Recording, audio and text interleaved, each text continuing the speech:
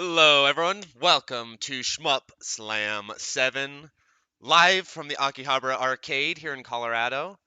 It's going to be a quiet morning because here in Colorado it's like early in the morning and the arcade isn't open yet. So we're starting with the online runs here, and it'll just be me and you stream together until a few hours until everyone else arrives. How's it going everyone? How's it going in chat? Hopefully my audio's coming through. Can I get a 1 if the audio's sounding good? Oh, I got a little background tunes for you as well. How about that? How's it going, everyone? Hey, Matthew. Alrighty. I'm seeing one's great. I got a headset mic on. I'm like Gwen Stefani. This is a new experience for me. So, the first run we have coming up is a really awesome one. We're starting really hot with Strikers 1999 by Psycho. And to intro the players a little bit, on the left will be PLASMO. He is a OG shmup sensei of mine.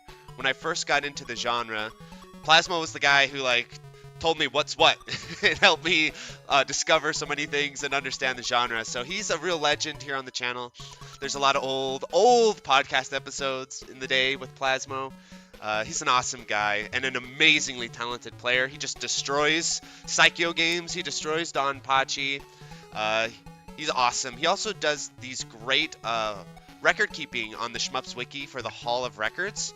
He keeps track of all the world records, and that is quite a task. It isn't like speedrun.com where the Japanese super players log in. They're like, oh, I got a world record in Ketsuri today.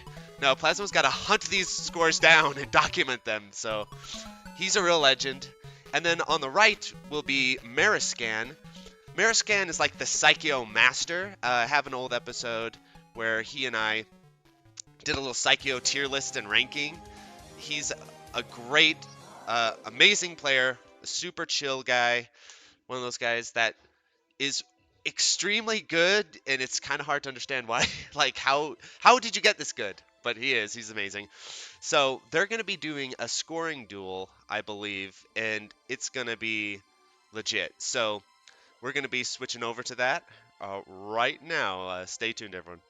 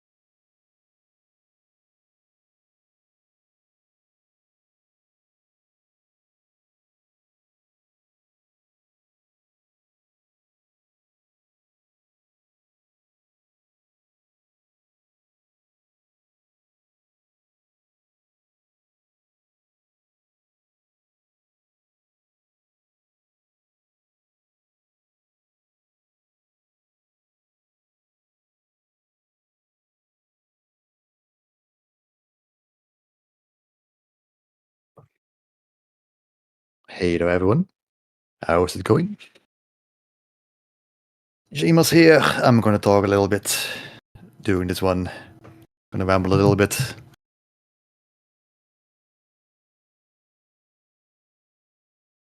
So yeah, this is welcome everyone, yeah. Shmup Slam 7! It's happening again, and it's great. I'm here for the first one. We're doing Strikers 1999, also known as Strikers 1945, the third. One of the latest Strikers games, the last one actually, by Psycho, and it's good, it's great. Probably, it's one of the more advanced, developed of their games. There's all the cool advanced stuff, like the tactical bonuses, like all the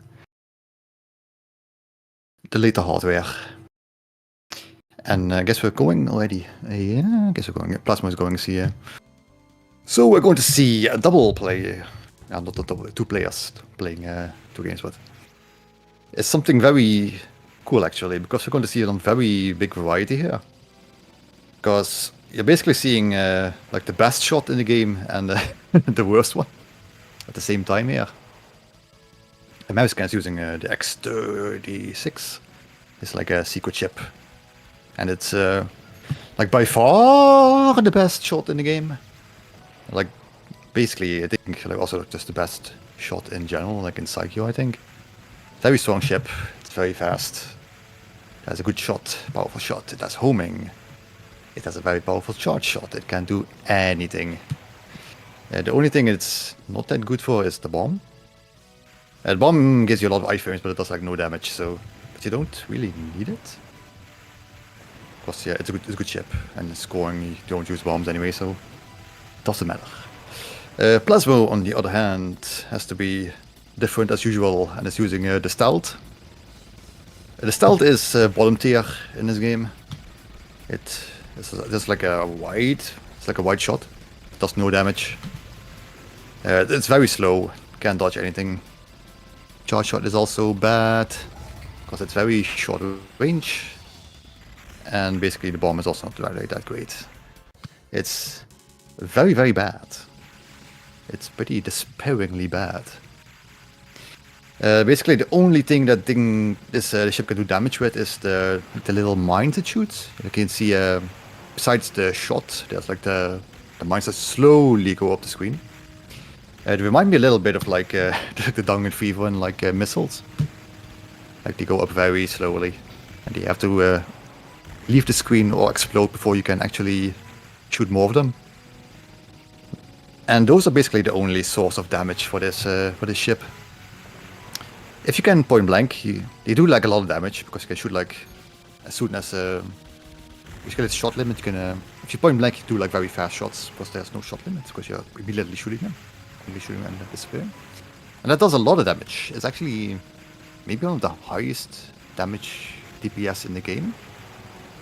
But being able to use that is kind of rare because you have to be very close to the enemy, you have to point blank them. And the ship is slow, so you can't really escape after very well after you use it.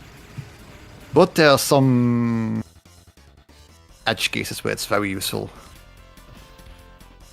Like in some boss phases, you can basically like insta-kill them. I think you can see a little bit on this boss actually. But you don't want to insta-kill the bosses in this game, just the first phases. For the second phase, you want to get the technical bonus, like right there on PLASMO screen. After a certain amount of attacks, the boss just like opens up. It shows like a weak point. And if you shoot that at point blank, you get like a technical bonus. The boss immediately dies, and you get a higher number of points for the boss kill. Always want to do that. Though some bosses are pretty scary if you leave them alive for long, especially in the second loop. Yeah, PLASMO has these two ships just play like basically like completely different games. Playstyle is completely different. The strategies are completely different. Basically have to relearn the entire game to use most of the ships in this game actually. All of them is like a different game by itself. It's cool. Most people in this game just use the X36 because it's objectively the best. And like nobody uses the other ships.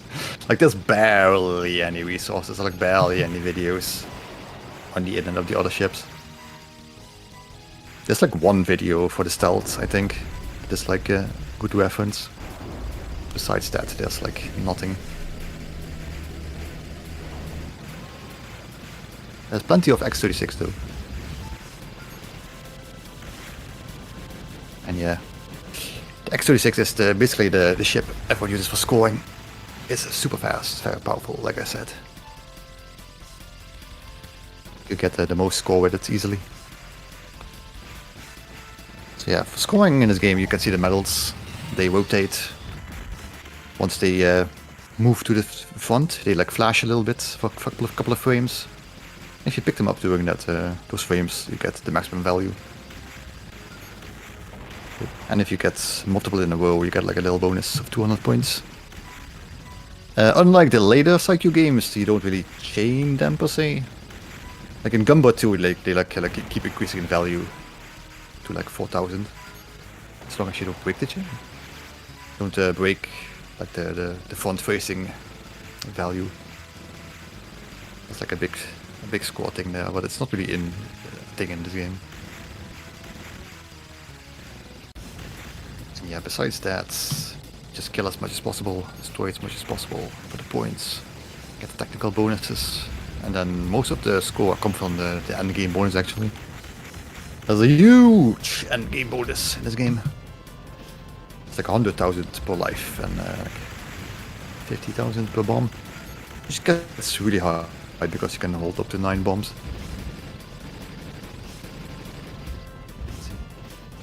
Yeah, the first 4 stages are randomized in Psycho. So they're always a little bit different. And the later the stage, the higher the rank. So there's a little bit of difference every time, unless you play with the default stage order. So once you first boot up the game, the stage order is always the same, and you can kind of abuse that to like get the same stages every time. Right, PLASMO is at the 1-5 boss. This boss is kind of annoying with the stealth, because you have to really like drag it out the first phase. The dodge sucks so much more. You can see MERISCAN just destroy this in a second there.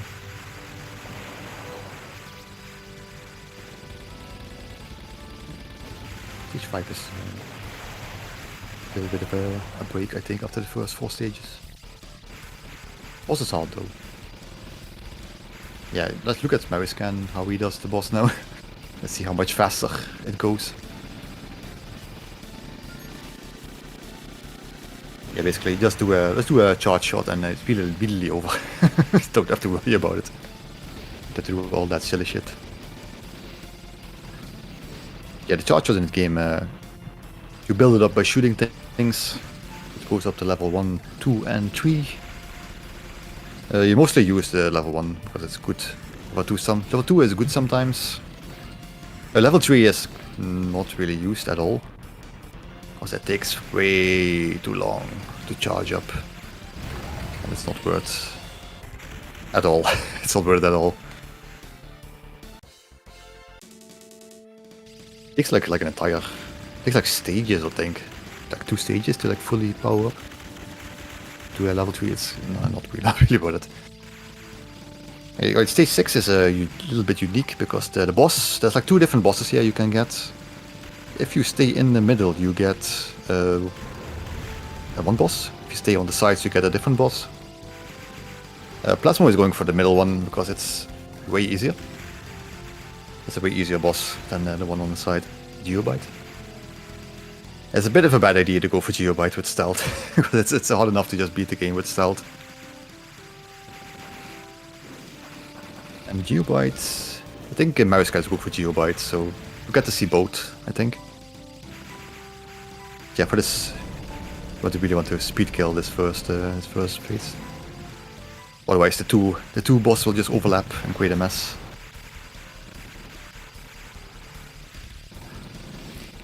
Yeah, MERISCAN is getting Geobite. This is the other boss. This one is way harder. And only a crazy person would go for this boss over the other one. But the only reason crazy people choose this boss is because it gives more points.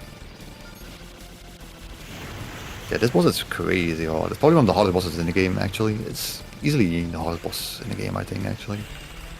Very tight balance. A lot of very strict manipulation of the patterns. There's also a bit of randomness here. The bullets here are a little bit random what it does. I like the lasers are like brutal here. And I think MERISCAN is going to try for a little bit of an extra trick here, scoring trick. He got it, okay. Okay, so this is a bug, a glitch, as they say. And normally in this game you can either kill the boss either by the technical bonus or by just shooting it down. But doing certain bosses, doing certain frames, if you then kill the boss, the technical bonus, you actually get technical bonus value, but the boss continues to live, and then you can just shoot the boss down again to get the normal value for the boss kill. So you get both the technical bonus and the normal boss kill, which is a huge amount of points actually, because bosses are worth a lot in this game. I think this is like 40k extra K points or something. It's a lot, and that's basically what separates the big boys in the high scores. Like you get no Mr. Bomb the game. That's like the easy part to score. And then you have to do all the technical bonuses and the double kills. That's where the real challenge comes from. But it's very tight to do this. You can also do it on this boss. I think he's going to try MERISCAN, going to try it on the boss here. I have to like weaken the technical bonus thing, the orb, and then kill it doing a certain amount of frames, and it's very tight. It's like you don't have that much leeway. See if he gets it. Missing it is kind of bad, actually, on this boss. If you miss the double kill, the boss just kind of kills you. So you have to be very careful. Let's see what's going to happen. Right. He's just going for the... Okay, safety. Respectable. Don't try the double kill here, it's too risky. If you mess it up, you're dead, like I said. You will immediately go into the timeout phase and then just shoot a crazy pattern at you that you can't see coming. And even if you bomb, like bombing doesn't help either, because X36 has a bad bomb. It does no damage, so it won't even save you for that. But yes, PLASMO is actually in stage 8, which is good. Just clearing the game with the ship is wildly difficult. So it's already a miracle, I think, that he's got this far. It's already very good play. Which is wild, is actually there's actually a safe spot here in the bottom left. But because the stealth ship, the PLASMO uses, has a different hitbox, that makes it so the safe spot doesn't work. It's very wild.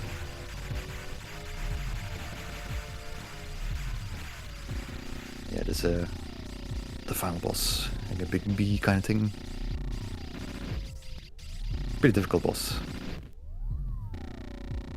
Some very tricky dodges. Basically, like the main threat, I guess, is actually like the popcorns, like the enemies that periodically appear on the left and right. Like those can really interfere with the patterns in this game, especially in the second loop. So you want to time your kills to make sure they don't like get in your way. Especially in the second loop, they like shoot revenge bullets, like a major pain. And nice. First loop down. Let's see how far he gets in the second loop. Yeah, MERISCAN is using one of the safe spots right there. Or like I said. So the second loop is crazy with stealth. If he gets hit like once, it's probably over. Because recovery is not really a thing in this game with stealth. It's more possible with like X36, but with stealth it's like dire. Because if you die, you lose your power, and you don't get the last power level back unless you get something in the stage itself. Like if you die on the boss, it's basically over. That's like the power level before max is like very... You lose a lot of power. You normally can't recover at all. So let's say it's very scary. So if he makes one mistake, it's probably he's going to be in trouble. Like doing like whenever Espgaluda streams and he dies in the second loop, he just gives up immediately. Like he just lets go of the controls and just lets him, lets the game finish him off. Because he thinks it's pointless to keep playing. Yeah, this is a nice trick with like going around the boss here. And point blanking with the mines. Does a lot of damage. This boss is the ground scale. This boss here on Plasmo is a very crazy boss. It's like an insane choreographed, like spectacle boss. Like when you do this boss correctly, it looks really cool. Also looks insane if you don't know if you don't know what's going on. That looks quite insane. This boss, I think. You have to like do these very careful taps.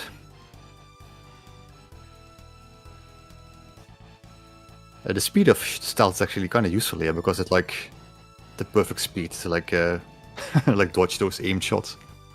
You can just hold up and then it. Actually, want to like hold right into the wall and then up, so you do like slightly less speed going up. That way you can just hold that direction and then you automatically dodge the aim shots. A cool little strategist, I think.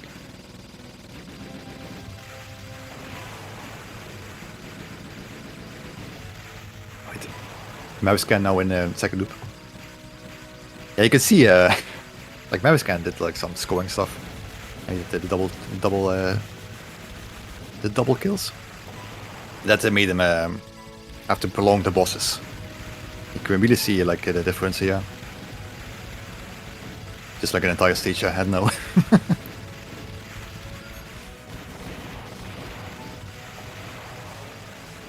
Yeah, the second loop is crazy. You have to know exactly what you're doing. You have to make sure everything dies as quickly as possible. If you're behind just like a little bit, the game will immediately like overwhelm you. The snowball effect is crazy.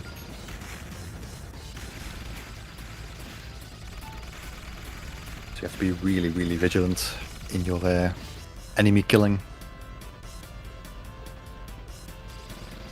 Right, nice.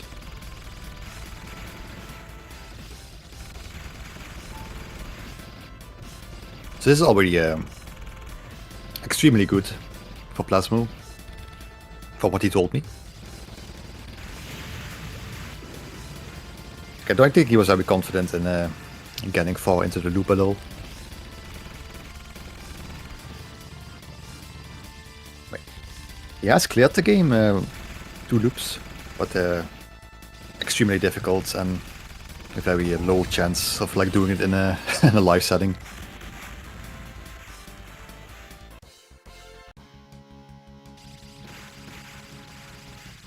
Yeah, like right here you have to be like very close to the enemies, so you can place the charge shot on them to kill them as quickly as possible. The charge shot is so bad because it's so close range. You have to be so close to actually use it. And you have to like route it out completely. You have to route out each charge shot.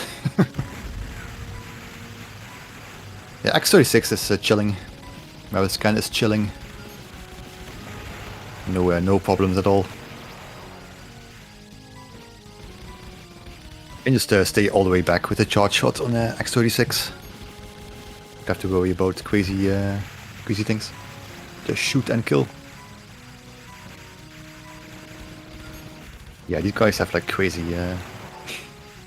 consistency on the medals, I think. I guess it's a lot harder than it looks than to get those at the right value.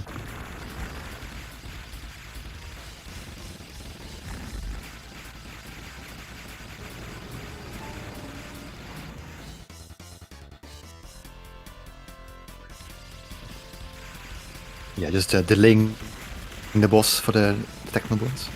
Like in some aspects it's actually easier to go for the technical bonus, because you can save up a lot of charge from not shooting down the boss.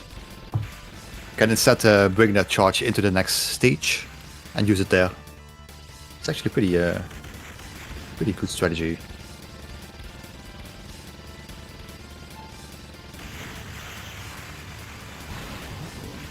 Right, have to place that charge shot top of the screen there.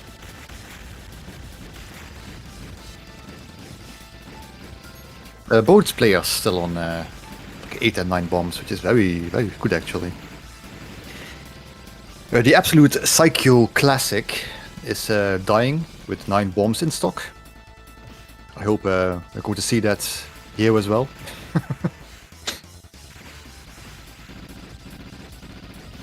But yeah, Psycho games, very few extra lives, but a lot of bombs. And you can carry a lot of bombs. Which is a blessing, like, and a curse. So on the one hand you have a lot of bombs, but on the other hand if you die with 9 bombs in stock, it's not a good feeling.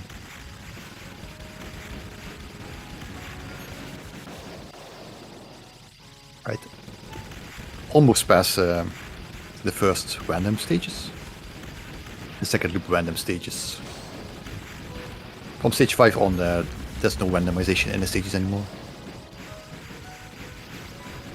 There's some stages you want early and some stages you want later, I think. The Russia stage is very, very scary when it's late. Especially in the first loop. High rank Russia first loop is like very hard to play, very hard to get all the medals, basically. That stage has by far the most medals in the game. So ideally you want like low rank so you can get all the medals easily.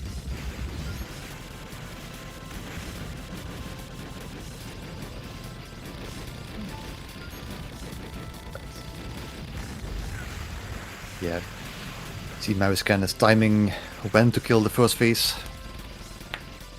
Because in the second loop, like I said, the popcorn enemies decide the entire battle on the boss fights. Like periodically the popcorn come in from the sides, and if they do, they shoot a lot, and if you kill them they shoot a lot of ranged bullets that interfere with everything. You have to plan everything around those popcorn enemies. You don't want them to appear when you're like dodging a tight pattern, but there's no other way to go. A lot of planning, a lot of routing. Like any Psycho game. Especially second loop. Right. Let's see how this boss goes.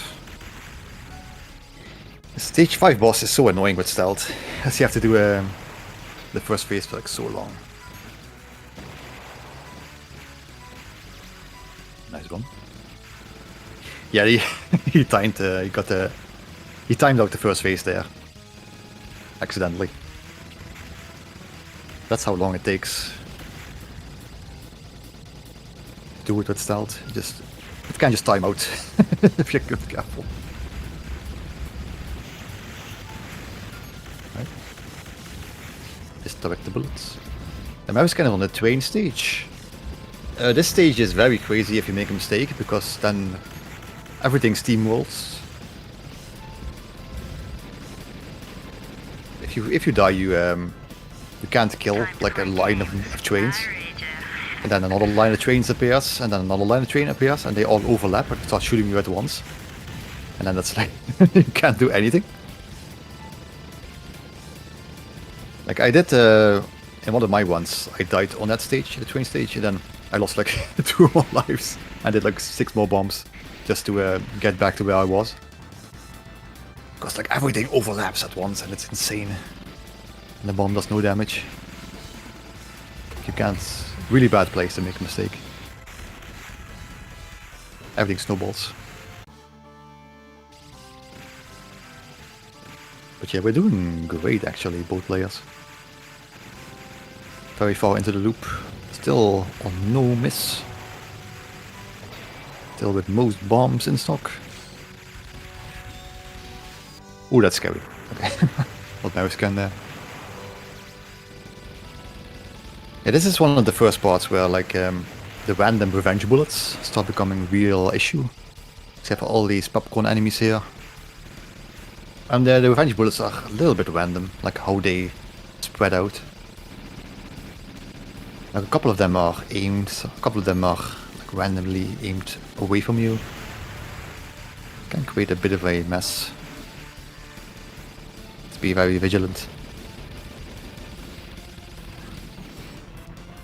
So yeah, there's some people who say like Psycho is just like all static, just memorize the game and you win. But there are quite a lot of still random elements. There are a lot of random elements still. It's really not that easy. It's like playing a piano track, but like some guy from the side throws paper at you, paper balls at you while you play.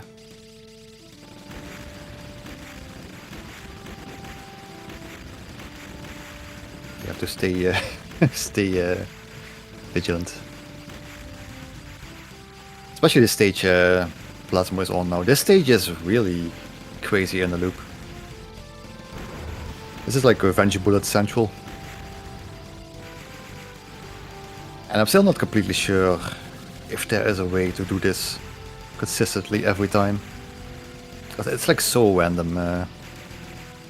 Yeah, Plasmo actually died a couple times, oops. I expect the place to die though, but he can recover here. Because he has max power back. That's just the most important part, just to get to max power.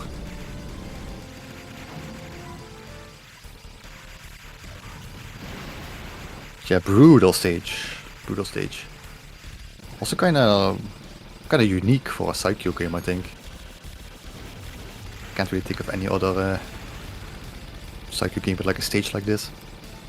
It's just maximum randomness.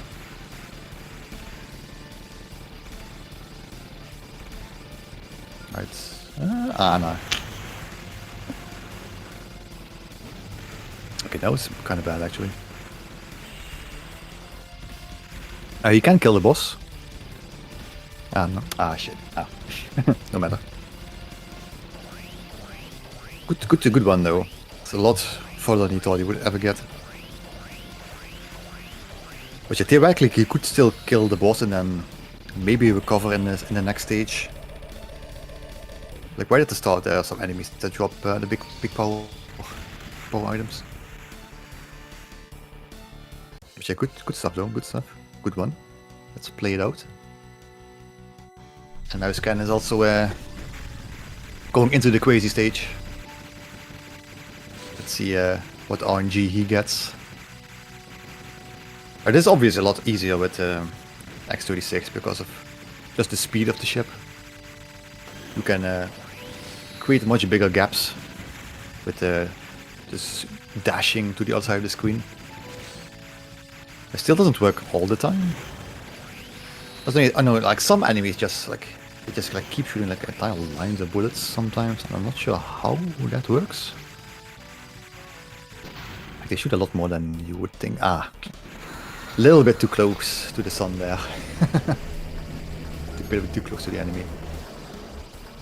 That should be fine though. Should still be fine. And yeah, stealth also has issue on the boss here.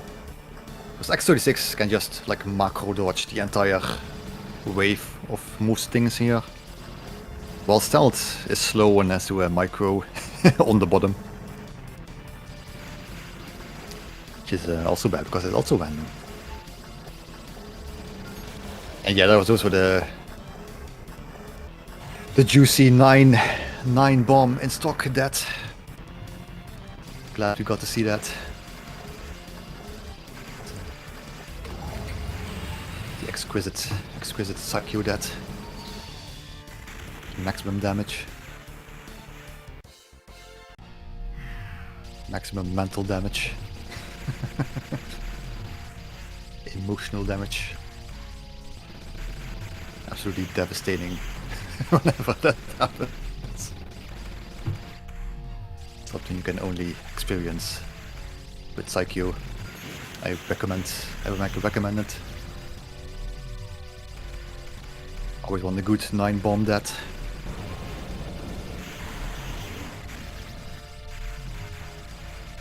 Yeah, final stage. The mid-boss for stealth is kind of annoying. Because you have to manage damage on each of these turrets.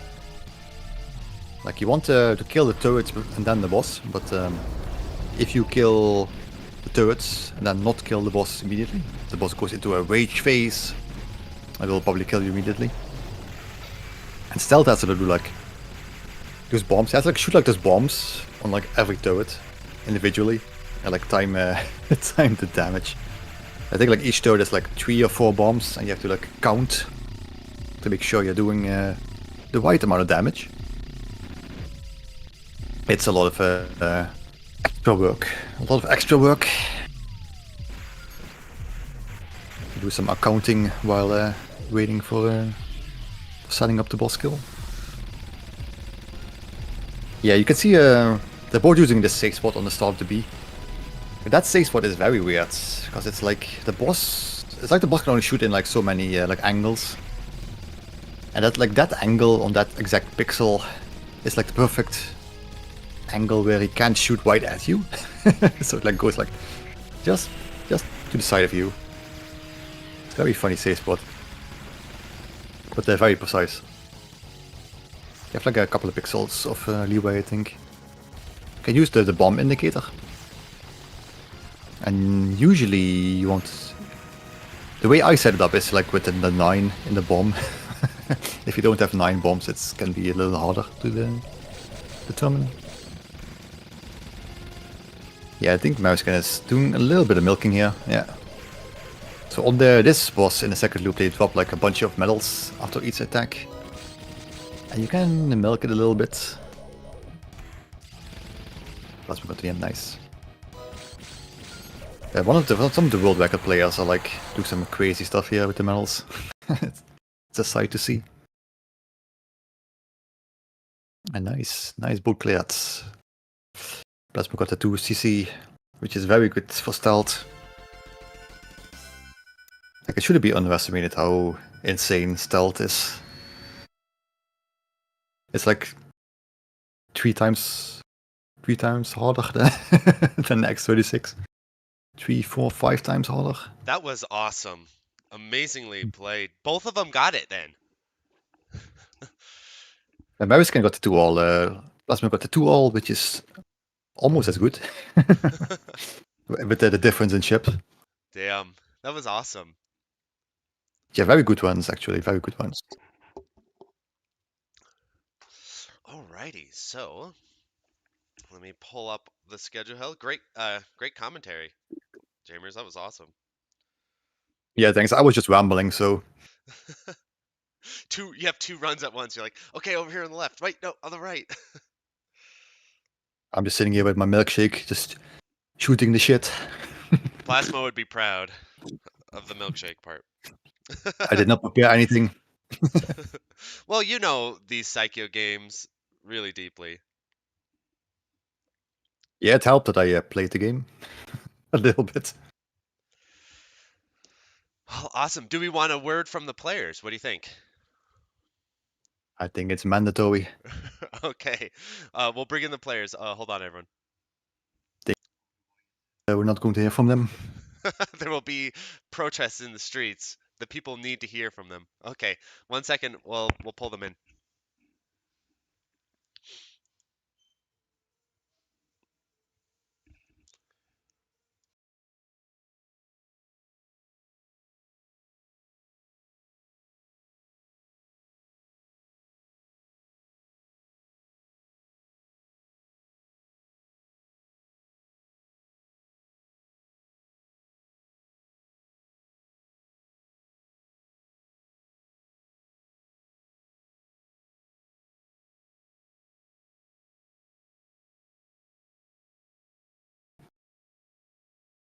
Yeah, I mean, Psycho just takes your quarters and runs. They don't play games. They're not messing around in terms of like recovery and all that stuff.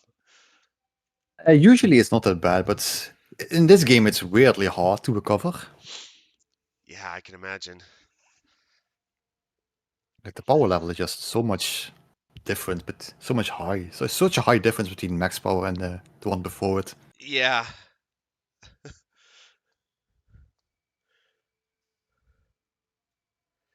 Okay, we should be hearing from the player soon.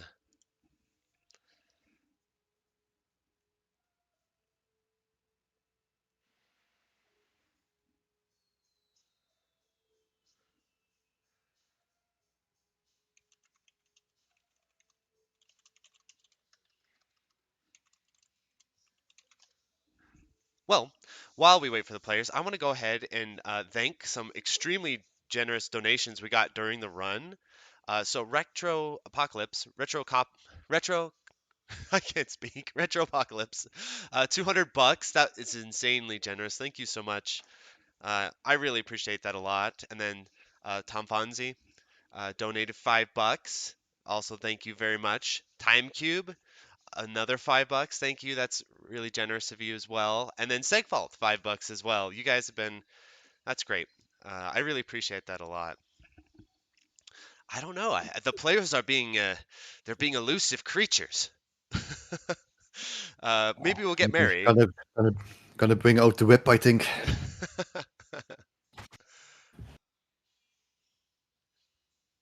Just take the lasso and drag them in here. Grab them.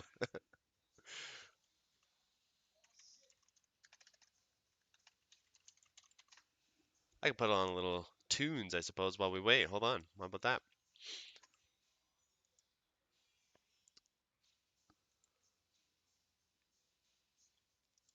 Oh, we've got it. Hello. How's it going? Hey. Hello. I'm gonna turn you up a little bit, Mary. Hold on. Okay, boosted. Well, I'm also just quiet because Okay. I'm still kind of drained, but I turned you that's up. fine. I can raise my voice. I turned you up. Yeah. Okay. Sure. So, what were the thoughts? Because that was insane.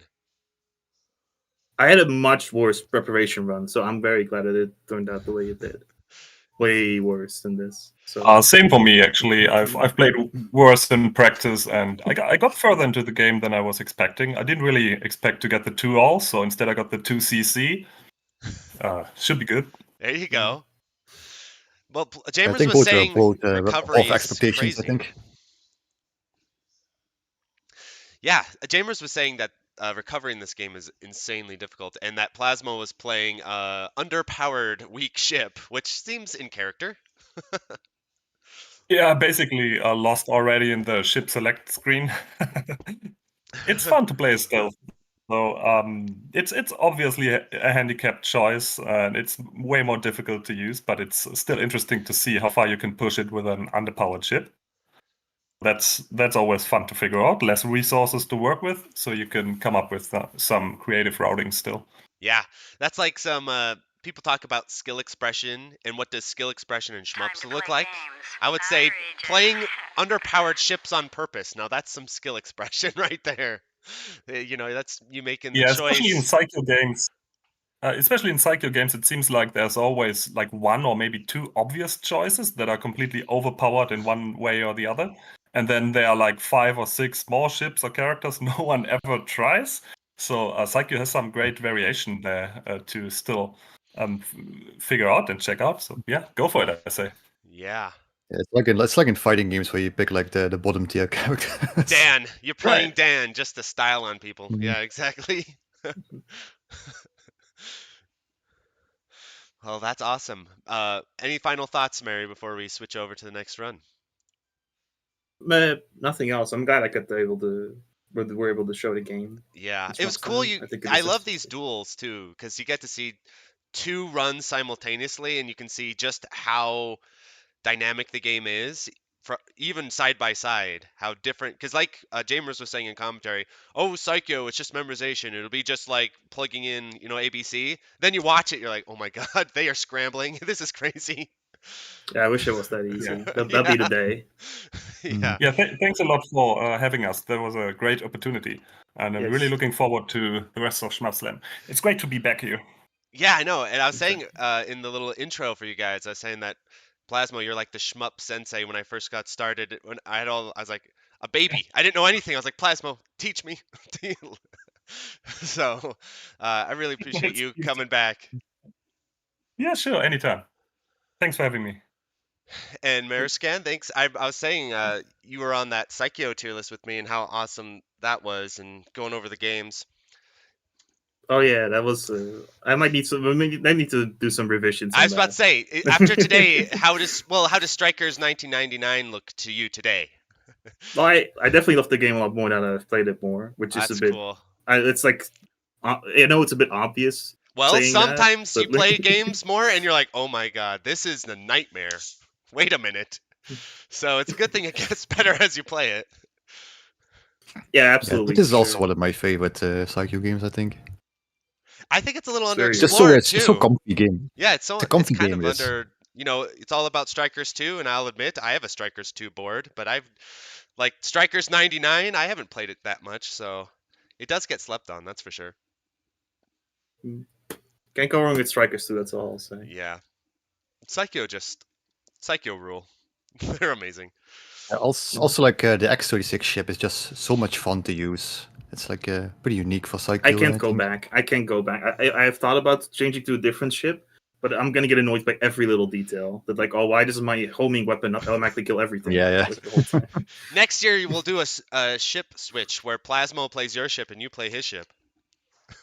It'll be funny. Let's put it like that. It'll be really funny. Yeah, that would be fun.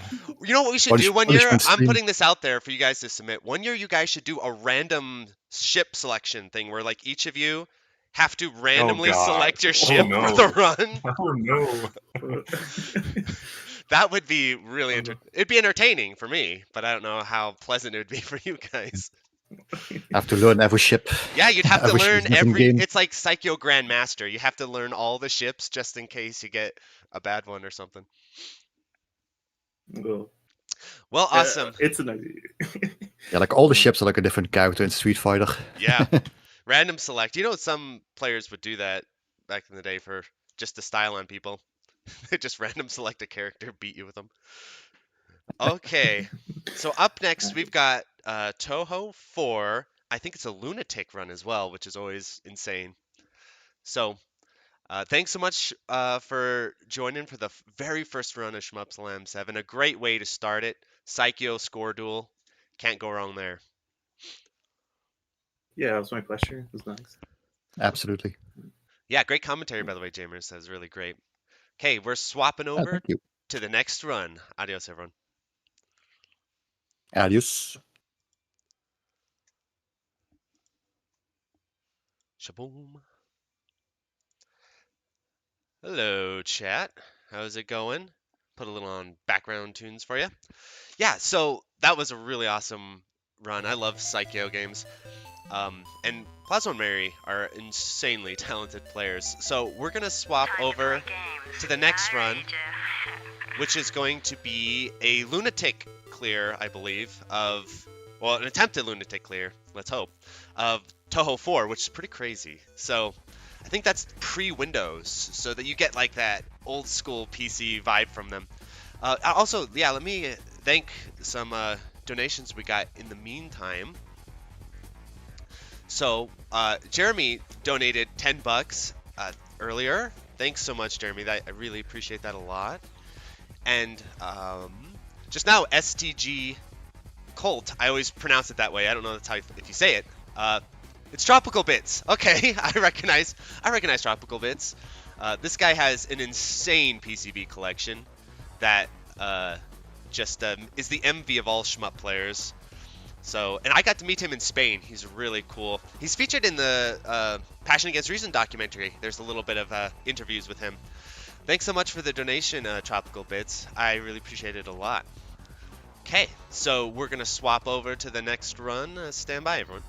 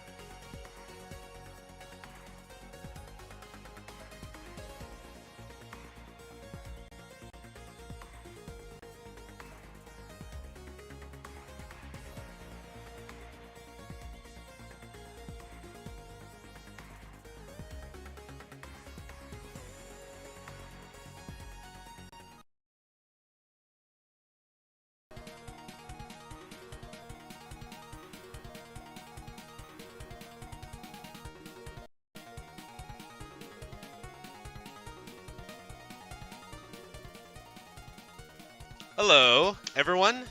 All right, we're getting ready for the next run, Touhou 4 Lunatic play. These early Touhou games are really cool.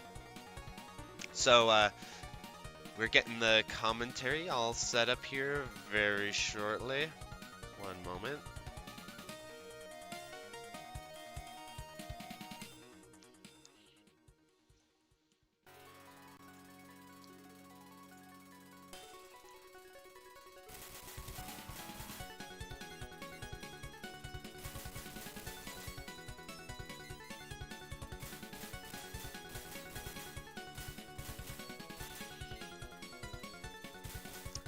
Okay. How's it going? Alright, I'm taking you live. Are you ready to go live? Okay, you're going live in 3, 2, 1. Stream can hear me talking to you. Okay, that's fine. Alright, excellent. Pearl has arrived. What is up? I guess the run has already started. I don't know. Kind of want to do like a little preamble, but nah, I guess I can't. Okay, well just... Okay, I'll let you go right Because into we it just then. start as is, right? Like, right is. Medias yeah, okay. res. Here we go. Go ahead. All right. Yeah, so this is Touhou 4 Lotus Land story. First kind of like normal shmup on the PS98. I mean, you got Touhou 2, but that one sucks. We don't really talk about that one. You're going to see Family Team playing Marissa A, best shot in the game. Lasers do damage per frame. You know, that's the good shit. You want that. He's also going to be completely rank maxing, you know, taking a page from Mark's manual over here. Avoiding all point items. Avoiding getting boss cancels because, you know, any kind of score or lives or any remaining resources will increase the rank. He wants to keep the rank as low as possible for as much of the run as he can.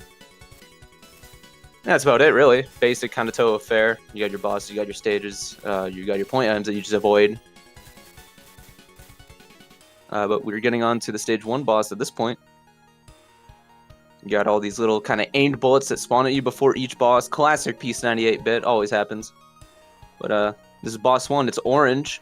She doesn't really do anything. Once she appears, at least.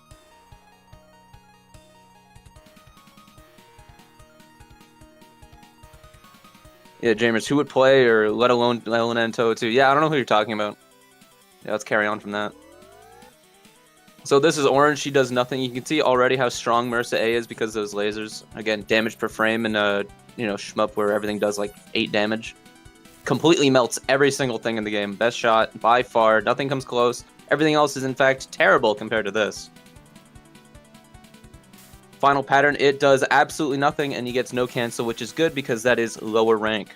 He wants as low rank for stage 2 as possible.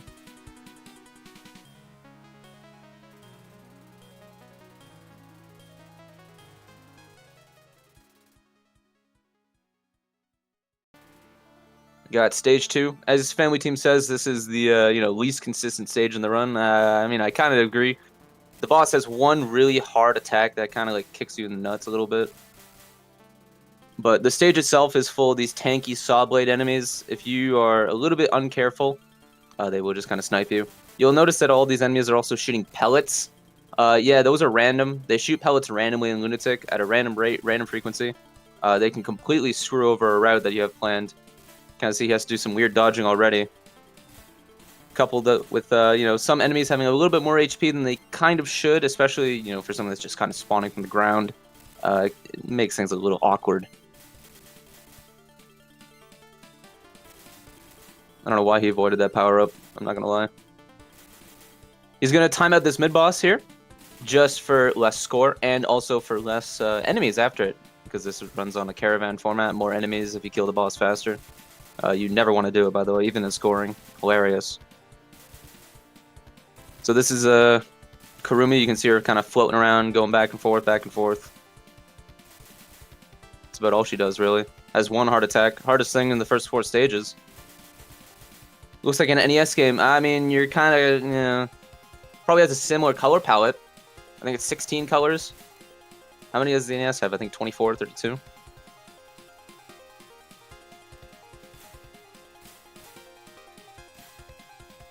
Yeah, thank you, Kyo. I am indeed Mark. That is right. There is a reason to avoid power-ups, but that's not the reason you're thinking. He definitely wants yellow power before Kurumi. I don't know why he, you know, just a mistake. This section here can be kind of mean, actually, because all the enemies spawn in a random location, so you can get some pretty nasty patterns if you get unlucky. Yeah, timing out lowers rank. I mentioned that. This is Kurumi. She'll fire one aimed bullet at you at the start because she acts like a stage enemy. Very funny. Definitely has killed me a few times. Alright, hardest thing in the first 3 stages, Kurumi. One attack at least. The rest of her fight does nothing. It's just these aimed things that shoot at the wall.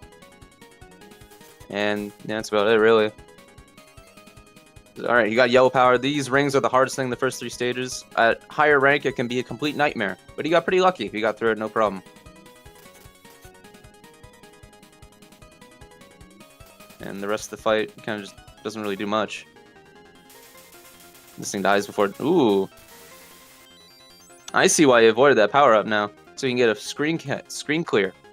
So that way he doesn't get the full boss cancel bonus. Very smart, very good.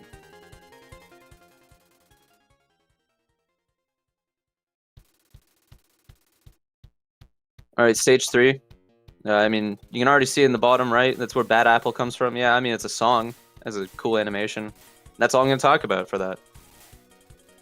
You guys can all discuss amongst yourself in the chat about how much you love Bad Apple and how cool it is. As for the stage itself, you're going to see a lot of kind of like swirling around enemies. A lot of aimed streaming as well with somewhat tanky enemies. Here's a mid-boss. I think it's a mirror. He wants to speed kill it instantly. Or I guess not. I guess that's different nowadays. I haven't played this game in a long time. Time to play games. Gets a low cancel. Normally, if you're playing for really, really low rank, you'd actually drop that extend item. Because rank increases based off of your current resources. But because this is a marathon, he's just going to grab it. By the way, in the chat, can someone tell me if I'm actually synced up with the gameplay? I hope I am.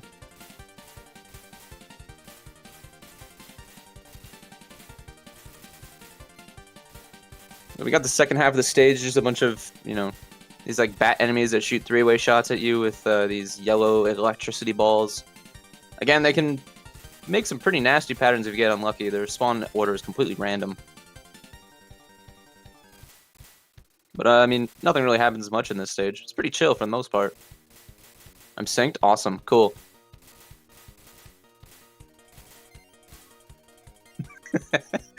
I love Kiwi. Great person. Great donation. Glad he wrote that with a slight smile.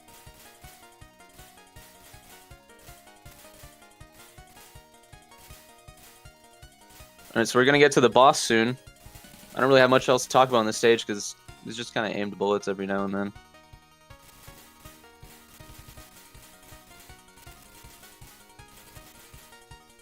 Alright, here we go. First interesting end stage bullet pattern here. You just kind of go up instead of streaming them. It's pretty interesting. Alright, here's Ellie. She's gonna start off with an invincibility phase, where it's just like a knowledge check. You just go through the same motion of inputs over and over and over. She'll shoot her scythe at you, and then just a bunch of panels will fly at you, and they will shoot aimed shots at you. Isn't that fun? Just a basic memorizer. I'm glad someone followed them right now.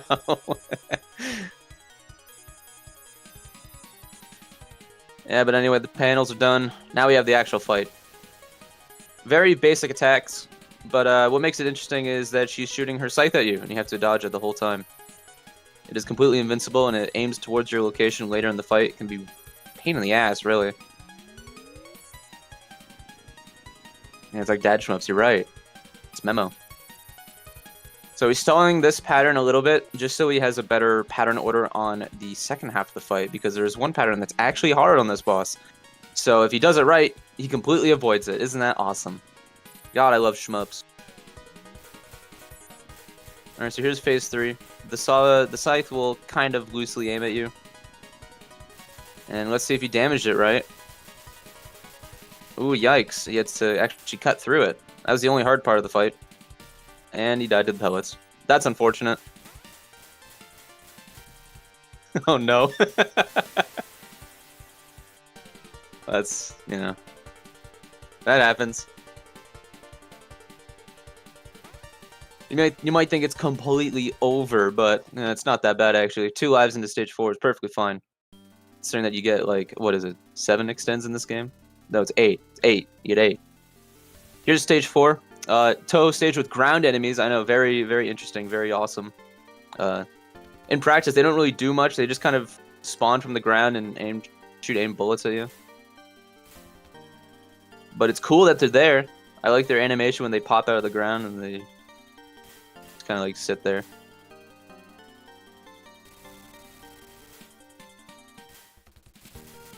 This stage also can be a huge problem with the random pellets. You'll see that being an issue probably later on.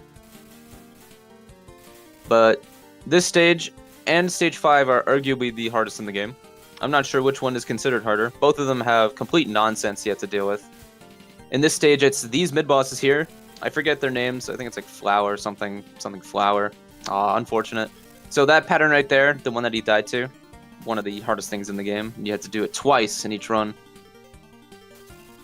He's going to stall this out just to get a worse cancel. Again, for lower rank, as one does.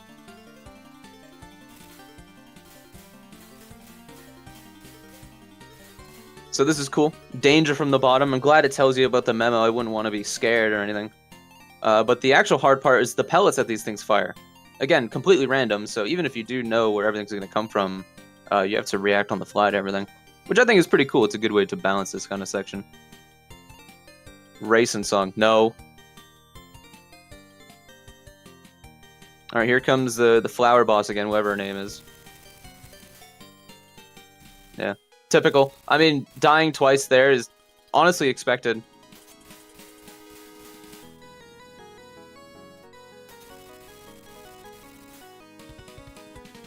Even though it is kind of unfortunate to take 2 misses like that, they are kind of expected.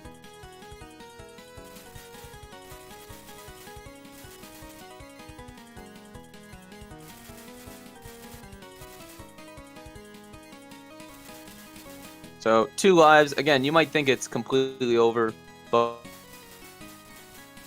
there's only a few hard things left in the game, and he's gonna get, what is it, 4 more extends.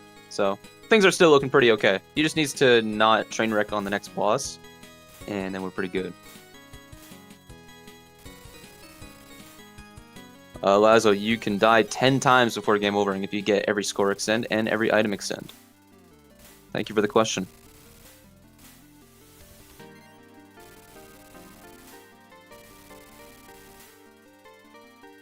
He's also dropping bomb items because, again, remaining resources, even though they're just bombs, they do increase the rank.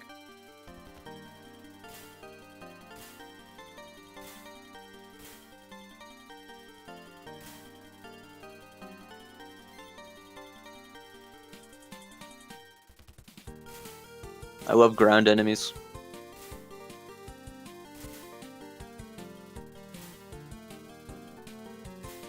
No comment, Lazo.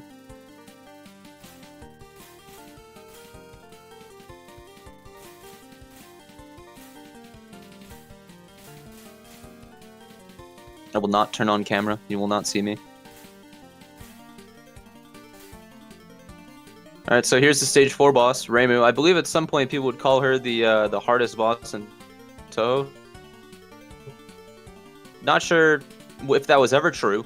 She's certainly pretty tough, but it's more of a memorization kind of boss. Very fast patterns, very knowledge checky. But hopefully you'll see Family Team completely style on her. That's what I'm hoping, at least. Phase 1 instantly dead, as you do. Yep. Phase 2 is about to die as well.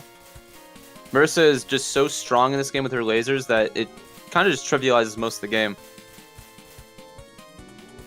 Phase 3, I mean, probably one of the only hard phases in the game for this fight. But, you know, it's just aimed. It looks a lot scarier than it is because it's just this big barrage of bullets, but you don't actually dodge like any of them, you just kind of stream them. These walls can definitely wall you, given their name, but it's kind of rare.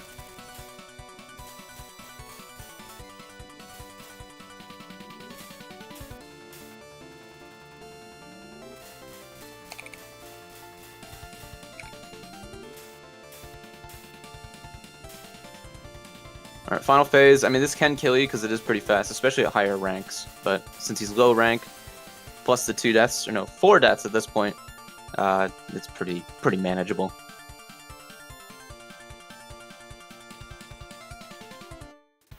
This song was in Touhou 1. No, I don't think so.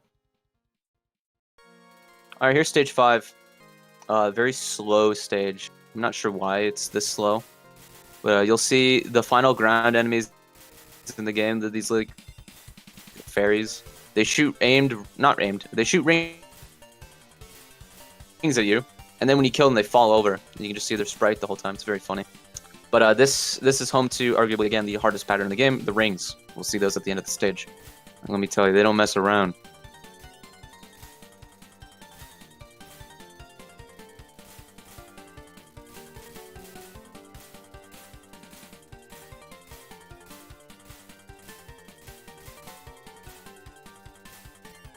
But because of the slow pace of this stage, it's a pretty nice breather between, you know, stage 4 and Reimu and stage 5.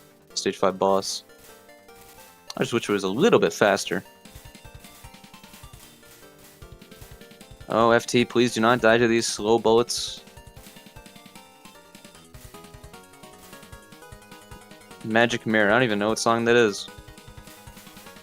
So these enemies are kind of cool. Oh, he does this completely differently.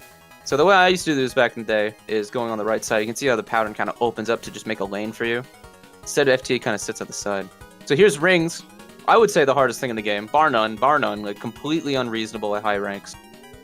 It starts really slow. You might think, oh, this is easy. And then it builds up. It's like, okay, I mean, it's a little bit hard. And then it becomes completely unreasonable as it's just spamming rings everywhere.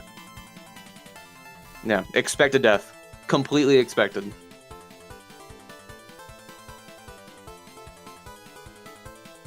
So, here's Yuka, stage 5 boss. Kind of a nothing fight. I'll be completely honest. I'll be the first one to admit it. Completely nothing outside of the final. But it has a good amount of spectacle. Ooh, nice slowdown, by the way.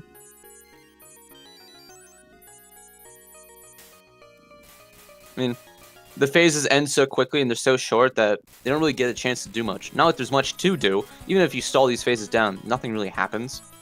But later on in the fight, we'll see a pretty cool little spectacle that gets everyone the first time playing. It's very funny. You can imagine your favorite streamer yelling about Memo.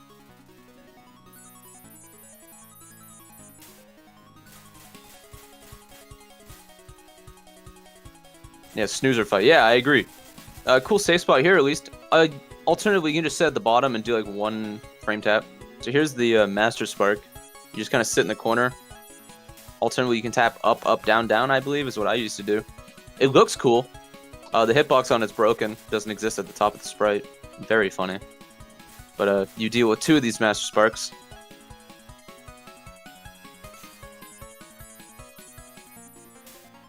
Alright, so here's the final. He's gonna sit slightly off-center. Ooh! Didn't get the cut through. That's unfortunate. Big cancel, though. Got his 22 mil extend. So there's one more at 30 million. And then there's 1 extend on this stage. So he has 4 lives for the rest of the game, assuming he actually gets the final extend.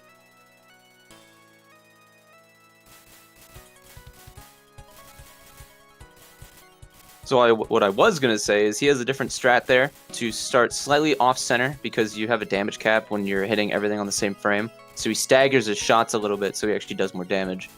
Pretty nice.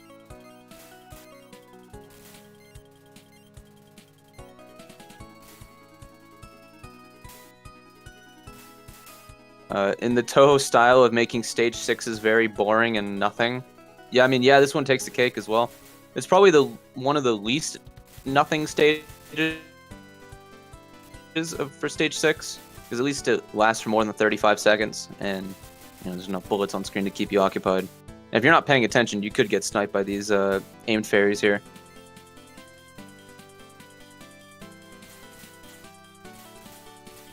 So it's interesting that he's speed killing these, but he does want to avoid grazing, because since grazing does give points, it does increase the rank. Not like it mattered much to begin with. So So these things are pretty tanky. You might actually remember a similar section in Sonic Wings 2. I don't know if that's actually on the schedule or not, but you know we'll just assume it is. It goes S power item, bomb, extend, and then full power item, which you want to grab as late as possible for this cloud of bullets here. Look at that. What a classic.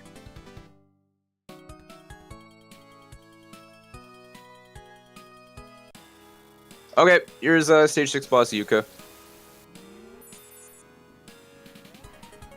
He's gonna safe spot right in the middle there. I believe that's dependent on rank. I never liked that safe spot, so I kind of just always died to it. If his damage is good, he'll avoid the second wave of it, and it won't be a problem. There we go. That's good. Second phase, everyone playing this the first time will be scared of the ring, and they'll go outside and die and yell. But you just sit in the ring and you just dodge 4 bullets. Literally 4 bullets. It's whatever.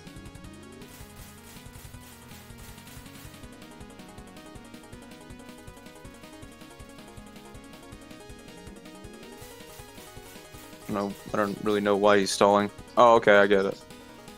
To reset his firing rhythm. Why are you stalling this? Whatever. Phase 3 and I believe also phase 5 or 6 will do these kind of invincible orb phases, and that's what it.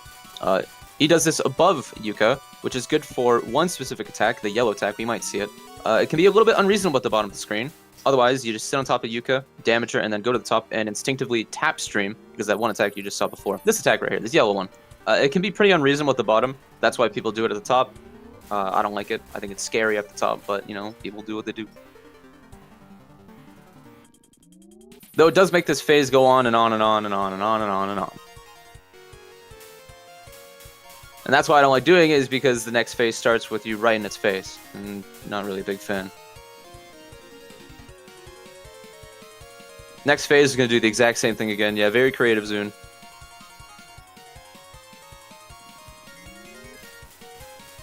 He almost died to that yellow pattern. That was kind of wild.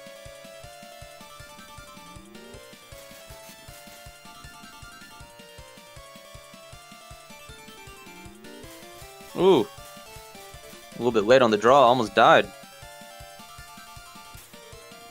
Alright, so you can safe spot right in the middle there. Pretty classic. And only part in the game probably where enemy collision might be a problem. These things have a lot of health, so you actually want to make sure you're hitting them with the lasers at all times. And here comes the final. Completely routable. But if you don't have a route, it's going to be impossible. Very nice. You got the final extend, so that was a 6 miss no bomb. Pretty good. Yeah, that's the end of the run.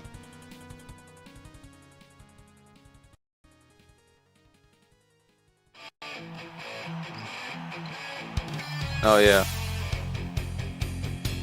Yeah, so I can explain this. There's a... in the Touhou World Cup or whatever, people have like little things to hide their ending screens. And so this is his.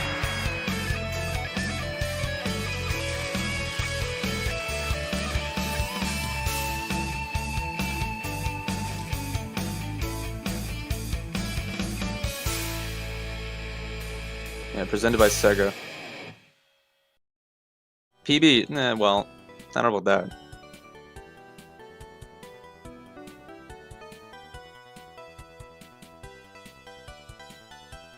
Yeah. Great commentary. I'd say like, yeah. Thanks. I'd say like all of his deaths except for like the stage 3 ones were completely reasonable. So all in all, very solid run. I'm not gonna lie. You know, these old It's Touhou interesting games to seem really see. cool. They are very cool. I like them. I think 5 is probably the one most people should start with if they want to get into the older ones. Right. Has the most semblance of modern design. Right. Rather than like 1 or something. I mean, 1 is a completely different style of game. I think 1's pretty Yeah. cool though. Yeah. I remember you did a run of it, and it was crazy. Yeah, I just bombed everything. That was really great. Does Family Team want to join and have a few words about the run? I don't know. How do I find his chat? I'll message him. Yeah, ping him. Yeah, we must. Yeah.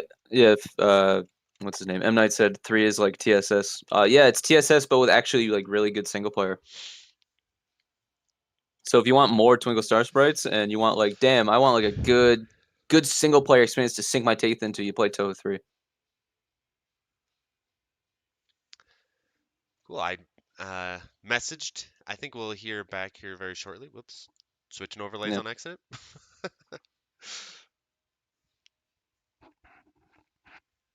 Alrighty. We got a Twitch. Yeah, what's up, boss? Hikariko sucks. Damn, she sucks in a real run. Imagine in a marathon. Yeah, I forgot her name. I thought it was like Flower. Flower. It's fair enough. She doesn't even have a name. It's like a community name that people made up. Well, that was really cool.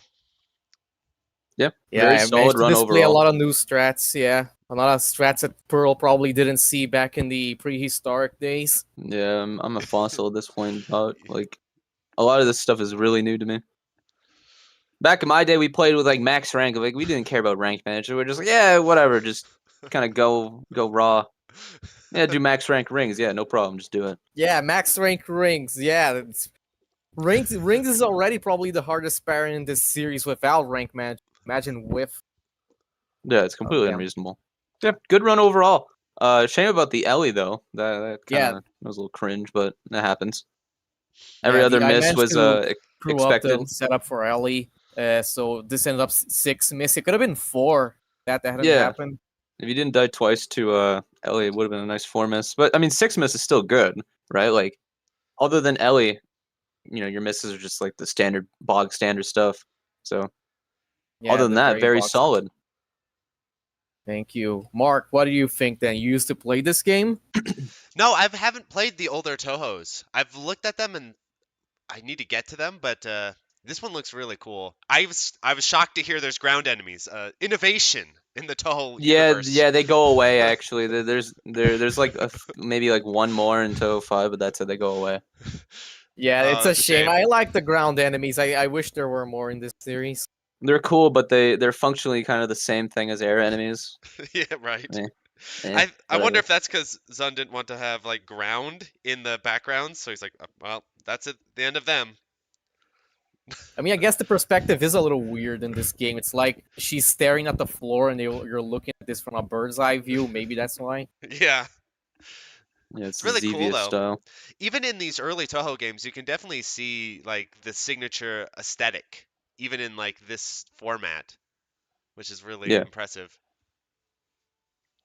Yeah, you can absolutely hear the format too. The music is already Yes. pretty Zun style. Yeah, definitely. And there's Bad Apple, of course. Yay! It's another the question. theme, guys. What was your slowdown rate? It was like 2%. Ooh, yikes! Not 0. Oof. Yeah. Yikes. And Back in Pearl's day, it was 0, right, Pearl? Yeah, because our emulation was like kind of busted. So everyone used T98 Next, and if your PC was not from 2002, yeah, it would just be 100% speed. The game is supposed to slow down, but I guess we as a community have moved past the idea of that. Only for Touhou, not for arcade games. yeah, As you do. Well, play a 360 port of Guange, you'll get a Turbo Guange. There's hell even yeah. some of the cave games, they have ports that are like that. Donpachi on like the Saturn and yeah, the PS1 Sega full Saturn speed. Donpachi mentioned. Yay, that was my childhood shmup before Yeah, Touhou he happened. liked. And then there's also the one on the 360 Instant Brain. It had a port, like a weird emulated version of Donpachi, and it was like 60 FPS as well. And you couldn't remap the buttons, and you couldn't change. It's like this tiny little window, and you couldn't make it bigger. It was. I'm so glad that everything comes back to Donpachi. Yeah. Well, it wouldn't be shmup. No one's playing it. I at least have to mention it. If someone That's could true. You play have it, to mention it. if someone would play it in the stream, I wouldn't have to mention. Can you have DDP running in one of the cabs in the background, just like without the coin button actually mapped to anything? Just have I it don't running. think there is a DDP cab here. They got a lot of Just hook up- stuff, but They don't I have imagine DDP, those must be unfortunate. expensive, right? yeah, I think so. I think they're a grand. That's bad. It's a good game. That's expensive I for wish my I blood. could play That's it for more. sure. Maybe I should. Next year. Next year. Okay, I'm not gonna get marathon level good at DP until then. I have other games to play. Maybe I'll get it on in this Copium. This game is so luck based at Element level. Yeah, I might have to switch off this microphone. They have this headset mic, but it is like lo-fi. it I does think it's sound awesome. You should keep it. sound like I'm calling in on a Nokia phone that was in the chat. Like, yep, that sounds about right. Yeah, I'll probably switch them out here in a minute. Alrighty, everyone. Well, up next, we're gonna do Salamander 2. That will be really awesome. Great commentary, great playing. Yeah, this event is already off to an awesome start. So Thank see you in the you. next run, everyone. See you guys. See you. Bye-bye. Bye.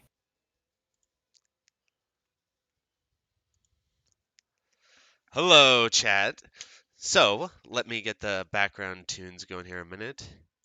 And yes, this headset does sound like I'm calling in from a Nokia phone, so I think I'm going to actually attempt to set up my proper microphone, which I did bring with me. So you hopefully lo-fi Mark will not be too much longer of a phenomenon.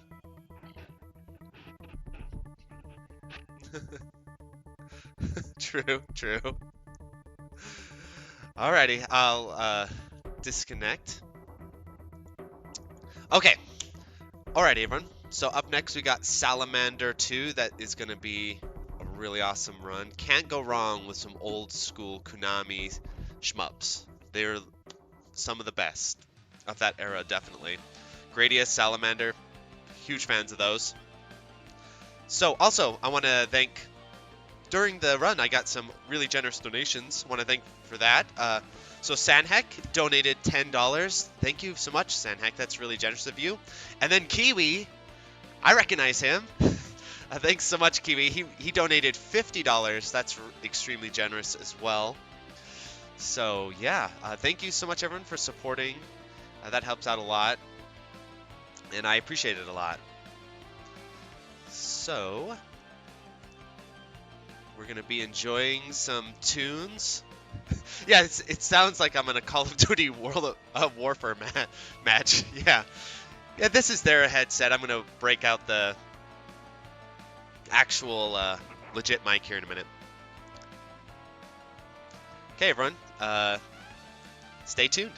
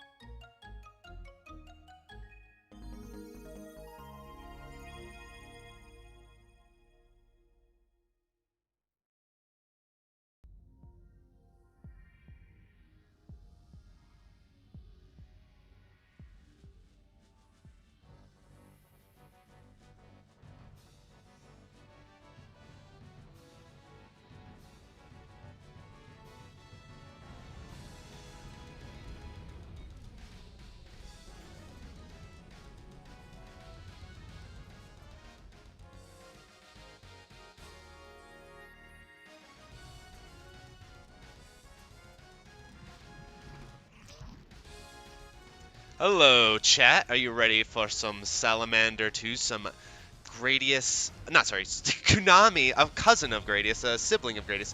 Some early Konami shmups.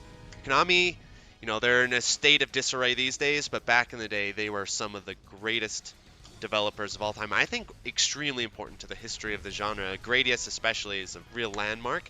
But Salamander is slept on. It's a really cool series. And so this is going to be an awesome run. We got COPYPASTER. And joining on commentary will be PSYMAGE. We're getting that all set up now, so hang tight.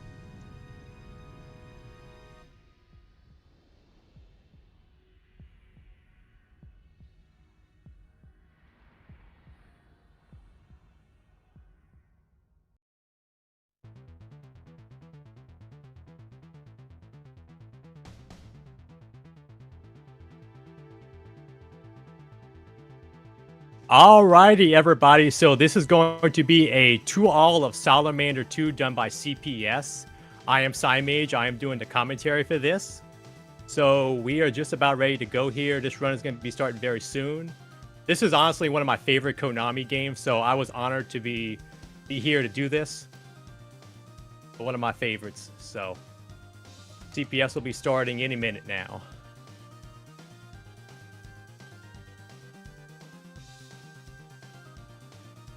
Yeah, welcome.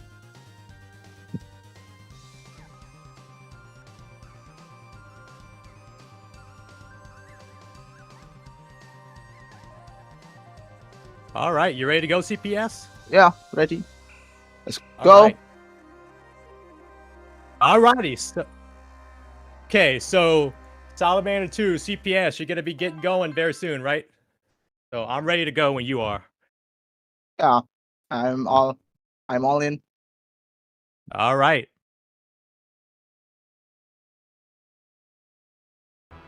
Right.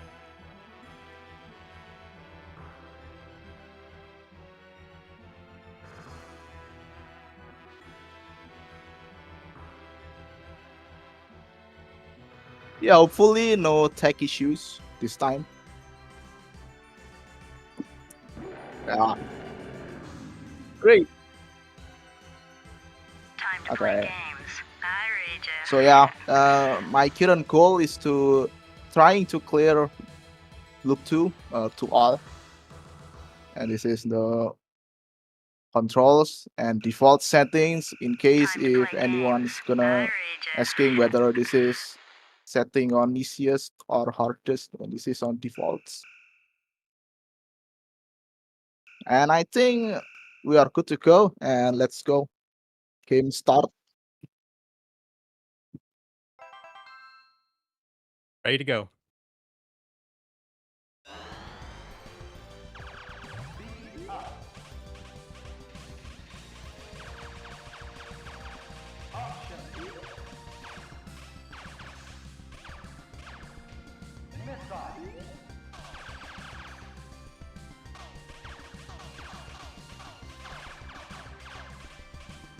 So PSYMAGE, can you introduce a little about this game? Okay, so this is the first loop of the game here. This is obviously Salamander 2, the sequel to the original Salamander. And first stage, pretty chill. Not a whole lot going on. He's going to be powering up first, getting his options, getting his weapons. The usual stuff you do in a Gradius or a Salamander game. You have to watch out for those big things there popping up. So now we're about to be at the first scoring secret. So this is a pain in the butt to take out properly, but CPS is a great strategy for it. If you could take out this guy, you get 100,000 points. You don't have to, but if you do, you get 100K. But it looks like you might miss this one. Well, he's going to miss this one, but that would have been 100,000 points if he would have gotten that one. Now, the rest of this first stage is more intentional. Yeah, I'm saving the secret for loop 2. Ah, okay. Gotcha. Yeah. There is RNG in terms of the pickups as well, too, to be mindful of. Sometimes you can get out of here with 3 options by this point. Sometimes you only end up with 2. That's another thing you have to be mindful of. And now we see the same guy again. And he's going to get taken out by the first boss. I love this part.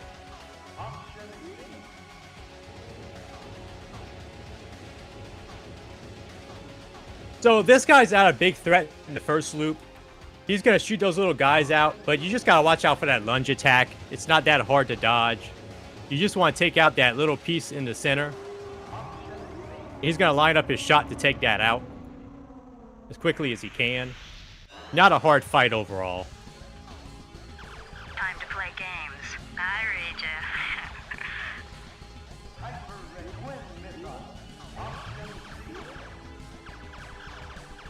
And that's it for boss 1.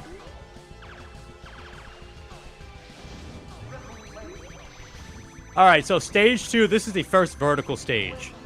So there's 2 vertical stages in this game, and this is one of them. And he just used his option shot for the first time there. The option shot is great when you want to take out something, but you're not really lined up with it, or you want to shoot things through the walls. And you'll see him do that as well at some point. Got these little planet-like things here.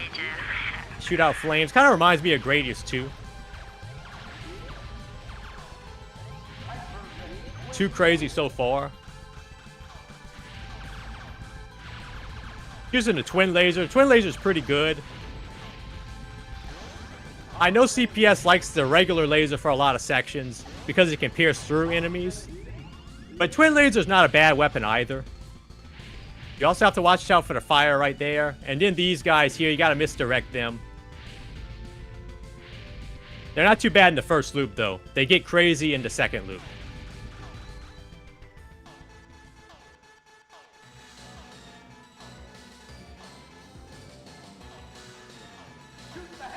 Alright, so we're almost at the second boss now.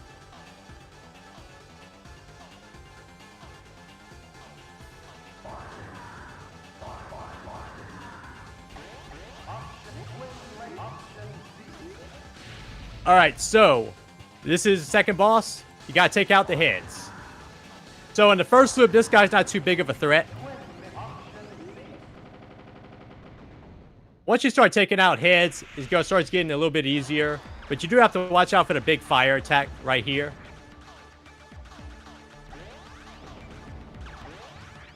And that's the final head, and that's the boss.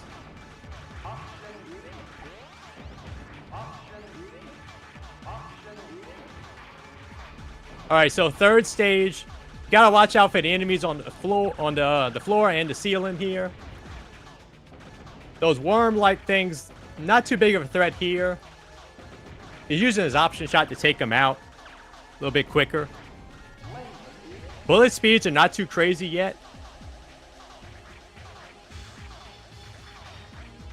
Rank has not gotten too high yet. Once the rank jacks up, when you get to the second loop especially, this section is going to get wilder. Now he's back to the regular laser here. He's leading with the options to take out stuff beforehand. Good technique there.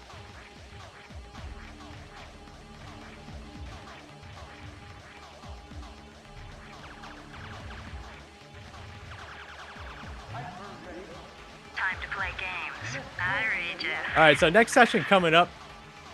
Not too crazy on the first loop, but it gets especially dangerous in the second loop. But the regular laser is going to be great here because you can pierce through things.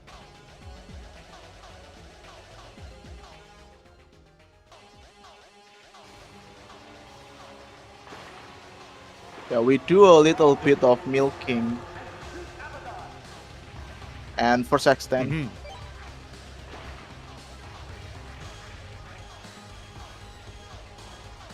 Yeah, so for this boss here, he's going to do a little bit of milking to get a little bit of extra points. That's why he's going to line up the way he is with the options. Yeah, milking is over.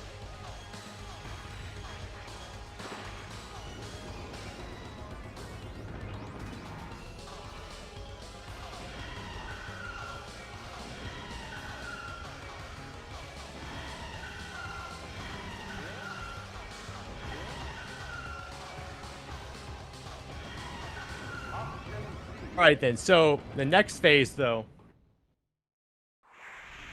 This guy, pretty simple in the second phase. You just want to dodge the little circular bullets. Bullets going around.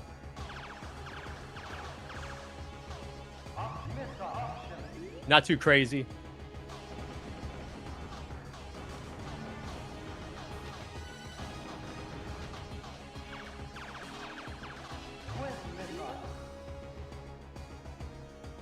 Okay, so we're on stage 4, so he's gonna go for... He's actually gonna wait to go for the scoring secret in the second loop, it looks like.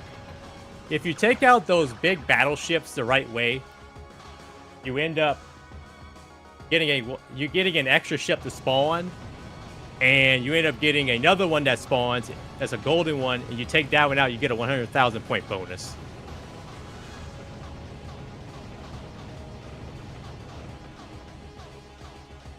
Yeah, this battleship stage is not too hard, but it's a good kind of chill stage.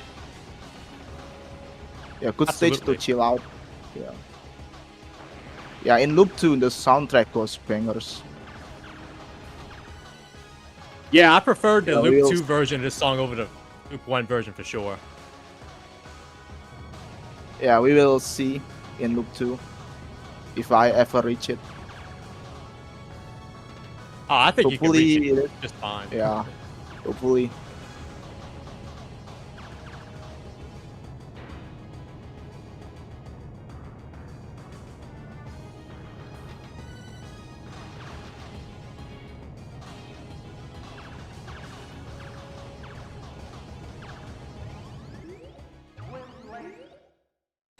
So this part of the stage is pretty chill as well. Not a whole lot to worry about here.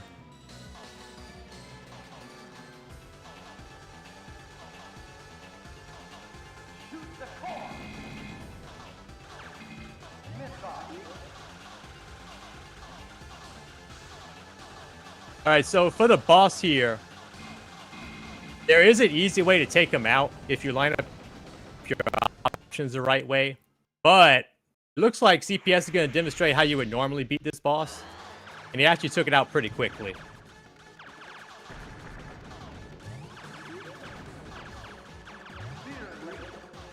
Okay, I need Mine Twin Missile. Okay, there you go.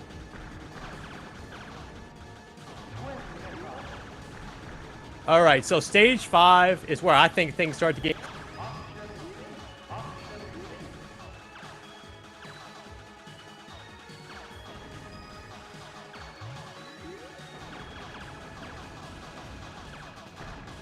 Time to play games. I read ya.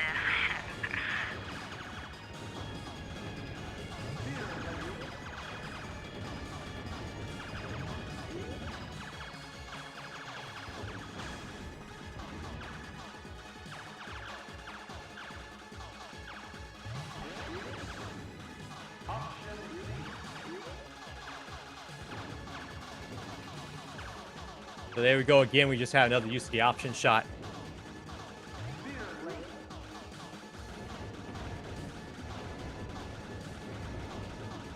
Alright, so this part of the stage, you need to be a little bit careful on, to watch out for some enemies coming from behind. They're going to be coming up pretty soon.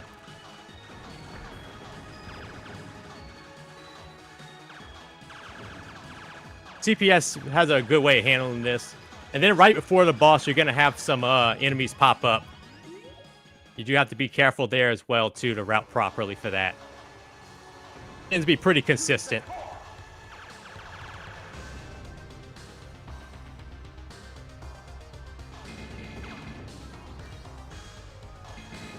Alright, so CPS is now on the boss here, the stage 4 boss.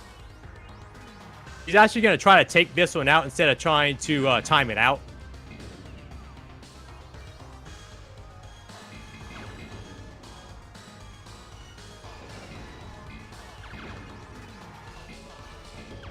That's what he's doing. So you need to take out the parts behind that big ship.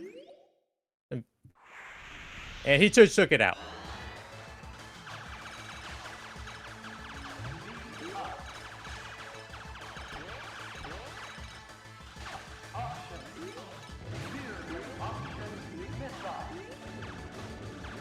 Alright, so CPS is now on the final stage here, the first loop.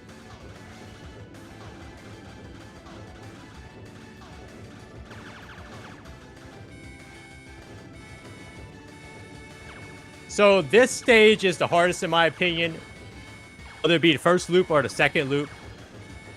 Lots of enemies coming in at this point. Feels like there's bullets in all directions. You do get some homages to the original, to the Gradius games here. You get to see the Moa heads pop up, so that's pretty neat. You do have to be careful how you route through certain parts here. Don't dodge too quickly. Tap dodge a bit.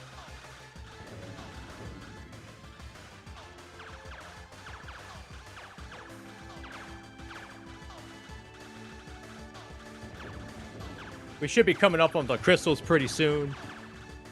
That's always a cool part. Yeah, time to milk the crystals soon.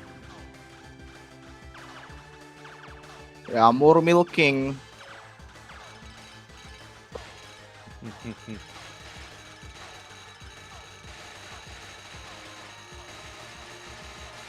Yeah, I like that the section's not really- pre-render look. Yeah, and the pre-render look looks really nice here. Oh yeah, definitely.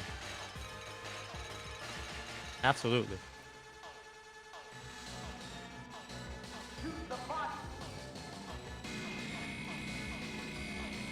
And after he milks the crystals, he's going to end up at the first boss of this stage.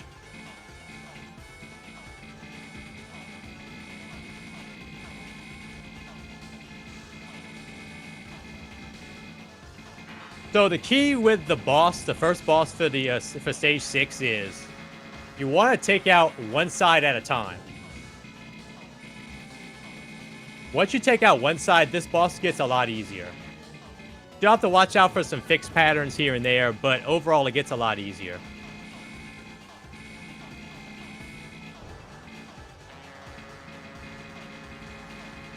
And then once you get both sides taken out, the boss isn't really that bad.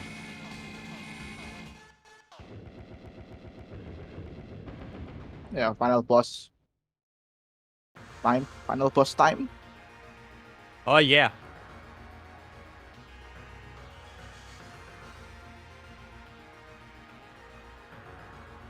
No, never mind. I messed up. Well, we got the escape sequence here. A little bit better than the one in Salamander 1.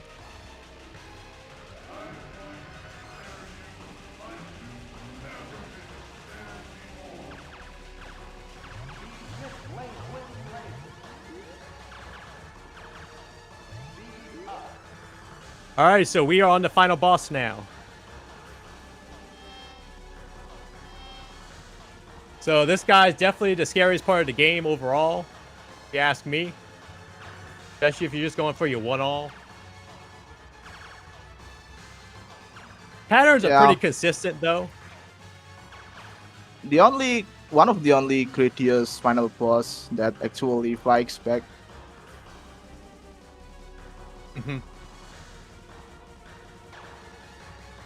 And of course, you have to watch out when the head starts spinning. Those things he drops, if you shoot them, they give revenge bullets even in loop 1. That's that part you gotta worry about. Yep. Fantastic. And you died right before the beginning of the second loop, so you're not gonna carry over with max rank, which is fantastic. Yeah. Time to look. Had serious time. It's where it gets serious for sure, absolutely. Yeah, real game begins.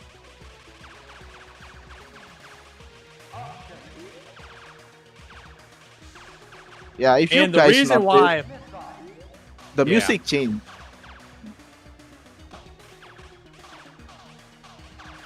And it's a fantastic soundtrack for Loop 2.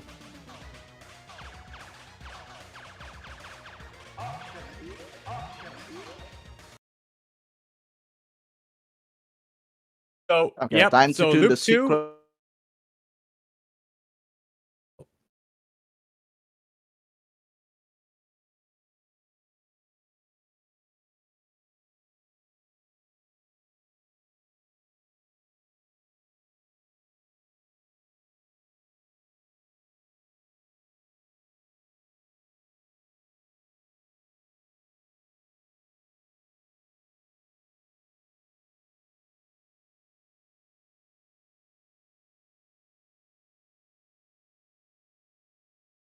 We're having some technical difficulties right now.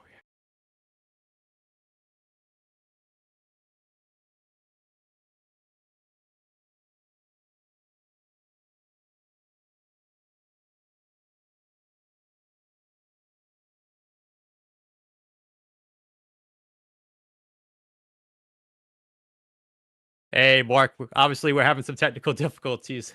I think I was a little out. I think it is on his side because his Twitch stream is down as well. That's what I've been following the whole time. I think we've been a little bit ahead of the actual stream.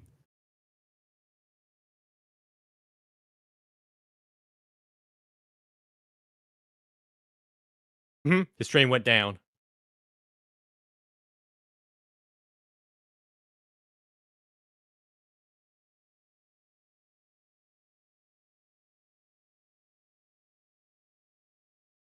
Hello, chat. HD Mark here. I got my mic set up. So I think we lost connection. I think it's the CPS's stream because I'm looking. Let's try refreshing this bad boy. But I think we may have lost connection with him.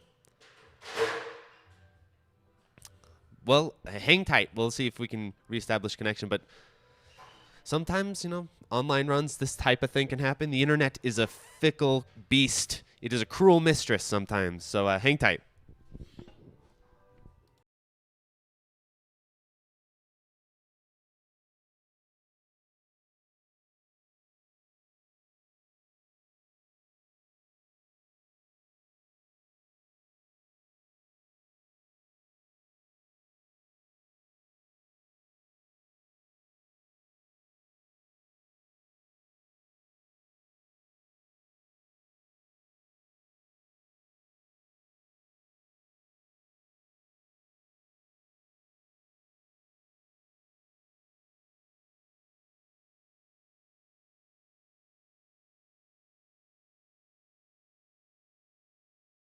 Alrighty. Yep, chat. I'm double checking. I think we lost connection with CPS. That's a bummer. But do you want to add any thoughts, PSYMAGE, to kind of close out the run? To kind of some closing thoughts?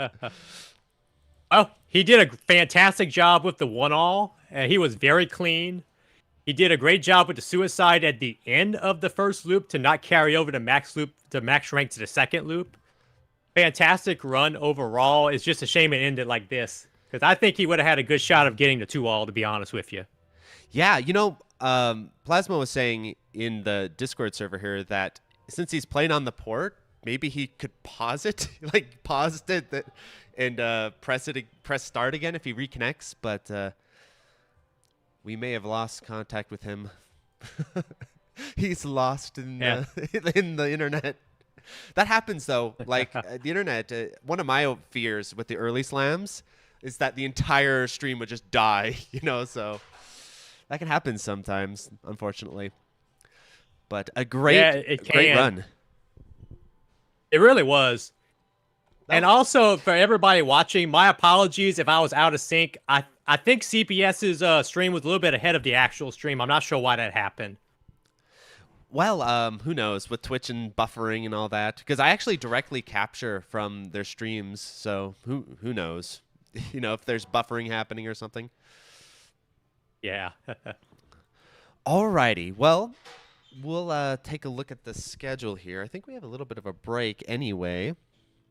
Yeah, we don't have a bit for a while, so I might. Yeah, let's see here. I know I might chat with you guys and pass the time until we get things all set up. So hang tight. We'll switch over to the next run. Great job on commentary, by the way. I'd have Oh, thank you. I'd have CPS join and like chat with us, but I think he's, his internet has escaped us, so unfortunate. Hello. Yep. Oh, you're yeah, here. Wait. the He's returned. Hello. You're back. Okay, it Did you looks like Did you pause the game? Because if you paused it, you Yeah, could just yeah, like I paused. we could just re-go. Yeah, I paused. I paused. Okay, so is your stream live again? Yeah, it turns out that the internet somehow just disconnect on its own. I don't have idea, but I paused the run. But it looks like anyone will say this run is invalid because I paused. Well, when your internet explodes, things happen. So Yeah. if you have it paused, I'll refresh it and you can just resume. Are you Yeah. Are you paused? Okay, let's It's not over yet, chat. All right, hold on. Okay, Yeah, let's it's refresh not this over bad boy. yet. But the purist will say this run is failed because I paused. Well, But it's Shmup okay. Slam, live events, things can go kind of crazy. So hang tight, chat. We're going to get this reset. Yeah. Okay, Yeah, I'm someone gonna is pause already everyone saying and mute invalid everyone while run. I get this reset real quick.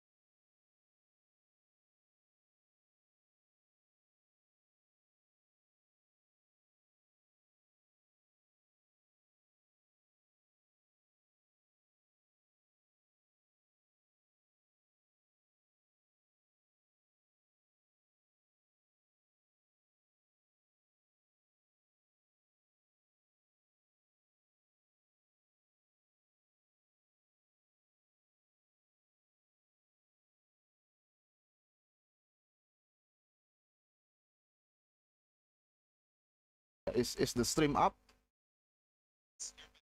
Okay. Okay.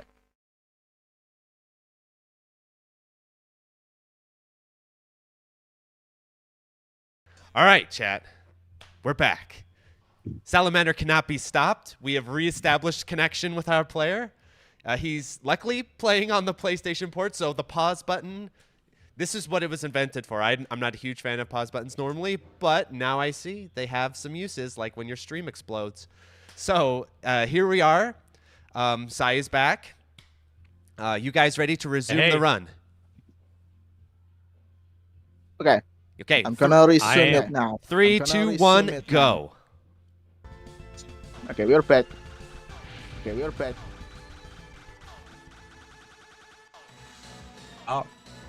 Alrighty, so we are at the second boss now, and this boss is really crazy on loop 2. And there's a lot of RNG with the patterns now as well too, and it's much faster in loop than it was in loop 1. In fact, CPS unfortunately just took a hit.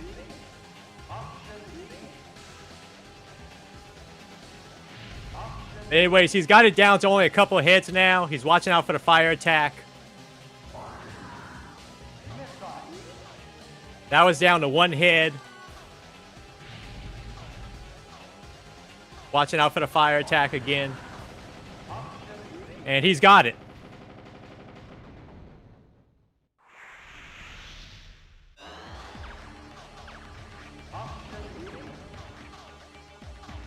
Alright, so stage 3 and loop 2 is insane. The bullet speeds are already fast. Though not quite as fast now because the rank did drop from CPS dying during the boss. So you're actually seeing a slightly more tame 2-3 instead of the normal 2-3. But he does have full options. He's got his laser. Taking out the worms. Everything's going well so far.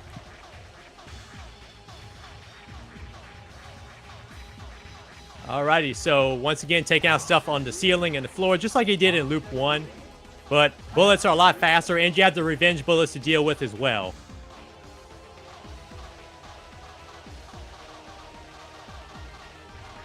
And we're about to get to probably the craziest part of the stage. Coming up soon. The regular laser is going to be very useful for it. If you can get the hyper laser, the powered up laser, that's even better.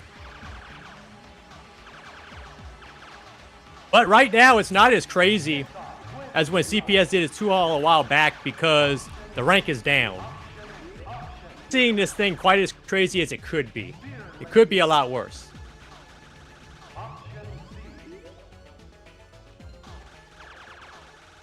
We are going to be approaching the boss pretty soon. Time to play games. I read ya. He does have to watch out for the revenge bullets this time. He's going to have to route for those.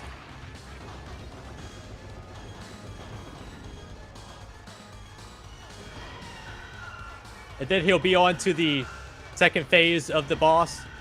It's going to be the same as like last time, Loop 1, same thing. Circle around the boss, take it out.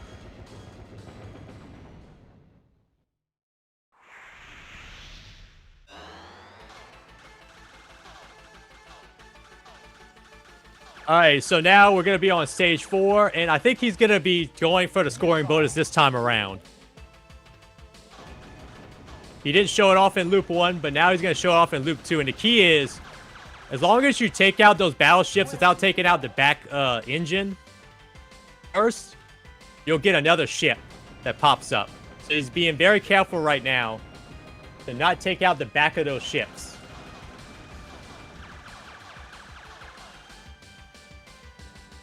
You're going to have the golden ship pop up. He's going to take that out. And he'll get an extra 100,000 points for that.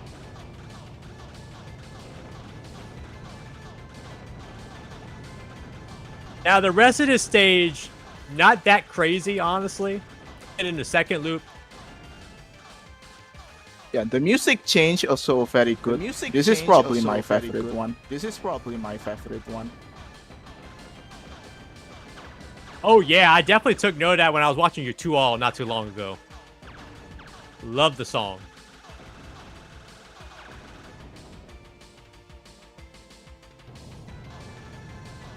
Second half of the stage is pretty chill overall. Or Loop 2, that is.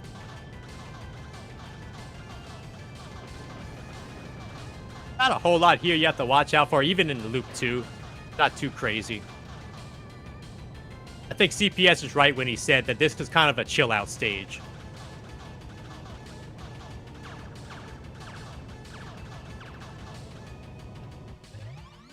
And the ranks doesn't seem like it's at the max even at this point. So I think by stage 5 it will be, though.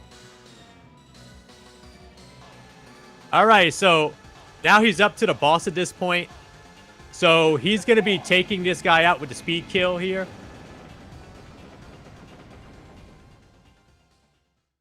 And you get revenge bullets as well. Alright.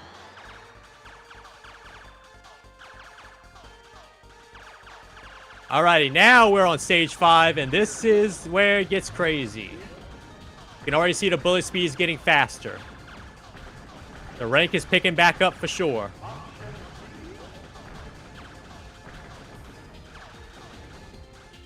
Anyways, though, he's going to have to be careful through this section here. Using the options and shooting the options as much as possible to take out stuff before they line up and kill him.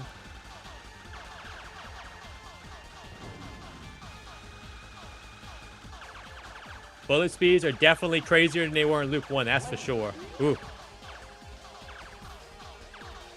And some of these areas are very tight as well, too, that he's going to be passing through. These areas are very tight. But he's doing a great job using his options to go through walls, take out stuff before he gets to it. Excellent routing here. He does have to watch out for those bullets, though. Everything is going fast at this point.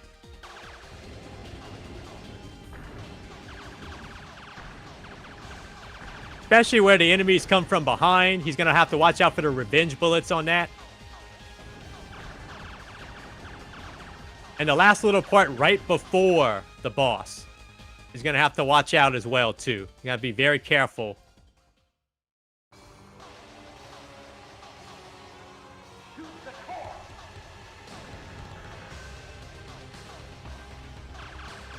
So, CPS, let's see what strat he goes for. So, there's a few different ways you can take out this boss. I think he's going to time it out this time. I think he's going to time this one out. And it looks like that's what he's doing here. He really just has to dodge one bullet by doing this strategy.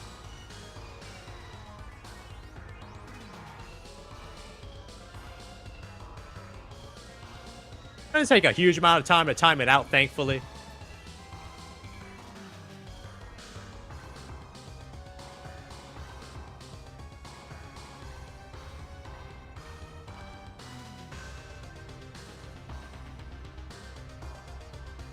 Still timing it out.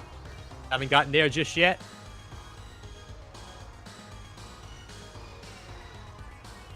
It's just one bullet. A lot easier than dodging a whole mass of bullets. And there we go. That is it for the stage 5 boss. And we are almost done with this second loop here. But stage 6 is the hardest. And it's getting wild. Even wilder than it was before. Lots of enemies, ass bullets, revenge bullets.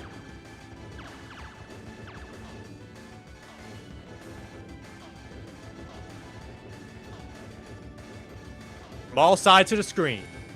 So.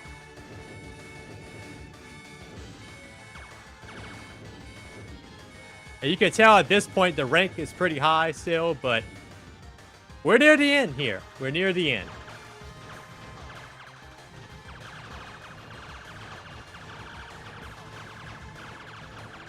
This part you gotta be really careful with here. This is a part that can easily take out somebody.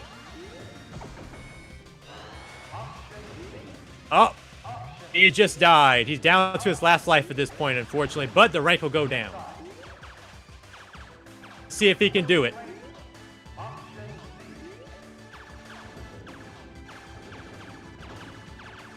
Got to be very careful going forward. Very careful.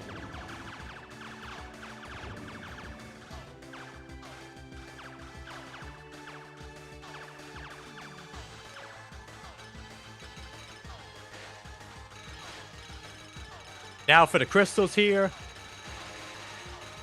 Fortunately, he doesn't have as many options to deal with this. But he's still going to get through it, it looks like. After this, it'll be the boss. But he still has to watch out for the enemies that fly behind the crystals. Those guys can be sneaky.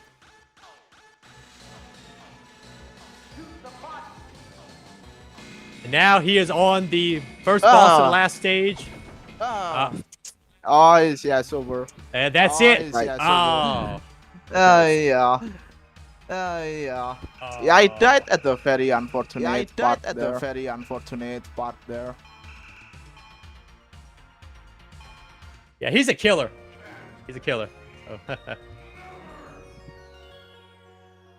Yeah, we don't get to see in the ending credit. Okay, so if you guys notice, when I came over, you cannot continue. So yeah, in loop 2, it's 1cc or it's over. You cannot credit fitting.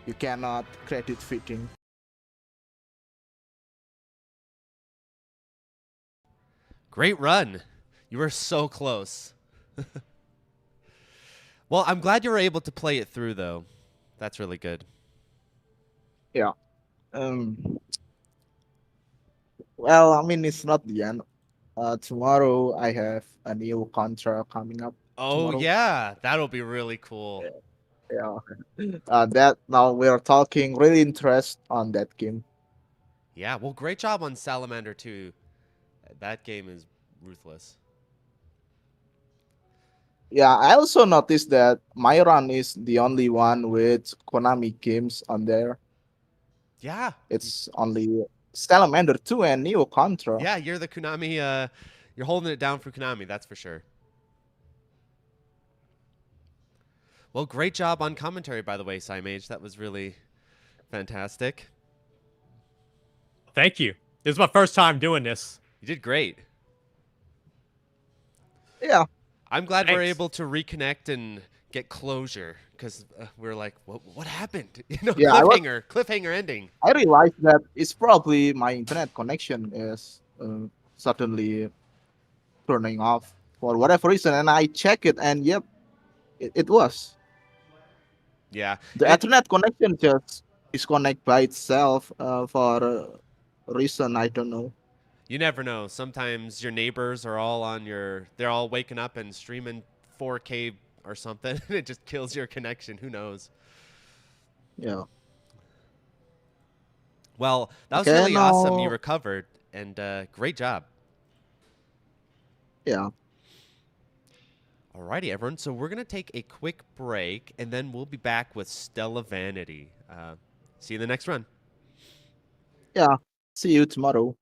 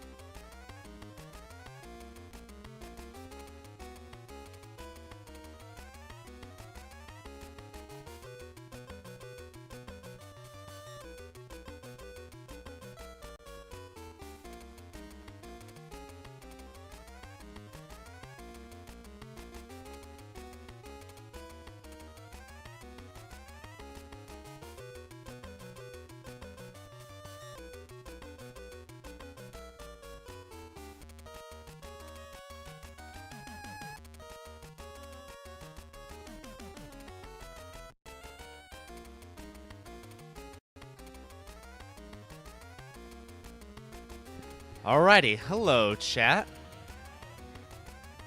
HD audio acquired. So anyway, that was really cool. Salamander is such a difficult game. Those early Konami games are brutal. I was glad he was able to hang in there, even despite the internet connection issues and all that. That can happen sometimes. Okay, so while that was going on, I want to just make a quick thank you for a lot of really generous donations. So during that run, Gerardo donated $2. Thank you very much. Christopher Ladd donated $10. Thank you very much, Christopher. That's excellent. Static Relay donated $20. Thanks, Static. That's really generous as well. Basil donated $10. Cerulean donated a crisp 20. That's really generous of you, Cerulean. Thank you very much. And Wabby. Hey, Wabby, how's it going? He donated $10. So thank you much, everyone, for the donations and supporting the event. I really appreciate that a lot. Let me make sure. I don't think I missed anyone. I was keeping an eye out. Oh, no, we got another one that I missed. It was Lugia donated $2. Thank you very much. That's really generous of you as well.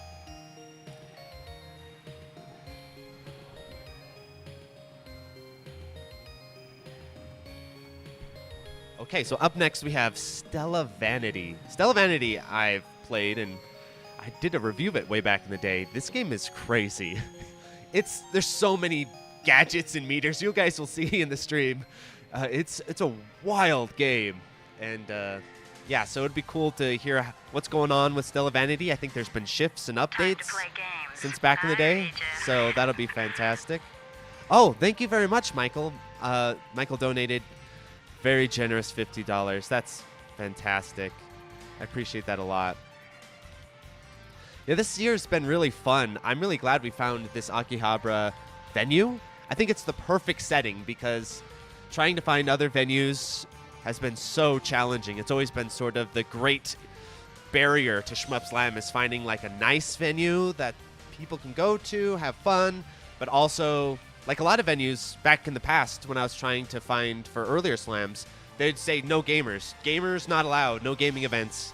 Because I think they imagined it would be like a Call of Duty, like frat bro stream or something. I don't know what, but So it's been always sort of an uphill battle. Even if I found venues in the past, you know, they'd be like, well, we're open for 5 hours. It's like, well, you can't slam in 5 hours. It's impossible. So this is the perfect fit, I think. It's been a great time. The arcade owner, Brandon, has been really generous. So thanks so much, everyone. And thanks very much, Michael. That was really generous of you as well. Okay.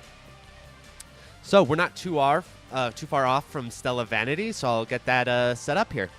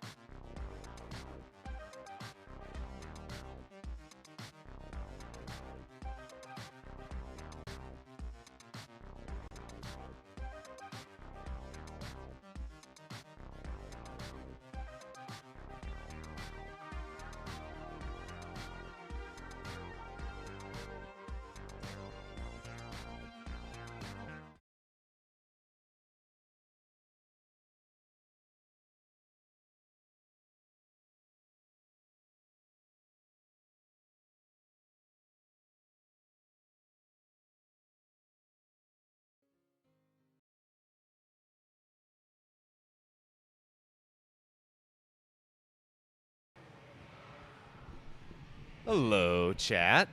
How's it going? Stella Vanity time.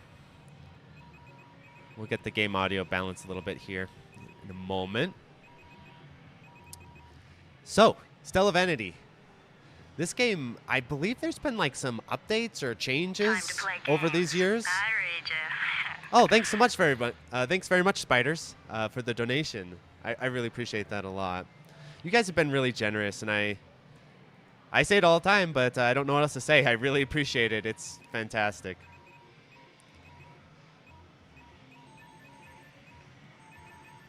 Glad you guys are enjoying the event. It's really cool this year to have kind of a nice stable home to be in. I think that's just fantastic.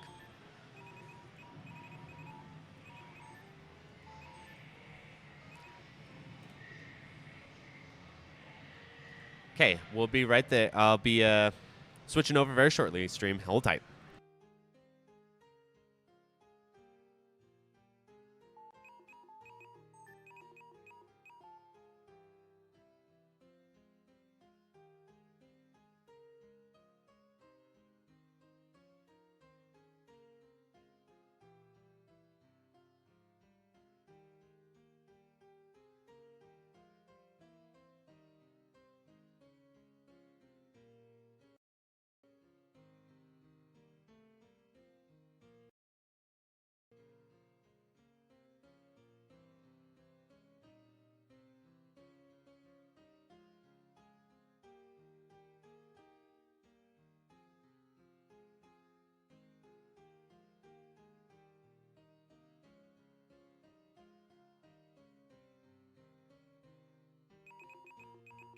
So, hello everyone.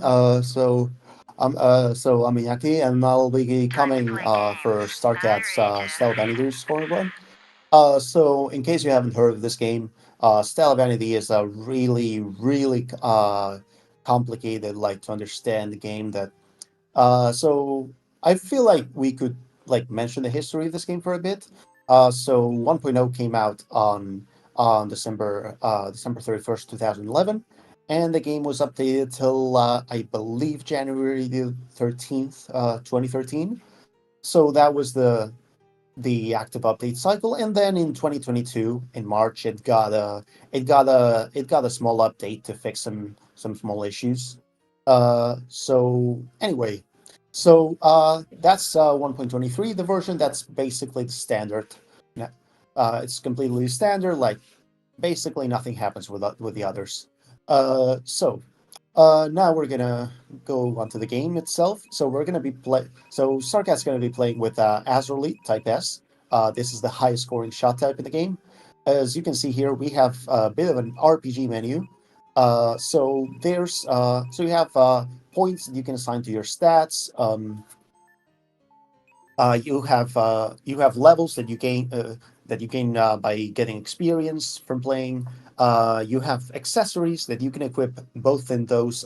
So can you show the main item slots? They are. So there's about 80 items in the game. You get half of them from the item shop, just from grinding for currency, and the other from completing challenges that the game doesn't actually tell you what they are.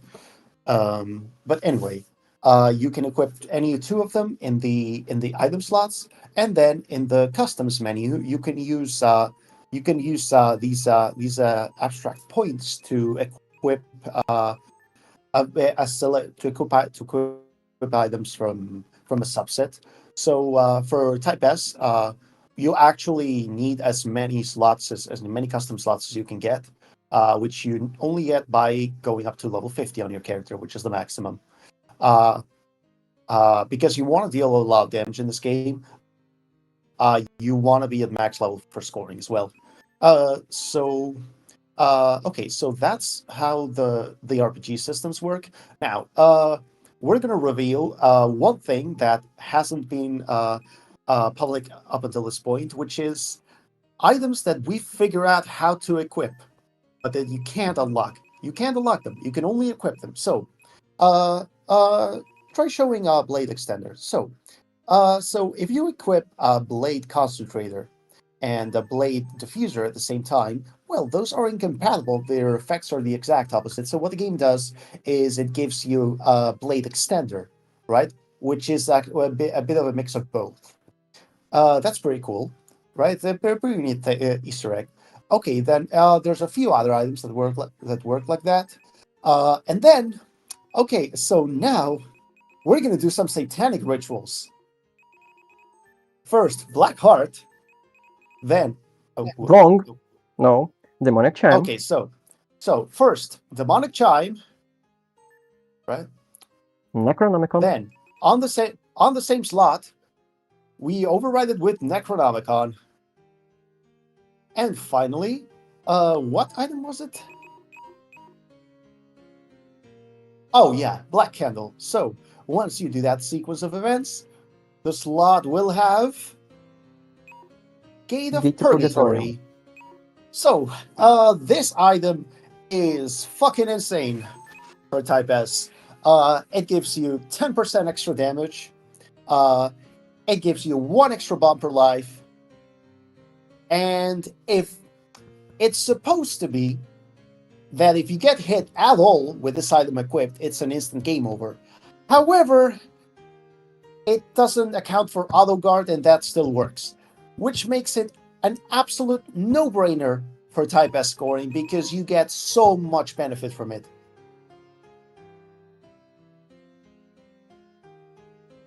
So yeah, this item is the first truly new thing about. So, obviously we're going to be playing in story mode. That's the mode with all the RPG elements, and it's obviously the highest scoring mode.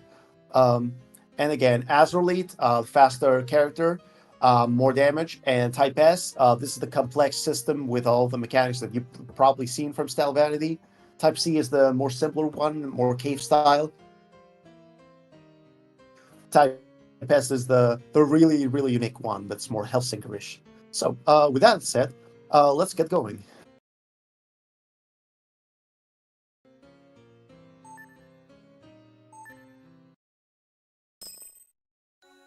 Okay, so we're going to be starting with stage 1. First off, we're hitting enemies to get the late shift, and we're dealing damage to charge Ethereal Shift.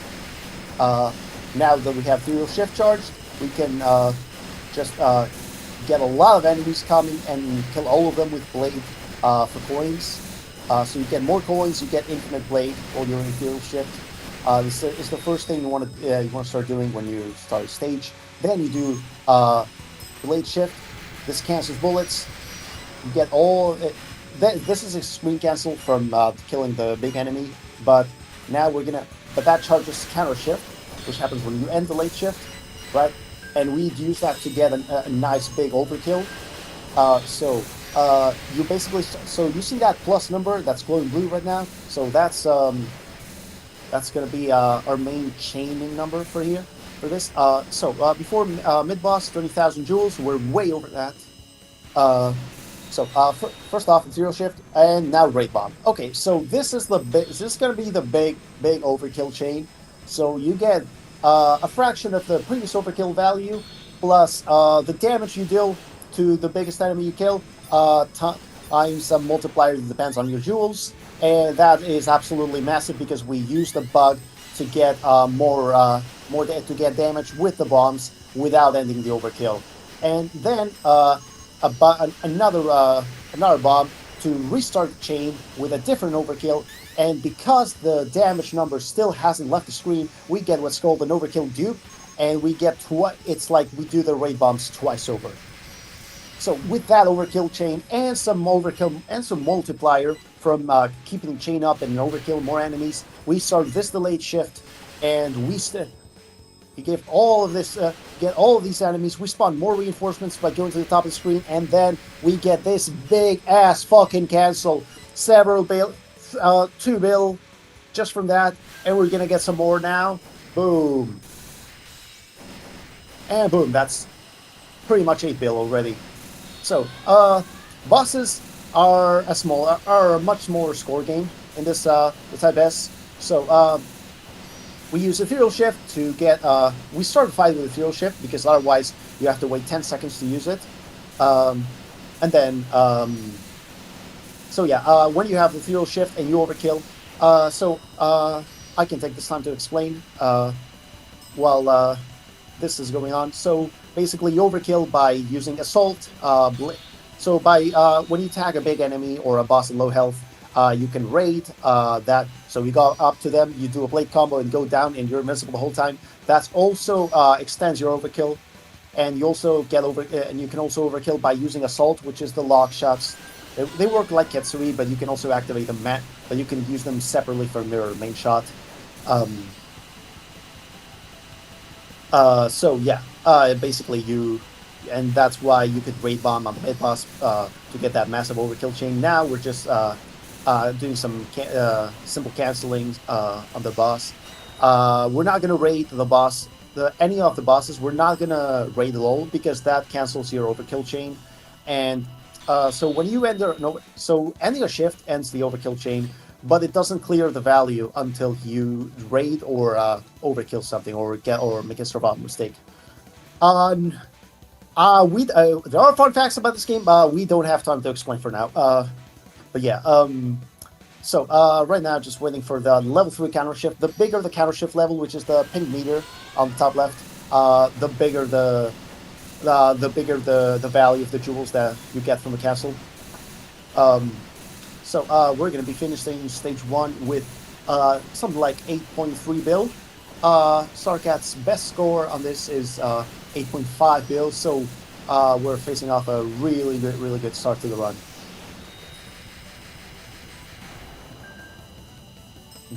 So we've way more than surpassed the score requirement for rank ups. That's qualified. We're not gonna play, and this lets us play all the stages. We're not gonna do that though because we want to stay at rank 0. Rank 0 has lower bullets, so there's more stuff on screen. It has and it lacks revenge bullets. You don't want revenge bullets in this game because they don't cancel. They don't cancel into jewels ever. So they're completely useless for score. They just hinder you. So tagging all these enemies for a nice big multicolor start stage 3. And boom. So now we can just do a thrill shift for coins. The coin gain also depends on your overkill chain. A lot of stuff depends on your current overkill value.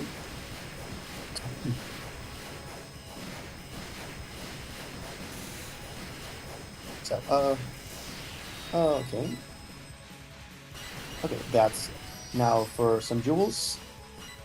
So you want to kill it. So when you're in the later fuel shift, you want to kill enemies quickly to and so the higher you are on screen and the faster you kill enemies, the more extra enemies will appear just by being in shifts. At this level of routing, you're basically always trying to control which specific extra enemies you're getting. So killing all the familiars on the mid boss, and then speed killing for extra enemies and a double bomb drop. So if you kill all the familiars and you don't bomb the mid boss, you get a second bomb drop instead of just one.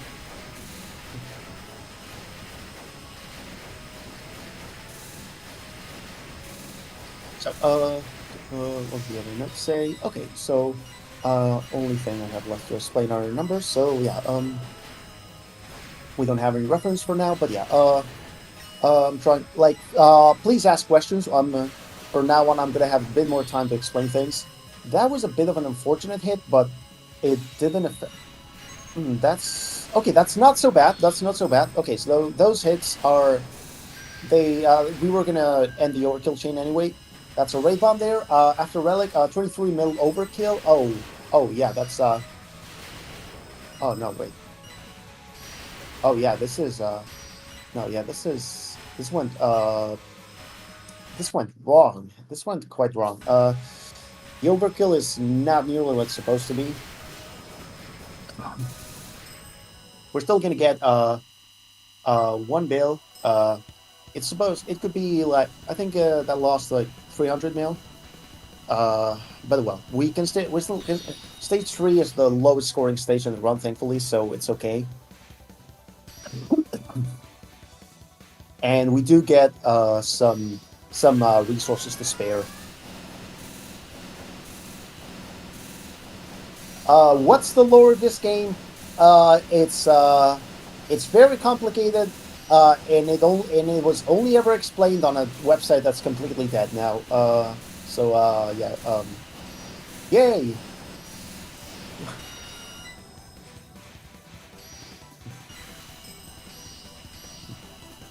Okay, let me see. There's. Yeah, this game is extremely hard to commentate. I had to make a lot of notes, and thankfully, I have hundreds of hours as well, so I can talk about this. I'm getting some. Okay, streams back for me as well. Good. Yeah, there's a lot of stuff that you that I don't have time to explain at all. But yeah, okay, so we're just enjoying some nice boss scoring for now. Okay, so I do have to explain. So one of the custom items that we equipped is Giant's Elixir, and that increases the size of your hitbox quite considerably. So you can't dodge as much as you would imagine, you know.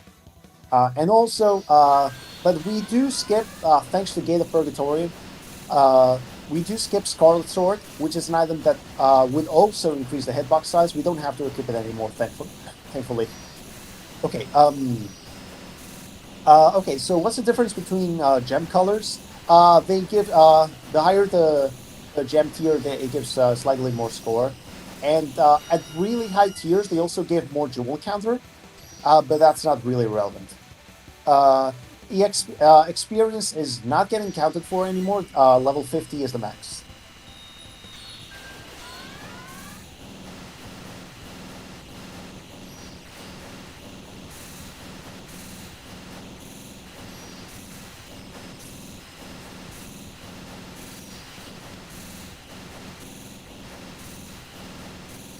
And with that, we exit stage 3. It was 8.3, I believe, out of stage 1.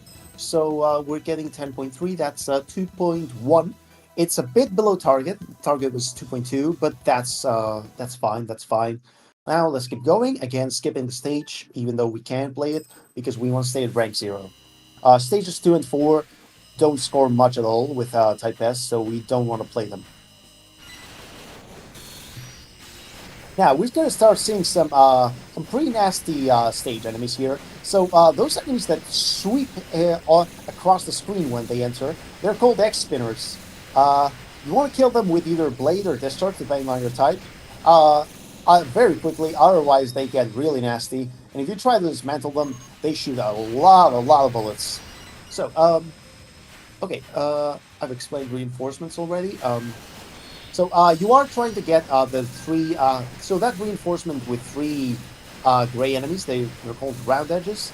You want to get that as often as possible in this stage, because they shoot a lot of bullets, and you can even get more enemies than that in the reinforcement. You can try to get as many as you can. So here, you have 4 round edges.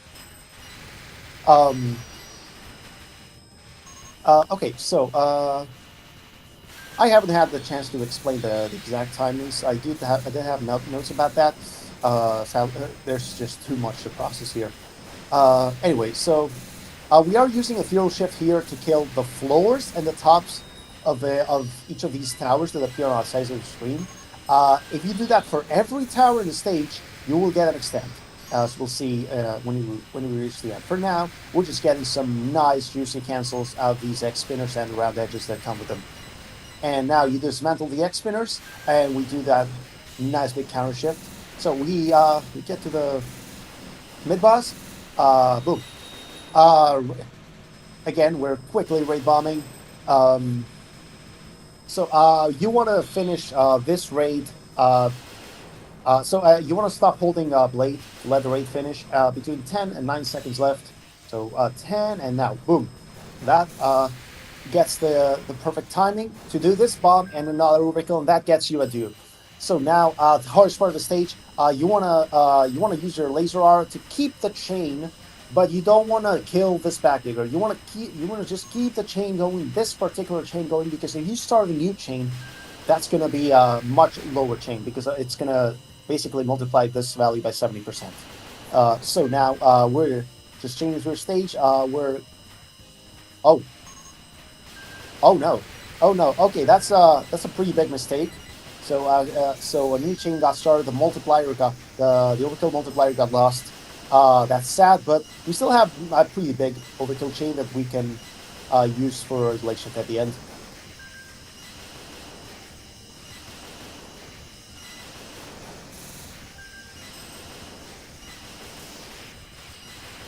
Okay, so yeah, in a few moments, okay, 4x spinners, nice.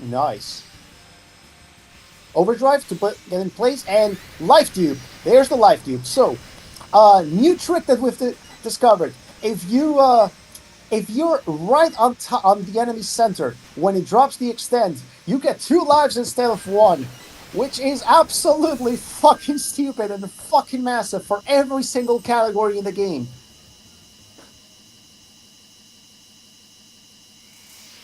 Oh man. But yeah, now, okay, so 15.9, that was, yeah, this stage was supposed to be 7 bill for now, at least 7 bill. It was only 5, sadly.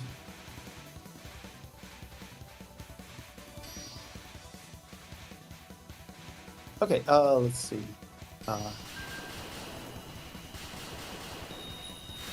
No, I haven't mentioned that, so yeah, big stage enemies, as long as you have them tagged with your assault, you can raid them at any time.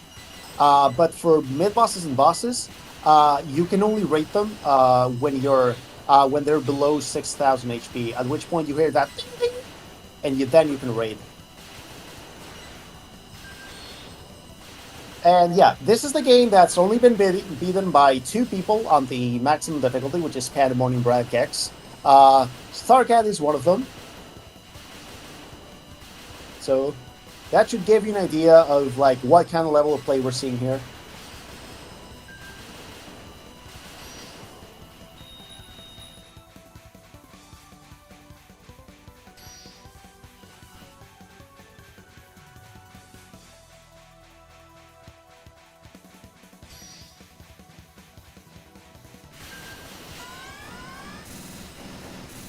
Okay.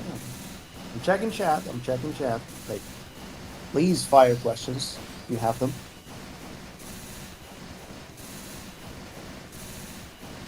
Yeah, raids are very important for survival. But in this case, so here's the thing. It turns out that if you look at the overkill value after a counter shift, you might notice that the overkill chain is still flashing even though the chain is over. So what that means is that the value still applies, and you can't raise. It doesn't have you can't raise overkill multiplier anymore, but you do still have the base overkill value, and you can use that for counter shifts, which is very, very important for proper boss scoring. So you don't want to raid at all, because then the overkill value would stop flashing, and you would lose all that score from counter shifts.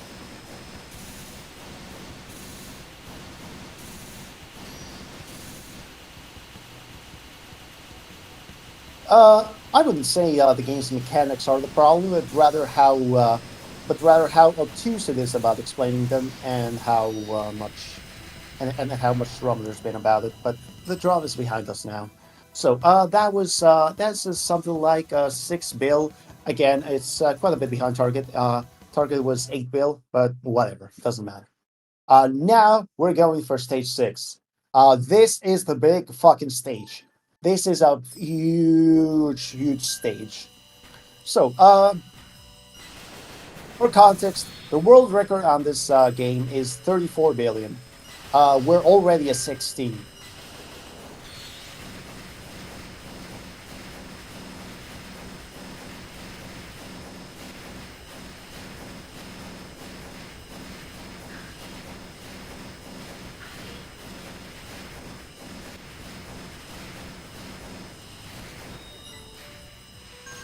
Why do I have to get called by my parents on stage 6? No, absolutely not. Anyway, let's keep going. So, this is where we're going to use most of the resources, because it's just so much. So, like, we even bomb at the start because we want as high an overkill as possible on the first field shift for extra coins. And then, yeah, I should have said a lot more than this. I am so fucking sorry. But yeah, there is no way I could have said all of this. So we're just gonna enjoy. I'm not even sure where the notes are. Okay, anyway. Okay, so yeah, we're raid bombing here. This is the first raid bomb. So we want to make sure that the drifter, that gray enemy, doesn't leave the screen before we kill it. So because otherwise we would lose a lot of multi-kill value. And this lets us get a nice juicy 14 mil on the first overkill. Why is the stream buying for me? Please, please, please, please. Oh my fucking god. Okay, it's back. Why is my internet fucking dying?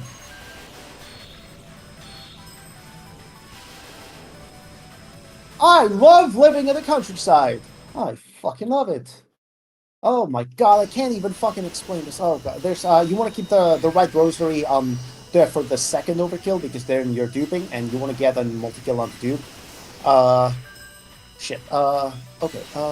That right rosary. Yep. Target 69 mil overkill. We're right on target.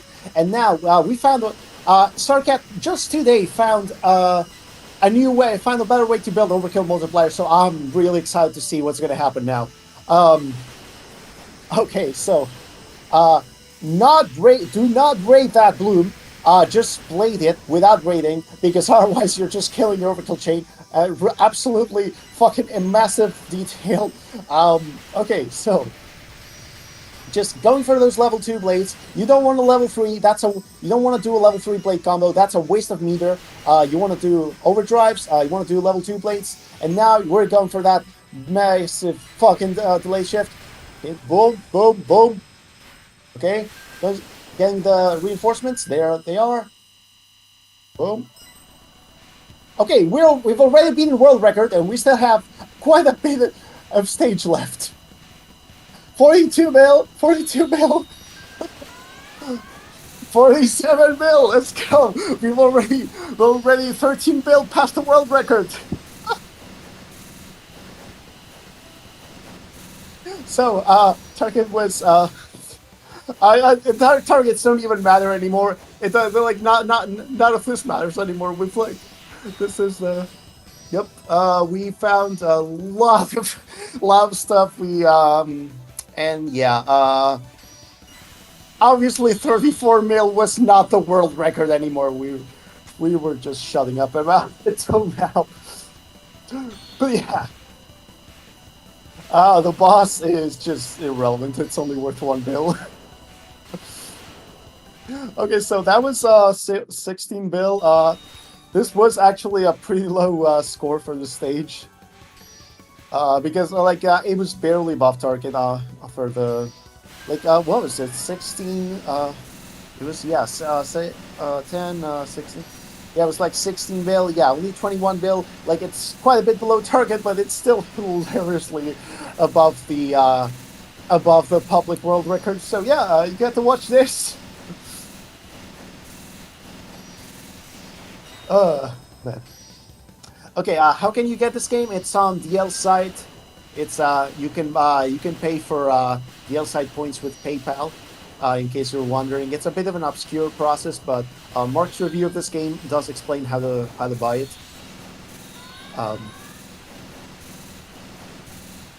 Okay, what else is there? Okay, nothing else to mention. Okay, so yeah.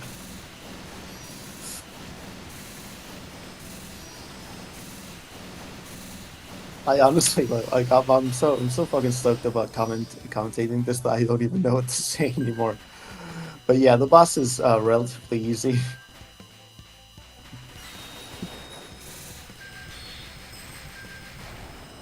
And yeah, that's final. I mean, this is normal 0, so there's not. So the bosses obviously aren't all that hard. We're just skipping this overkill, whatever. Anyway, so that was 47 bill. 21 bill stage 6, still fucking crazy. Okay, so now stage 7. Stage 7, it's new even for us. We just a week ago we found out how the hell you even score this stage. So we're starting with some nice coin milking.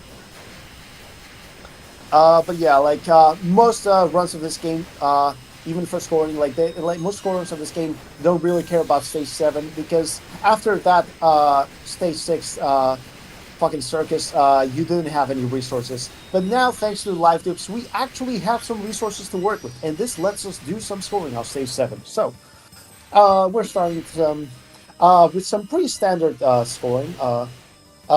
So like we're just going for coins and then for jewels. We're just going from one shift to the other pretty nicely, getting some reinforcements and all that good stuff.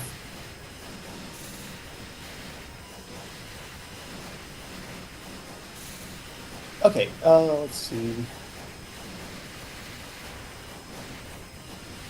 Yeah, the game is very much still available. It was delisted for a while from the outside, but it's back.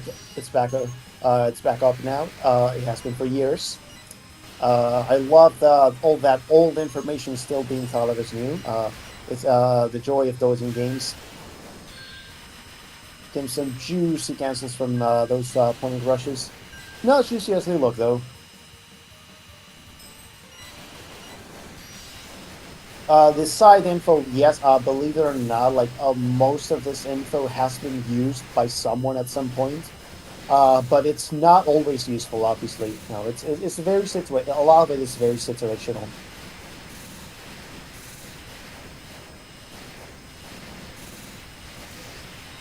Like there is a lot of interesting stage design here, but you're not seeing it because it's all covered by ethereal shift reinforcements. But like, yeah, these sections for high difficulty survival are very interesting. But I don't know how to explain these routes. I don't know the details of these routes. You honestly just have to know the reinforce. Like, there's 4 types of reinforcements possible on each section. The game, you just have to know which are possible and how to deal with the sequence. Here, this section is pretty hard to get all the coins from. So yeah. We're approaching the first big enemy of this stage. They're called Noble Charms. There's, I believe, 7 of them. They're very, very important for score. So yeah, let's see. Nothing to answer. Good. Okay. Let's see. All right. So this is Noble Charm. We love him. He's a good guy. He cancels a lot of bullets for us. He gives a lot of jewels and a lot of overkill. That's juicy, ain't it? That's very, very juicy indeed. So we do have enough resources to do the full scoring route for this stage, by the way. So I am expecting good things from this.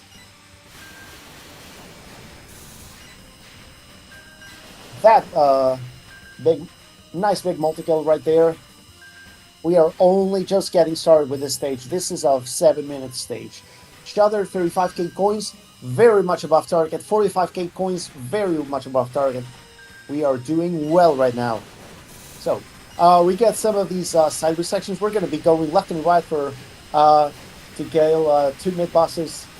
Pretty interesting sections for survival, but for scoring, you just want to field shift them. There's not much to say about them. So you want to carry the field shift into this mid-boss. This is called Plant. First Plant. You want to kill them, kill it in less than 8 seconds. And when you do that, you get an extra Noble Charm. So this is where we're going to raid bomb. This is the first raid bomb of the stage. We're going to convert the bombs, the life into bombs. Last life. And boom. Now we dupe. With the X spinner, we have 10 mil overkill. Now we start to score. Now we start to score. Okay. So, 1 X spinner, 2 X spinners. These are static enemies. They're not reinforcements. We dismantle them.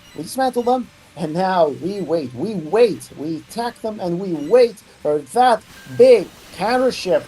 How much is this going to be? I don't even remember. It's so 400 mil. We're cooking. Okay. Let's see. So now we turn off auto assault. We don't want to assault enemies here outside of the field shift because that would start a new overkill chain and that would wreck the overkill value. We don't want to do that. We just want to get coins. And now We are gonna dupe alive again. This mid boss also gives you an extend. We overdrive there, and you get 2 lives.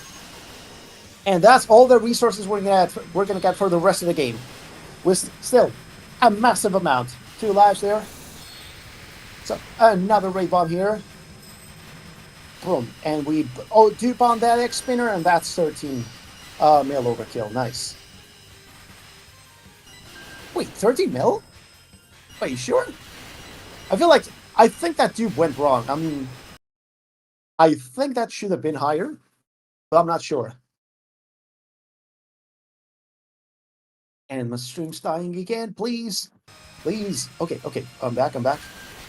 No, come on. Load, you fucker.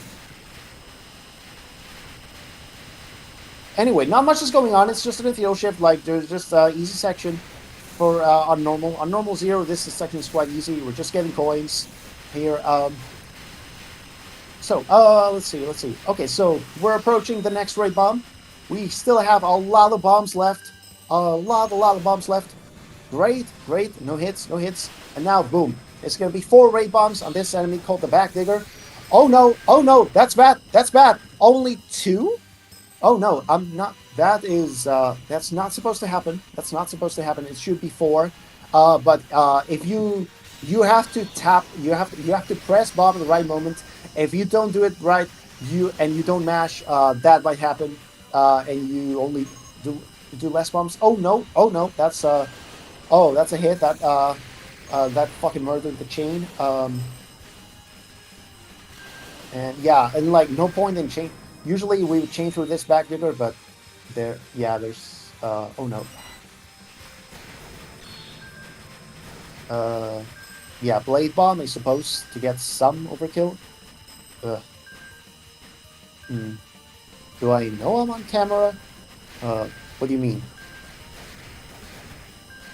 Well, I'm well aware of how got like what do you think is inappropriate about my commentary or something? Anyway, okay, we're gonna use the bombs we got left. We're gonna see what we can get. 3 raid bombs, and that's okay. 9 mil, sure. Now we're gonna build up some multiplier, getting some stalling done on this noble charm. No assault, just overdriving for safety, and then we overkill it at the end for some multiplier. So 50 bill. And no! Oh no! This is that was the last bit cancel and he got hit. Oh shit! Oh, the camera on the US arcade. Oh right. I forgot about that. Usually nothing happens there. Well, just getting some coins. We still have the final boss to go. Final boss is easy. Some guaranteed score right here. It's going to be worth 600 mil. We can still get something out of this.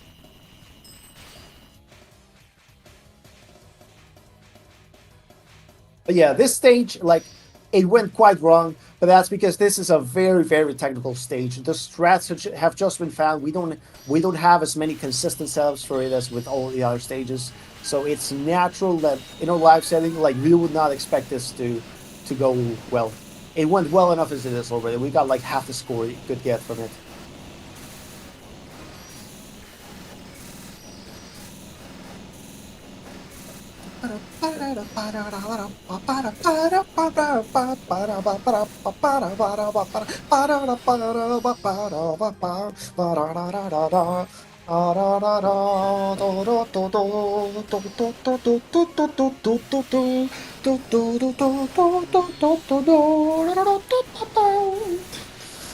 Man, I fucking love this soundtrack.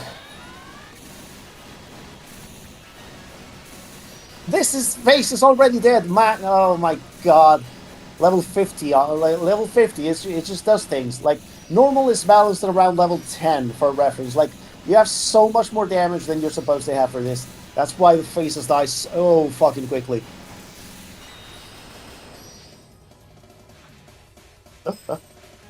So, final phase. Not much to say. Gonna be about 50.8, 50.9.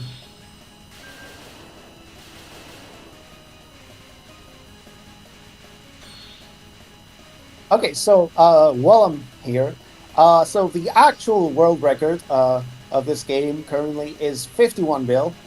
We're barely missing out on that on this run, but man, this was close. Oh, man.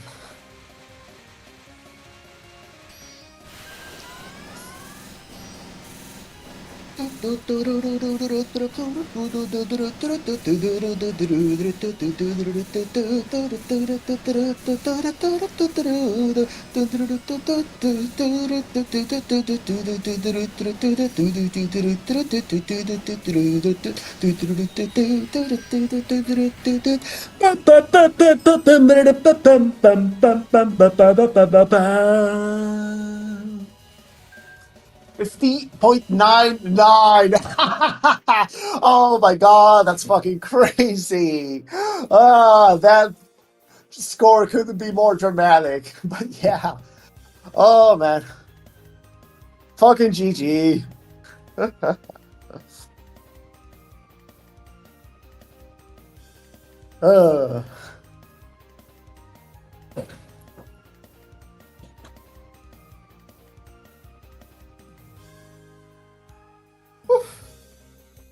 So, I'm not sure why the credits aren't being skipped. You can skip the credits after the first time you see them. But, yeah, we get the stat screen now. Some meaningless experience, meaningless coins, meaningless jewels, whatever. So, looks like you're gonna get some voice back, or not.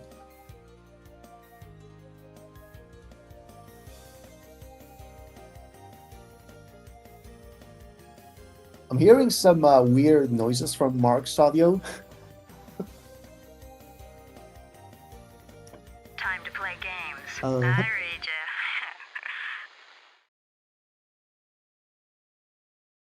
Looks like Sarkat is joining back.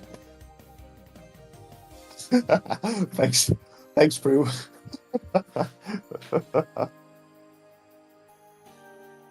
Okay, now we're advancing the menu. Oh, there you are, Kat. Hi. Oh man, what a roller coaster of a run! Oh god. Okay, You're so gonna- I have to go. Oh my god, I have to go for 2 saved bombs on stage 6. I actually planned that first raid to save 2 bombs that I got hit in stage 3. It was a very, very harsh backup plan that actually didn't really backfire like at all. I lost maybe 1 billion out of 32. Yeah, but look, when you got hit on that last delay, I'm saying before that was absolutely heartbreaking. Yeah, that was hard. Oh. Oh god, that was okay. So horrific. like just if you're curious, like that would have been like 53 bill. Yeah, something around there. It would have been 53 bill without the hit on right before the final boss. So yeah, like that would have been fucking huge. Okay, okay. Finally we get some questions. Is there no TLB in story mode? Okay, so the TLBs in starting in version 1.22, they appear regardless of your mode. But with Type S, they're worthless for score. Bosses in general are not worth much for score with Type S. And in the case, especially with Agile Lead, because you have the raid bombs and all that, like you really don't want to fight them because they just don't do much of anything. But for Type C, you do want to fight them for score. You want to get as high a TLB as you can because there's more time you spend shooting enemies, the more score you get, and it just grows cubically with the length of the stage pretty much. So for Type C, you do want to get the TLBs for scoring. With Type S, you don't want to get them. I am still in absolute Mother Math mode. I can't get out of it. There's so much to say about this game. I will have an insane blast rewatching your commentary for sure.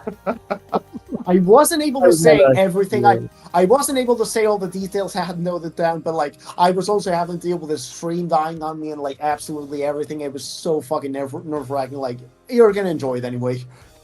Yeah, as I said. Nicely done. This was insane. Nice job. Hey, how's it going? So close to world record. It's. Oh man, well I'm still like revved up. Yeah, you were charged up. People were loving your commentary. People were like, "This is awesome." Yeah, I'm glad people liked it. Yeah. Well, I feel like Stella Vanity would be a really hard game to commentate because it's so chaotic and there's all these things happening. You're like, "Oh god." Yeah, there's just so much to say. Yeah. There's so much to say, so much to find out, so much left to figure out about this game. This game, so much like go wrong with this. for several of us, Stella Vanity in and of itself is an entire reason to live. Like it's that big a deal for us, and there's so much to do with it. Forever Yeah, it's such a cool and game. ever. Well, that was a hell of a run. Yeah. Now I'm Congrats. exhausted. Nicely done. Okay, so I GG. did. Okay, so like just See you on to Twitch. give you an idea of Improving. how much there is left to milk in this game scoring. It turns out like you can score twice as much if you go up to Pandemonium mode, but it's absolutely ridiculously hard, and like we don't even want to try it yet. Like when there's so much left to do in this game. Like That so, would be so many probably categories. beyond DOJ scoring, honestly. On Pandemonium, absolutely So beyond. many categories, like so much left to optimize, even in the most optimized category. Like there's so much left to unlock. Like there's so much left to do in this game. Join us, and like we won't get fucking bored. Yeah, that's awesome. Alright, I think it's time to pass the torch. Yes, yes. Stella Vanity has been done justice, that's for sure. Absolutely. Yeah. Alrighty, so up next yeah. we've got Donpachi. This will A be really breaker. fun. A breaking JUJUKENOBI point. is a beast. So Oh yeah. hang tight, everyone. We're swapping over.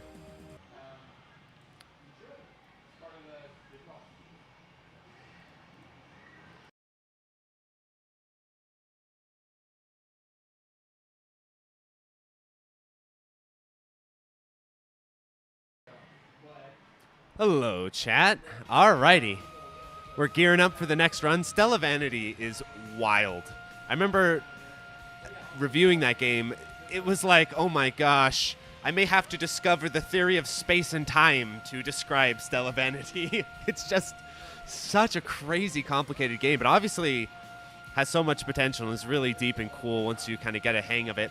Kind of does remind me a bit of Hellsinker, especially watching that run. Not necessarily like directly gameplay-wise, but just how like obscure they can be, but how like deep and complex they are once you get into it. So yeah, what an amazing run. What a crazy game.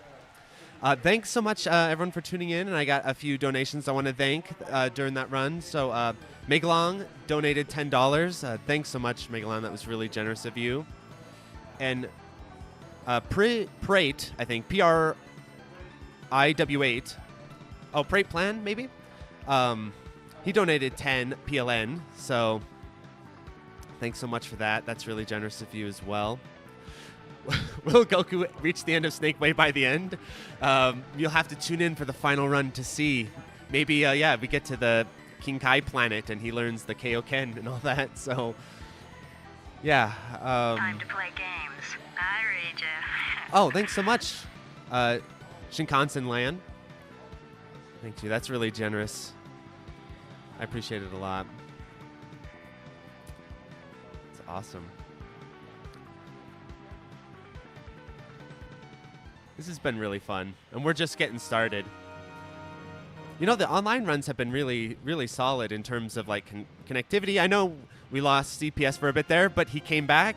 He played it out. So far, we're still hanging in there with the online runs. That's always a big relief for me. Connection here has been really solid too, so that's immensely helpful. Okay. So, up next, Donpachi, JUJUKENOBI. JUJUKENOBI is one of these amazingly talented players that, kind of like PLASMO, when I'm stuck in a game or I'm doing some stupid strategy that's not working, I'll message Juju and be like, help, what's the chain route here? He has this amazing, it's like a 6-hour breakdown of all the Donpachi chain routes. It's so useful if you want to learn Donpachi and learn its chain routes. He also did that with DOJ as well. And now he's destroying Donpachi. He's the master. He's like the upgraded version of the player I want to be, basically, someday. I aspire to be JUJUKENOBI at some point. But yeah, so we'll get that swapped over here really quickly. You can see people coming in. The arcade's open now, so pretty soon we'll be switching over to a lot of live runs too, which will be really fun. So hang tight, everyone.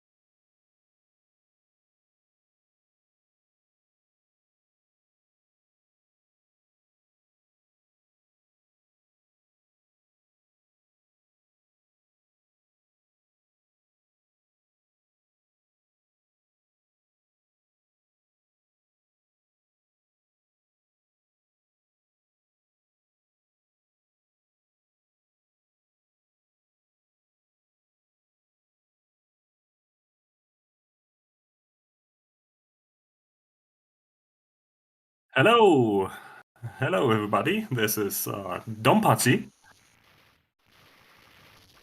and we're gonna start here in a bit. So hang in there. Just a couple more seconds. Yep, entered the credit. And here we go. Type B, unsurprisingly. So let's get ready for a very interesting run. This is Cave's first game, and I want to mention this first because I don't think it has been mentioned quite enough. It is the May in 1995 when this game was released. So if you do the math correctly, it turns 30 this year. And not only this game, but also Cave, which is, well, not understating anything here, but quite an influential developer for Shmups, and we will see quite a number of other games here in Shmup Slam later, like Espgaluda, Gowange, and a couple of more. But let's first focus here on Donpachi as JUJUKENOBI. I know he hates the term, I've learned a moment ago, but don't call him super player, even though he actually is one, because what he did in this game in the, let's say, like 12 months, it's been at least a year, probably a little bit more, is nothing short of fantastic. He's dismantled the game completely, found so many new chaining routes, and really opened up the game. Once more with Type B, there was one other player. Oh, and there's a death. Death in stage 1. I think that's probably a restart, right? Yeah, it is a restart. That can happen. The game is very inconsistent, very unstable, and absolutely not marathon friendly in any way, and it's a bad idea to present this game in such a setting. But the madman that he is, he's going for it anyway. So while we can expect to, yeah, just restart over and it's be fine. And stage 1 is, I mean, stuff like that can happen obviously anytime, but we will see a couple of later stages where it might go wrong very quickly, very badly, and then we cannot do another reset anymore, so we just have to deal with it. But here we go again. Stage 1. In terms of score, not the most important stage. We do lots of very interesting chains here, and while in later iterations of the series you can like full chain the entire stages, in Donpachi it is a very different philosophy. You do short burst chains. Alright, so we got a little bit of leeway here, but I think he will be fine. Stage 1 should be fine. But yeah, Donpachi is all about short chains, and they can be very important or not so important at all. It all depends on the types of enemies you see here. So when there are lots of bigger enemies, especially that have a higher base value, then the chains are also more important. So a 10-hit chain can be very important, but if you just chain together like 10 small helicopters, then it's not very important. So the hit number for the chain can be a bit misleading at times. It's not very meaningful. More meaningful is the number you see in the little box left to the GP letters, which means like get point. Get point system is basically what the score system is called internally, game internally here. And this number matters way more. So this chain here at the very end of stage 1 is the important one. And nice, he got 71, which is very tricky to pull off. Usually you get like maybe 65, 66, but 71 is very good. It's by far the most important chain, and I think this pace is quite excellent, to be honest. The boss has a little of more smaller chains here. You can shoot some of the boss parts and then chain it together with some enemies to the sides, to the left or to the right. And between each shot, between each hit in a chain, you always have half a second, 0.5 seconds. And then you have to hit the next target to keep the chain going, basically. And that's the main scoring system. And it's very important for this one in particular, since it's not only a survival run. Survival is also important for score, but more importantly, we are going here for high score. So we're playing extremely risky and wait for many enemies to fill up the screen and then get the big chains. So the way you see GG play the game here is not something that is recommended at all when you just want to get through the game, see both loops, play for survival. It will look very differently to what you will normally see when you play the game for the first couple of times. Stage 2. Also, one of the stages that is a little bit tamer. I don't expect a death here, but any stage after stage 2 will actually be quite a challenge. Stage 3 already of the first loop will present various challenges, and we'll see how this goes. But stage 2 does have some important parts as well. The opening section here went very well. Here's an intermediate chain on this big yellow ship here. It can be quite risky, especially in the top right corner here. One dodge right there. He does it beautifully, gets the 33 hit, carries it home. Good medium chain here, and a couple of more smaller ones.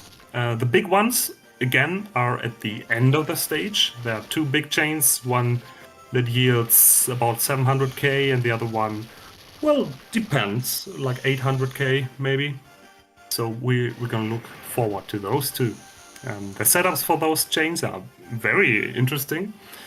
Since you don't do full stage chains, but only small burst chains, you can, or you have to be quite creative to come up what enemies you want to actually include in chains. It's not very obvious, especially if you look at the stage layout without looking at any replays first, but think about it yourself for the first time. It's pretty tricky.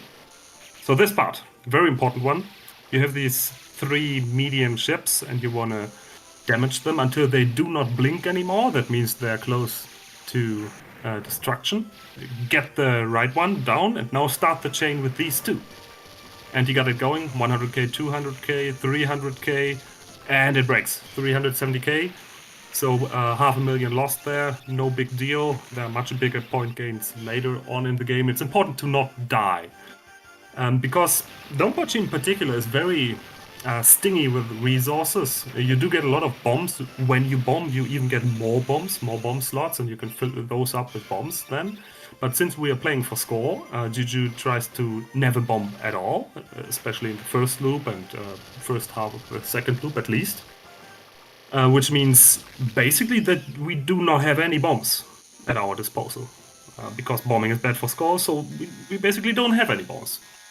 And if we look at the life count, you see 3 extra lives at the top left, and you get 1 more, and that's it. 4 lives for the entire game, which is very unusual if you look into Cave's later games, where you have usually way more lives, at least 5. Like 5 is probably the standard lives you do get for a 2-loop game. 4 is definitely below that.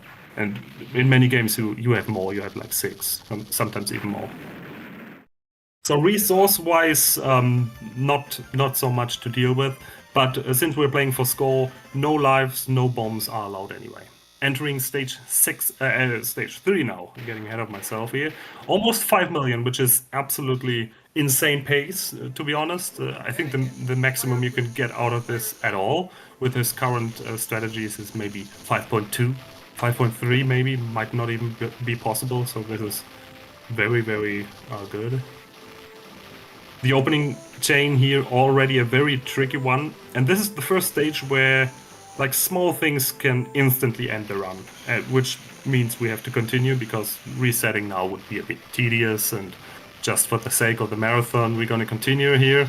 But from this point onwards, the player has to take insane risks for sometimes very small point gains, and usually what happens is that you have to get close to enemies, like very close nearby, and they will just shoot you in the face and you have no time to dodge at all. So you have to have a very solid route ready, which for most parts of this game can be achieved because it's quite stable. Just talking about the first loop. So the bullets you see will always shoot in the same frequency. The enemies obviously will always be the same, so it can be stabilized to a certain extent. When we're talking then about the second loop and the suicide bullets, obviously it's a whole different can of worms. But for the first loop, at least, if you know the game very well and if your execution is extremely precise, then it can be stabilized quite a bit. He did miss out on one of the very important chains early on, but that's fine. Losing a little bit of score here. Score is important, but resources are much more important to then get more score later on. There are basically 2 loops in this game, so a little bit kind to Kitsui, where you have like the little bit easy. Oh, this is beautiful. Oh my god, this is an extremely dangerous and very risky chain to get it, and he got it. But like a couple of dozen streams I was watching from him, he never got it, but then he gets it live here. That was fabulous, incredible. I think he worked on it quite a bit to make it more stable, and it paid off. So that was beautiful. So what was I talking about? Loop 2, right. There are 2 types of Loop 2s, one a little bit easier and one certainly much harder. And the harder loop you only get to see when you reach it on no miss pace, not dying a single time. You can bomb, but then you will still lose out on a big score bonus. But the max rank, the secret rank, so to say, you can only unlock when you don't die a single time. But we'll see about that. I don't want to jinx it, but it's somewhat unlikely in a marathon setting. I like to be surprised here by the super player that he is. But it is quite steep skill-wise. But we'll see about that. Especially when you're in such a setting and nerves kick in and the adrenaline, is just twice as hard at least. But we'll see. Maybe I'm just a little bit too pessimistic here. We'll see about that. Stage 3 boss. This one takes a while for whatever reason. It's a little bit of a balancing issue if you ask me. So this boss just takes twice as long as all the other bosses in the game for whatever reason. A little bit tanky, this one. It's not too difficult, so GG should be fine. You still gotta know what you do, but if you just go left, right for those bullets and take it slow, take it carefully, then you should be fine. And then hell breaks loose. Stage 1, 2, 3, those are the opening of the game. And then stage 4 is the first really big challenge, and already the first place where we can expect disaster to strike. But we'll see about that one. It's the first stage that can be very difficult to stabilize. If Juju is gonna die here, I don't think he's gonna use any bombs before death. So I think the first mistake will be a death if it happens. When it happens, he will die, I promise. At one point anyway, because I mean at the very end there's a planned death. So even if he just miraculously plays perfectly from this time onwards, intentionally he will die at one point. So his promise will hold through in the end. But yeah, stage 4. Why is the stage so difficult? There are a couple of reasons for that. So it's the longest stage in the game, I think. Maybe only challenged by stage 5, the final one. But that's one issue. And the other one is that you have lots of enemy formations with smaller enemies. They don't give a lot of score, but they can be quite dangerous. I mean, look at this. This is already quite tricky. And one wrong move and you're dead instantly.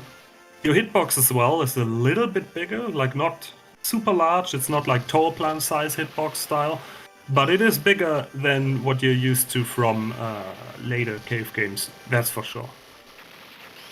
So stage 4, tricky one. Especially in the second half, we'll see about that one. Scoring-wise, there are a couple of very important chains as well, and I think Juju will just go all out. Like, he doesn't go for any compromise whatsoever. He will just take every opportunity he can think of. Let's see if he gets this one almost. So that was a little bit of a challenging transition, chaining transition. These large red, or what is it, orange ships you can use to start the chain, start smaller chains. They give like 200k, so that's a little bit of gain there. His pace is very good, by the way, already approaching 12 million, which is really, really good pace. You can't complain about that one. And we will, in a bit, see the first mid-boss of the stage, so to say. It's not labeled as such, but it's like one enemy. It appears in the center of the screen, has lots of HP. This one, but he will kill it instantly by point blanking. When you go very close up to the enemies and then use your laser, you have an aura in front of you, and this deals, not sure if it's double damage, but lots of damage, more than as if you would be further away. So exactly the same system we know from later cave games as well, especially from later Donpachi or Donpachi series games. For whatever reason, we usually call it Donpachi series, right? Just as if this game never happened in the first place here. It's a bit rough, right? But I think usually... oh, there's a bomb. That's probably a good idea because he would have died there. It's a very tricky section here. He can bomb once, and even a second time, and he will still be able to get the huge score bonus from Loop 2. But we'll talk about that one if he goes there. So this one, look at the setup. Look at the setup. Very important chain. You don't shoot any enemy at all. You just lure them, and then at the bottom left you start the chain. And this is extremely technical. Keep in mind that you have 0.5 seconds between each enemy hit, and you have to... Oh, there's a break. And you have to devise a chain pattern for this one. It's extremely challenging and really cool when you can pull it off. And only one break. Usually you get, what is it, like 900k, maybe a million? I forgot, to be honest. Something in this ballpark is your score gain from the chain if you can pull it off. And when you have one break in the middle is probably the worst place to break it, and he did break it in the middle because it's also the hardest for this chain. You maybe get half the score bonus.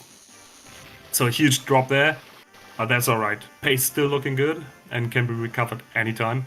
The most important thing is he didn't die. The bomb is not bad at all, to be honest. You can bomb here. You do need the other bomb for Loop 2 at the very least. Maybe we see a second bomb already in stage 5, we'll see about that. This section here is a little bit on the easier side. For score it doesn't matter at all. And for survival, you can just go from left, go to right, a little bit of cutbacks here. And it's fun to just stream through this section. It's good fun and not very stressful, but still you do some dodging, and dodging bullets just naturally feels good. And here we prepare a smaller chain at the very end. Maybe getting 200k here. Let's see if you can pull it off. Yeah, and that's a good point gain here. Almost 200, 198. That's good. Final section, extremely difficult. We are going for something that is called Saburo Despawn. There are 3 big ships here at the end, and with the correct setup, this is very specific what GG does here, you can actually despawn the 3rd ship. So this is the 2nd, and if it goes well, the 3rd will not appear at all. Let's see. It appears. Okay. So that's 1.1 million lost. And also he has to dodge a couple of bullets, but he again didn't die, and that's by far the most important thing here. So there was a lost scoring opportunity, but it is probably one of the most difficult chains of Loop 1 anyway, so that's pretty good. This boss, stage 4 boss, it's quite the wall. When you play the game for survival, you just will not understand the game's behavior, the boss's behavior at first. You will just die or bomb a couple of times. But GG found a very interesting way to first deal with the first phase, as you saw there, like going behind the shield part, which looks really cool. And then this part, lots of dodging in the first half. And then for the second, which I think is a little bit easier. Yeah, this one. If you know what to do, this attack is no issue at all. And the other alternating attack is just doing very wide dodges, macroing, and leading those large bullets the wrong way. And he should be fine here. And that means we enter stage 5 on no miss pace. And that's extremely good. I think this is probably already better than the player himself was expecting, to be honest. Because in a live setting, anything can happen, but GG grinded the game really hard. We've talked about it briefly before in the preparation voice channel. There was like a couple of months ago a time where he was streaming very frequently, and then he stopped, but he never stopped playing the game. He grinded in secret and silence at the very least, and never stopped playing. Just grinded this game really hard, and I think it paid off. He comes back full force here, stronger than ever.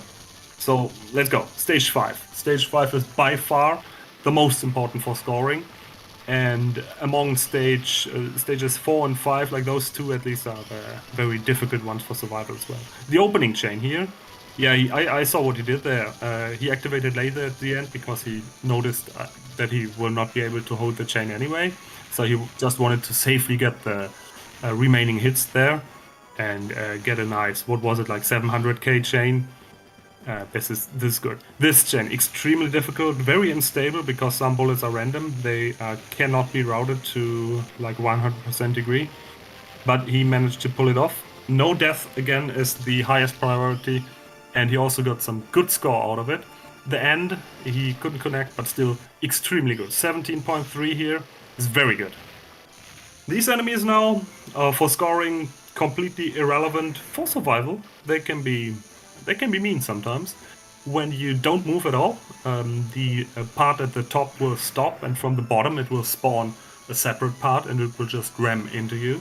And this is again something you will not see in later cave games or later like modern shmups especially from the 2000 onwards, like enemies from behind, you don't see anymore, for better or for worse. That's debatable. But in this game, still, sometimes there are a couple of sections where enemies actually come from behind, and then people will say, well, it's so cheap. You gotta know that the enemies just spawn there from behind. And well, in a way, they are right, but so you also gotta know where other enemies spawn to properly play the game in the end anyway. So these enemies from behind, they will get you the first time, but when you memorize them, when you know, well, there are enemies, and they will come, they will spawn there, then you can just safely take them out, so it's not too bad, in my opinion. But the first time, you can get overwhelmed, especially with coming from modern games, and you get a little surprised here. Which is good, in my opinion, always fun. And again here, enemies from behind. That's the second part in the game where they spawn from behind, and one other part. Then you have like your 3 sections, like this one. They can come in from the bottom right, but yeah, it's not too bad. Not too bad at all. You just memorize every enemy anyway when you play for score, and then you're good to go. Doesn't matter where they're coming from. Very important chain here. You can see the item carriers. He will kill in the very last second before they leave the bottom of the screen, and then get as many turrets as he can from the big blue ship here. And he got a sizable chain here for sure. Dropped a little bit. Some hits here, dropped a few hits here, but that's fine. And again here, another very important chain, 1.4 million if he can pull it off with a big core here. 30k base value, and he gets, yes, that's a million. That's 1.1 million with a 28 hit. And see, 28 hit doesn't look like a lot at all. Very small chain, but you do get 1.1 million.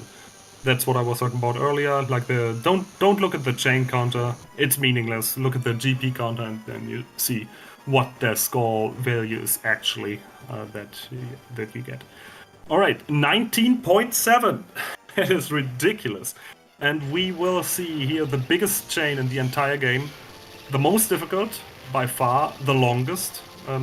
It's over 250 hits, and you do get 10 million points. And if you look at the score, it's 20 million now. And now a chain starts where you do get like half of that in one go. Start now. And he will go for it, no compromise. He will go for what we call the Magnum chain. The Magnum chain is the biggest chain. Doesn't tell you that it's called the Magnum anywhere in the game, but players do call it like that, and he dies there. Which is a pity.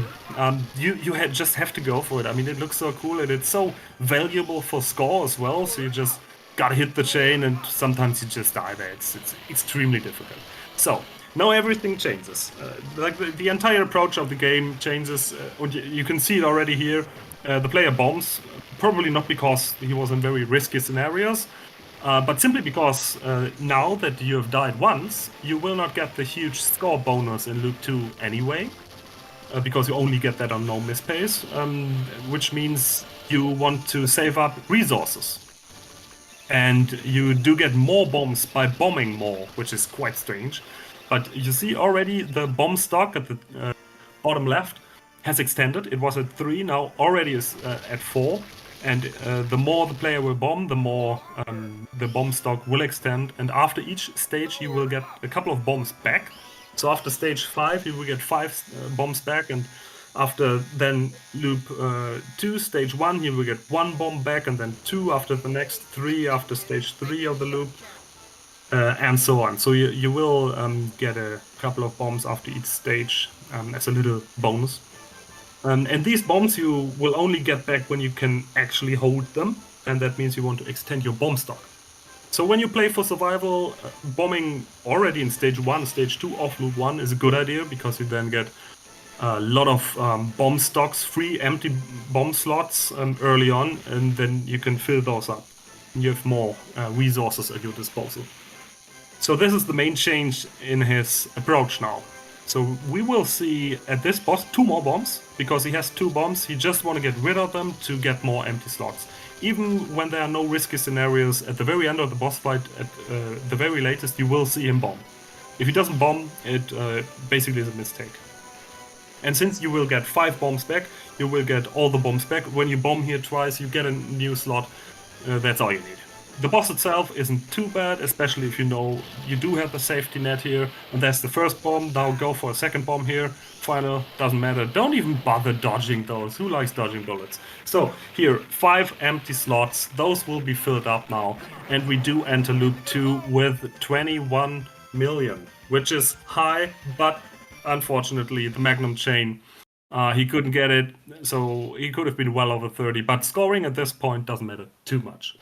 It will be interesting to see how he approaches Loop 2, because I'm sure he will not just go for like pure survival and just go for the clear. He's a score-oriented player, and we will see some risks taken for sure.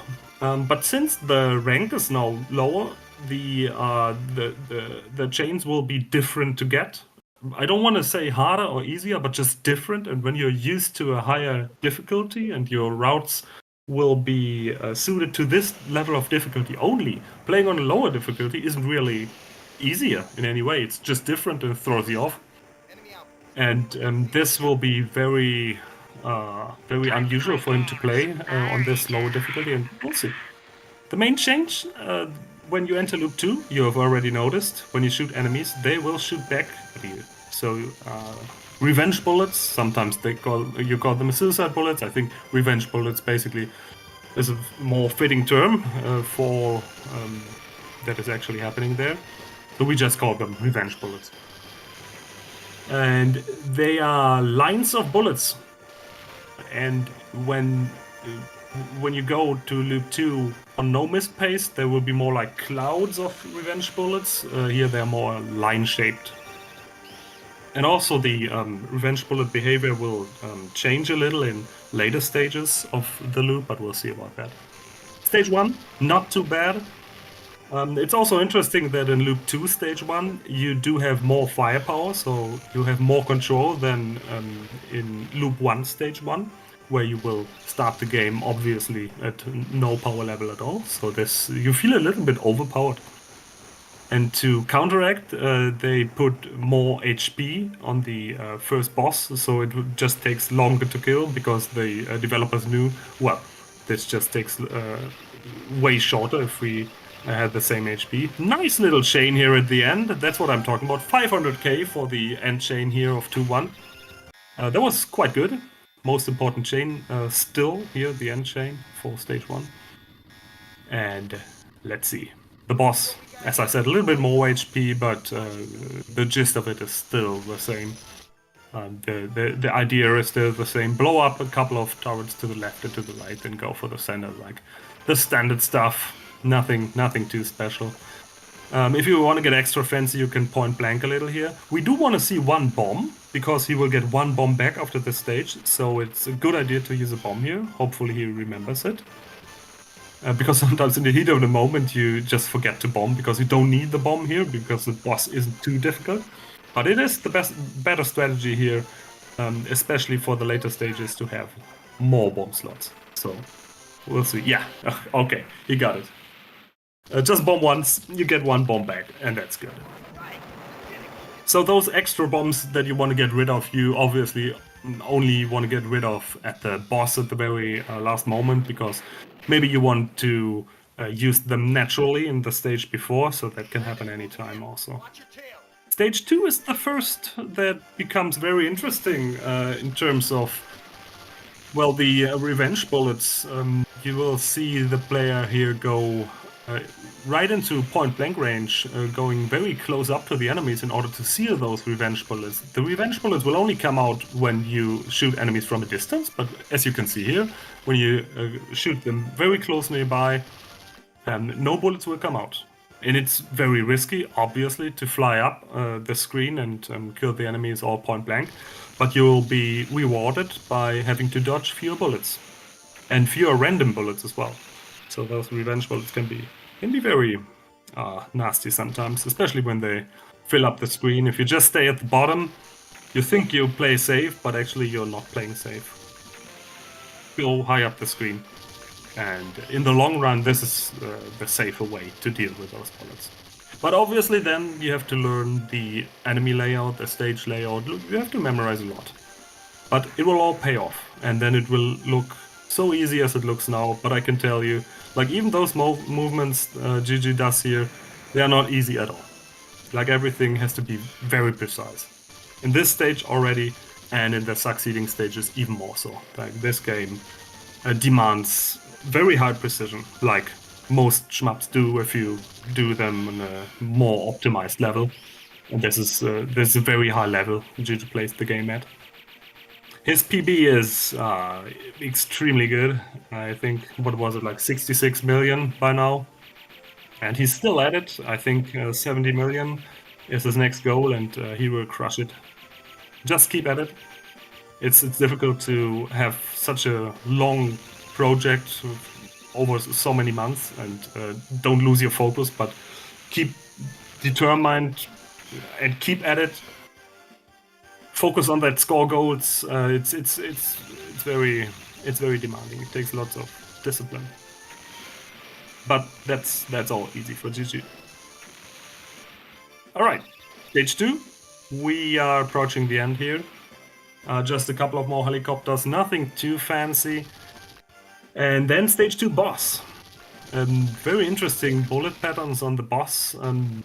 And you can see here some more bombs. He bombed there before the bomb pickup, so that he can get more bomb slots. Again, same concept.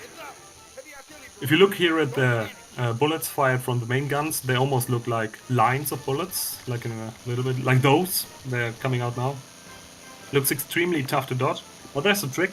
You can stay in the bottom right corner for almost all of them. And for one single sweep, you have to stay a couple of pixels to the left. So you can just do the tiniest tap to the left and you'll be good. For the actual, first one, actually, you have to be not in the corner. So you can go see him go to the corner, then tap like a little bit like a pixel to the left, and then go back to the corner and stay here in the corner, bottom right corner for the other iterations of the attack, and you'll be fine. And here's another bomb, and perfectly timed for the bomb resources. 2 empty slots, and you will get 2 back because it's stage 2. For stage 3, you get 3 back, and so on. So bombing wise, this is perfect. The bombing plan looking good. You can have 7 slots total, so 1 more to go. Just a couple of more bombs to use, and then stages 4 and 5 are those stages you actually want to have so many resources ready. He hasn't died a second time, which is really good. That was a panic bomb, by the way. Very close. What happens when you fly so aggressively point-blank range at the very top of the screen the entire time is that sometimes you can't see the bullets and they're coming out of the enemy explosion, and sometimes you're not exactly sure, am I close enough or maybe a little bit too far away? And the bullets can sometimes come out which you don't expect, which can lead to very surprising jump scare deaths. And in order to prevent those, you sometimes panic bomb at the very top of the screen, because you can't react to those bullets anyway. If these revenge bullets appear, they appear right in your face, and there's nothing you can do. This is also beautifully routed here. Like, so few of those revenge bullets are actually coming out. This does not look like your typical stage 2-3. If you play it normally at the bottom of the screen, it looks like an entirely different game. So this is looking so much easier, but only when you do these precise movements that Juju's doing. Like, he never even leaves the top of the screen anymore. He just stays there, and it's insane. Like there, a single bullet is coming out, and it's so dangerous. But that's looking very good. Final stretch of 2-3 can be quite difficult, especially because of the mid-sides enemies on the right. They will come down in a bit here, like these enemies I'm talking about, like mid-sized purple planes. You want to take them out as quickly as possible. Maybe we will see another bomb here, actually. I'm not sure what his route is, but he's not doing any bombs here. Even leaving some enemies alive here, so it's quite a good idea. Like, bombing here would not even be a bad idea by any means, because he does have the resources now. He's actually doing his scoring route, I see, which is what he's used to, and that's basically just muscle memory he's using here, but he could use a little bit more bombs. But he does it in style. He does not rely on the bombs. He actually does the scoring route, which, yeah, he can't really capitalize anymore in the same extent as he would have on no miss pace, but still. Stage 3 boss. A couple of changes here as well, especially in bullet speed. So the line of directly aimed bullets you saw on loop 1, they will be just really, really fast here, and that's by far the main difference. Obviously, you also have like revenge bullets here, but these like these bullets, you see, they come to you and then they aim at you, and they're very fast. And again, your hitbox is quite large, so yeah, use some bombs. You get 3 bombs back, and there's a bomb icon on screen. So again, he has to bomb Well, he doesn't have to bomb 3 more times, but he can bomb 2 more times, actually, twice. He can bomb without any penalty at all. So, no reason to risk it. The score is over anyway, just use 2 bombs and carry it home. Let's go for the clear. The toughest stages are yet to come. And there you go. He would even be able to use, what is it like, 2 more bombs. So there's a excess in bombs we have here. And the full bomb stock now, 7 bombs. Let's go. This is probably the hardest stage. One more after this one. 2-5 is also very difficult, but maybe it's my personal preference that's here, but I find this stage to be more difficult than the final stage. A little bit more unstable, more things can go wrong. And for stage 1 and for stage 2 it's the same, but just even worse. The revenge bullets are getting quite crazy here. The screen getting filled up like very quickly. Also, from this stage onwards, and the same goes for stage 2-5, is that you will see him not always at the top of the screen, as it was the case in 2-1, 2-2, and 2-3, because it's just not possible anymore. It's too dangerous at the top because so many mid-sized enemies are on screen, so he's forced to stay at the bottom. He will intentionally not kill the big blue ship there, because by killing it you will spawn like dozens of small enemies, and the revenge bullets of those enemies are very dangerous. So sometimes it's better to do a little bit of pacifist routing here. Oh, and they were so close. Revenge bullets spawned very close to him, but he managed to dodge them. Luckily they are a little bit slower because rank is a little bit lower, so that was still possible, but it was a close scenario, like for sure. This stage also is one of those where you hardly get any bombs back, and it's so long, it's just so long. I think in total you only get, what is it, 3 bombs back? And it just takes forever. First half, almost done. We enter the mid-boss area here, so that was already a very tricky section. Hasn't died a single time again, I mean, like a second time again. The first time, well, more or less was a given, but the second time it's really good. And you can chain a little bit here, and he does it. Yes, still going for some risks. Nice, what was it, like 250k chain? And 27 mil. For live run, it's pretty incredible. Like, that's like nothing you usually just can't pull off. It's incredibly difficult to get. In a marathon setting, no less. And for the really difficult parts, we go now. So this part in the middle, again, you will... Oh my god, and there's death. Obviously, dying with 7 bombs in stock is quite painful, to say the least. But what can you do? He tried to not kill the building, because again, the building would have triggered like dozens of small helicopters and would have made everything even more difficult. So there was another pacifist section. But the turrets there, they fire in random intervals, and yeah, they got him. Let's see how he deals with this section.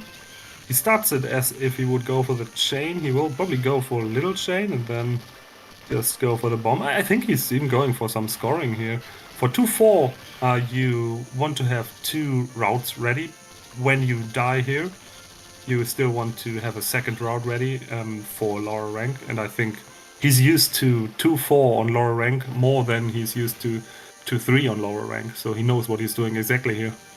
So that was pretty neat. A pretty nice chain he got there, small chain. Second is not too big of a deal. I mean, scoring-wise, it didn't matter at all.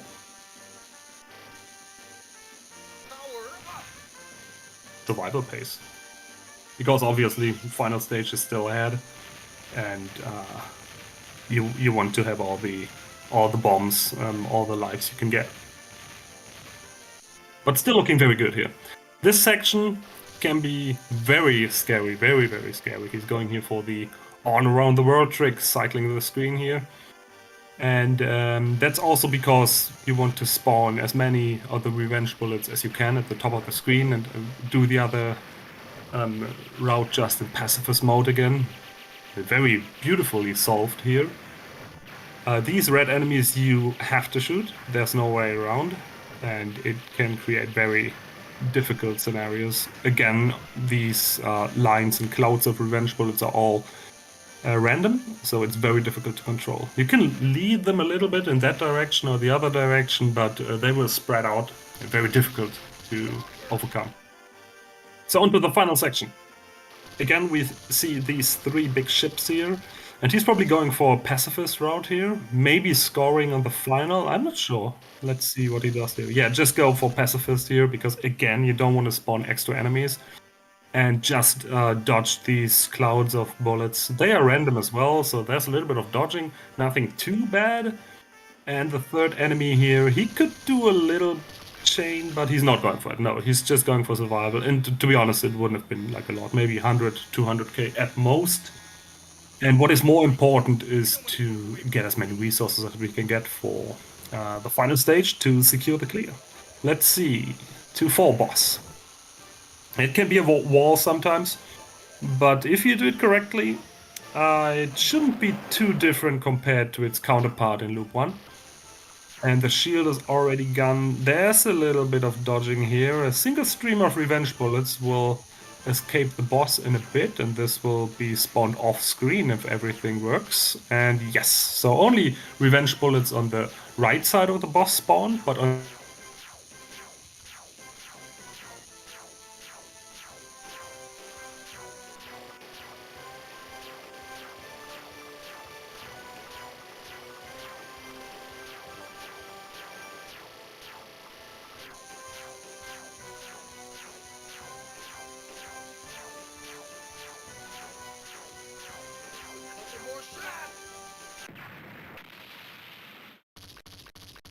Hello? Hello? Am I back again? I think I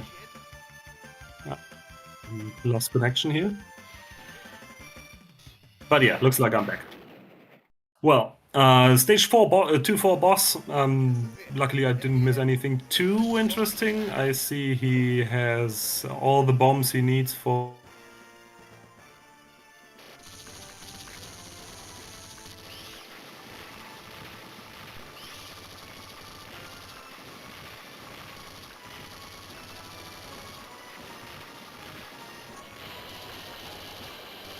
Again, having a little bit of connection problems here, but should be fine again. Let's hope this doesn't happen again. All right, so stage 2-5. The opening section, you can score quite a bit, even on lower rank. And at this point, even if you no-miss the entire game, you want to get rid of your no-miss rank at the very start of 2-5, so you can do the rest of stage 2-5 on low rank, because low rank is higher scoring, because you can actually do the insane setups for the really big chains. You can't do on max rank, so you just sacrifice on the big score bonus you would get from no missing this stage and focus on chaining. And that means basically that Juju is en route again. So what we see here is what he's actually used to. No plan B, no compromise patterns here, nothing. He just have to perform on the fly. This is exactly what he has practiced. This is what his 2-5 needs to look like, the level of rank. We are approaching 30 million already, and this stage has a couple of very high scoring chains. So 30 will be a given, and we'll see how far he can push it beyond that, because he has a couple of really interesting things up his sleeve. We'll see about that. That's a good bomb. I mean, normally you wouldn't bomb here. It's a smaller chain. It doesn't matter too much at this point. Just focus on the big chains. And if there are any scary scenarios, just bomb. You have enough bombs at this point. Still, I can't really stress it enough for a marathon run. This is just extremely high level play. Really, really nice to see the game played like this. Let's see. Upcoming is the big blue ship again. which is very scary for revenge bullets.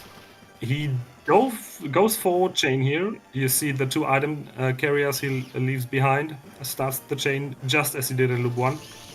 Only this time much harder because the cutback will maybe not be possible at all. Yeah, he will probably just go for bomb here. Yes. Okay, that's fine.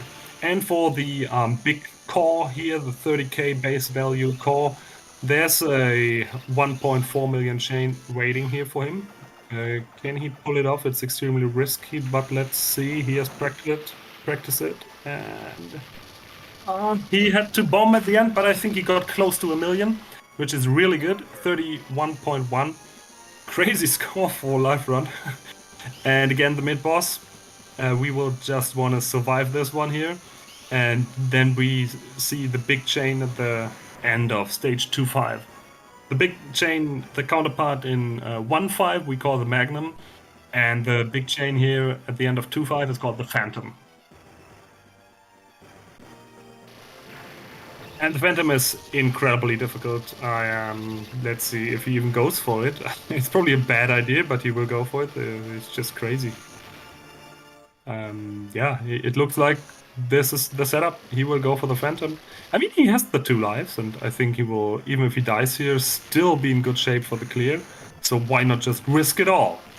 Yeah, he definitely goes for it. We're in there. This is the Phantom. Let's see. Controlling those revenge bullets is just extremely difficult. Like, it's hard to put in words what you have to pay attention to. The precision is completely ridiculous. And what the fuck, you even got 120 hit already. And you got the difficult part. The connection is the difficult one. We're in there. He just has to pull it off now.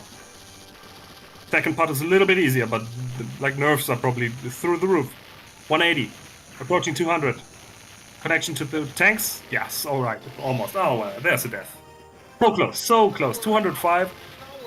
There was, what was it, like 7-8 million? Like the ending gets, oh my god, there's another death. Like, this is, yeah, these chain deaths. Now we're not chaining enemies anymore, we're chaining lives. That's bad, that's bad. Still, I mean, the final bosses, there's a true last boss coming after the boss. It's difficult, but he probably still can do it. But really you have to focus now. It is 6 bombs and no lives. So 6 bombs is all we got. And it should be enough. The first opening attack, you can use the safe spot as we did before in 1-5. This one's fine. And then you have to do a little bit more of dodging, and you can't just throw away your bombs like you did in your like you can do in your first loop. It's not possible anymore here. We need all the bombs. All right, safe spot over. From here it is dodging. Let's see how it goes. 6 more bombs should be good. The true last boss, I think, like realistically, he maybe needs like 1-2 bombs. And there's a bomb. Yeah, there's a good bomb to get rid of the turret as well. There was a panic bomb because dodging is difficult. And boss should be almost dead. Maybe 1 more bomb and he's dead. And he probably will use that bomb. It would be silly not to use. Yeah, just use it. Just use it. Gets rid of it. All right, okay. Final boss done. Now we get to see the mechanical bee, the true last boss.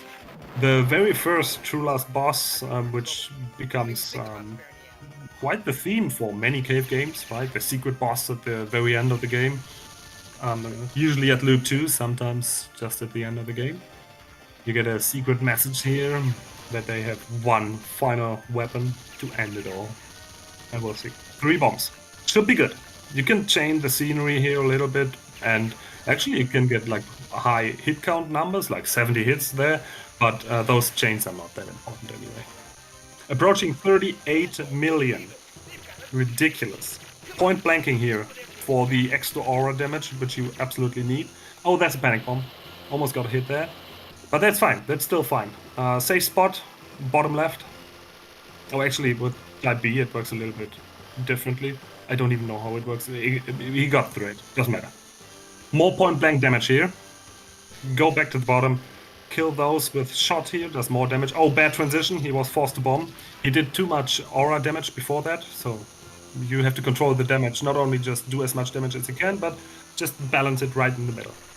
1 more bomb. and he wants to have that bomb for the final attack. This is extremely close now. He has to dodge the snow bomb. And again, the next attack, he cannot afford to bomb. If he bombs now, final will kill him, most likely. Final attack now. Bomb, aura, and come on, where is it? Yes, that's clear. There it is. He carries it home, the 2-all on his very last life. No bombs left. Absolutely fantastic. 39 million in a live run, and I think he will be very happy about that. That is one fantastic run. Completely insane. It was insane, man. Congrats. Oh my god. I'm really happy. So many good stuff. What are your thoughts about the run? I was extremely nervous at the beginning. And when I got through 1-3 and 1-4, I was actually starting to feeling confident again. And so, yeah, the death on the Magnum was kind of expected. I messed up the beginning, so it's entirely my fault, but that happens. Yeah. But then from there, I played well. I'm really happy about my start of the loop. I actually played very, very well. And I'm very happy about the recovery in 2-4. Yes. Dude, what Nicely happened done, on the dude. Phantom? Nice you got like done. 200 hits on the Phantom. That was insane, dude. Yeah, I almost got the Phantom. It was like 7 or 8 million point game there. I did a very stupid mistake as well. I messed up on a very easy part, but he had nerfs. Basically, I was like, oh my god, I'm getting the Phantom.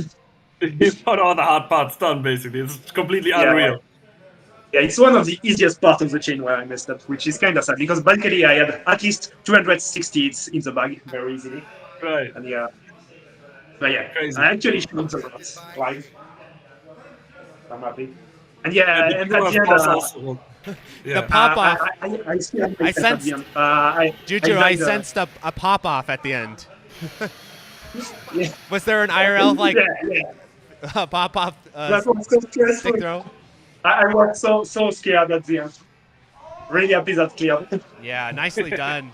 So I heard you don't want to be called a super player. What do I call you? An ultra player? An amazing god of Shmups? No. The god of Shmups? What do I call you? Well, that was awesome, man. That was everyone was like watching your run here, IRL. Everyone's like, Juju's so good. That was amazing. Yeah, I made it more scary than it should have been at the end. Like I died on the Phantom and then died immediately after, and that death was really stupid. Yeah. If I just pressed the bomb button here, it was very safe until the end, and I made it very scary. Yeah. Well, that was it's great excellent. for views if you make it as clutch as this run. Yeah, that was real Yeah. clutch. And Donpachi is such a ruthless game. Like Plasmo was saying, it's not live run friendly, that's for sure. Yeah, I should have died twice in 1-3. Got very, very close from dying in 1-3. Got a little bit lucky there. That was excellent. Whew. I'm exhausted watching it. I was exhausted for you. Yeah, that's fine. I don't have to play anymore. You're done. I can watch other people stress. Mission accomplished. Exactly. Great commentary, Plasmo, by the way. That was really excellent. Yeah, I have to make my run again. For that. Yeah. I really want to hear Plasmo commentary. Yeah, I mean, he knows so much about the game. He's such an amazing player himself at Donpachi. Couldn't find a better person. Yeah, it's basically the only person who actually knows what I'm doing. Yeah. Maybe if we got WTN in here and translated for him, maybe someone like that. Amazing. Well, awesome job, my friends. So we're going to take a quick break, and then up next we've got Truxton. That'll be really cool. Alrighty, hang tight, everyone. Great job, Juju. Great job, Plasmo. Thanks. See ya. Later.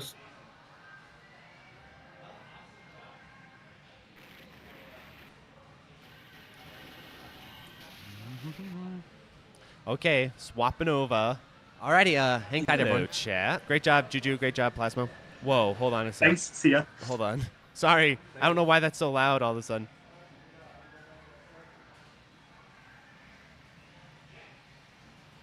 Okay, that's better. Okay, Okay, chat. Alrighty, hang tight, everyone. Chat. Great job. So up Great next job, we've got Whoa, hold Truxton. on. Let's take a little look at the schedule. I don't know why that's so loud all of a sudden. Oh, thanks so much, MewJam. Speaking of, let me thank Liam. Liam donated $5 during the run. Thanks so much, Liam, and also thank you so much, MewJam. That was a great. Donpachi is always so interesting to watch because, like PLASMO was saying, it's such a scary game. It's punishing. That's my favorite kind of games when they're in Slam and they make it through because it's so satisfying. So, thanks again, MewJam. And we'll swap over to what do you call it? See, I'm out of it, my friends. To Truxton. The classic game room's favorite shmup, I believe, if I remember that channel. So yeah, hang tight, everyone. We'll swap over to what do you call it? See, I'm out of it, my friends. To Truxton.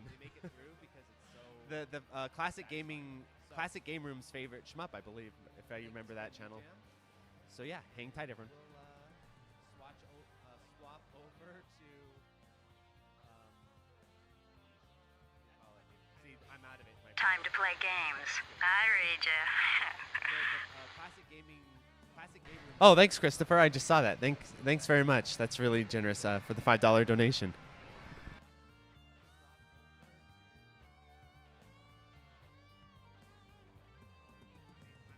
Time to play games. I read ya. Oh, thanks, Christopher. I just saw that. Thanks very much. That's really generous for the $5 donation.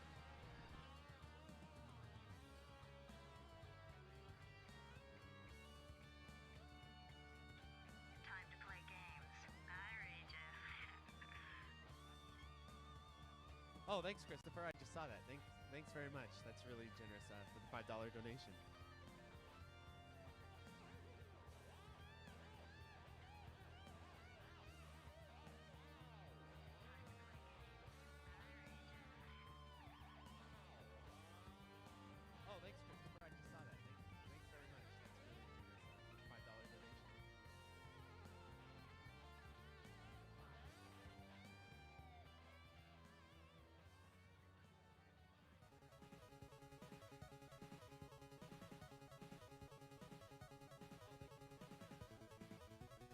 Oh, thanks, Christopher. I just saw that. Thanks very much. That's really generous for the $5 donation. Time to play games. I read ya.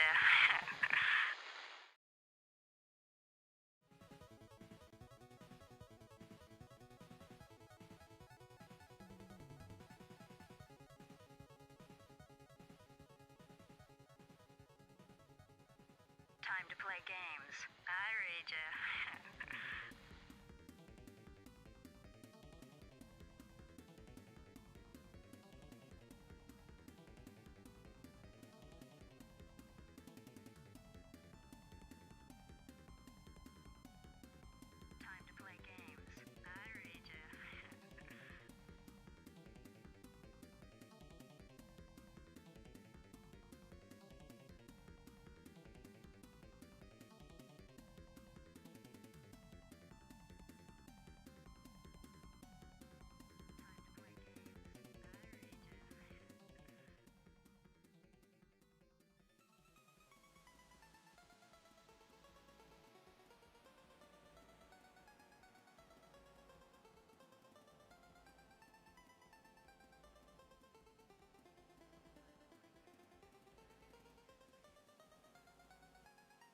Time to play games. I read ya.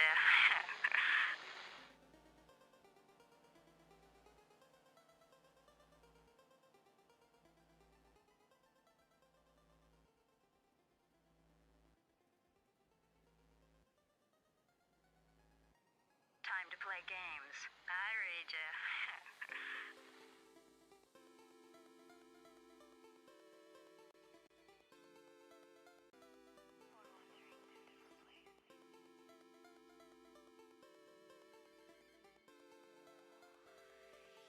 Time to play games. I read ya.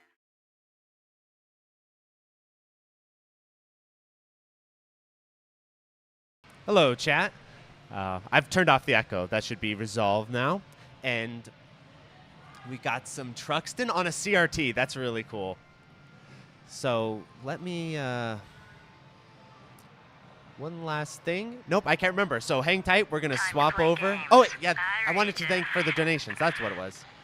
Okay, so... thanks so much to Michael for the $10 donation. That's really generous of you. And then thank you so much to Radio 100%. Oh, that's cool.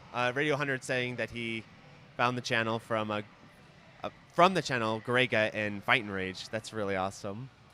And thank you very much, Panjin, for the $10 donation. Only gaming marathon I look forward to all year. Yeah, Shmup Slam is a unique creature, that's for sure. I hope you all are enjoying it. So we're going to get swapped over to Truxton. Hang tight.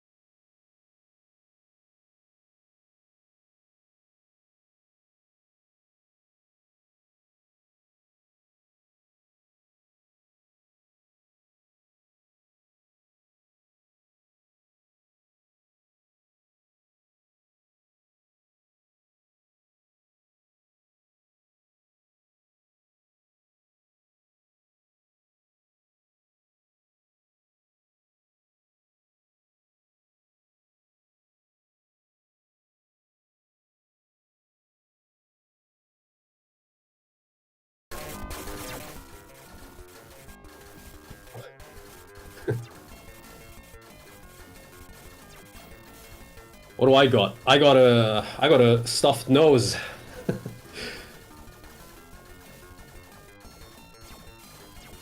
Is he? No, I can hear him alone. Can you hear me? Okay. Mic check. 1, 2. Can you hear my golden voice? All right. As I was saying earlier, it's your boy, Big Malone, putting out for my Shmuppers, residing in the Big Jung Shmupper. This one goes out to all y'all Topeland enjoyers out there, Maine. So what are you Topeland enjoyers up to today on this fine Saturday here at Shmup Slam 7? You want Topeland recommendations? Topeland recommendations. Recommendations. Well, okay. We could argue that because of Topeland developers jumping ship to every company, you've got everything as Topeland. I mean, Rising Topeland developers, Milestone Topeland developers, Takumi Topeland developers, all Topeland developers. Using Topeland boards as well. Yeah, Rolling Gunner Topeland developers, Touhou Topeland developers. That's a stretch. That's a stretch. Toa Power, Toa Power everywhere. It's in the DNA of everything, all the time, everywhere. Okay, so that almost looked like a mini boss, but was it a mini boss? I don't know. You tell me, Rez. No. This game is full of big ass elite enemies like that. Okay, so I know that we see, I think there's 3 colors. There's like this blue thing that just shoots out this stretchy laser that kind of touches people. Then you got like the yellow spread shot. Then I think there's a straight beam. But you know, if Jung would have actually held down the buttons correctly at the start by hitting Star AB and the Phantom C button, he could have gotten the reflector. But he chose not to do the reflector for this run. So he's taking a real man's run because most people would use the reflector just to invuln their way through the game and play it more like a future game called Gigawings. So that's where that Gigawing DNA comes in, from that reflector that he chose not to use. Yeah, but that Gigawing game, honestly, it's kind of just for scrubs. It lacks the Toa power. Like a true Toa power gamer does not need a flimsy shield like that. Pure honest dodging and just raw shot power. That's all you need. Doesn't this have checkpoints? So like, yeah, Gigawing didn't have checkpoints, so you're right. As much as I like Gigawing, they kind of just casualized it. At the end of the day, the devs are just like, you know what, we need something for the masses, something for the non-hardcore people. Okay, now if you look really closely, there's a skull in there. That skull is a reference to the crystal skull from Indiana Jones, specifically. Not the Mayan one. The Mayan one stole from the Indiana Jones one. So that's where it came from. It's literally a reference to movies. Oh, I'm sorry, it's green. Okay, there's a green straight shot in this game. Who would have thought? Who would have thunk? Now, why'd it have to be green of all things? Ball Plan has this thing where the green shot is always the what do you call it? The punishment shot. So if you pick it up, it's pretty much over for you unless you're a master gamer like JHENG is. So he will be using green for a lot of the time. I'm not sure actually if he's gonna switch to red or blue at any point. And we got our first dono. It's from Rainbow Man 32. He says for every time that they switch the power up, he'll give $100 because JHENG is that adamant on green. So let's see if that encourages JHENG to keep picking up different colors of power ups. That's unfortunate. That's unfortunate. Well, wait, is he gonna reset? Yeah, that's a reset. It looks like. Yeah, I mean you got to do it early. Yeah, that's okay. How much time does he actually get total? Let me check the. Actually, since we're a little behind schedule, how long is it supposed to go for? I don't know. Schedule? Do we need schedules here? We just talk till we're kicked off. Yeah. Yeah, that's overrated. Okay. Overrated. Yeah, we'll stay until the hosts say time for the next one. Okay, it's 40-minute run. Yeah, it's okay. Okay, so here's what I tell you about Stage 1. Stage 1's actually a bandit camp. It has basic foot soldiers, archers, and axe wielders. You can get the health meat here, and the first scroll that you can find is the Fire and the Thunder. Now, since this ship is actually called Zhang Fei, and nobody's telling you that, he has a roar to do crowd control that he isn't using. So again, he's using all these mechanics that are hidden. He can also jump to punish the archers and the spear throwers. So that's what his dodging's representing in this particular plane. And then when he gets to the mini-boss, if he uses the roar, he can literally just cancel the bullets. So it's kind of like the shield, but not. So pretend that's what his bomb is actually doing. It turns out the first boss is actually Xia Shun, the bandit chief. So let's see if he makes it to Xia Shun this time. Also, I lied earlier. That was actually a mid-boss. I was testing the fake interest in chat. No one has called us out. That is very sad. None of you have real Toa power. Yes, that was the Toa power test. All right, and 20 summit type laser. Jesus Christ.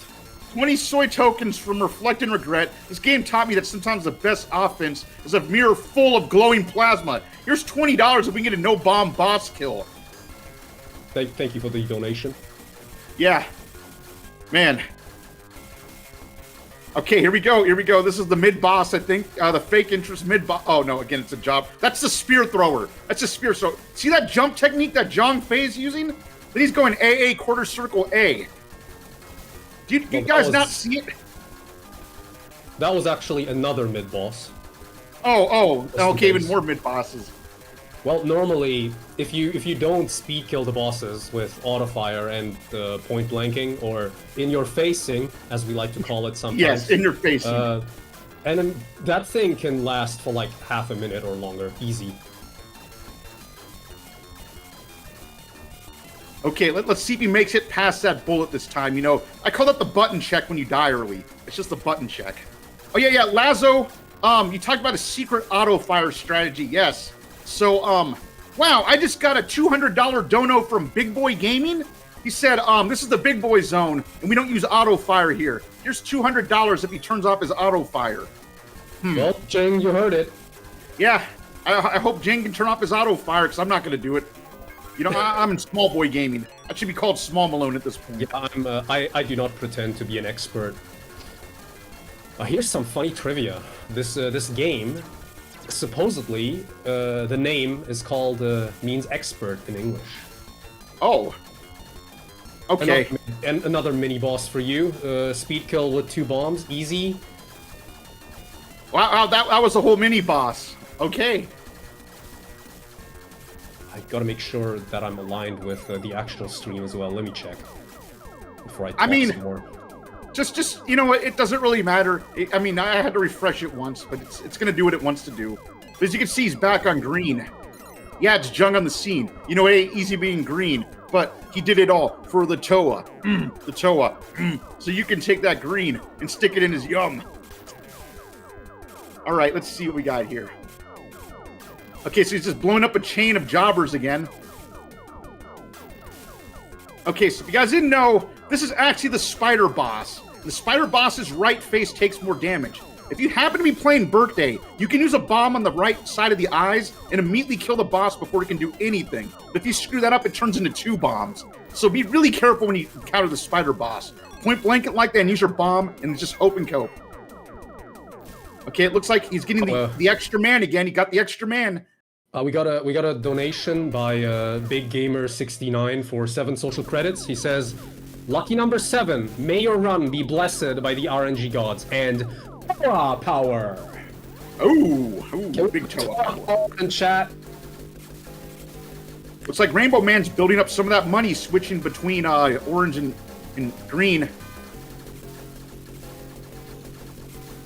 Okay, this sounds like boss music here. Okay, yes, this is a boss, and as you can see, another classic bomb speed kill. Okay.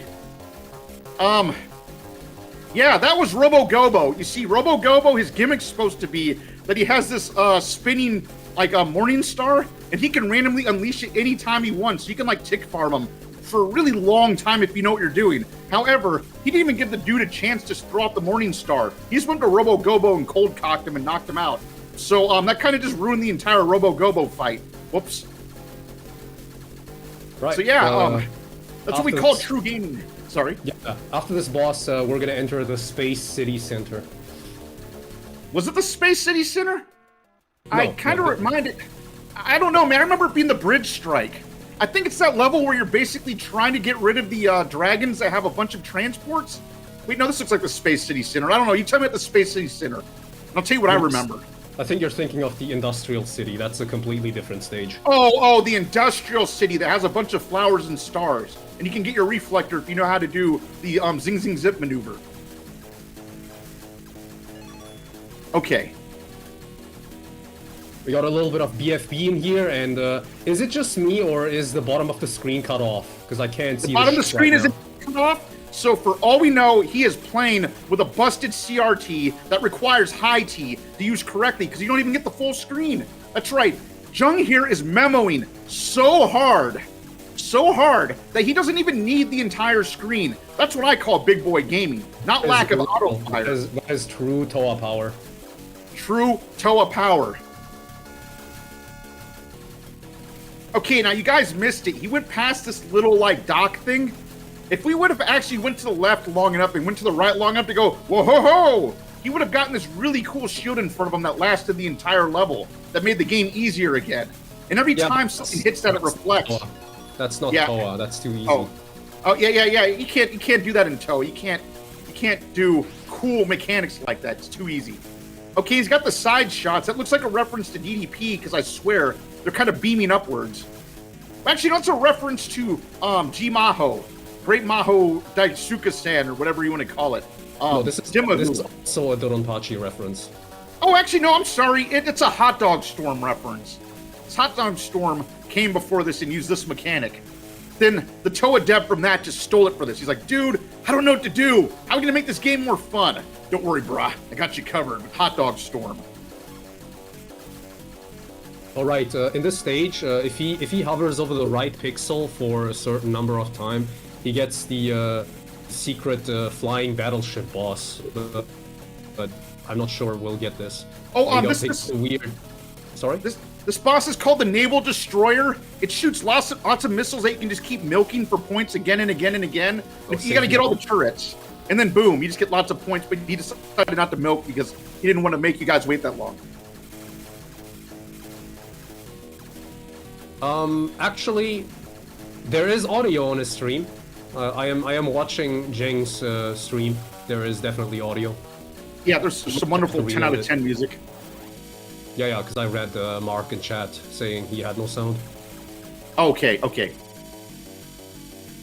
Mark is just keeping it safe for the viewers because the Touhou music is just too epic. It's just too epic. Yeah. Like, it might actually make you faint. Yeah, that's the tracking shot, and what he's not doing right now is if he actually stops shooting for a moment and hold down the A button, he can make this really, really cool sword just magically appear in front of him, and he can kind of guide it a little bit and do a lot of damage. So it stops working. That's a Radiant Silvergun reference. Yeah, absolutely. So see, Radiant Silvergun even stole from this game. It has everything's DNA. Safety bomb, pretty good. Yeah, high T safety bomb. I like how he's keeping us in suspense by hiding the live counter as well. That is true, honest Touhou gaming. Oh, looks like we got a donation from Lazo for 6. What is this currency? Malaysian baht? Thailand baht? I don't know. He says, "May your coffee be strong and your internet stable. The ultimate Touhou power combo." Well, thank you, Lazo. It's very very generous of you.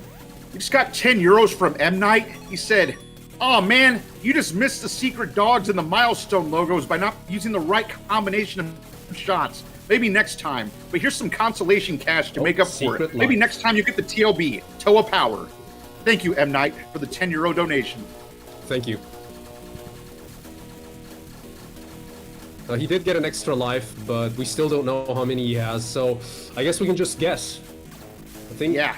I'm guessing he's got 4 more lives left, judging the score. Okay, so we're at the next mini boss. This is the Flying Pancake. It's a selectable ship and strikers as well. But like this is actually from another. It's been in mini games. The Flying Pancakes. We just completely obliterated him before he could do cool stuff like shoot a beam down the center and shoot out this gravity thing that you got to counter fire. Yeah, he took out all those patterns with his auto fire. Hence, this is not big boy gaming, unfortunately. Yeah, we're unfortunately gonna lose out on the $200 dono, but well, I mean. Whoa! Look at that bomb. That was a hell of a reflect. That was pretty close. Yeah, that was actually pretty impressive. He's already challenging himself by playing on a broken CRT and not being able to see the bottom of the screen. So I think that's good enough, you know? Yeah, absolutely. Like there's a limit to the insanity we could even handle. Like we can't handle a big boy gaming no auto fire run. It's just too crazy. Speaking of pushing to the limit, look at that point blank madness he just pulled off right there. He just went right to the top, to the limit of the screen. The only part that matters, because he knows where the BFB is going to be. It's completely destroyed that boss. That's a Raiden reference, by the way. Yeah. Had we actually got to fight that boss, it would have been this cool tank that kind of just shoots you from the side and does a bullet cage. Then after you blow it up enough, you have to start following the blue and the pink patterns around. Like you follow the blue to not die, and then just boom. You just get through it while you're locking on and shooting. Oh yeah, he's not using blue, so he's not using the full lock-on mechanic for this game. He's not making the floating cubes drop, so he's really gimping himself on the metal pickup, on the point pickup. Okay, it looks like we made it to stage 3, the Burning Village. Everything's on fire, including you. This has spear enemies, trap ninjas, flame archers, floor traps, explosions everywhere. So the big secret in this is at the beginning of the stage, you have to go up in the right into the grass, then you can go to the hidden area in the back. When you go to the hidden area in the back, you need to pick up 4 more bombs, because you're going to need them for the boss to do a trick to get him to join you. And then after that, when you beat up the guys, be sure to get the jade armor to reduce how much damage you're taking. Now if you get all the bombs, you get to the boss, I think it's Xiahua, and basically you got to lure him to the fire trap. And you got to throw all the bombs in when he's under a bar of health. And then you got to hit C. I can't translate what he says, but you hit C, and then he joins you, and then you get 2 ships. But unfortunately, Jung doesn't seem to be going that route. He's going a completely alternate route. What route do you think he's going for this one? I have to tell you something, Malone.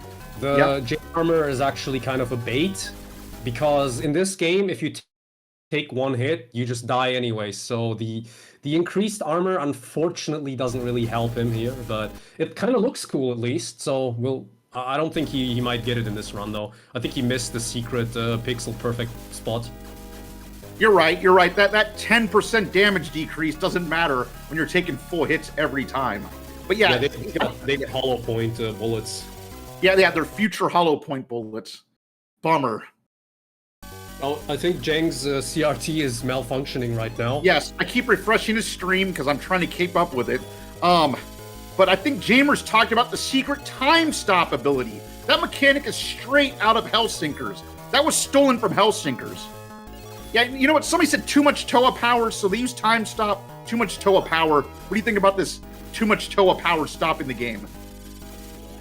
Honestly, there is such a thing as too much TOA power. Like the human body is not designed to handle an excessive amount of TOA power, so you have to limit it.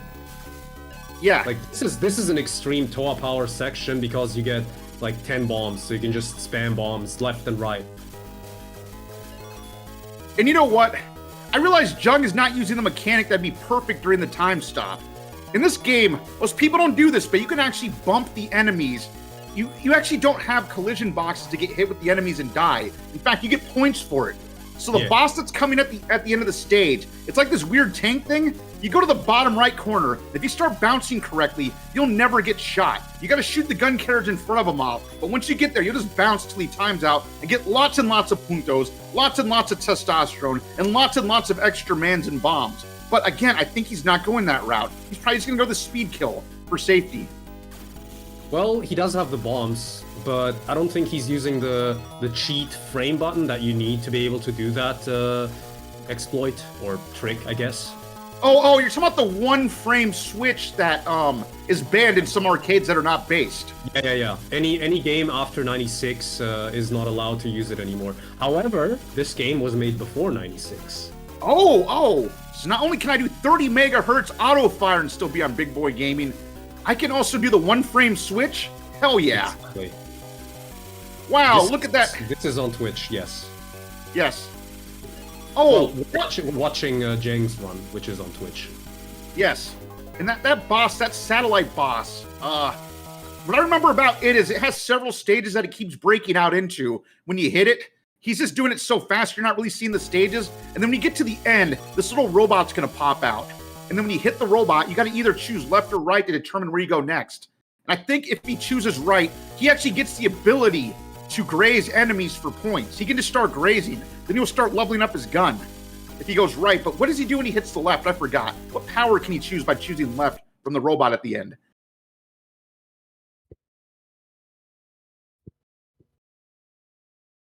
Okay, if he finishes the next mid-boss on the left side of the screen, he will unlock the volcanic base stage path. Let's see if he does it. Do you remember what the other alternative stage is? Oh, that's right. So he actually does get a mechanic. You're right. He doesn't get a mechanic if he goes left. He just gets the volcano stage boss.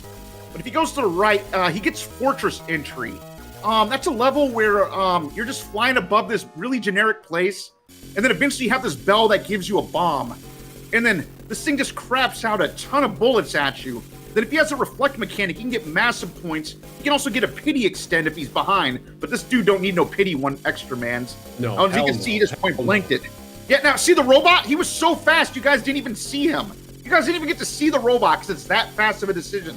So he actually went the middle route, which is what the normal game goes on. Bummer. But anyways, yeah, there's like this robot at the end that just like has these rocket arms and laser arms and kind of shoots you down the center. You can just point blank him and call it a day.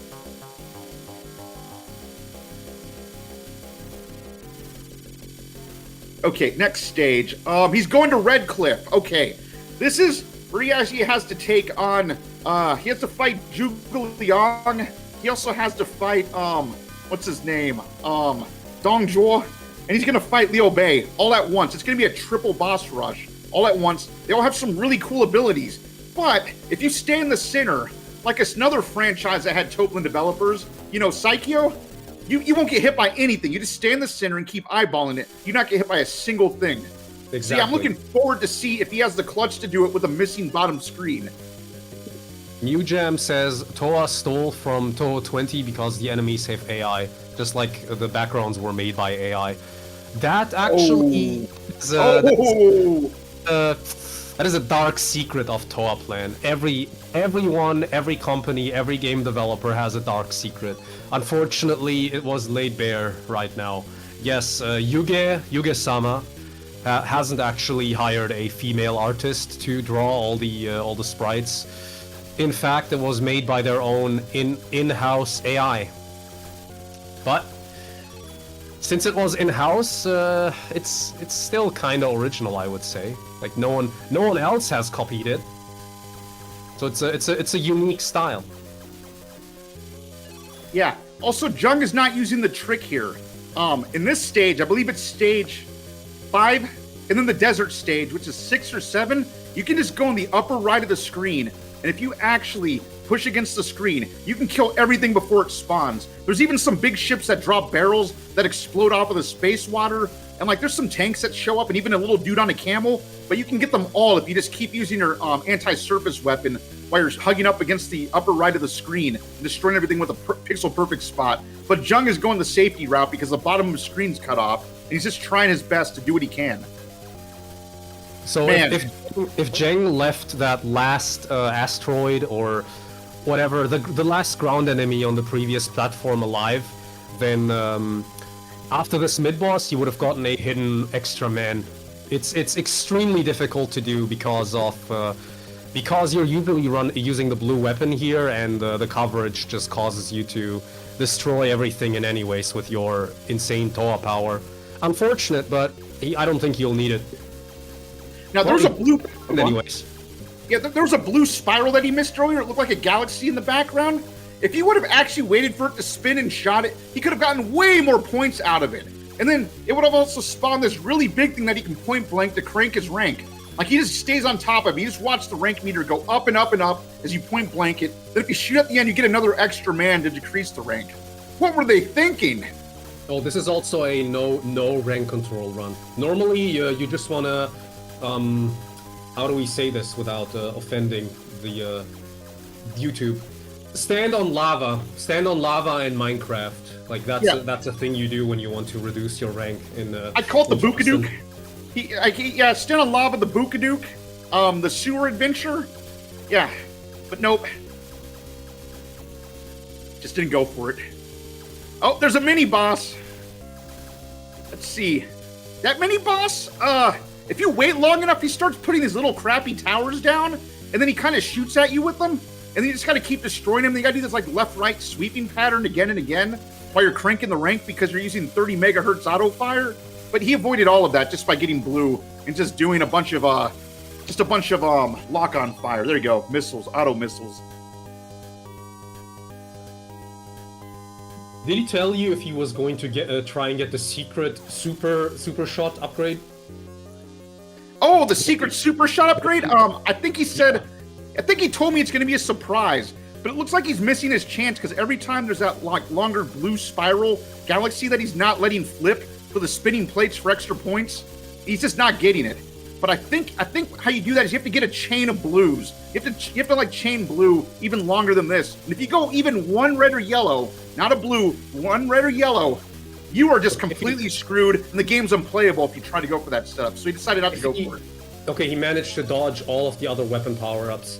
If he manages to get like 5 weapons on screen and then dodge them all, he can get a special weapon, which is like a super powerful plasma shot or whatever. It's like a combo of the blue laser and the green star thing. It's like a full screen. It's full screen coverage and it's extremely powerful. We got Ironic Commentary Hater donating $20 to say, even bad commentary. Ironic Commentary's bad commentary. We should be booed off. Whatever, man. Bunch of haters out there. Mods get his ass. Okay, we got 1337 soy bucks from the Pixel Dodge Master. Every time you thread the needle through a bullet maze, an arcade cabinet sheds a tear of joy. 1337 for bullet ballet beauty. Oh, we got JAIMERS. Got JAIMERS backing us up on this commentary right here. He said everything is true. Thank you, JAIMERS. Okay, now what they don't tell you is that this boss is actually named Boredom. You see, boredom is a little bit tricky. What Jung should have did is he should have went to the upper left and destroyed the helicopter holding him first. Then he should have gotten the other 3 helicopters holding him. Then after that, do not stay under him. I repeat, do not stay under him. He has so many random patterns that make me bored when I fight him. If you're right under, you might just die instantly. But he did his own route, because everybody's got their own route for fighting boredom. Oh, actually, I was just told that if you play this game on a broken CRT and you stand at the bottom of the screen, you are hiding from the bullets. Oh, okay. So it's like a reverse of like Touhou, where like you can't hurt people at the very top of the screen. So he's actually abusing what would later become a key mechanic for irritating people for generations to come in Yagawa games. When you go to the top, you can't get it. Okay. Wow, this game is so deep. Has so many references. Yeah, honestly, the developers are pretty generous. Like normally, arcade developers would make their game as hellishly difficult as possible, but I think Yuga-san was a legendary and very generous game developer. He didn't care about making infinite dollars in the arcade. He just wanted to make a good game. Now, did you know this game's original tagline was "The sky's full of bullets and bad guys, and you've got the condiments of war"? And originally they're going to shape the ship like a hot dog, but then they saved that for a later project that we mentioned earlier. Did you know that this has Hot Dog Storm DNA? I love hot dogs.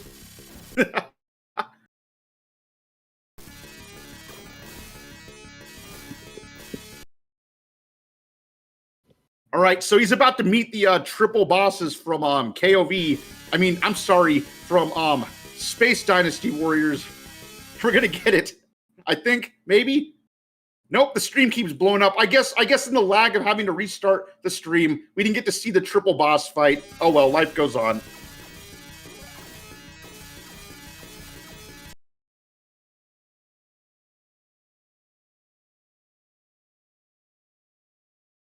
Squid Dude with a 50-cent dono. He says, donating because seeing this Truxton run reminds me of the time I almost beat stage 3 without dying. Almost. Keep up the awesome work. Well, thank you, Squid. Very, very generous. Oh my god, we just got a dono from Sign Mora Dev Team. They say that they're Sign Mora Dev Team for 1,000 euros. It said, yo dog, this is the game that inspired our time stop mechanic. This is why we have time stop. Thanks to Jung, we have the best shmup ever made, and you guys can all enjoy it. We even had to remaster that thing just for you guys. Looking forward to a blind Kumite, with much love. So there we go. Now we know the secret origin of Sign Mora, the best shmup ever made. Sign Mora is very difficult. Yes. They definitely have a lot of Toa power energy in there. Lots and lots of Toa power energy for sure.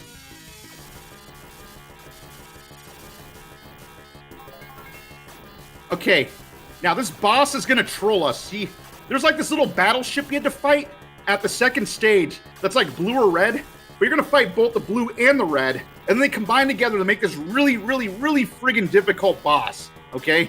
This boss needs like at least 5 bombs, unless if like you're ultra great at dodging and stuff, and it's random. It's just completely random. And basically just bomb your way through it, then you get rewarded with the final stage of the game. But I'm looking forward to this twin bomber fight coming up to see if he can handle it. All I gotta say is, it's a slot machine. You just better hope that he turns blue, so you can turn red. You get the red power up, then do double damage the whole time, then the game is over. But we'll see if that really happens, or if he keeps using blue like a dummy. Or actually, I should say like he's high T, because you do half damage with blue, but you don't even care.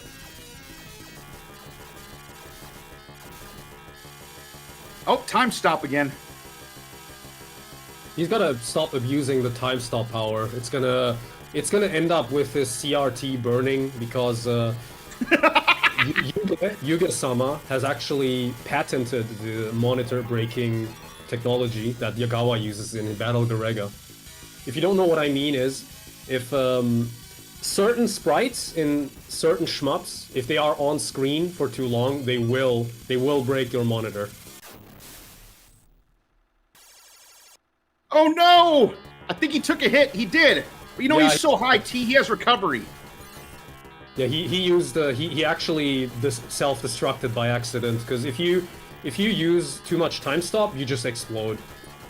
Oh wait, but no, remember it's that score strategy. You see, he was actually going for the incredibly secret 1 pixel graze. If you do that 1 pixel graze and then you proceed to stand in lava in Minecraft, you just get a massive score infusion. But he's off by 1 other pixel, so it's not quite as high as it should be. But yeah, that was actually one of the highest T strats he could have picked right there. Darn, I love you, Jung. I mean, Jang. I am not sure if that was intentional, Wabby, to lower rank, but I think he just did it to make the run last a little longer, so we can enjoy the game for longer. Thank you, Jang. Also, thank you to Visibly Shaken for the $10 dono, and he says, yeah!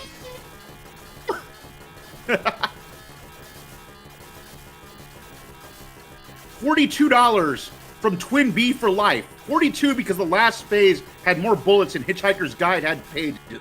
Don't panic, just reflect. But yes, I agree with the chat. Indeed, lives were hidden to build suspense. Because you know what? Always put your money on Jang. He knows all the recovery strats. He'll always get through there. Time to play games. Static relay with 420. Don't forget the trick.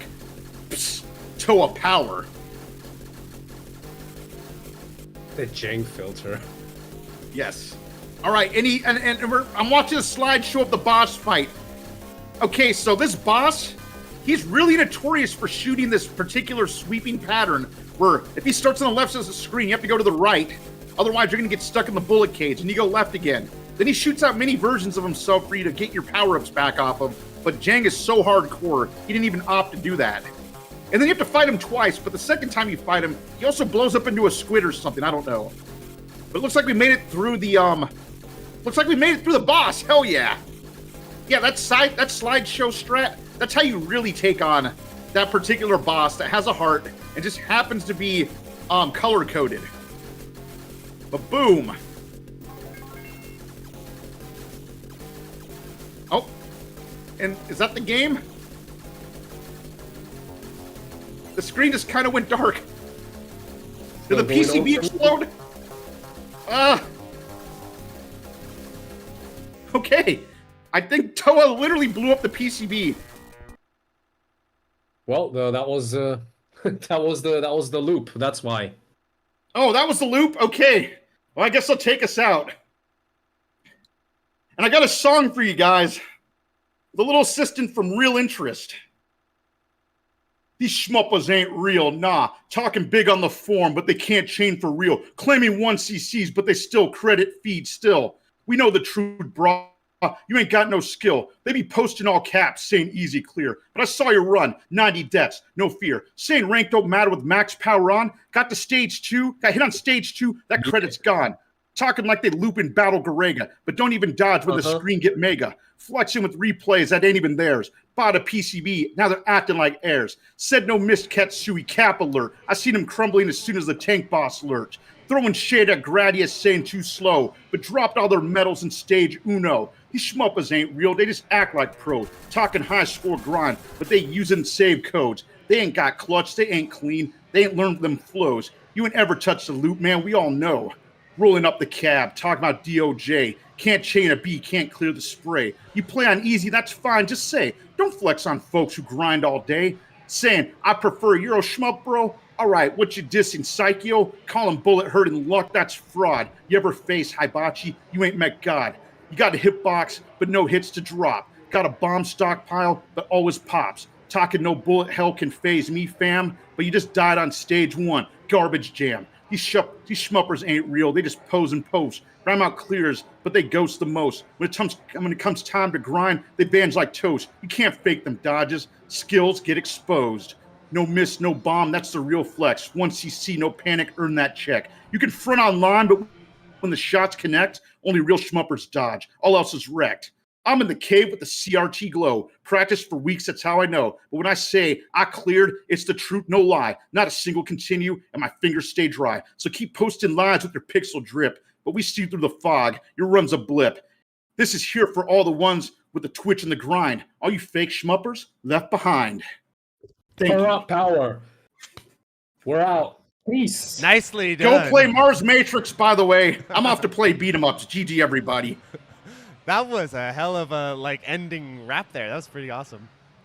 Also, thanks so much for keeping up with all those donations. I was getting really nervous. Like, oh my God, so many coming in. How are we going to keep up with these? So you guys did an excellent job keeping up with those. Awesome. So we finally get to see the bottom of the CRT at the end here. It's really it's revealed to us. Oh wow! Look at all those lives. Holy crap. Yeah, looks like the run was never in danger. He knows every recovery strat. Oh, that was fun. Oh, Truxton.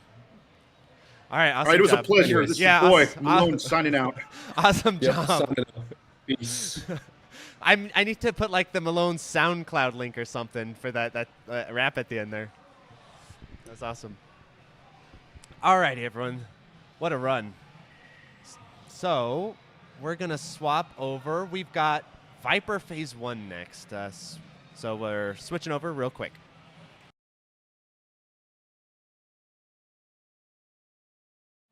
That's awesome. All right, everyone. Hello, What a chat. run. How's it going? So Did y'all enjoy that? swap over. We've got Viper Phase That was 1 fun. next. So we're switching over real quick. Oh my God, that made me laugh. All those donations were really Chat, impressive. How's it going? Can't believe Y'all it. enjoy that? Swimming in cash this year. That was fun. Alrighty, so let's see what's up next. We've got, my sorry, That made me laugh. Viper Phase those donations 1. were Very really cool. impressive. Alrighty, so I think we're on schedule. Let believe me it. take a little peek at the schedule here. Swimming in cash this year. Alrighty, so- Oh yeah, those donations were 100% real. Completely. Let's see what's up next. We've got, sorry. That made me laugh. Viper Phase 1. Very cool. 2:15. Alrighty, so I Good. think We're we're ahead on of schedule. schedule. Let me All right, take a hang little tight, peek at everyone. the We're schedule here. switching over to Viper Phase 1. Alrighty, so Oh yeah, those donations were 100% real. Completely. let's see what's up next. Time to play games. I read ya. Viper Phase Oh, thanks so much for the donation, Cave Maniac.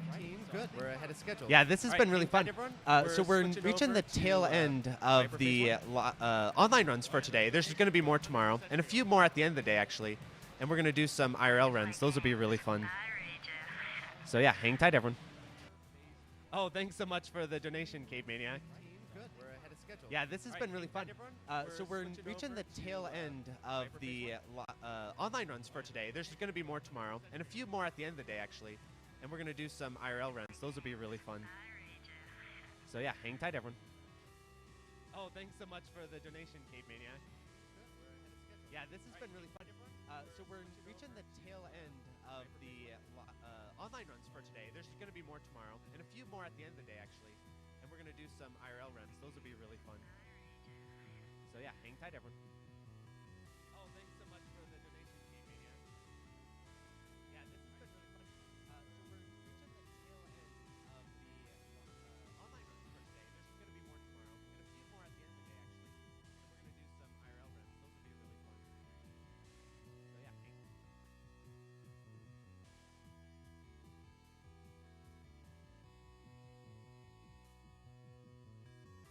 So yeah, hang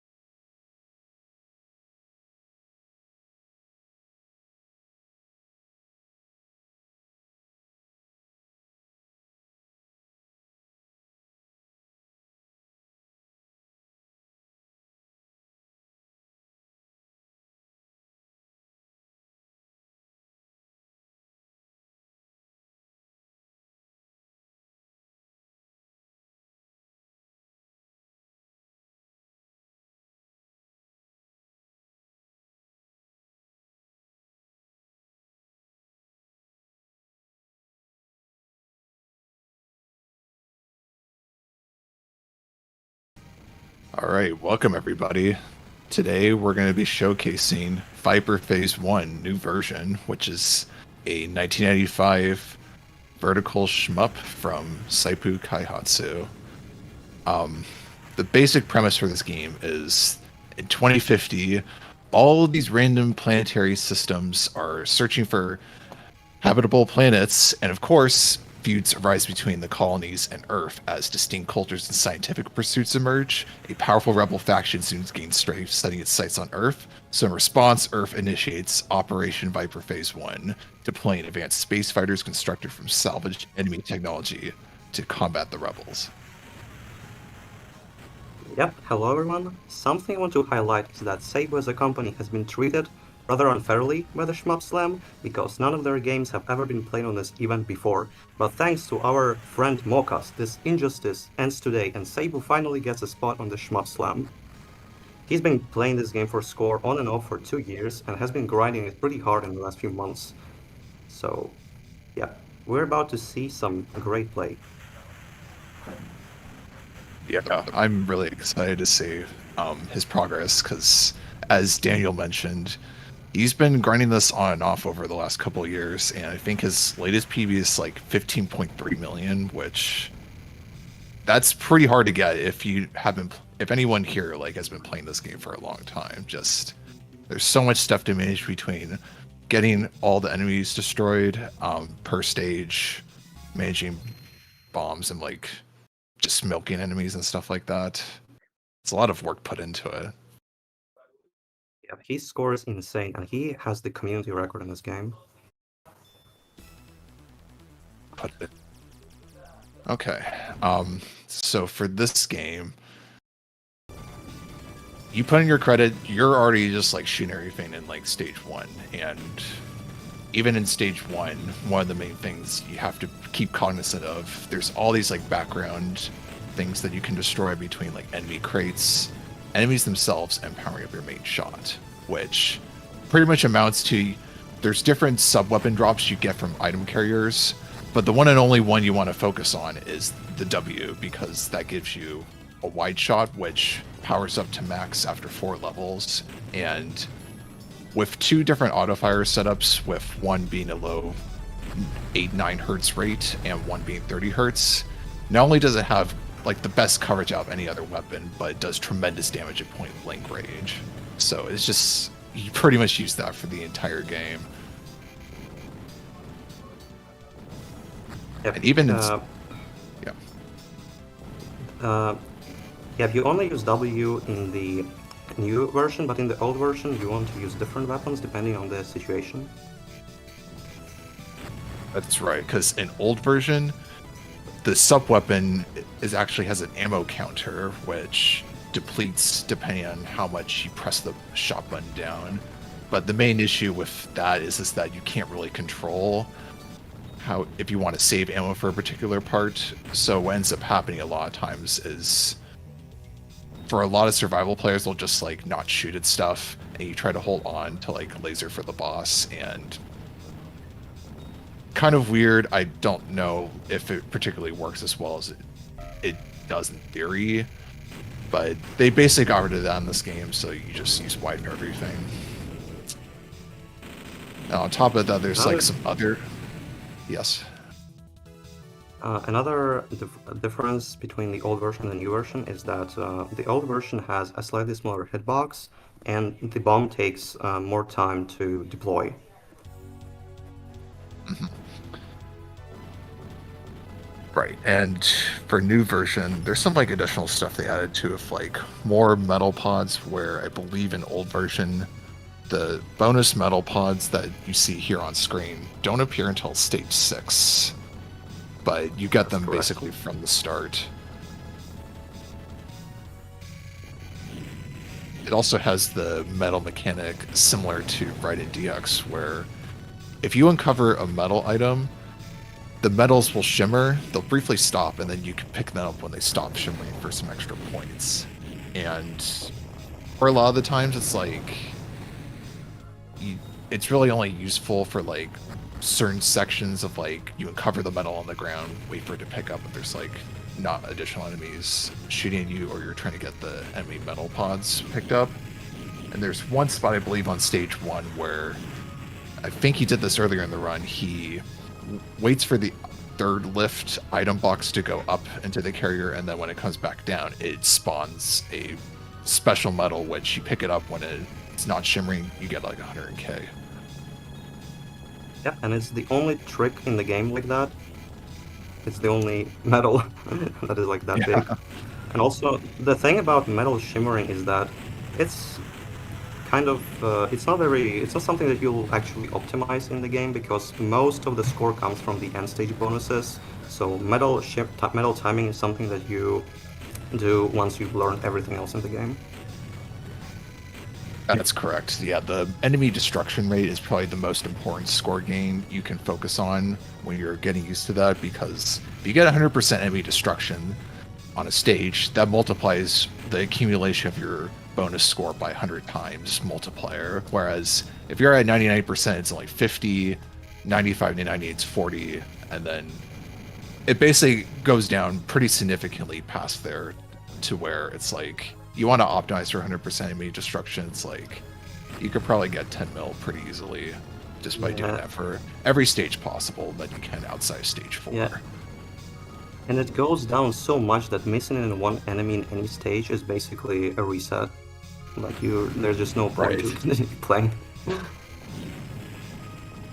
Also, the thing about metal pods is that they spawn randomly. So what you have to do is learn different strategies depending on where the metals spawn. That's right, yeah. And then you optimize those metal pots so that you don't destroy them until they're coming up the screen after staying at their position, because that actually causes them to spawn double the amount of metals they normally would if you just shot them when they were coming down. Yeah, and that's by far the biggest optimization in the game. Like, that's what you'll spend learning most of the time if you're scoring this game. Also, what we're seeing here is the first boss milk. Yeah, you can delay killing the boss for extra Zako and medals. I wonder if he's gonna go for the full milk here. Yeah, here he just only did like maybe a couple cycles. Yeah, this can go on for like a minute and a half or something. It's pretty long. Yeah, I think for this one, it's not as many points versus some of the later ones. Like the stage 4 one, you'll probably see that quite a bit more because there's just more things to destroy.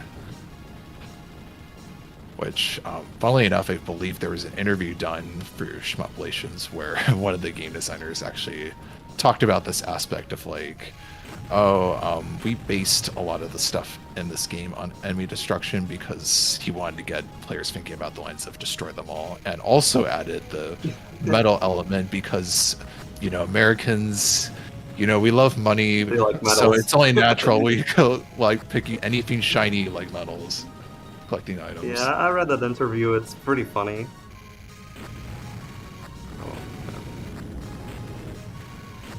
Yeah, this stage is the first difficulty spike in the game. This is like the first hard part of it if you're playing for survival. It takes some time to figure it out. Yeah, I can imagine like that spike ball formation you see there, like there's probably so many people that just get tripped up because yeah, if you don't know how that enemy works, you're gonna get killed. Yeah, I think most normal players be like, I'll just try to move in the middle, and then you just get hit on the sides without realizing, like, you know, maybe you should just focus on one side, or when you really know the game, like, you can just set all the way up top there, and the auto fire rate basically just destroys them before they can do anything. That's the first thing that I had to look up when I was learning for 1cc. I couldn't figure out how to deal with that. Yeah, that's kind of the strange parts though. Like actually, this game has not really had a lot of documentation, partially because like when I started playing this like back in the day, is like people would get maybe midway through the game and just be like, this game is really difficult, and just not say anything else to that. Part of it too is there's also no extents in this game, so Oh yeah, you get You all have the the- 3 you have- lives. Yeah, you have your 2 lives. You do get a bunch of bomb drops, which speed killing enemy waves can get you like more item carriers, so it lets you build up your bomb stock faster. But it's like you got to know when to use it, because if you don't, it's just like you just wasted resources there. And there's a couple of tricky bosses later on where you'll probably want to do that just to make things more consistent. But yeah, speaking of resources, something that is really good about the game is that the recoveries aren't hard at all. Like, it's not like Raiden 2 where you can die and it's kind of over in any situations. In this game, it's pretty easy to recover, so don't need to worry about that much. Yeah, you're right. It's partially because of just like you have pretty good weapon shot power to start off with, and also I believe this is the first Saibu game where, based on whatever respective region you're running this game on, there's internal auto fire by default, which you can adjust in dip switch settings to be like low speed, medium speed, and high speed. And high speed, from what I understand, is like close to like 17 or 18 hertz. And then medium speed has like, what, 10 hertz or something like that. But it goes to show that it's like, even if you don't have like external auto setups, like it still makes the game a lot more playable just from the get-go, even if you're like a casual player starting out versus some of their older releases where everyone I know is basically like, just do external auto. Like there's nothing to gain from just like wasting time on like Raiden 2 by just doing everything manually. Yeah, that's true. That's something I actually didn't know about, like that you can adjust auto fire rate and dip switches. Also, what we're seeing here is the second boss milk, and this milk is obligatory because if you don't milk this boss, you're not gonna get the 100% destruction rate bonus, because some parts of this boss also count as an enemy, and if you kill it normally, like you won't kill that part of the boss, and yeah, you'll lose your destruction rate bonus. Right. I believe this is also like one of the only battles where it actually drops regular item carriers too, so it can be useful for just getting easy point resources and then additional bomb.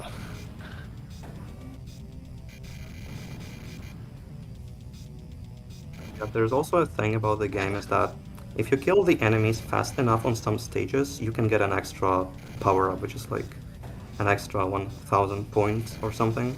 Something you can see in Super Blaze. You'll see that in stage 4. Interesting. Yeah, just a little detail. Yeah, this game is full of just all these little details. That's probably one of the main things that people would always talk about, even back in the day. Is just like this being the first game on their new SPI system, which runs like all the Raiden Fighters games.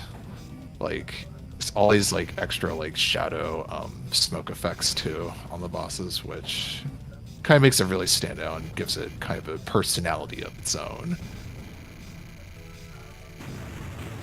And even just that there of all those like mini explosions too. Oof. Yeah, the explosions in this game are pretty juicy, I'd say. Now we're reaching stage 4, and this is a stage where you cannot get the 100% destruction rate bonus because there's a bug. So yeah. Yeah, so the bug for that, one of the main designers, he added some new enemies in this new version of the game versus old version, but unfortunately he accidentally entered the wrong spawning coordinates for the tanks he added in, so what ends up happening is the moment they appear, the game basically treats it like, oh, the screen already scrolled past the coordinate point that they spawned, so they basically get deleted by the game, and the game treats it as, oh, you didn't destroy them, so we're deducting this from your enemy destruction rate. So unfortunately, you can't get 100% enemy destruction on this version of the game. Yeah, it's funny how they didn't even playtest it. And just The funny part is they made the same mistake on a different stage in the old version, so it's like, he knew about that, he fixed it on that stage, and then fucked it up on stage 4 of this version. That's hilarious. Yeah. So, like, my guess is that it's just like they were hastily trying to just add new mechanics to just get it to work out for market, because the original version of this game, which is denoted as old, came out like May 1995, and the new version came out like 3 months later, which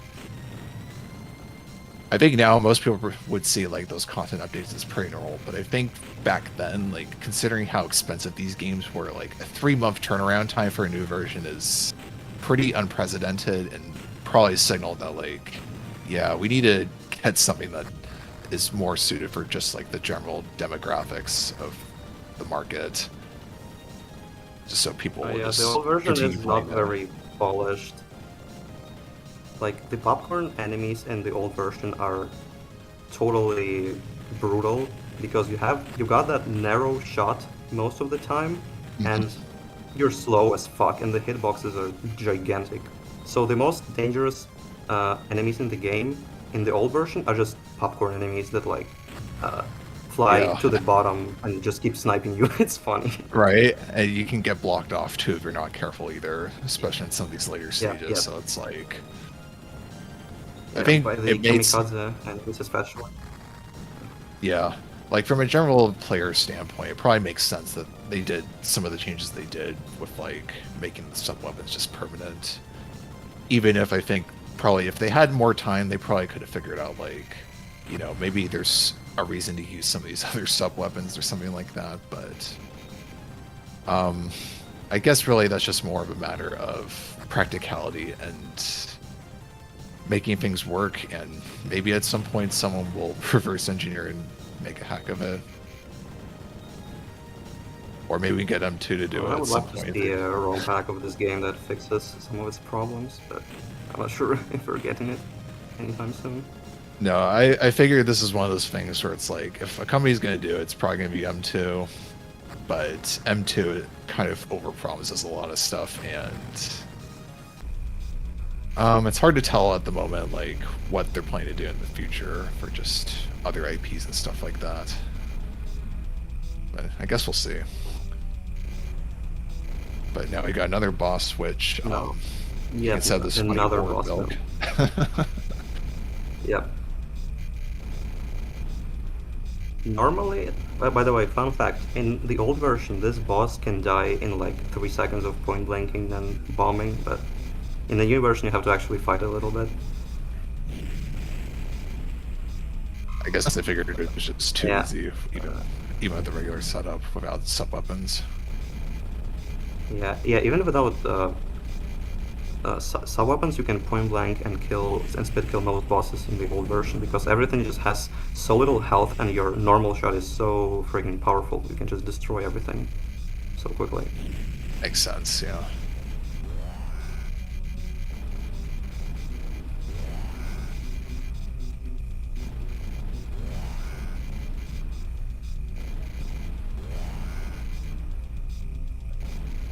So yeah, I hope you guys enjoyed the next 2 minutes or whatever of this orb milking. Oh, I'm enjoying Yeah. this. Yeah, this is pretty. Yeah. This is a pleasant viewing experience for me. Yeah, it's kind of funny. Like, it's a pretty dramatic difference in like a lot of these survival players where people are just like, I don't want to deal with this. I'm just gonna bomb and move on. Yeah. It's just kind of the funny thing in a lot of these older games where it's just like, you gotta figure out what you can like sub-optimize, and even it's just like something like Macross 1 where it's like, oh boy, I get to milk 100-point missiles for the next 6 minutes. It's like, Doesn't Macross 1 also have like a 9-minute long milk or some shit like that? for that there's like a boss in particular which releases these like, I don't even know what the hell you call them, like Laffy Taffy rings or whatever. You just like milk those for like 5k points or something like that. But it basically, like a normal survival around that game, it's like already 45-50 minutes. Like the milk's on top of that, it's like adding another loop on top of it. Oh It's god. pretty ridiculous. Like I never bothered Yeah, with it in my sounds tool, horrific. but it's something you can do if you really want to be like those Metal Slime Japanese posters. Be like, yeah, I want to post my hour-and-a-half run that gets like 9 million.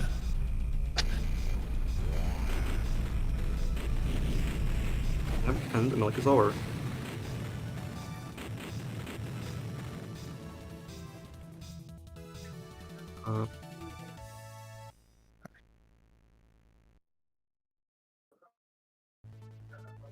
Coming up is one of the hardest stages in the game for survival because of the nasty sniper tanks. You gotta learn them all. Yeah, this is like kind of the turning point, like a lot of other Saibu games, where you got to stage 5 and it's just like, all right, we're getting serious now. You need to like actually remember what you're doing, or it's just so easy to get cornered and sniped. Mostly that happens in Raiden DX as well on expert difficulty. Yeah, Raiden DX, Raiden 2 stage 5 is another classic example. Like, you got these like red mine enemies here where it actually makes sense from what I understand. You can kind of lightly damage some of them, so like you group them up with the other red mines and then destroy them all at the same time to give you more room to maneuver. That's an unplanned bomb. Oof. Also, a very important scoring trick, getting into the center of those squares that consist of metals spawns a metal pod. Otherwise, metal pods do not spawn in the stage at all. Very important scoring trick. Yeah, I think it was actually MAUCAST himself who made this known to the rest of the player base.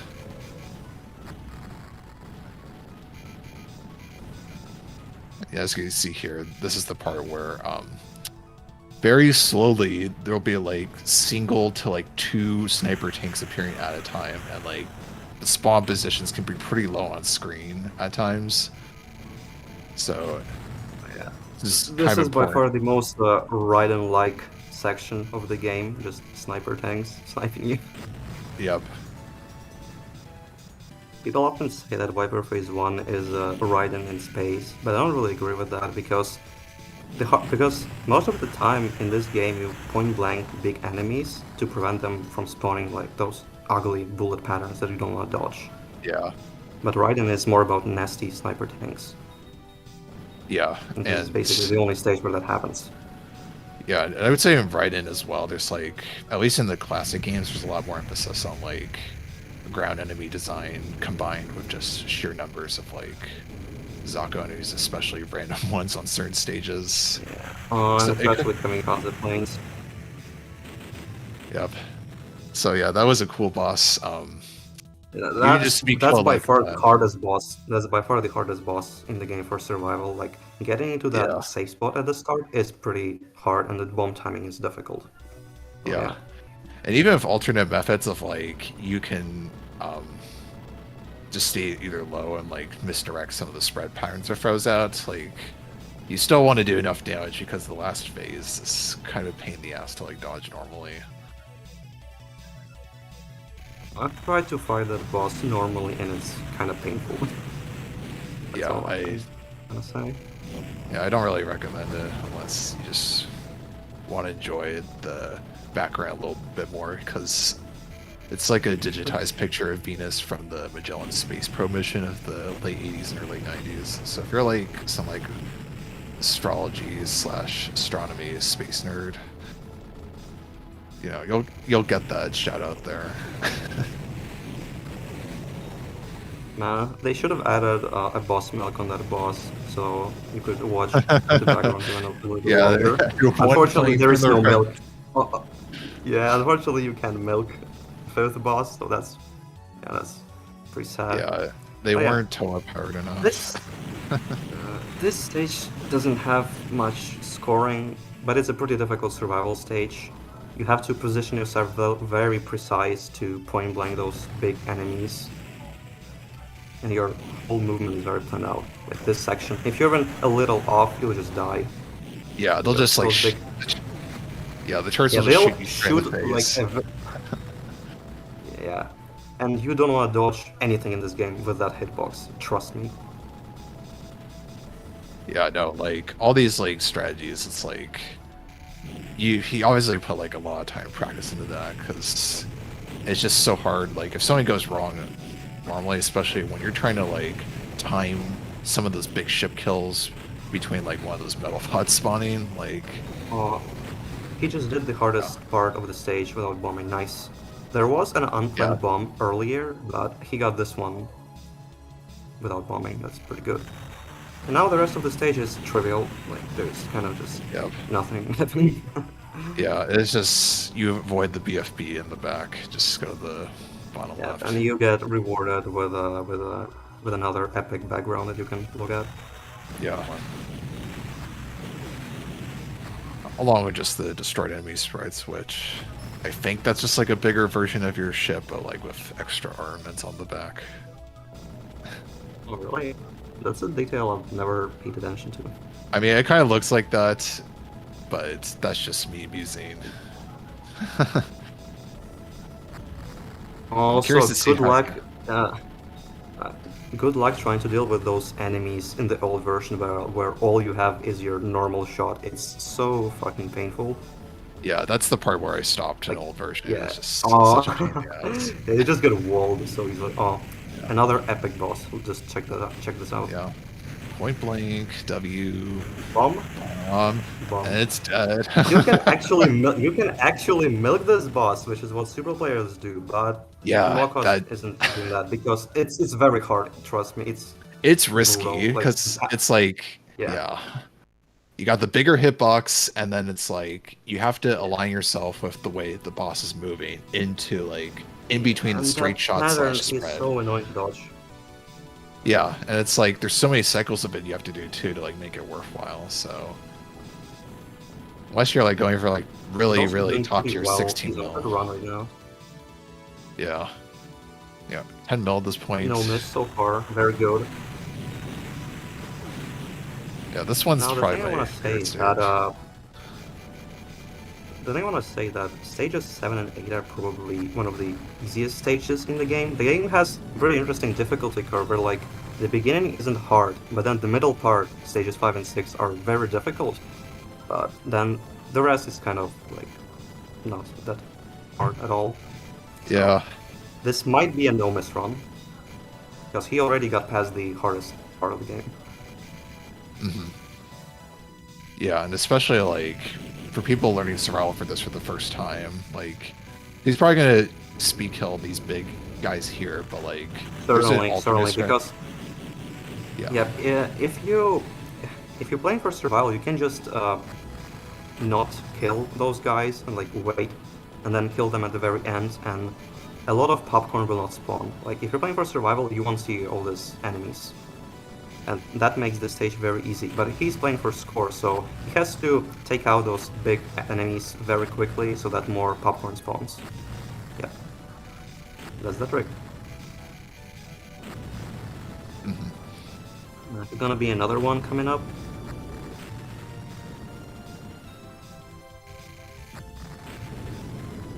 Oh wow. It's killing. It's a lot more extra enemies than I was expecting. Yeah, that's a lot.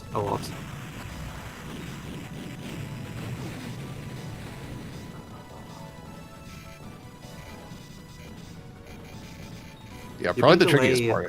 Yeah. Sorry, go You ahead. can delay not killing the first big enemy for so long that like you'll only see like 2 waves of popcorn or something, and then another one will spawn. It's basically nothing. Yeah, it's like 2-3 waves max before the boss. If you delay And then if you're scoring, it's like 30 or 40 seconds of just popcorn going at you. It's way harder. Yeah, I think really the hardest part of this is just like if you have the spike balls intersecting with like other enemy waves, or this is like. Oh, that's an unplanned bomb. Yeah, he got cornered there. He's probably nervous. Yeah. I don't think he would have come back in time. So my call. Okay, time for another hugely epic boss. Yep. 1 or 2 bombs and it's done. Just check this out. A big hexagon with 4 hexagon turrets.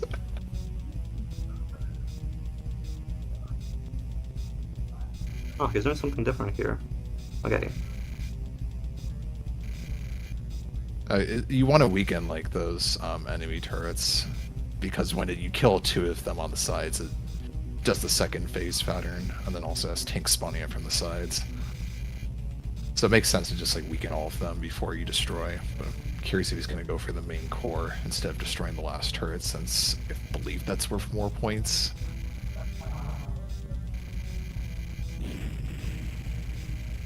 But yeah, for survival, you can kill this boss in like 3 seconds and just by bombing once. Okay, nice. Now the last stage.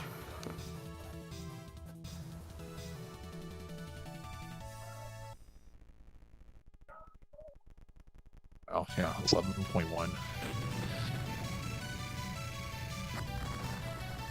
Yeah, that's very good. It's a nice score for stage 8.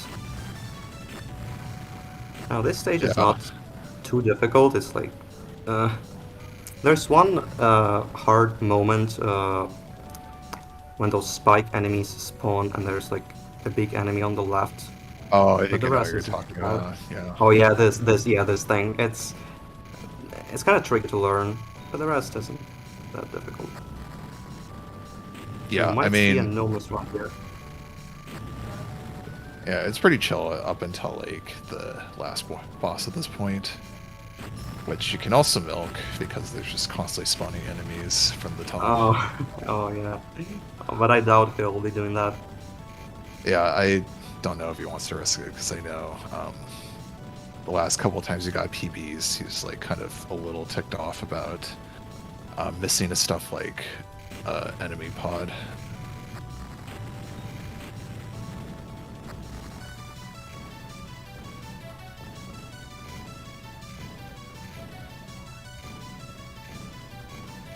What do you think of the soundtrack of this game, by the way? It's absolutely amazing. One of my favorite Shmup hosts of all time.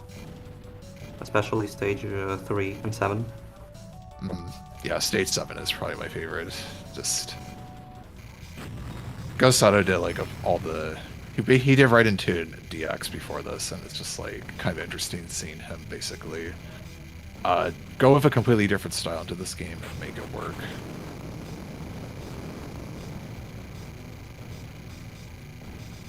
So this big plane cannot be killed, but you can take point, milk him a little bit.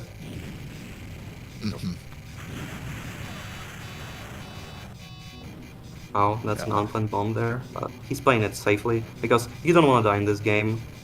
Like, how many points do you get for no miss? Is it like 1 million or something? I think it's 1 million. So it's 500k for no deaths, and then you lose 100k points deducted per death. Oh, okay, 500. The million just for completing That's still the game. quite a lot on this game. Yeah, it's decently sizable. Now, the final boss. Yep. Big. I wonder if he's gonna manipulate the Zako spawns. I think he's just playing it safe and just hanging in the middle. Yeah, I think he's playing it safe.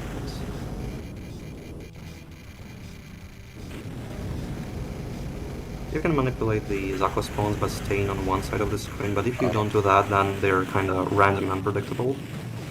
He's just, I don't think. I mean, nice. Okay, Yeah, I think he miss. missed one, so probably not going to get the 100%, but no miss. So. Oh god. Oh, that's so. Yeah, you so probably lost. disappointing. Like, but still, great run. Yeah, GG's. Yeah. GG's. Still, a very good run, very skilled play. I mean, no missing this game just on a first attempt when it's a live event like this is pretty crazy.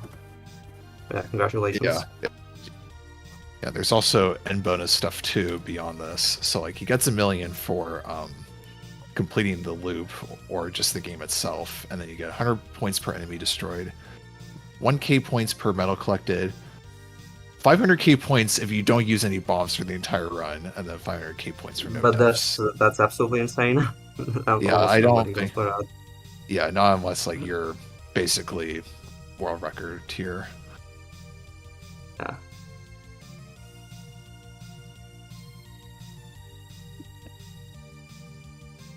That's gonna be 14. Yeah, 14.4 million. Very nice. I think that's even better than the PB that he got 2 months ago, like when he came back to the game. So that's pretty good. Oh, true. Yeah. Yeah. Wow. Great plan. Yeah, great run. Yeah. Yeah. That was awesome. I So enjoyed no watching it. miss Amazing clear. one. That's really impressive. No miss clear or wiper phase 1. Wow. Yep. And also the first time a Seibu game shows up on the Shmup Slam. Yeah, well, people submit and I accept, so Seibu fans keep submitting. I'll keep that in mind. Yeah, yeah, definitely.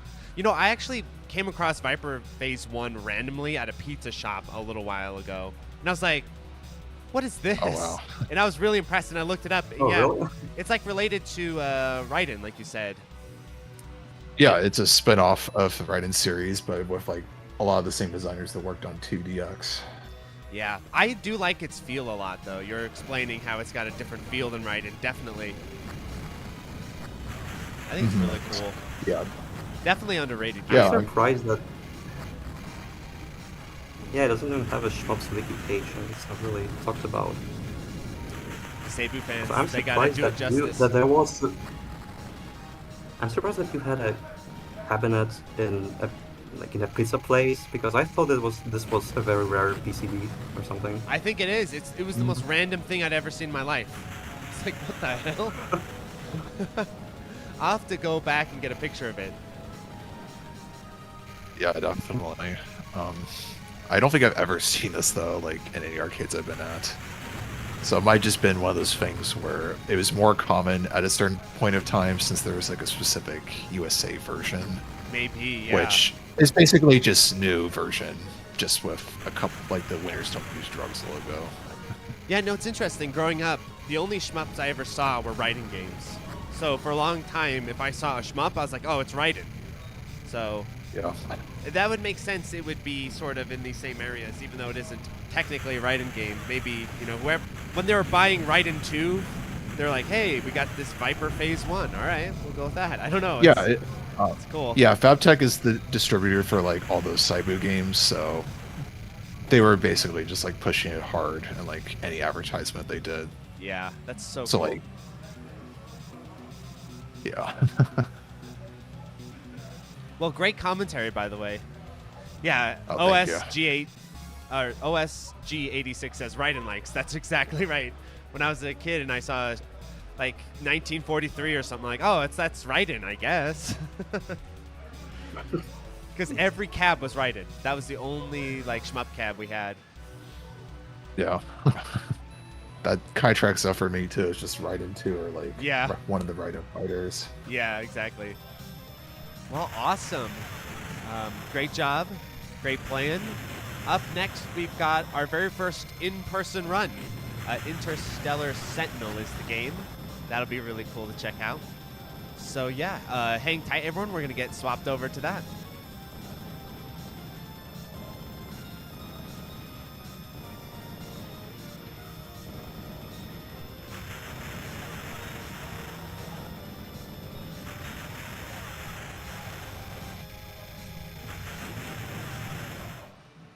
Hello, chat. Is the echo gone? Let me see. It should be gone.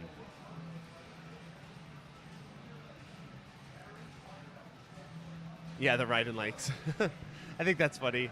They were really dominant in arcades around here growing up. Like, you would just see them all the time. So let me know if there's an echo still. It should be gone, I think I was accidentally... Oh, good. Yeah, I think I was accidentally recapturing the stream, so it was bouncing back. So I'm glad we got that sorted out. Awesome. Okay, so the next run is going to be start of the IRL runs. And so before we do that, I definitely want to take a moment to thank Napcat. He's a very hidden boss hero of Shmup Slam. He helps run the online Discord server and helps like coordinate the players and get them ready for the runs and helps them balance their audio. And someone doing that and helping out in that way is immense to keeping the event on time. So the reason why we're kind of getting through the online section, not only on time, but a little bit ahead of schedule, that's completely because Napcat is such a pro. So I should like I don't have any links for. I know he's Napcat. I don't know any other links for him, but yeah, I'll definitely have to in the video description of this shout him out with like some links to his YouTube and whatever social media and stuff because he's so helpful. So big thanks to Napcat for helping so much with the online. He makes it run so well. And helps me a lot from having to juggle like 15 different windows and all that sort of stuff. It's really, really useful. Okay, so we're going to take a quick break because we're going to be swapping over to the IRL setup. So that shouldn't take too long, but it might take a little bit. So thanks so much. We'll see you very shortly here.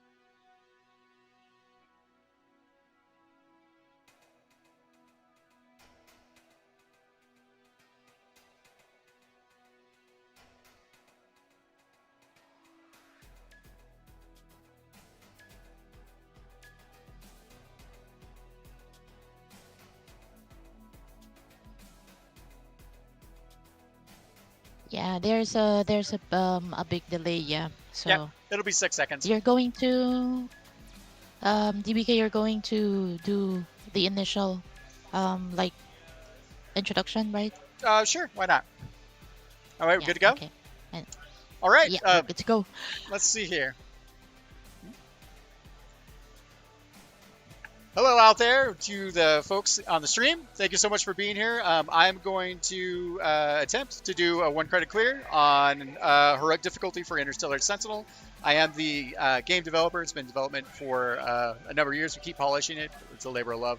And maybe even put up a new world record, since I happen to be the world record holder for this.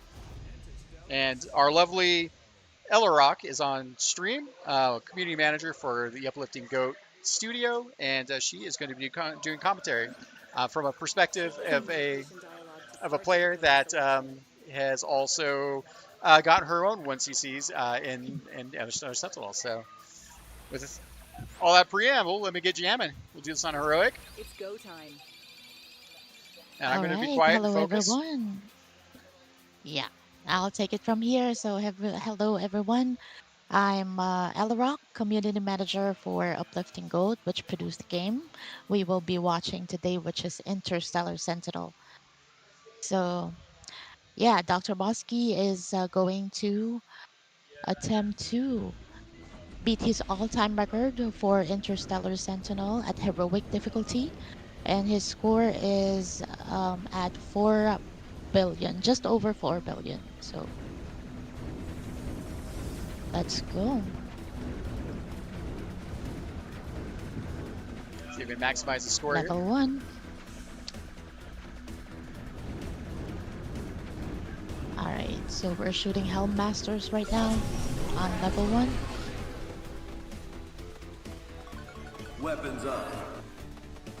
Alright, so we're using the rapid shot.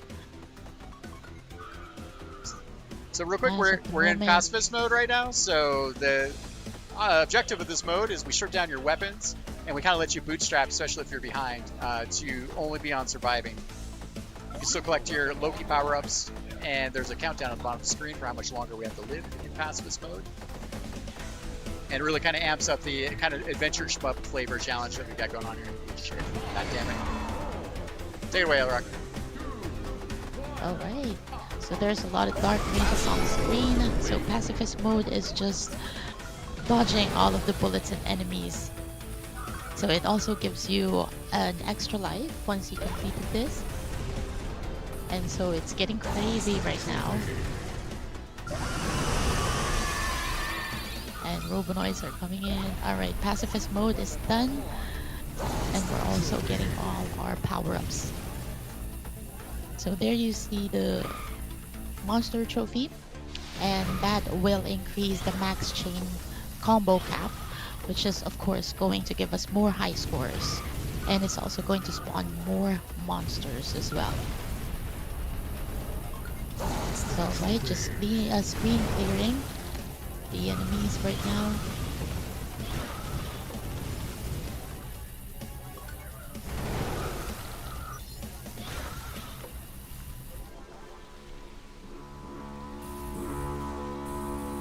Alright, so in Interstellar Sentinel, there are 19 weapon sets. So in a weapon set, you have your rapid shot, which is the main weapon, and then your power shot, and of course the auto shot. So here comes our first mini boss for the game, which is C-Titan 3 Battle. So as you can see, our chain combo multiplier is at 400, so we gotta keep that one down. We need to take care of it. Good use of the super. Alright, getting the secret just behind 3 Bannocs. And so there are, if you get the super, the secret, there are a lot of power-ups that is going to give you time bonus. We clear that pretty easily. So there, continuing our journey to level 1.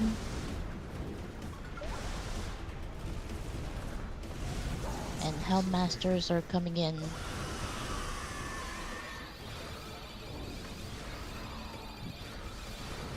All right.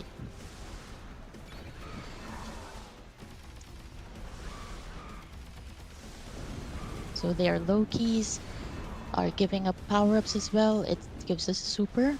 DBK is stalling, and now he's got the super weapon in use. So it just screen cleared the enemies, which means more score for us.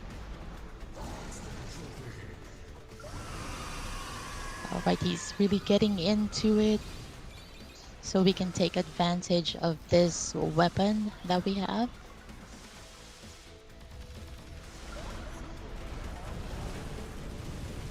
Alright, another monster trophy in the bag. Enemies coming from behind.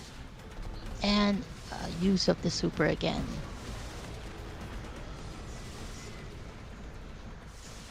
So tortured demons are popping up from the bottom of the screen.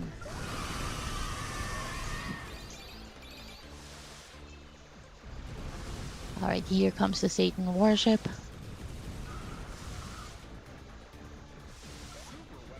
And we clear that pretty easy. Alright.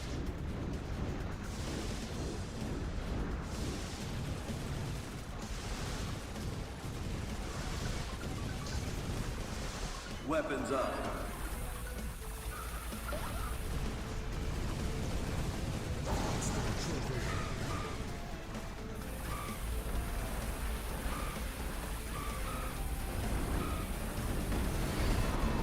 Alright, so coming in here, so there are Lokis that gives us power-ups. And that means it gives us hit points, additional hit points. It might be a super or a weapon upgrade. Alright, it's getting pretty crazy again. And alright, that's just done a reset. Weapons up. So the use of the super is really helpful if it's getting chaotic in the screen. It really resets all of the enemies. And it's better to use your super when there's a lot of enemies on the screen.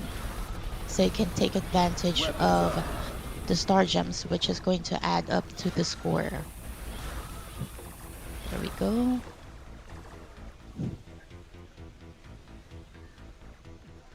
Okay. Weapons up.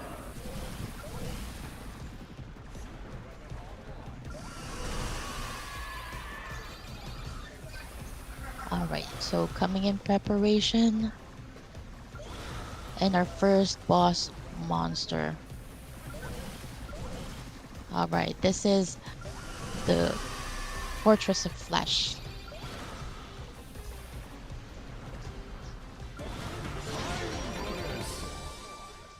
Alright. That was the first run.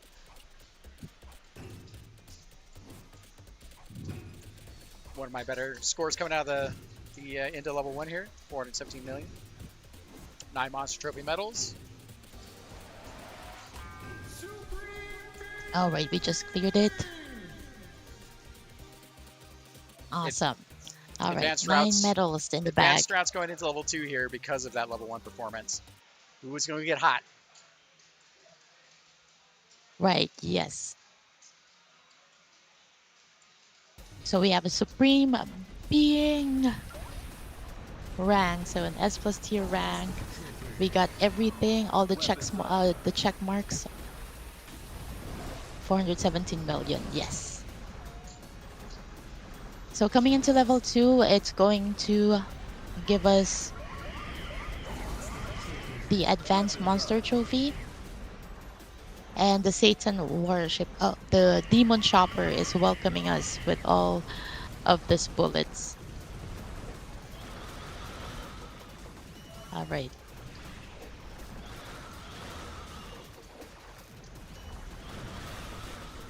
Right, bad bullets are coming. Rochelle, describe what happens with Lost Soulless and why we're popping.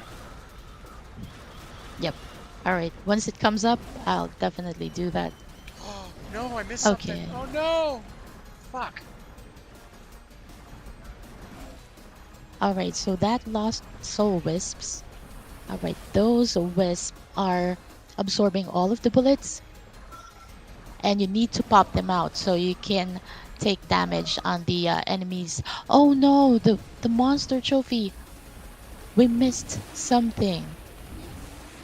We didn't get one monster trophy on this level. That is going to hurt DBK so bad. Well, not really so bad, but it's going to affect the score. Alright, the Treant Demon is coming down. All of the branches are trying to grab Dr. Bosky's face. Alright, and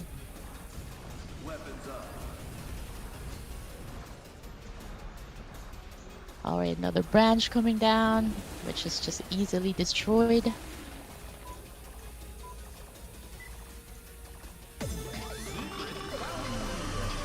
Alright, first Treant Demon is burnt.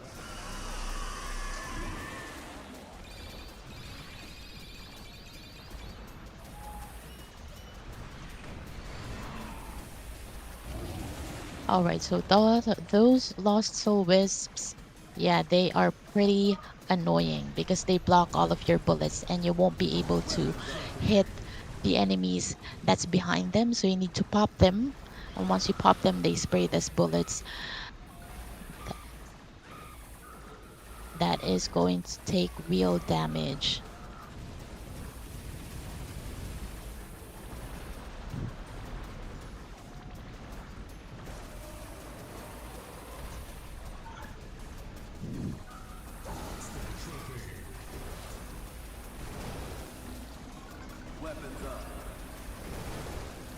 Alright, coming in here, we are going to have the Dread Musk.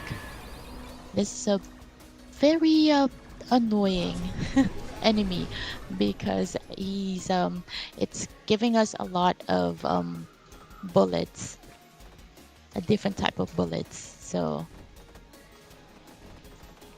and also the lasers are coming up.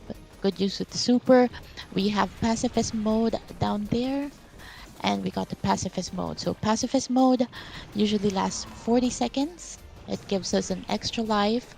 But the downside on this one is that you cannot shoot bullets. So this is survival mode. You just have to dodge all of the bullets and all of the enemies.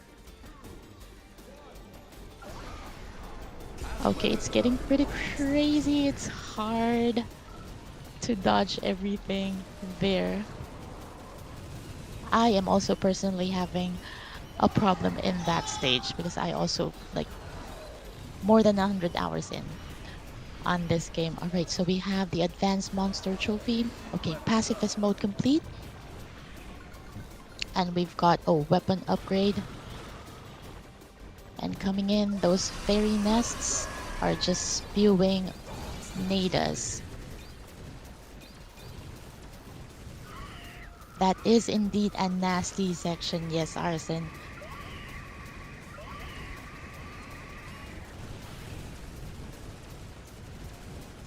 Okay, here we go. Screen clearing, and we're getting a lot of scores from that. Let's pop all of those soul wisps. Oh my god, it's getting crazy. Ah.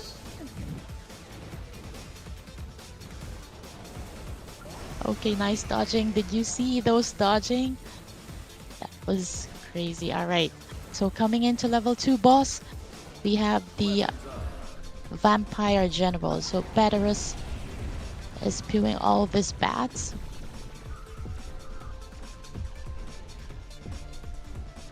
Alright, that's defeated. And Reaperus, which is shooting a sight. Getting that power up in and using the power shot on this. Okay, we have another general, which is Sucrusius, shooting that heart bullets.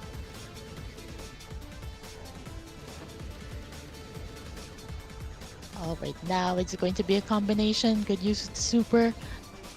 And we have the commander, Generabus. Okay. Generabbus is using the mighty swords. EBK is really getting into it.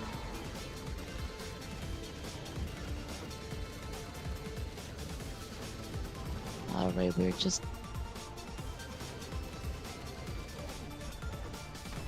Ooh.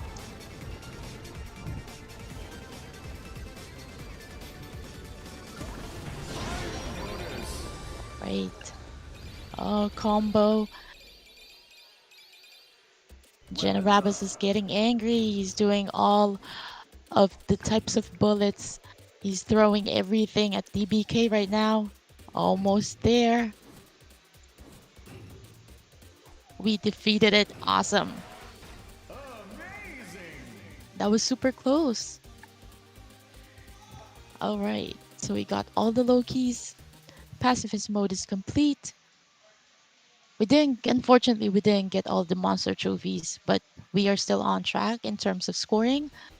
Highness score and Royal Highness score. So we've got an amazing rank. Amazing! Alright, coming in at 847 million. Okay, coming into level 3. This is Srivas Mountain, and we've got that advanced monster. We've got that monster trophy welcoming us here. And so level 3 is quite hard because this is also a level that has a lot of Weapons up. obstacles, as you can say. You were also battling the environment because of those stones, stone pillars. So that's why it's extra hard on this level. Okay, we're getting the secret here. It was pretty hard to spot because of that waterfall. Okay, getting the supers. Alright, monster trophies collected. And the demon spider is blocking that way. Oh, there's also an upgraded Fortress of Flesh blocking us. Oh, this is a tight squeeze. Okay, but DBK just passes it, no problemo.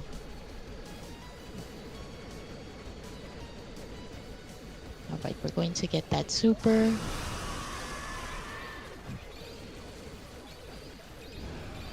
And okay.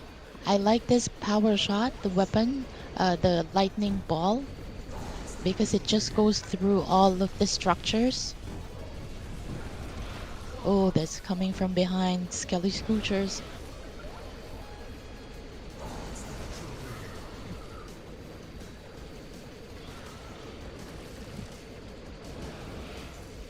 Okay, the Soul Blight Reaper is there. Oh, this is a wall of Robonoids.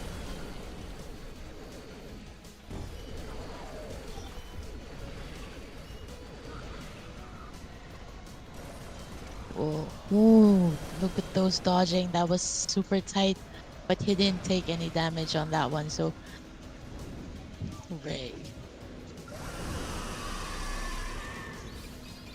Alright, fairy nests and the lost soul wisps are really getting into this.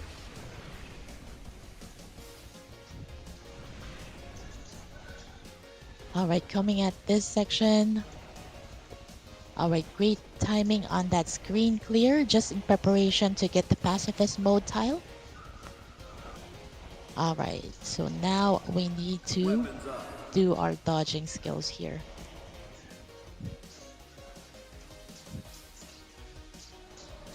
Ooh. This is really tough.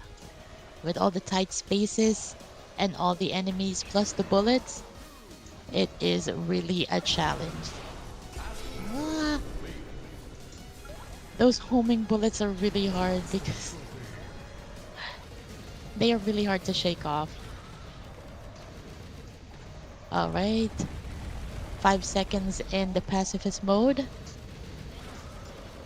2, 1. Okay, pacifist mode is complete. Alright, we got that monster trophy in the bag. And a weapon upgrade as well.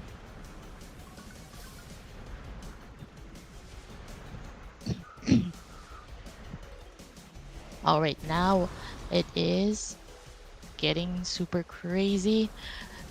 Enemies are from above and below the screen. Oh no!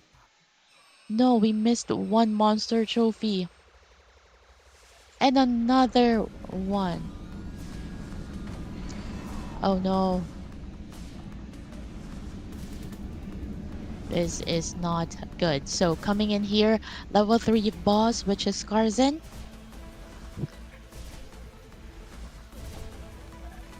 He's the Dark Wellspring Guardian. Alright, great placement. This is the sweet spot for this boss. Just getting right below the head.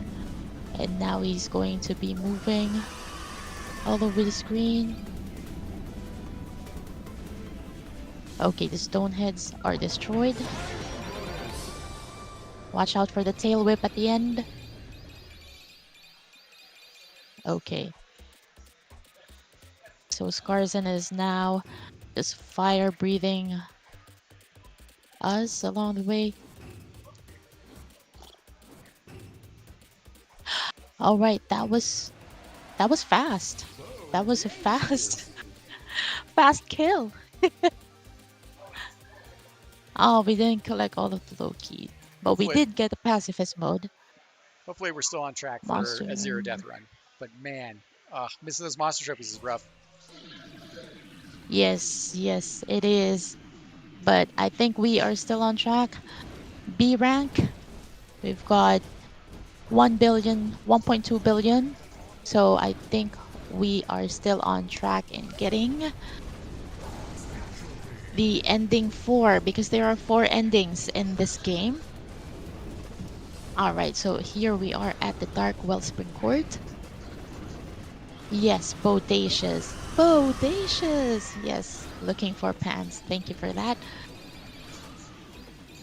Alright, so here, the Dark Wellspring Court, this is where Gondas and Nada was made.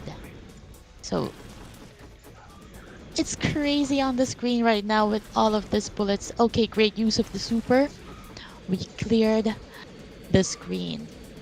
Get all of those monster gems. Alright, good use of the power-ups. But he has to be careful not to stay long here because there's a purple mist. Oh, that is the one.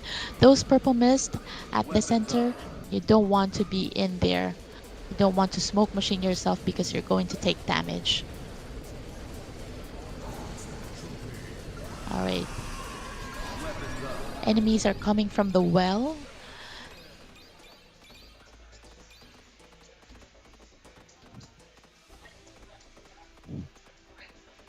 Alright, pacifist mode and monster trophy are there, so we... Alright, great use of the super. Just in preparation, we got pacifist mode on the bag, and now it is again survival mode. So this area right here, I really hate because I'm not good with dodging bullets. And as you can see, the screen is just covered with enemies. Ah, it's getting tight. Oh my god, I apologize for the sound effects, but it's just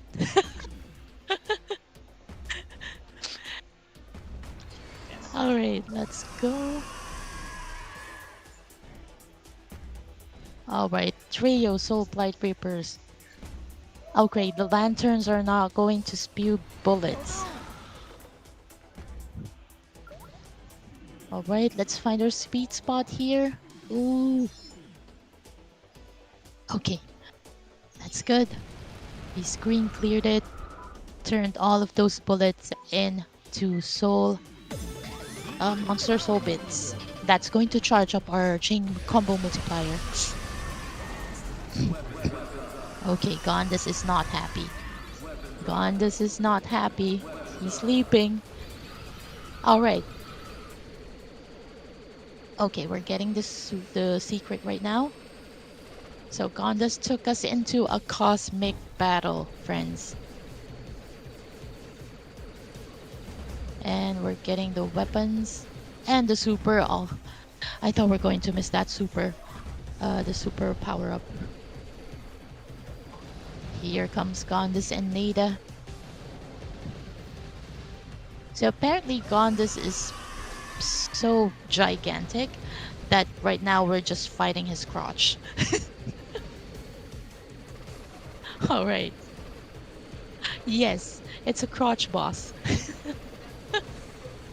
That is right, friends. Alright.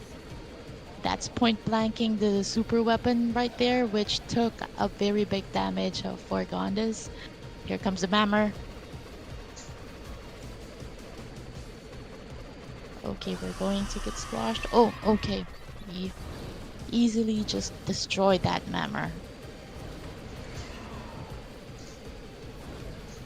Alright, we're point blanking. Ooh, okay. Nada comes to the rescue. And alright. Lesser demons. Oh no. Alright, lesser demons are coming out. Oh, we've got an advanced monster trophy here, which is definitely going to make the game a lot harder. So Demon Chopper is out. 2 of them actually, and they are pretty chunky. Oh, okay, so we defeated those easily.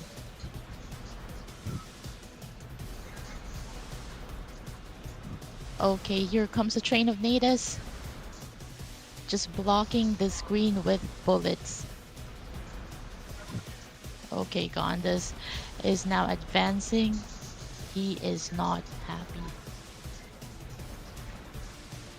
Alright, the Mammer and the Fist.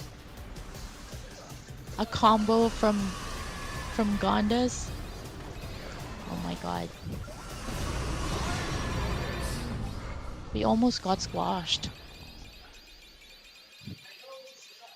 Whoop. And Nada comes in, so this is getting pretty crazy. Alright, almost there. There we go. Boss defeated. Get all those star gems. Ooh, that was tough. Alright, all low keys, pacifist mode. Monster trophies are all collected. Secret, Highness score, and the Royal Highness score. We got the S+ tier rank, Supreme Being. Awesome, so 1.8 billion. I think we are still on track. Alright, coming in to level 5, the Dark Forest, welcoming us with the Advanced Monster Trophy system. And now we got Shade Stress, doing the barrage of bullets as a welcome, making our lives harder. Alright. Okay, pretty chunky. We use the super there. Okay, defeated.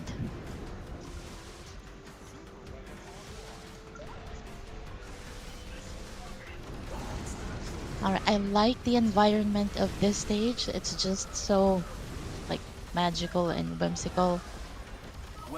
It looks pretty relaxed, but I tell you guys, there's a lot of enemies on this stage.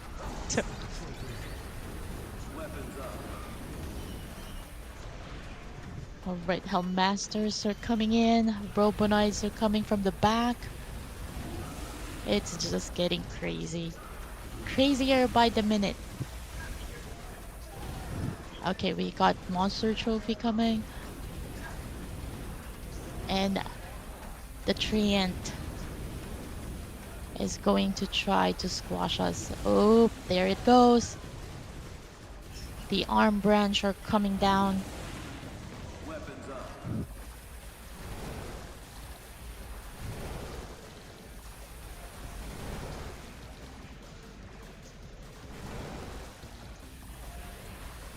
Okay, here we go.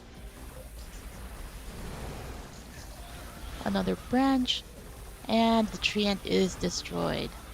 So we have the undead sea dragons coming in, which has the homing bullets.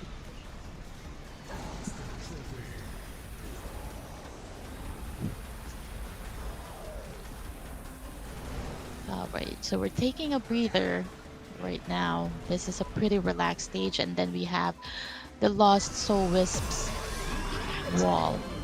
And now we have to dodge all of these bullets. Ooh, the Flayer and the Fairy Nest. Okay, Pacifist mode is coming up. So it is DBK stalling. Alright, he used the super weapon just in time to get the Pacifist mode. Alright. So now we are going to dodge everything in 40 seconds. This is going to be the longest 40 seconds.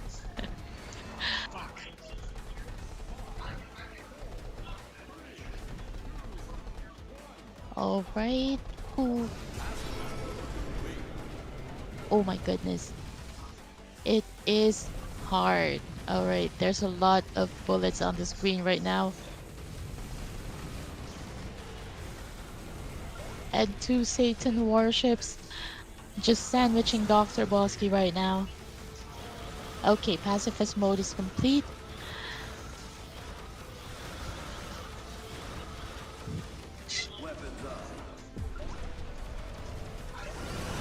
Alright, Satan warship is down, and we got the monster trophy as well. 2 HP in the bag. So we are waiting for a power-up to come. There's a hit point just in front of the screen. Okay, 1 hit point. Ah, this is crazy. Alright, let's get that hit point bonus. Alright. That is so close because we're trying to do a no death run on this playthrough. Okay, branches are coming down super fast in succession. Alright, we got the monster trophy, and the Hellmasters are just coming in. It's just enemies and enemies after enemies. Alright, the Flayer. Oh my god, look at this. Oh, it's very tight. Okay, there's a Loki down there, which is going to give us another hit point bonus. And the mini skulls or wheels. Alright, it's getting tight.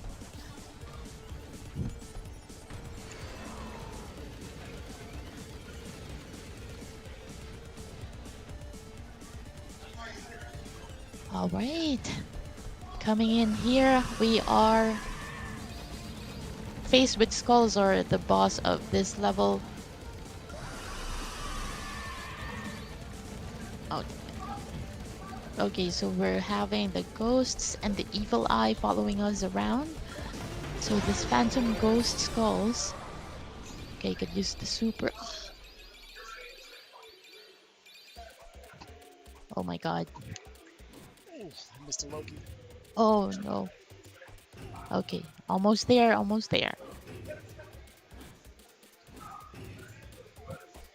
Alright, time bonus. We've defeated that pretty quickly. If I was playing that, it'll take us a minute or two. Alright. Oh, we didn't get all of the Lokis for this run. Pacifist mode has been completed. Monster trophies in the bag. Secret collected. Highness score and the Royal Highness score. A rank. It's still good. I mean, at least we didn't die. We're still on the run for a no death run for this playthrough, so.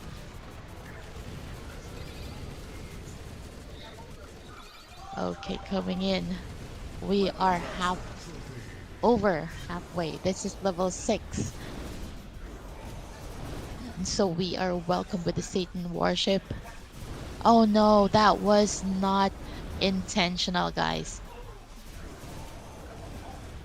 That was not a good use of the super. Oh no, the flayers.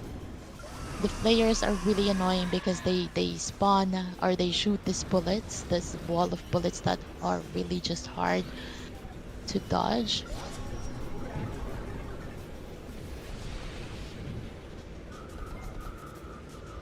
Okay. Right, we've got... This is tight. Okay. We used the super there just before we got hit. Pacifist mode. Okay. This is not a good run. But we're still on track. We're still on track.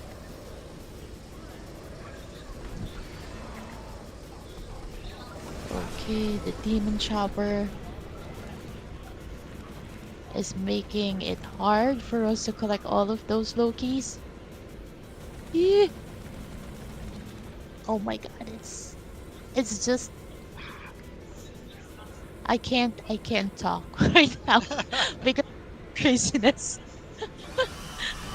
It's butt clenching on my end as well while watching this. Oh no, did we miss something? Oh, we're not getting that monster trophy. Oh no. Okay. So this is the longer versions of the undead sea dragons. I think this is like the big brother or something.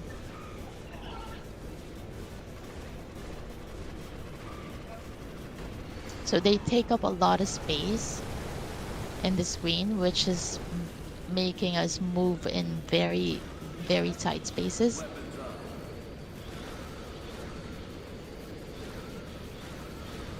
You guys are also on the edge of this or of your seats? Yes. I too. Alright, these are the baby and dead sea dragons. Man, those sea dragons, they're calling all their families to come and defeat Dr. Bosky.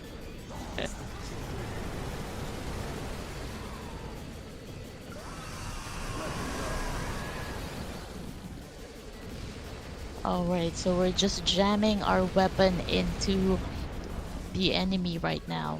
Just trying to point blank it. Ooh. There's a lot of sea dragons right now. Okay, screen clear. Oh no! Did we get the monster trophy?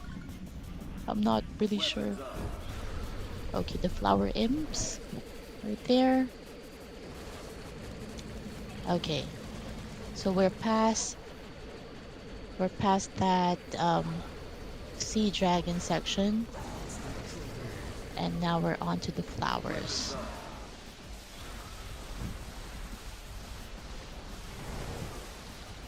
Yes, it is really indeed the long dragon Alvieo.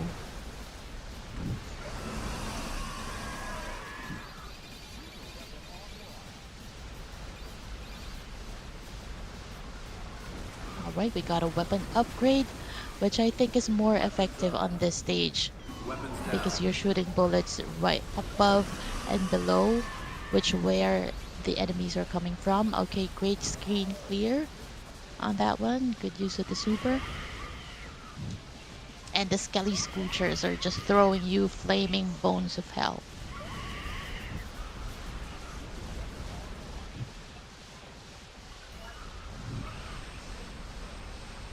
Alright, the fairy nest is blocking the way, but we killed it. So great job on that. Loki's and Robonoids are coming from behind. Pop that Soul Wisp. And the Astral Ripper is now here. Our enemy from a different dimension. Oh my goodness.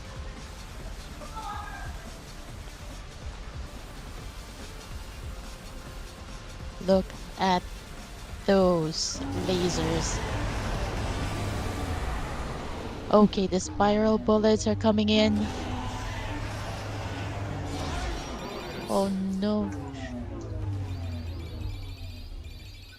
Oh, it's getting really, really tight on this one. Okay, we defeated it, no problemo. Little problemo. Great job, yeah. I Boss downgraded my defeated. weapon to use that to use the power shot. Helped quite a bit. Right, yes, the power shot is really a big help on that one. Okay.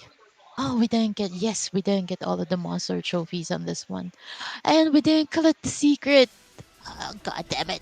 I didn't notice that. We got a bodacious rank. 2 billion, 2.9 billion score.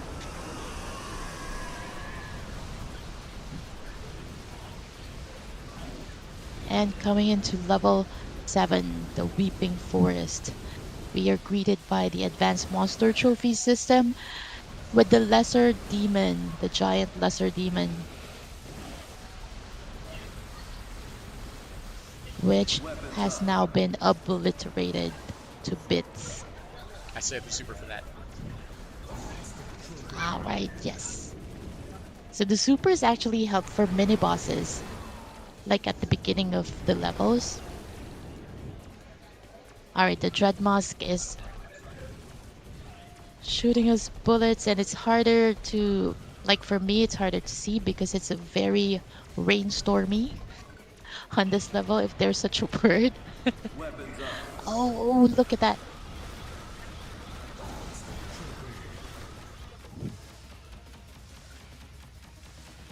Okay, point blanking the warship.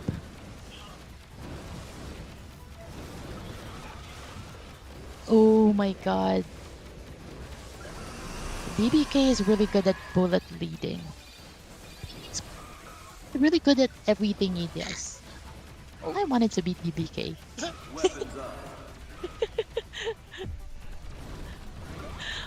Okay, there's a lot of bullets right now on the screen. Oh no! Oh no!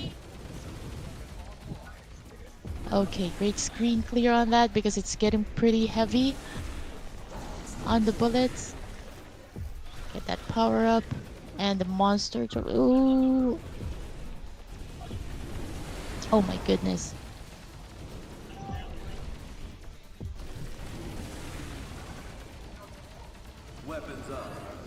Oh no, the branches are coming from up and above the screen right now.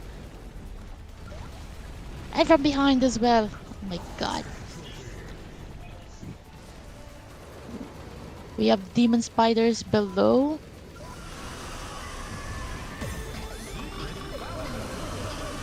Alright, good thing the Trent demon has now been burned.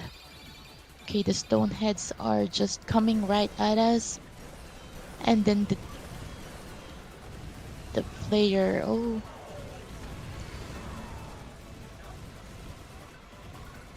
Alright, we got the super, which is a great thing. We didn't miss that one on this stage. Get all the star gems. Okay, great job. Oh, I was surprised. The fairy nest just dropped from... Oh no.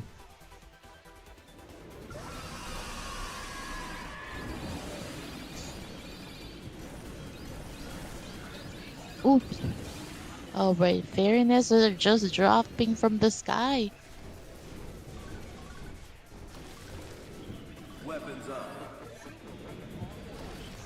Oh, look at that.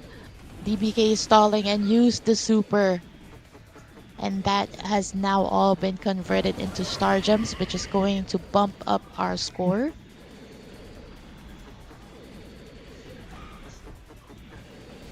Alright, low keys are collected and the super weapon power up.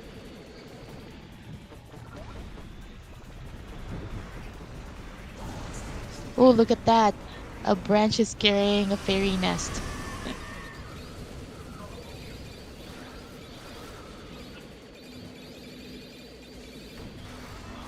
Oh, the weapons? The weapons M Knight. So the weapons are, they are given by the power-ups there. So he doesn't choose the weapon, so it depends on the power-up he gets. Okay, we're going to get that pacifist mode running now, which is going to be 30 seconds for this one.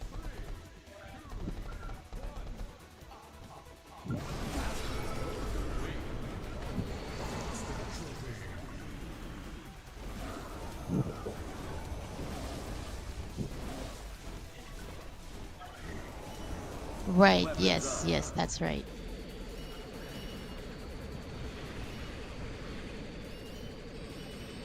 Alright, pacifist mode is complete. Sorry, I was looking at the chat. Okay, so now the flayers, advanced flayers are on the screen. And let's pop all those soul wisps so we can get all of our bullets through. And now the boss, Broncrest. She's the Dark Forest Queen. Alright, the swirly bullets are in place. Alright, it's getting crazy right now.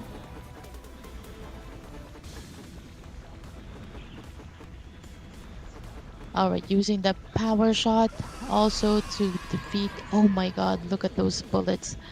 There's just a screen full of bullets. Okay, great job on using the super there.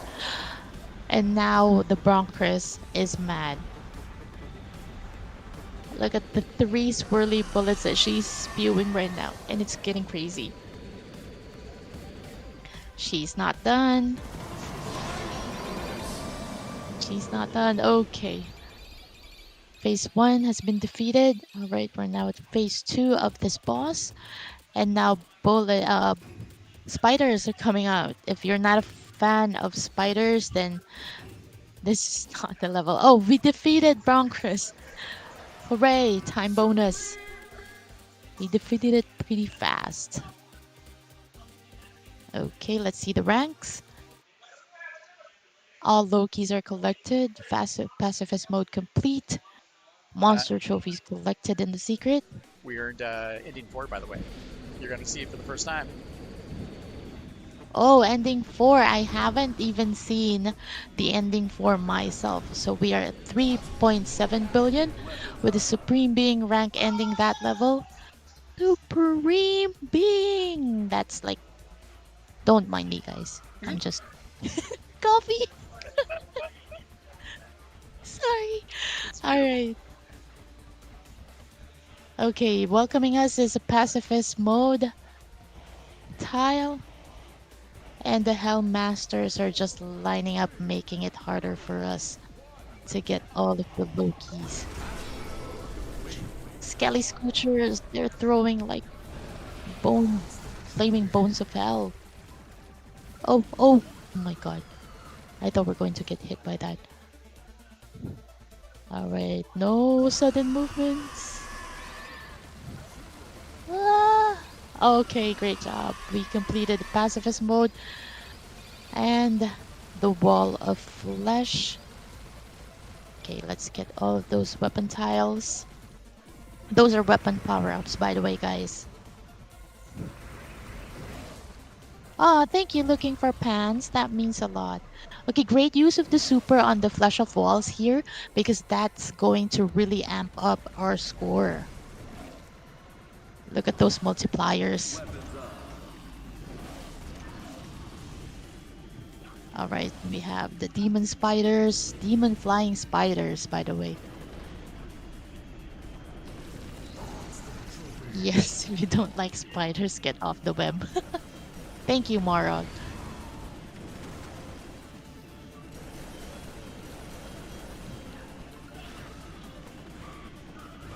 Okay, now there's like a this is a very complicated setting because it has like the structures are also your enemies. So you're going to take damage with the structures there, so it adds up to the difficulty level of this level. Oh, it's getting pretty tight there. Ooh, did we get damage there?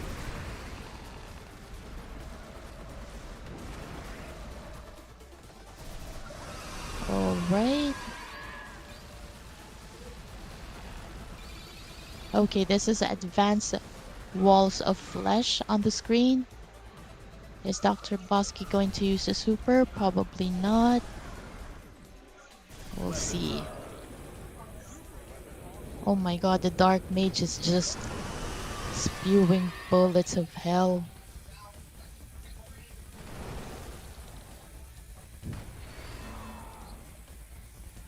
Cat spiders, Neon Tetra. Alright, so this section, it's just okay. We cleared that one. So we have the little brother and Dead Sea Dragons here. And where are we going? On this stage, we are going up. Okay, there's a monster trophy waiting for us there. And the Lost Soul lamps are giving us those diamond bullets. Soul Wisp, ooh, okay. Okay, Lokis are collected, and another Soul Wisp is hiding on that falls, that waterfalls. I think that's a bloody waterfall, so. Robonoids are coming from behind. The whole level takes place inside of a demonic titan. Yes. This is all inside a demonic titan for this level.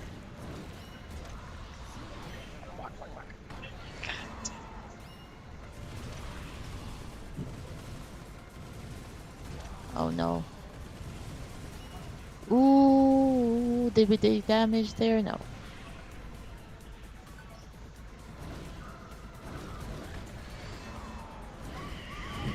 Oh my god, that's pretty crazy.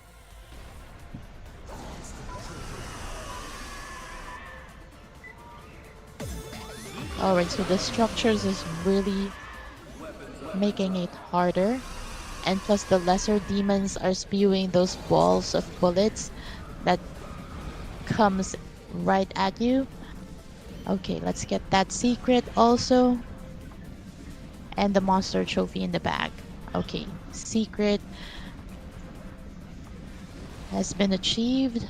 Okay, so let's go and get the star gems.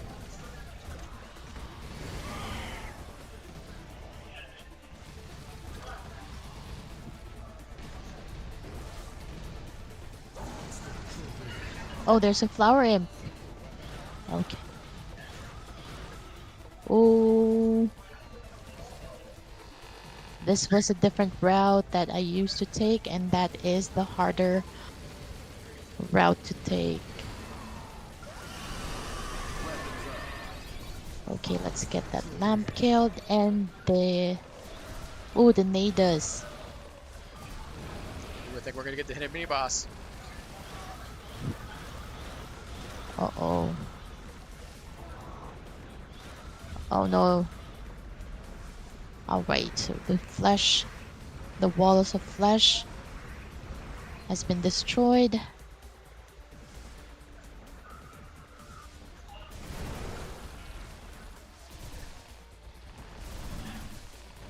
Okay, so now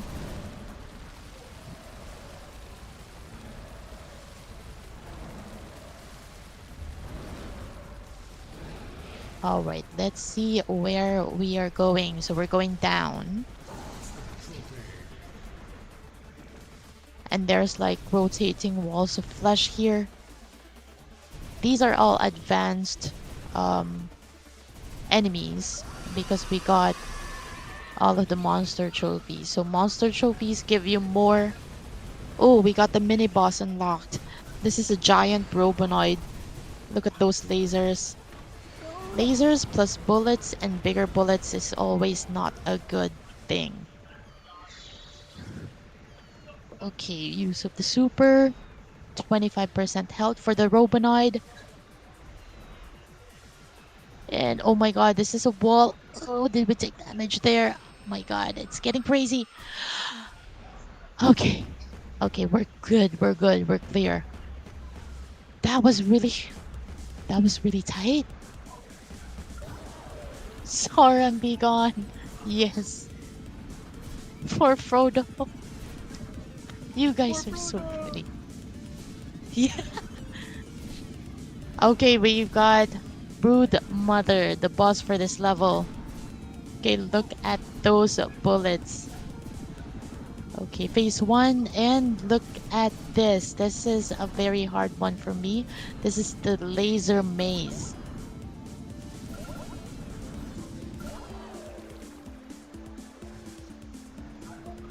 And that is the most complicated part. They come back. And now it's getting harder because they overlap each other. So you really have to dodge them really well. Okay, that phase is done. Woo! And now we're just left with the Brood Mother head. She is not happy. Okay. Let's do this.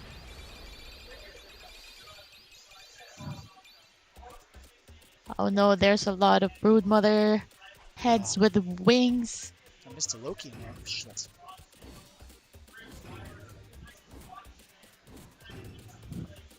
Alright, we defeated this. Let's get all those star gems. We are at 4.7 billion. Oh no, we missed the Loki. I didn't notice that. Pacifist mode is complete. Monster trophy, the secret, and the Highness score plus the Royal Highness score. So we got an amazing rank. Is this over? I'm not sure. I am not sure. So we're at 4.7 billion. So DBK defeated his own personal record. Oh wait. It is not over, guys. It is not over. We need to defeat this evil Dr. Bossky. Okay, look at that. This is just a combination of everything. Oh, it's crazy. All of the types of bullets are being thrown at DBK right now. This is not just a credits challenge. You need to clear this so you can say that you won CC the game. And this is not easy. Oh my god. The evil Dr. Bossky even dismembered the undead sea dragon. No. Secret, Omo. Secret. Did we get the secret? Yeah, we got the secret.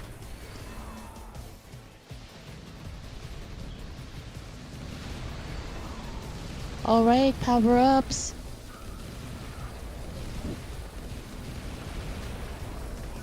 Okay, it's just getting crazy. There's a lot of bullets on the school.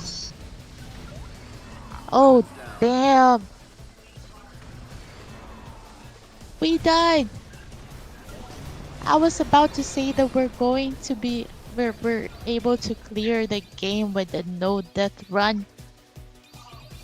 But it's just not easy. Oh. I lost focus. No. I had that super in pocket, and I was going back for it, and I just dodged the wrong way. I clicked it as well to get the bullet cancel, and I just missed it by like just a couple like milliseconds. But while it's not my world record, you ready?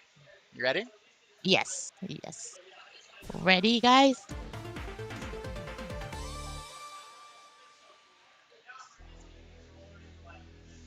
Those bullets are illegal. Yes, Arsene, they are illegal.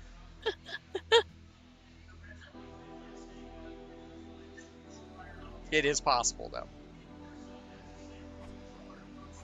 Look at that end. How can you even? I am speechless. This is the ending for level 4. That's how you game. You hold your wine glass on your foot. Oh, that was a good run, though.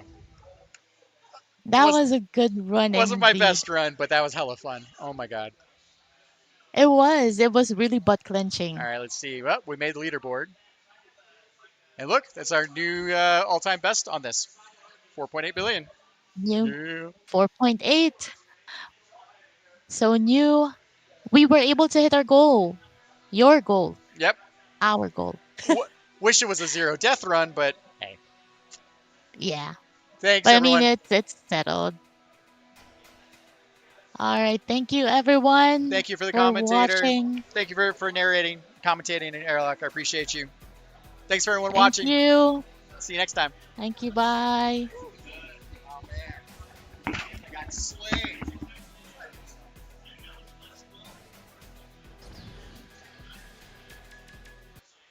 Thank you.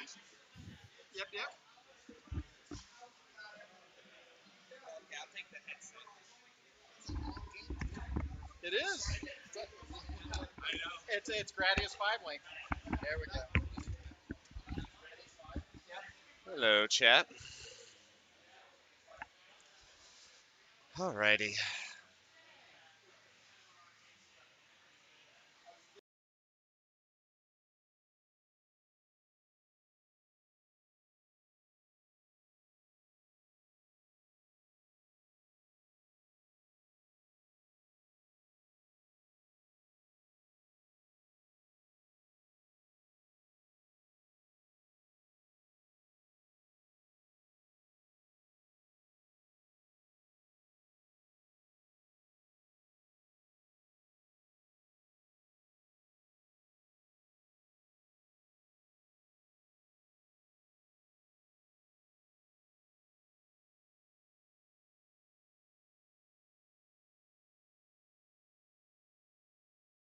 Alrighty, hello. Back on Wi-Fi, or what sounds like Wi-Fi on this headset.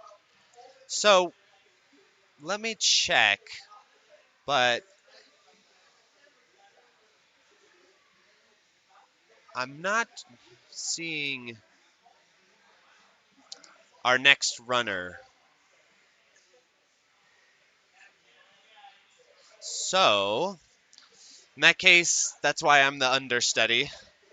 And I'll probably play Lilac 0. That's very likely the case, because I haven't heard from the Esperade player. So, what we'll probably do is I'll take a quick break, and then I'll switch over to Lilac 0. And y'all can see me battle through my fatigue. So, yeah, be back very shortly.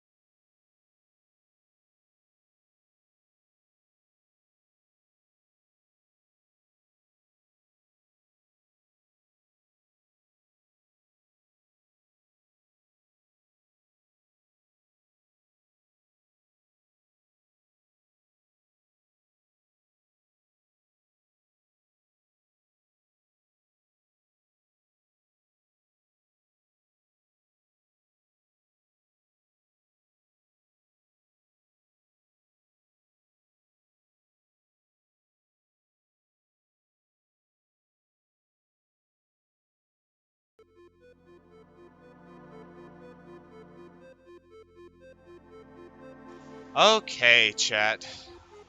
Finally, we have arrived. Sorry, it's like setting things up is like juggling a bunch of stuff with the RL run.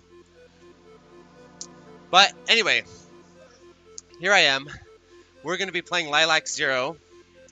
I was wanting to play it on Tate mode, but I was having trouble getting the certain capture card set up to work. So we're going to play it Yoko.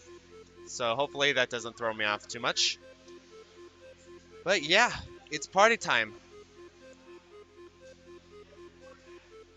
Shmups asks, can we make your quote as a community?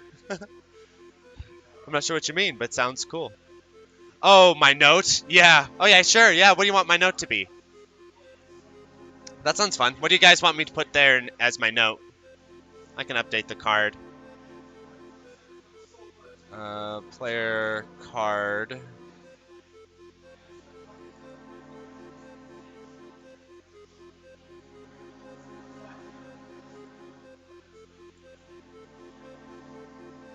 Card. Okay, player.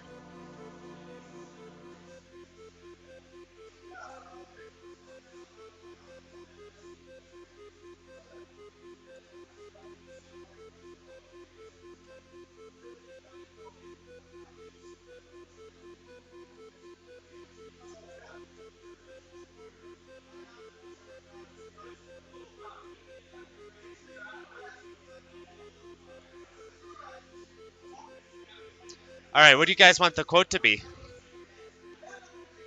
It's like Donpachi?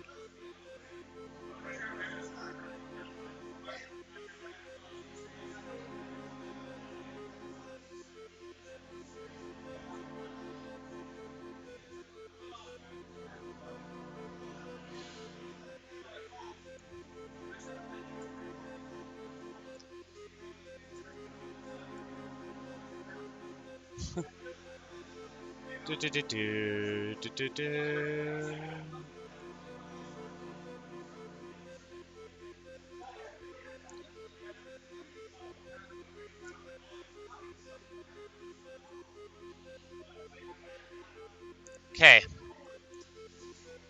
Alright, so I think the audio balance is good. I won't be able to adjust it on the fly, so if I'm a little louder than the audio, I think that'll be okay. Okay, I think we're ready to go.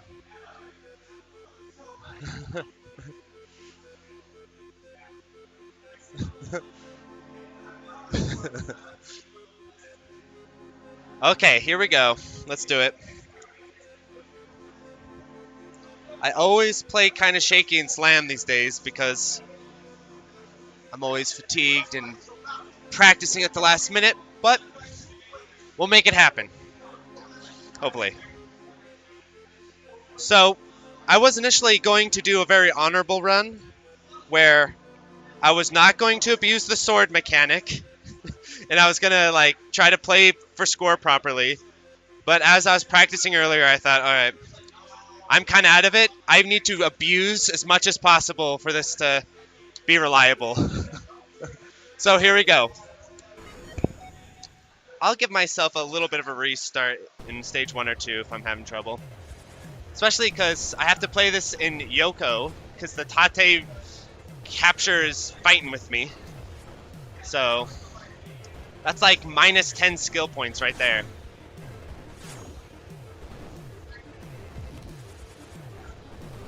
So, I was thinking about doing the master difficulty originally. Then I thought, alright, let's be real. In a live setting, that's going to be a beatdown unless I like really have time to practice. But I think the normal difficulty is still really fun.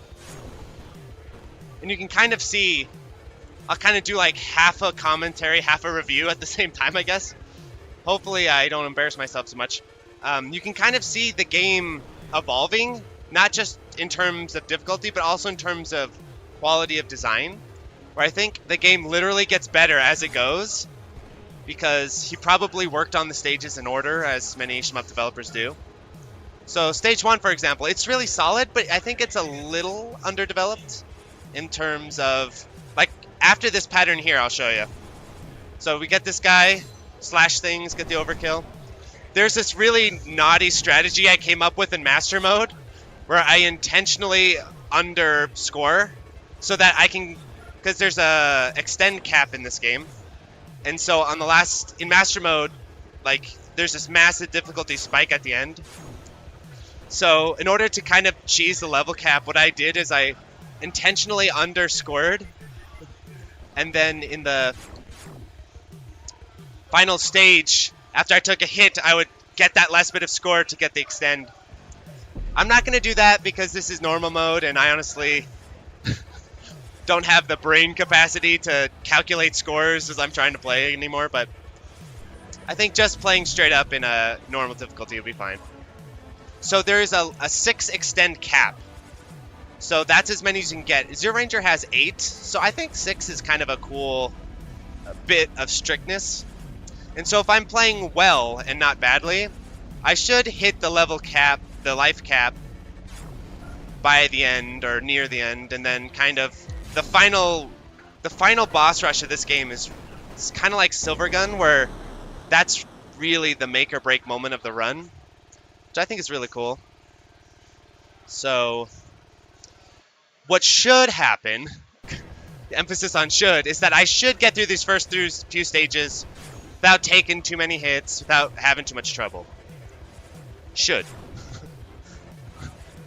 So here's a little bit of cheese. Now, I wasn't going to do this, but I'm going to have to. Sorry, Victor. I feel shame of what I am doing on screen, but basically, if you get the trains low, you can just slash back into the wall and kind of abuse their patterns, probably more than was hoped for. So I'm going to do that again right here. So here we go. Because it's actually a pretty tricky dodge otherwise. And I think it plays into score not to do that. I know definitely on boss fights, but I think even in like the stages. But there can be no honor in a live run, at least for me right now, because I'm tired of getting owned in all my runs. So let's just have one that comes together, shall we? So this section, I always forget the order. So this one like this, and then there's a spider. Then there should be, okay, there's a wave.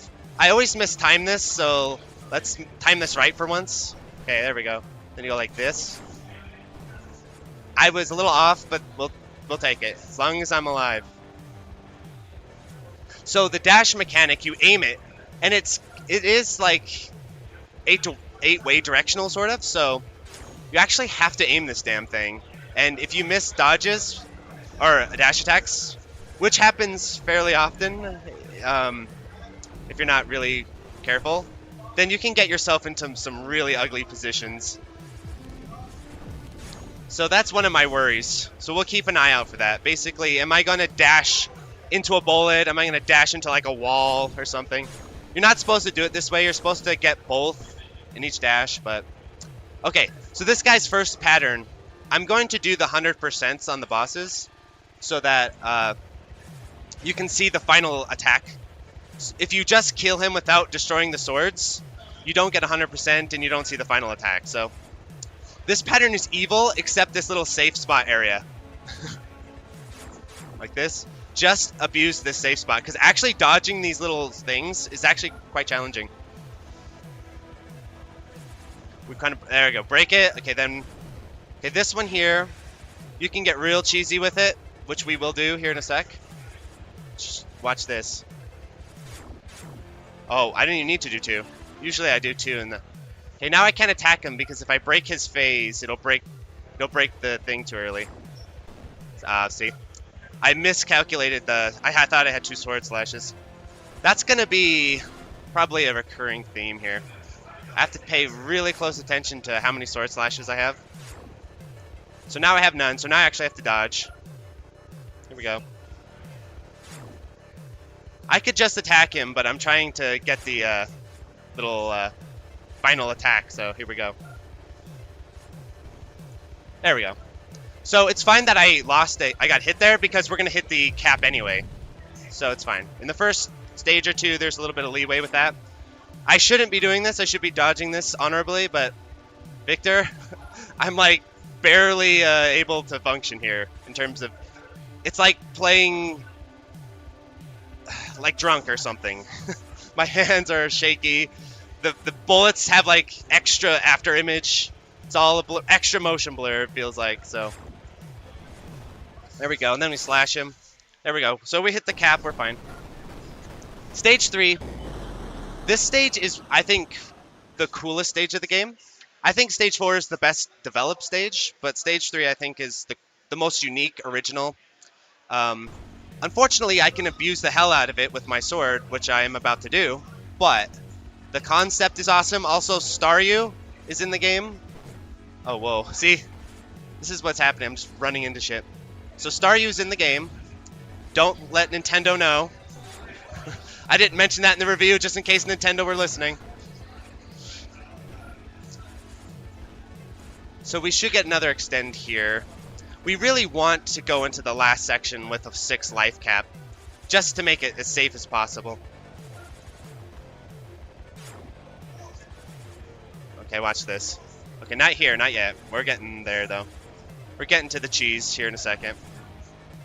So what's cool about these enemies is if you attack them, they explode and they release these like damage fields. It's really cool.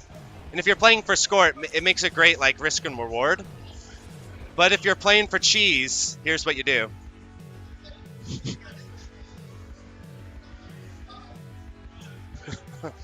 I'm sorry, Victor.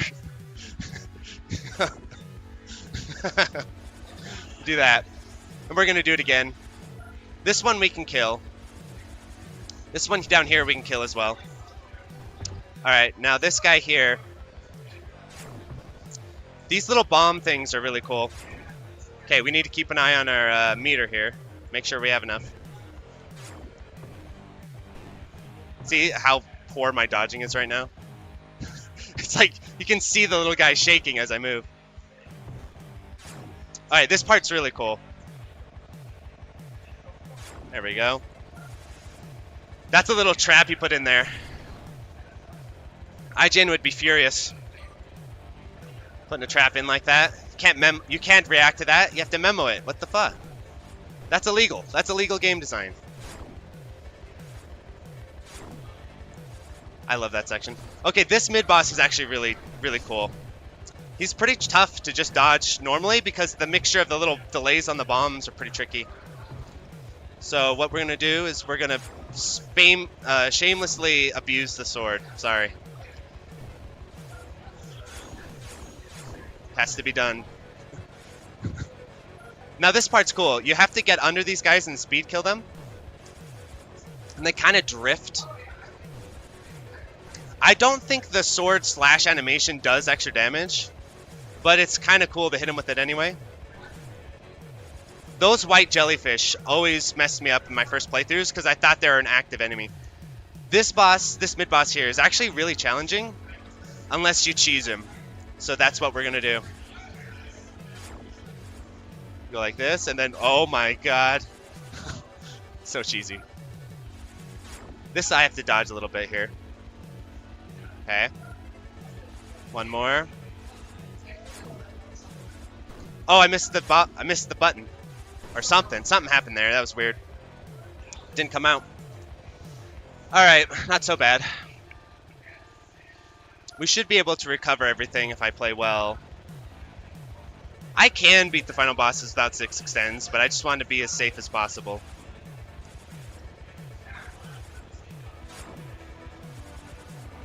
You're supposed to misdirect it like this.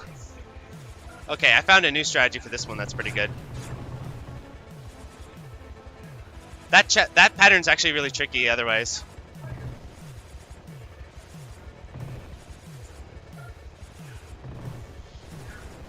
Alrighty. And then... Oh, this is the Zero Ranger attack. Remember from that stage in Zero Ranger? Okay, I have to remember I don't have a charge now. There we go. And then here, this can get you, because that wave is surprisingly, like, hitbox.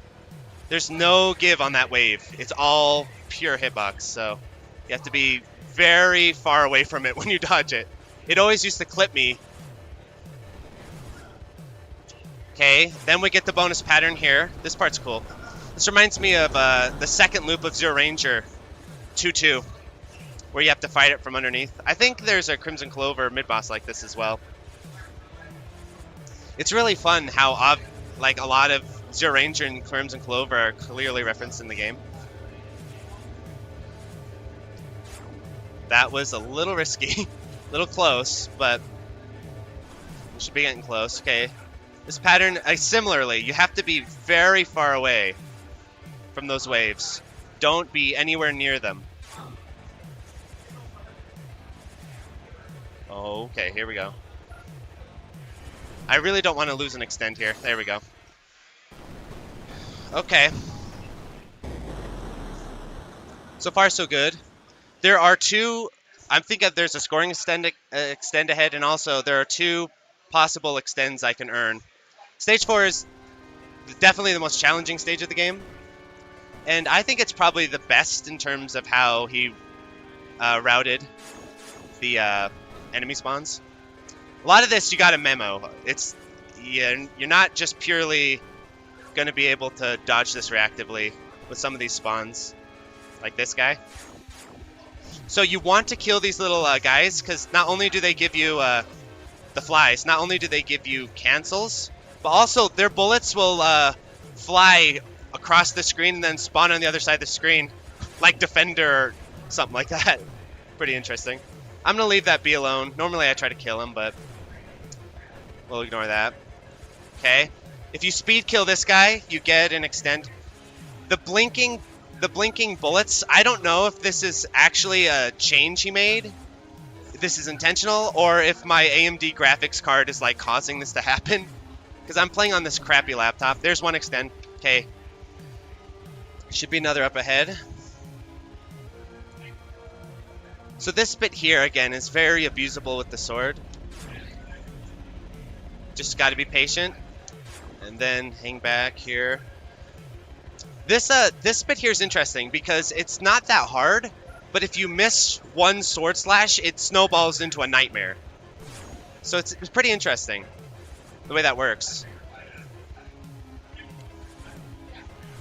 It's like, as long as you stay on top of it, it's really not that bad, but if you get one sword slash off, you don't recover, and then you don't have the next one, and it's pretty cool. I think he could add one more mid boss though. I'll show you where. Not yet. We're getting close. These patterns are surprisingly tricky because some of the bullets sort of bend and track you, others don't. So you have to visually sort through which are hunting you down, which aren't. All right, this mid boss is pretty cool.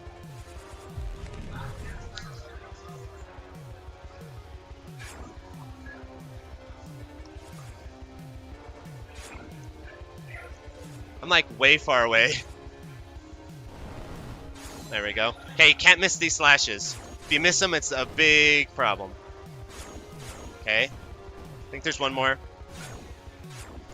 Oh, alright, now we dodge for our life. Okay, here comes the extra boss. There could have been one in between those slashes. This boss, if you speed kill him, you get an extra extend, which we really want right now. But he gets this change up. He'll change up the pattern, and it's really tricky. I'm gonna try my best to watch for it. It's coming. It's coming. Where's the change up? It's coming. There it is. Fuck. Damn it.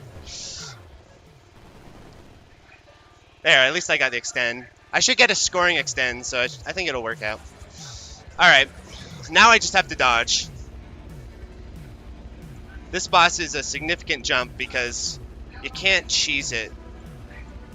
So you gotta actually dodge stuff. And you want to wait until a certain lane before you sword slash, because your sword slash changes the rate of your movement. This pattern is really fun when you're playing for score because you can't abuse it with your sword. But I'm going to abuse it. I think there's a Mushi pattern kind of like that. Okay. I have not bothered to check if this laser actually damages you or not. I always play as if it will, but I'm not actually entirely sure if it does. Gotta wait for one more. Okay. This lasts surprisingly long. I love how persistent the hitboxes are. Like how he just leaves them like that. I think that's kind of cool. It will mess you up in the final boss because you'll think you've dodged the pattern and the pattern will just be there. But other than that, it's pretty cool.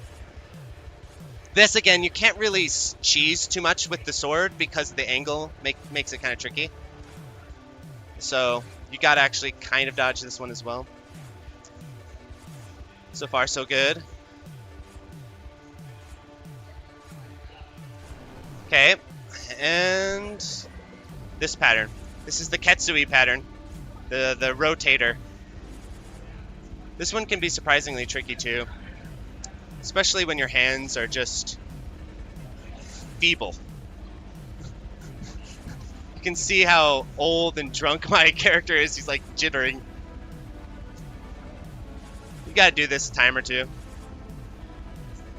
It's a fun pattern though. The persistent beams make the sword swings really dangerous. Alright, here's the... Now this is the real, like, okay, shit's getting crazy. This pattern is really tricky. It looks simple, but it has so many different mechanisms that it's really easy to get tripped up by it. For example, that laser beam is really persistent. It'll stay. And then on top of that, like, the little explosions afterward, if these guys get low, it's really scary. And then the change-up is coming. So, alright, here's the change-up. Now you have to delay a little bit. You can't move right away. Otherwise, they'll, like, multi-aim you. It's hard to describe. But, so far, so good. I hate this. I hate getting stuck up there like that. And those hitboxes on the lasers are really persistent. So, you can't, like, laser cheese them as much. Oh my god. Come on. Come on. There we go. That's nice. Okay. Whew. So far, so good. Alright. We should be fine unless I royally choke this, but we should be fine. We came into the last boss with 6 extends. That's what we want. So this first pattern is actually one of the harder patterns in the boss. The way it works is when he respawns on screen, he has this like burst. But these big flaming balls make the sword abuse really risky, so you kind of have to dodge it. Here's this pattern in one way is like pretty easy, but another way it's really tricky. It's weird, just depending on where you land in it, sort of. But I promised myself I would not micro as much as possible. See, because that's what's happened. Like microing is okay, let's pull this together here. Any day now. Alright, here we get the bouncing ball. A lot of RNG here. This could go really well or really ugly. I've learned to kind of stay up here with him, ironically. There we go. Did the bouncing ball. We should be good. This pattern here, a classic shmup pattern. The suction, the Dyson. This you can't sword abuse too safely, okay? Here's the Zero Ranger sword slash spree, I think. That's next. Nope. Little mini pattern here. This one isn't too bad, other than it can get kind of tricky if you get yourself out of position. Because the angles. And the sword is more awkward than you'd think. Like, it's not super elegant in terms of movement. It's a huge commitment, so if you sword slash badly, it gets kind of ugly. This can get kind of bad. Because it changes every time. It's pretty cool. That's what makes the master mode of this. So this glitch, these like glitching boulders, I don't think that's intentional. I think it's my graphics card causing this. Because I don't recall this happening when I reviewed it. So you can't use the sword here because you'll break the boulders. And you'll cause more problems. Alright, final attack. Here, you can do, you can kind of like lean back with the sword. Like this. That's the best way to deal with like really tight clusters like that. But you have to time it. Because you don't want to move. Because if you slide, you'll slide into the ball and die. And this goes on for a while. Yeah, okay. I was thinking about dodging that, but let's not. Let's not. And that should be it. There's one last in Master, but Master mode. I didn't play Master. Alrighty. There we go. That score was ugly, but at least we didn't crash and burn. That's all I was going for.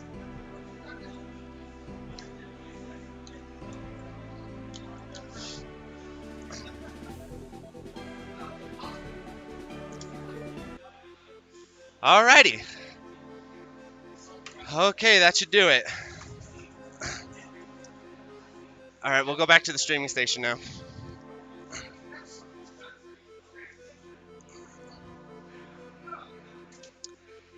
Okay.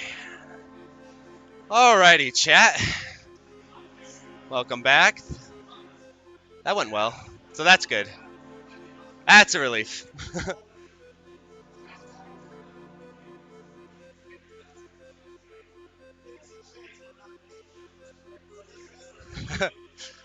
Okay. Whew. I'm sort of recovering from that. All right, up next we've got Espgaluda, I believe. So that'll be another live run, and you guys will finally get to see the live commentary couch in action.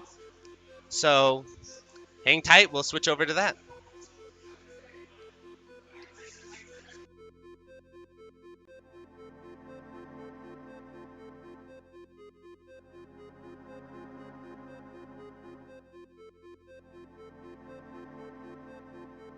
Time to play games. I read ya.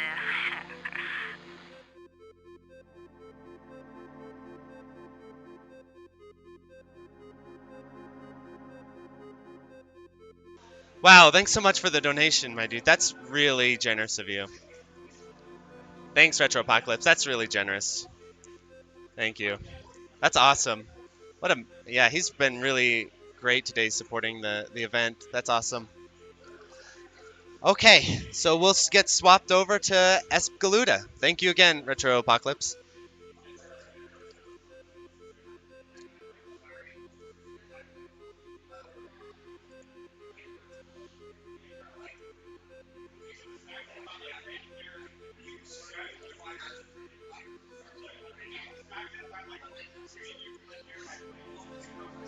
Okay.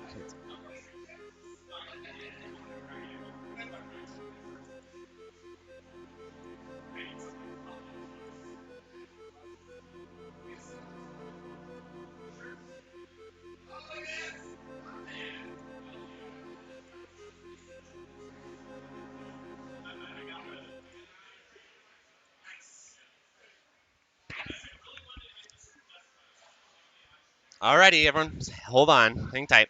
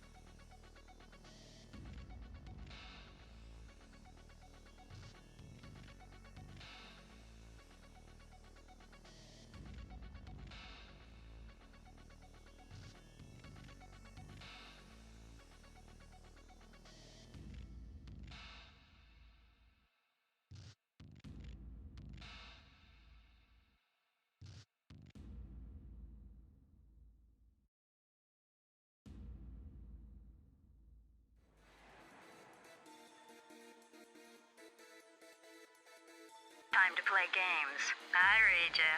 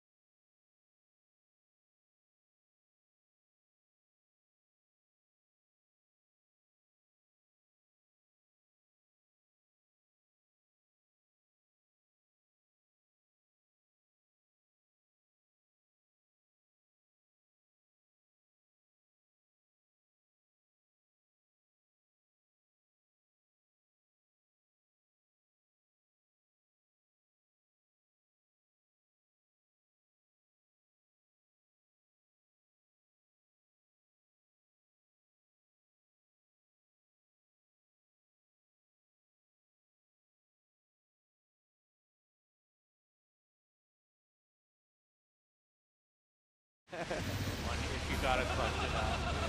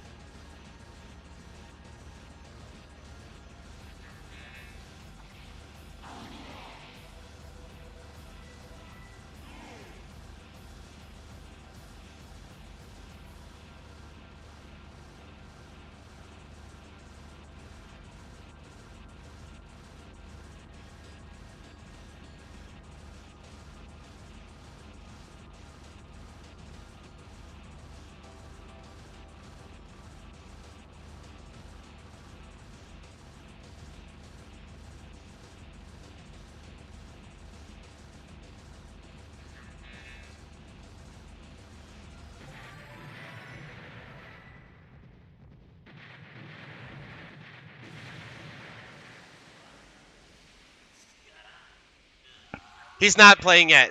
Stream, by the way. He's not playing yet. He's just practicing.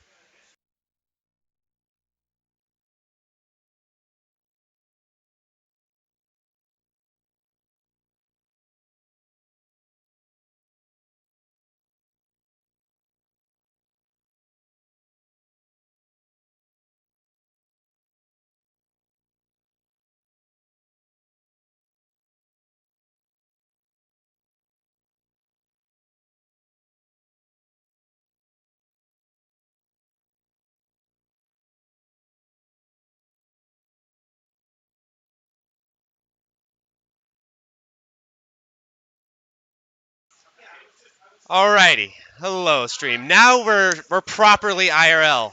We've got an IRL runner. We've got IRL commentators on the couch. We got to the left Twilight EX, the Hellsinker world record holder, an amazing player. And then to the right we have Pan. Is this your first Shmup Slam, Pan? It's on our right. I don't know if it's your right, but it's our right. Yeah.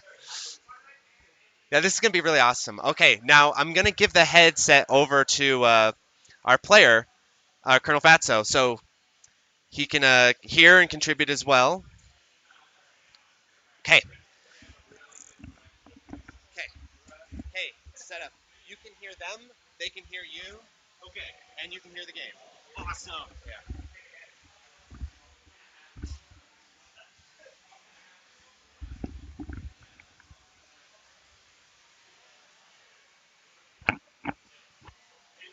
Sounds like a plan to me. I'm down for a good time. All right. Is it possible for me to get a little bit more game? The game audio. Let's see, getting that audio cue. Are me and Twilight live? Okay. We're live now? Sweet. We So- were live, maybe. We were. I just don't know. That's right. Yeah, there's no audio settings here. Yeah. I definitely need a little bit more game audio. I need more game audio. Audio trouble. Yeah, we're getting the audio Yeah. all set up, then we should be good. Mark's he's running he's gonna around get like so juggling. distracted because we're Thank like you. talking forever. It's like, shit, shut up. Yeah, Mark's been running around all day, Yeah. fixing all of our problems. Awesome. That should be enough. That should be enough. Thank you. Nice. It's good enough. It's good enough. We're making him juggle 3 microphones and making sure they all hear each other and everything. It's Yeah. pretty funny. All right. Seems like the game's going on. Everybody Let's ready to go? Let's go. All right. Perfect. Here we go. So Colonel Fatso, he's going to be doing a scoring run today. We're picking Ageha. This is probably the most common ship, but both of them have like very unique things going on with them. Yep. This one's kind of like the straight shot, but you do have some, you can see as he moves left and right, you can kind of aim it. So you do have control to cover a certain area versus like the widespread Katea has. Also, the concentrated shots are really good damage compared to other Yeah, the laser's a big selling point here. So the core mechanic of this game is called Kakusei. So you'll see every time he kills an enemy, you're getting some green gems. And then you can go into this mode that turns all of the bullets purple, and everything is in slow motion now. And every time you kill an enemy, all of those bullets will be canceled. Yep. But as a result, your gems are draining down and down, and every time you kill an enemy, it's taking a chunk of that too. So the core of the game is build as many gems as you can during the sections that don't give too many bullets, and then you let the whole screen fill with a bunch of them, and you cancel them all for times 100 everywhere. Like the most biggest cancel in the game. That's what we live for, just seeing the entire screen with gold. I don't want to see any of the background. I just need to see those times 100s. Yep. So a big part of this, you see how he's playing really aggressive at the top of the screen? That's because you get more gems if you speed kill the enemies as they come on screen. It's different for each Galuda game, but this one you just want to kill them as soon as possible. So here Specifically as high as possible on the screen. Right.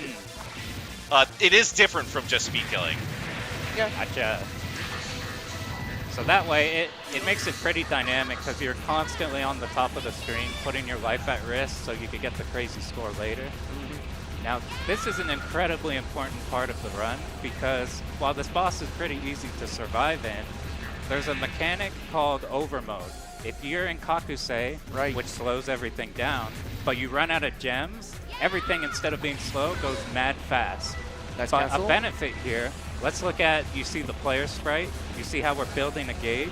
Yeah, there's like a blue circle around the player, right? Yep. This blue gauge, if we keep filling it up and building levels, it's going to make it so that when we try to get gems, we're going to get a lot more. Oh.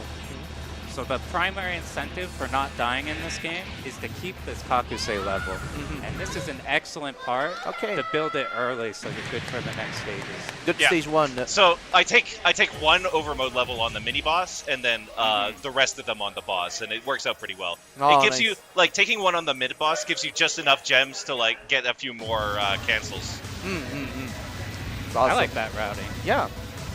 I Now think that- I've never done that routing before.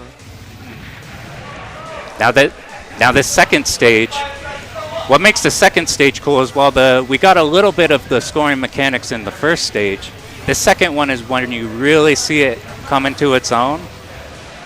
We're getting the hundreds, a little bit more than the last stage, maybe. Yeah. Oh yeah, there are some enormous cancels in this part of the game. So this is a really good stage for getting in the mood and getting ready, like getting comfy with the scoring before it starts getting like way harder later. Yeah, so if you go into Kakusei mode, the Zakkos throw out a little bit more bullets rather than usual. So you want to like captivate on that one. Yeah, some enemies might like shoot a spread and then not shoot for a while, but as soon as you're in Kakusei, they're going to be constantly shooting that spread. Right. Now, we're going to see a lot of this big enemy here on this stage. What's important about this enemy is you want to kill it right as it's shooting the circle pattern. That's when all of these bullets are still on screen.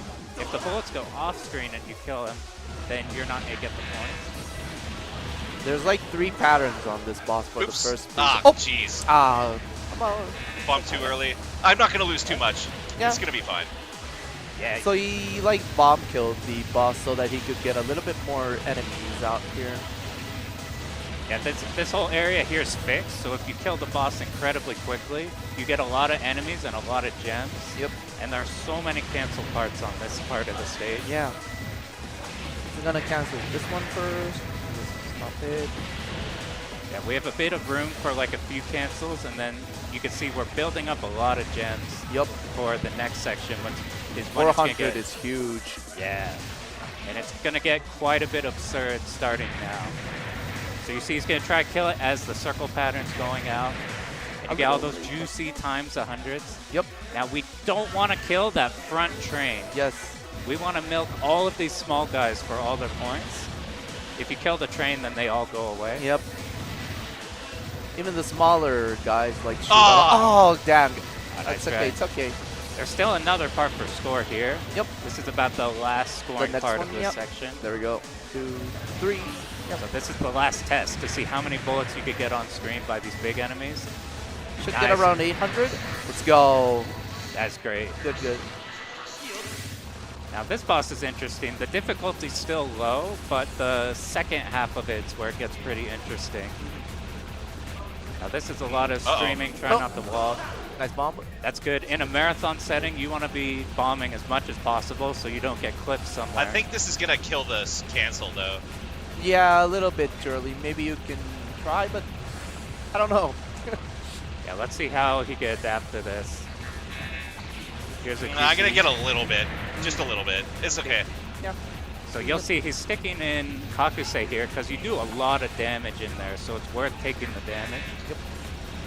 Hello. Now here is the really hard pattern. So Yes. you have to precisely kill these discs in a way where you can survive, and you want to get the cancel on the boss, but what makes this difficult is that there's a lot of slowdown. Yeah. That's okay. That one's really hard. It's really easy to accidentally cancel the discs as well. Right. And spend off all your gems. Yup. Yeah, that's probably the most difficult part of that boss. And the Especially, added yes. slowdown too makes it like ultra difficult to time. I'm in over mode. I need to change back. I'm in over mode. I need to change back. Okay, he's back. Yeah, if you forget that and then you get blasted by full speed bullets, Right. it gets terrifying. Well, it's not even that. I would lose like 15 million gems at the start. Right. Yeah, that would really hurt the score. So the first part of like stage 3, you kind of want to keep these trains alive so that they shoot out a lot of bullets and then cancel. A lot of 100s. Yeah, these give a ton. Yep. What you want to notice is some of the trains are different. You want to kill the trains that shoot fewer bullets. You want to eliminate those to get the gems. Right. You leave the ones that spawn a huge mass alive, like these ones. These are the juicy trains that you want. Yeah. Oh! Oh, nice try. Oh man. All right. I think he's gonna. I've got overmode recovery strats for every stage, so. Okay. I'm interested in seeing those because I always just. So we talked about in that stage 1 boss how we built up the overmode so that we can get more gems. The penalty for dying as that level goes down. So now Fatso has to find a situation where they can build that back up so they can score the rest. Yep. It's gonna be a bit difficult for maybe stage 3 up until the mid boss. I think after the mid boss, maybe he's gonna do it. It's gonna be on the boss. Okay. Yeah. Oh yeah, the That's second not part. too far yeah, away. yeah, yeah. Now this is an interesting boss. Yeah. They're gonna do a milk on this, but usually this does not work on the arcade version if you're playing on P1 side. It's like a weird glitch, but Yep. because we're on the PlayStation 2 version, we're able to do this on P1. Yeah. You don't have to flip sides. Kind of garbage. All right. A little sad. But, All right, it's all good. Okay, that one was juicy. Yep. And then they're gonna stay here just to kill this immediately. Now he's gonna keep on going. I might be with the able to red get one. one level here. Yeah, I got 1 level. All right. Yep. That's a great spot for it. Now you get so many gems in this section, you don't actually need to get out of over mode until now. And now just look how many we're building off this popcorn. Should be going around 300. Yeah, let's go. Yeah, that's a chunk. Oh, 400. Yeah. And we have a lot of scoring sections here. Did a great job using these 2 side pods will do a big bullet cancel, so you can set up for this. You want to kill these enemies as they do the wide spread. That's when the most bullets are there. Still. Yeah, that's great. This is probably the longest stage in the game. It's pretty chunky, and it's pretty difficult to score in because what we'll start seeing from now on is tons of popcorn enemies flying in from the sides, and every time you kill an enemy in Kakusei mode, you're losing gems, so they're there to drain your gems, so you can't score as hard on the big enemies. Alright, this upcoming section, we start seeing these enemies here that have 2 phases.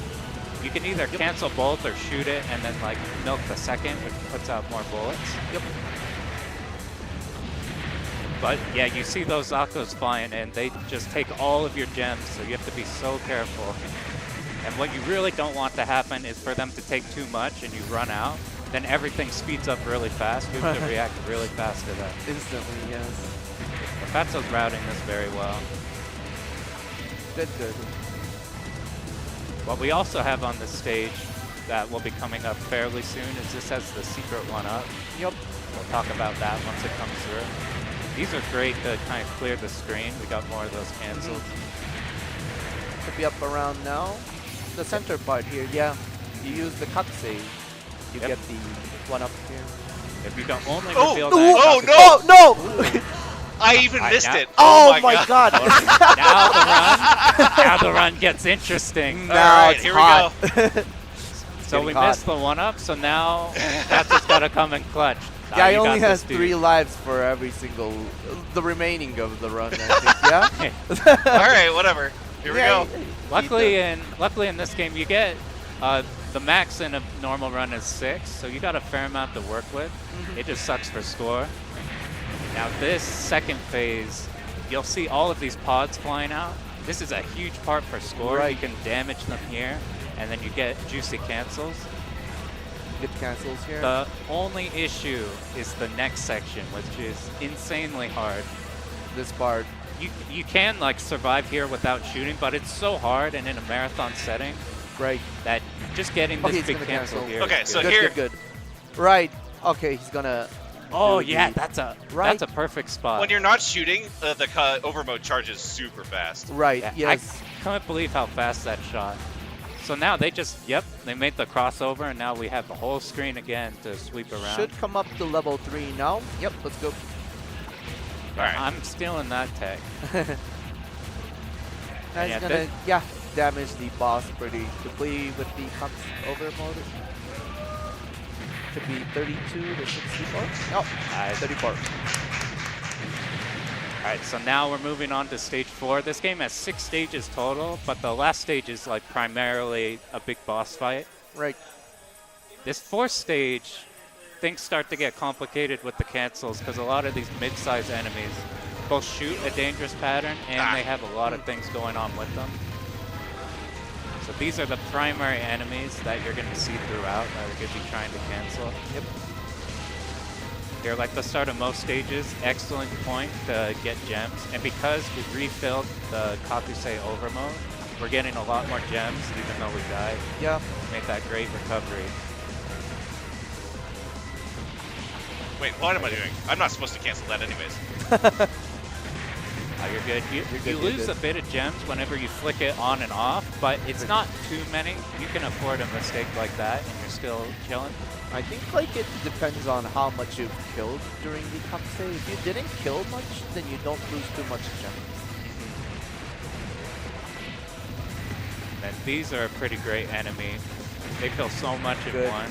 Yep. That for like the amount Oh, of he's gonna gems you keep on spend. doing the Kakusei here. Interesting. Oh, Okay. this is a cool spot for that. Those tanks shoot a ton. And we're getting a lot Yeah. of them. The Zakos are like shooting a lot as well. Oh, this is big. Okay. I think I like this strat more than Good. otherwise get like terrifying. See here, they're getting all go red. Yeah.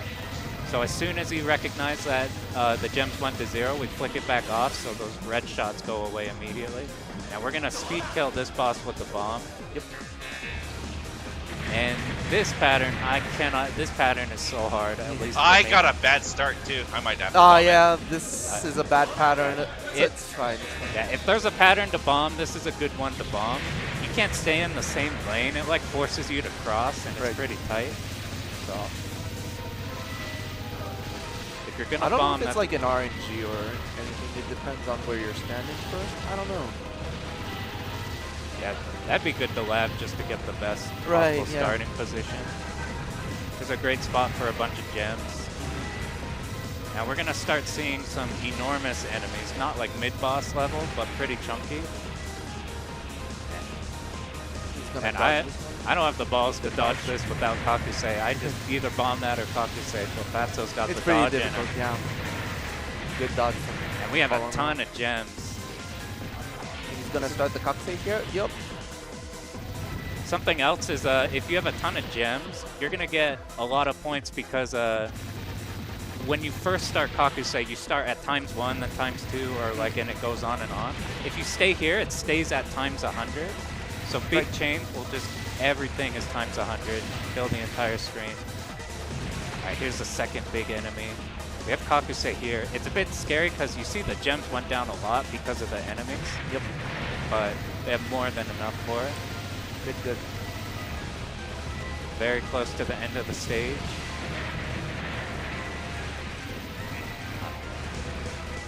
Let's see, I'm not sure how many gems he's gonna want for the boss. I'm just gonna big chill. There's one pattern you can get for, like, there's one variant for the boss you can get where it's really lucrative. So I don't know. It's fine. That'll be good. I could also flip tails though, so we'll see how it goes. Okay. Yeah, we need that RNG in our life. Alright, so the interesting thing about this boss is we are no longer going to fight it on the top of the screen. Nice, we're going to slip through. Nice. That terrifies me every time. I flip tails. Oh yeah, I feel ya. That's So bad. this one's That's less You can get lucrative. you can get a pattern with like a bunch of spinning discs that spit out a lot of bullets. Right. But I didn't get it. It's all good. I'm gonna keep on doing the Kakusei overdrive. Yeah, I like this. You might think the red shots are faster, so it's more scary. But the problem is here you just have such a wide spread, and the pattern after is terrifying. After this one. Yeah. So because he killed it fast, we don't have to deal with it. Good. Now this pattern looks scary, but not actually. Your goal is to not wall yourself. You have to have a good grasp Nice on when cancel. they're aiming. Yeah, that was great. That's perfect execution on that boss. Perfect. All right, So coming stage up to 5. Yep. Yeah, stage 5. I like this one a lot. Stage is really good. It gets pretty intense though on the second half. Yeah, the cannons are. Yeah, it's messed up, dude. Yeah, that section's He's gonna not do the okay. double kill? He is. Oh, hey, let's that's go! perfect. You saw the 3 gems. So that one's terrifying because it's very easy to get one and then not the other immediately at the same time. Your gems run out, you miss everything. Yes. It's a very difficult cancel, but he managed to do it very good. Yeah, that was perfect. This stage has tons of middle and huge-sized enemies that flood the screen, so it's pretty. Oh! Yeah. That's what's so terrifying Yeah. about when you run out of gems. Yeah. Luckily, when you do die, you do get a stimulus of gems, so you got a bit to work with. Yeah. So my overmode is going to stay low now. I don't have a strat for 5-1. Yeah, by this point in the game, it's so hard to find a point for that. Yeah. I always love this. This part? That stuff feels so good when you sweep all of them and you're getting the maximum gems. Yeah. Alright, this is a perfect spot for Kakusei. These put out so many bullets. You even get that bottom right guy. Yep. Now here's the messed up section. Right. What makes this hard is you want to score in it, but the enemies are consistently flying from the sides, so you constantly have to flick on and off, on and off. You don't have too many gems. You have like just enough to work with. It's very difficult. It's kind of like stage 3, part 2, basically. Yeah, that was the intro. Now here's the test. Yes. They're doing a great job there. This part's just hard to like not die on, period. Good bomb and bomb recharge right there. We're gonna talk about bombs too much, but you see how we don't have a fixed amount? What's nice in this game is it's a variable. You can either hold it and charge it for a while and have a huge bomb, or you just have a ton of small bombs. Right. Each tap depletes like a quarter of your whole gauge, so you have like 4 bombs to use possible. Which that's a pretty good chunk. Now this boss, we saw her in the first stage. She's back and she is mad hard. She is significantly harder than the bosses so far. Now this part's pretty cool. This big option here, it's actually taking damage. You're also damaging the boss because your bullets and your focus will go through. But the big thing we want here is to get a big juicy cancel on this option. Yes. So what we're waiting for is once this is gonna start, and then it'll start rotating the other way. It's gonna do it 8 rows. Right, look at the money. Oh, big. Let's go. Now this is the scariest stream you've ever seen. Right. I'm just not. Oh, okay. I applaud that you went for it. It's so terrifying. Yeah, it's very scary. And what's extra terrifying, this pattern is mad fun to dodge, but you have to be laser focused on the thing you're dodging in front of you and the top of the screen to make sure they aren't overlapping. Yeah. It's very easy to wall yourself here. Nice safety bomb. Good. Yeah, this is one of the hardest patterns in the game. No! It's okay. You'll manage. Right. Yeah, see, you got that stimulus of a bunch of gems, so we're getting enormous cancel. Okay. All right. Well, it can be done. All right, you got this, dude. It's okay. It's okay. We're on to the last stage. Now here's the ESP tradition. We always have the last stage dolls. The cathedral of dolls. They're actually pretty scary because while right now they're shooting straight shots, later they're going to be spinning around. Right. And they flood the screen. Oh, I left him alive. Okay. All right, we're fine. Oh, that's a great adaptation. Okay. Here's a juicy cancel. Here we go. Yeah, it's hard because they're so small. For most of the game, the enemies are huge, so you know when you're about to cancel everything on screen. But here, it's difficult to tell if you killed them or not. There's another one. And we have a ton of gems. The next section is pretty good for score because you see now they're like twirling around. What makes this section difficult is you have to make sure that the bullets you think you're canceling are the thing that you're killing. Right. Because if you lose track, you might think you're about to cancel a bullet coming right at you, but then you get tagged. Good. That's good. Now we can just fill up on gems. A little bit of gems. Then he's gonna go back. There we go. We do want gems for the start of the final boss, which is an enormous gauntlet. Right.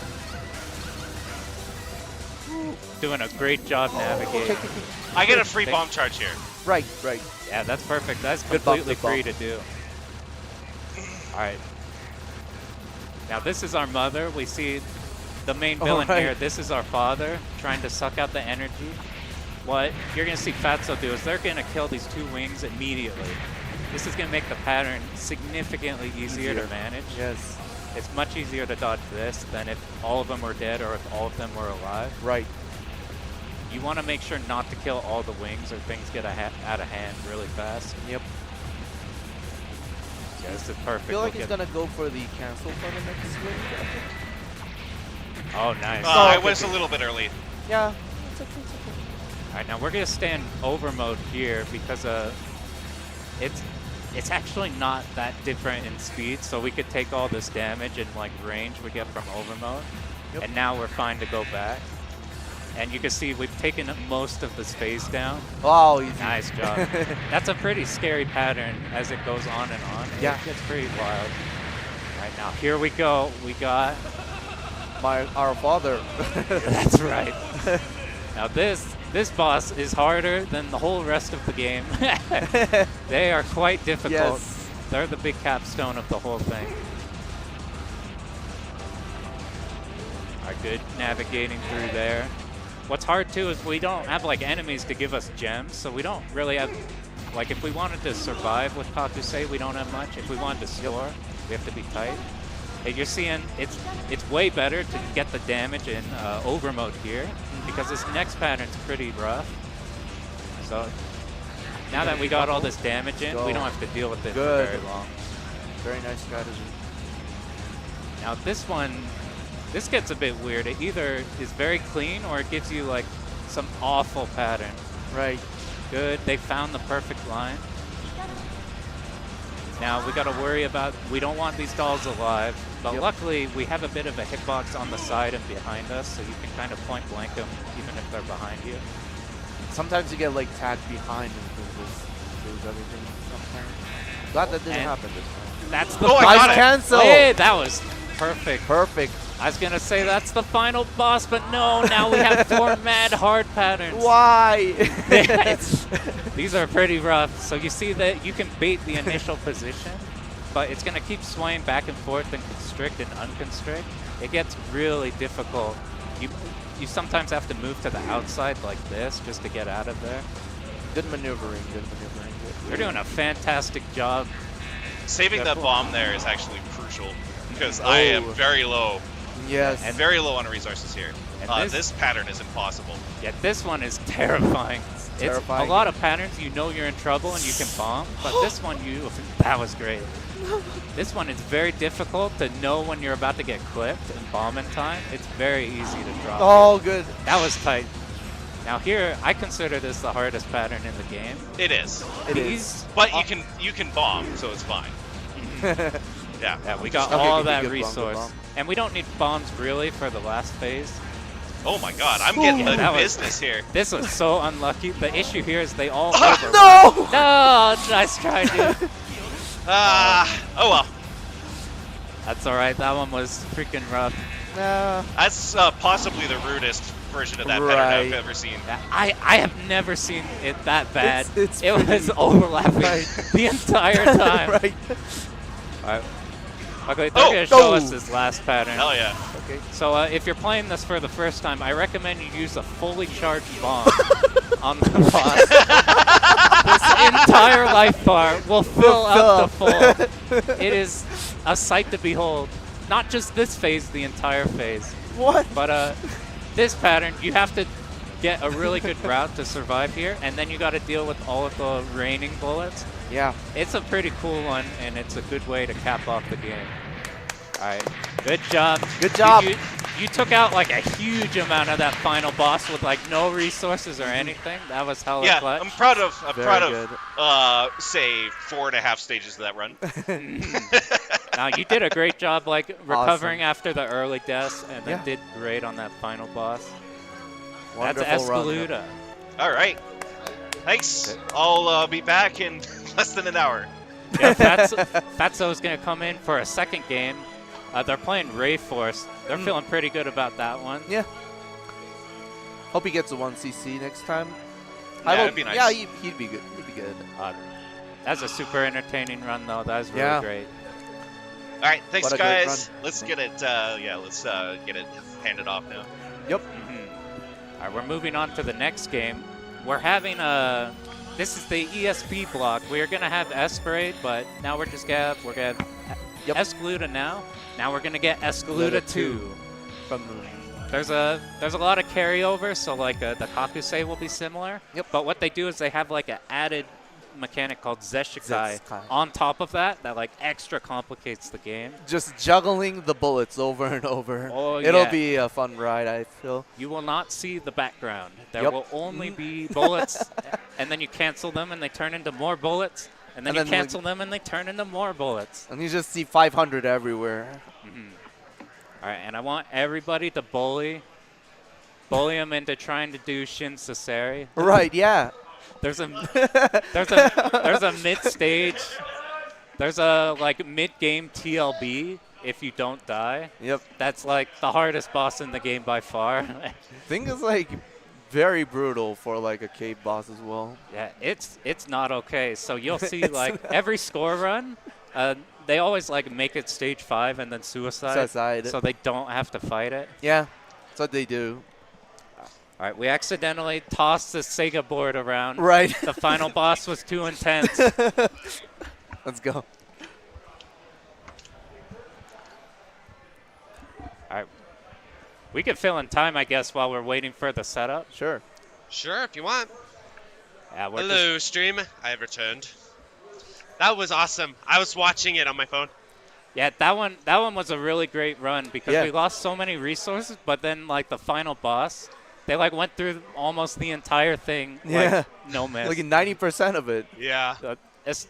And even like all the really hard stuff, that boss is like no joke. Yeah. most people like learn Espgaluda as one of their first ones. Yeah, that was my first game as well. Yeah, That's it's like if you play it and you just abuse the slowdown, it's not so bad. Yeah. But if you try to play an overheat, it's like evil. Oh, right. Yeah. Some people make runs where they specifically play the entire game Yes, in I've heard over this. mode. Yeah. That's cool. So I've running through everywhere with like red bullets everywhere. Yeah, it's terrifying. You Yeah. have to have a really, really tight route. Yeah. It turns into R-type except with bullet hell bullets. Right. Terrifying. They even have those routes for. There's even like video guides on how to do the route for overmode in Espgaluda 2. Oh. And it's super, super doable up until the final attack of the game, and you lose everything. It's like Like 6 lives, all bombs. It's just terrifying. Gone. Wow. I was like, I might be able to actually learn this. And then I see that final attack, and I'm like, I'll Nope. go back to not. Going back to PC Engine.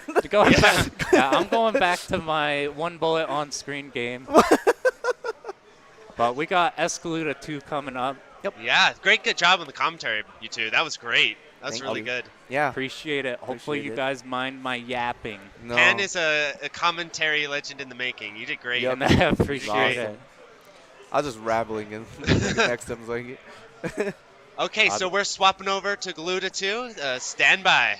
Should be cool. Bye.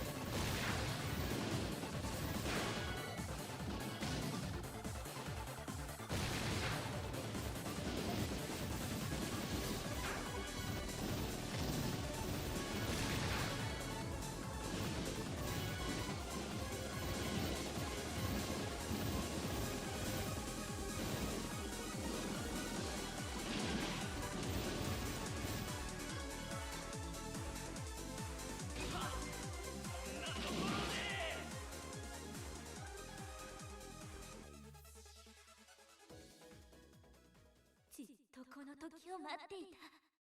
必ずします。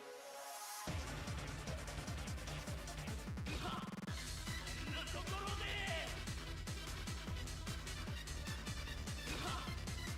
ところで。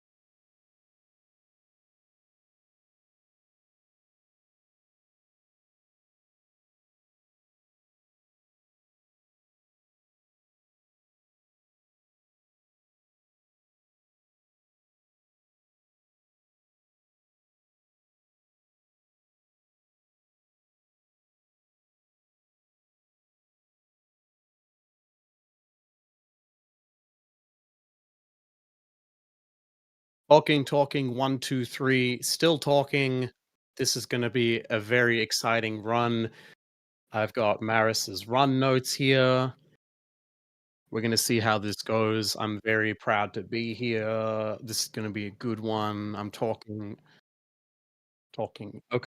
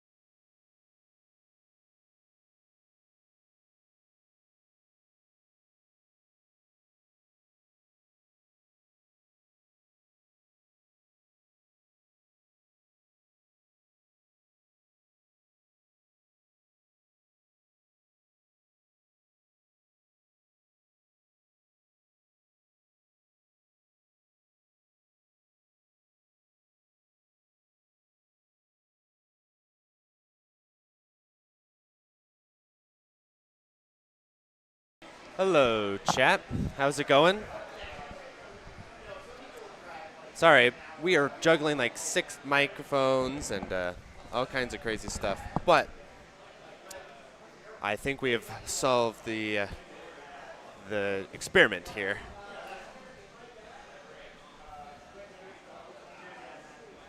So, Apolrog has returned. Okay, we'll get him started. Are you ready, Jay-Z, are you ready? Yep. Yeah, they can hear you if you talk, by the way. Yeah, you should have audio without hearing him. Okay. Alrighty, and then on commentary we have Jay-Z. How's it going, Jay-Z? Yo, yo, yo. I'm very proud to be here. This is really cool. So, wish I could be there in person, but that's how it is. Yeah, I know how it is. Traveling is rough. Mm-hmm. Especially when you live like 15,000 kilometers away. Oh, yeah, no kidding. Okay, I think I may be picking up some audio from somewhere. It is, but I turned it off. I muted it.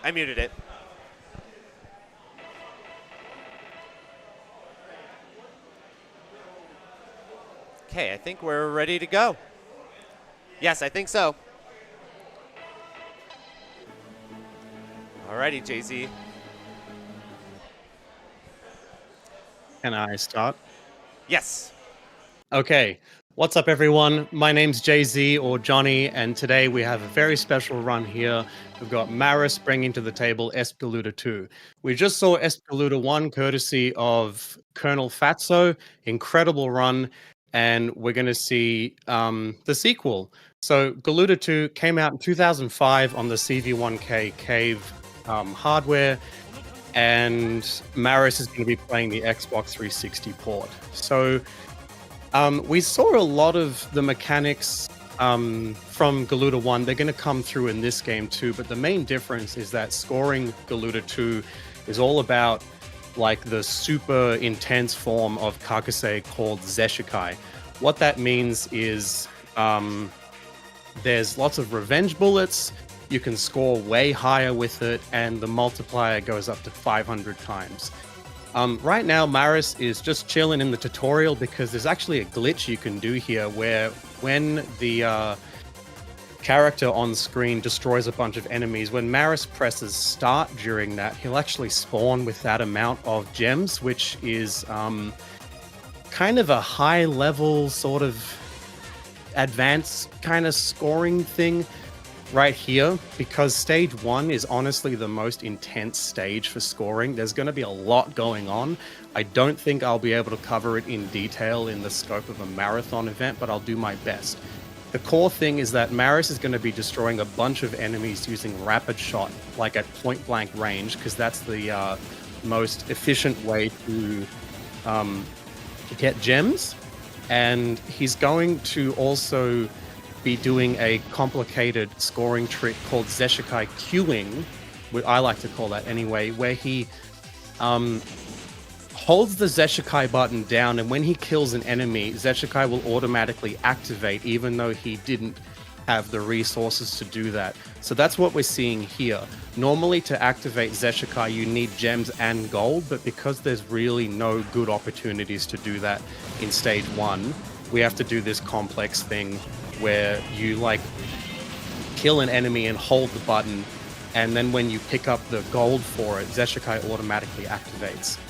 Maris just speed killed that mid-boss to let these enemies spawn, and we're going to see a technique here that I think some Japanese players call peeling, where you just damage these guys and they go crazy and they shoot an insane amount of bullets.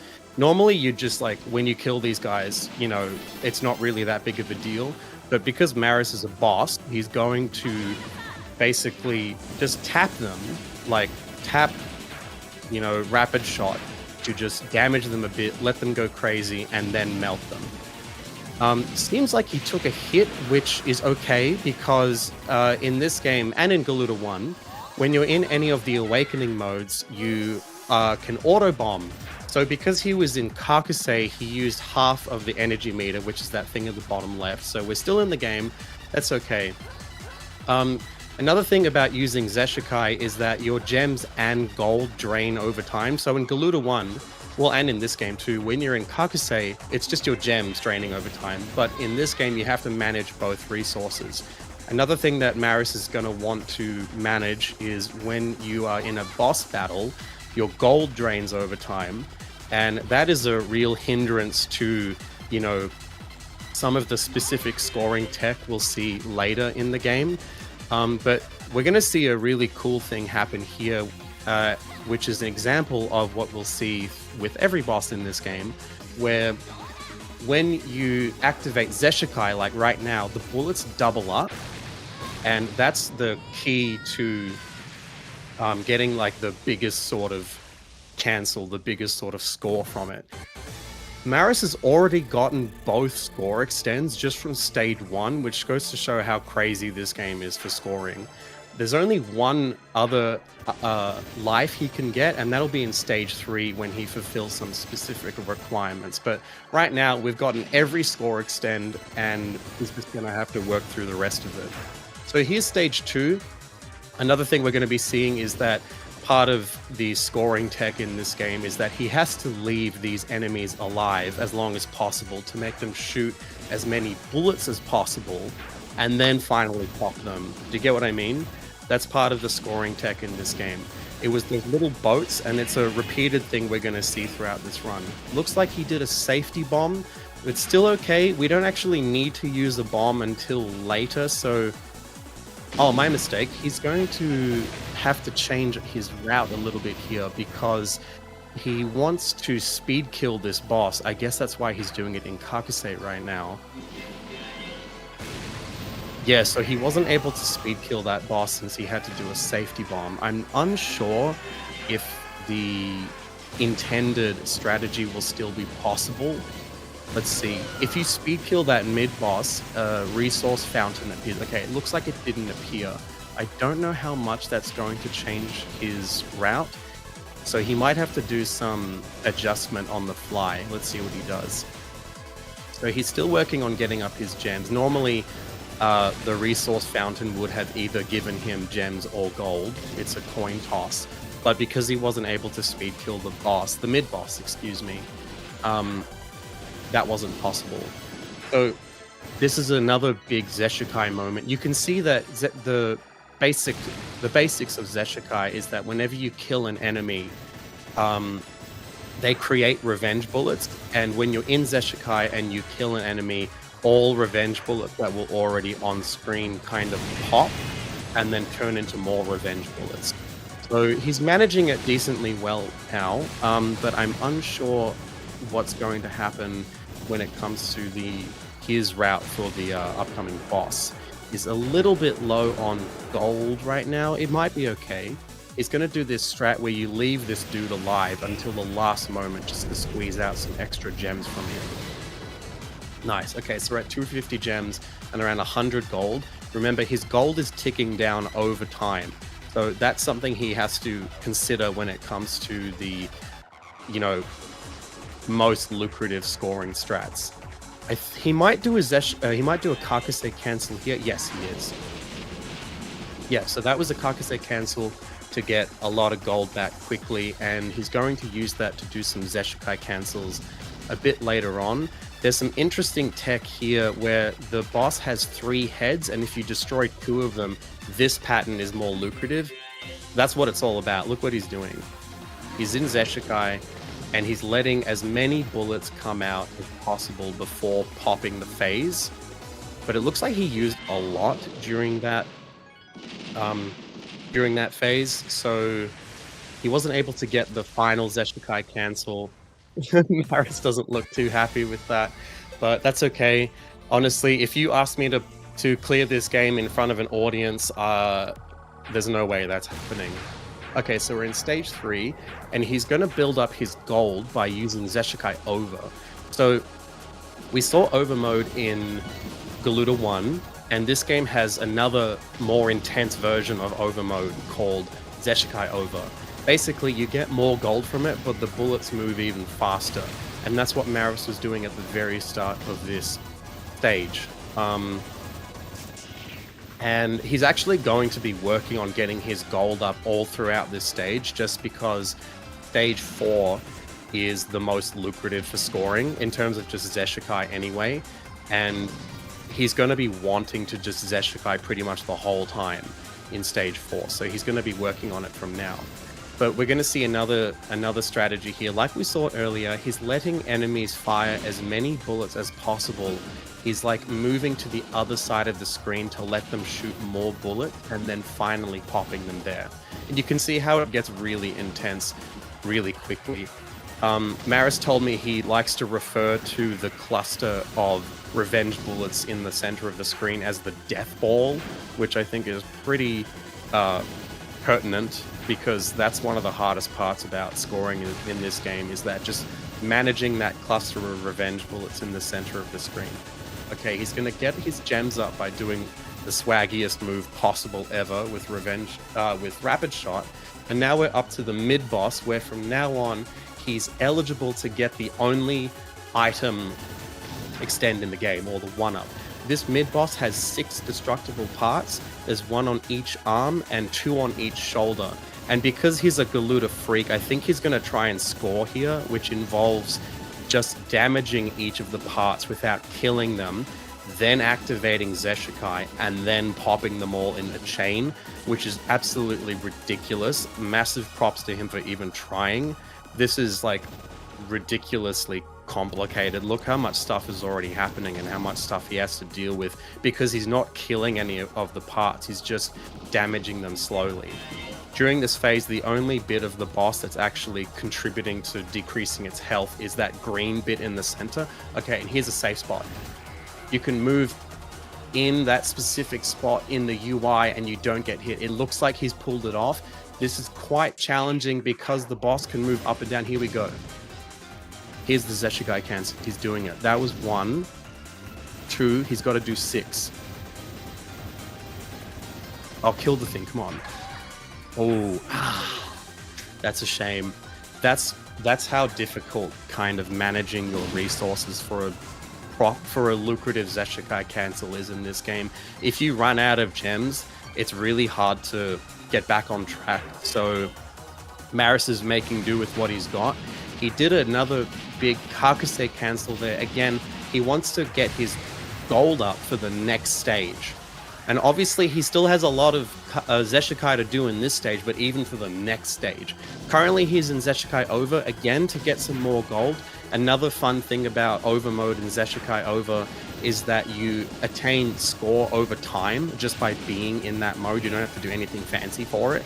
So that's another positive of it. And also it creates more slowdown. It's kind of funny. We saw that in...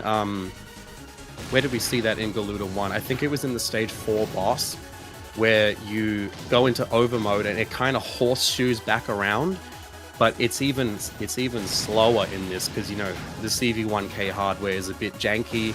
We see all the slowdown stuff happening in games like Mushi Futari, for example, and it's also present here.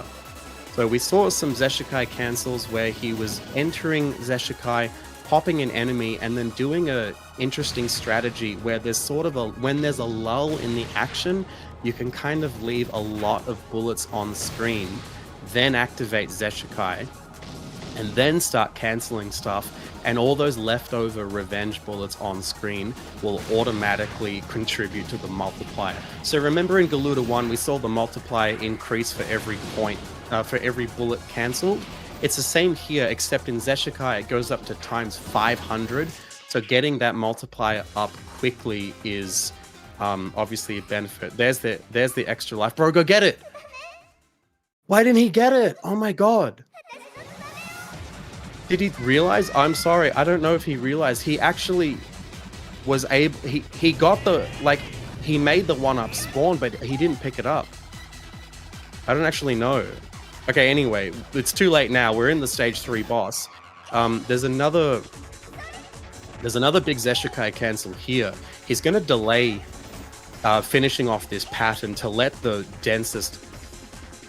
he's going to delay finishing off this phase to let this pattern come out, then let the densest part of it come out, then activate Zeshikai. Nice. That was a textbook example of doing that Zeshikai cancel. Currently, he's at 0 gems, so if he wants gems, he's going to have to play it a little bit safe and just cancel this phase without doing... finish this phase without doing any cancels or anything like that.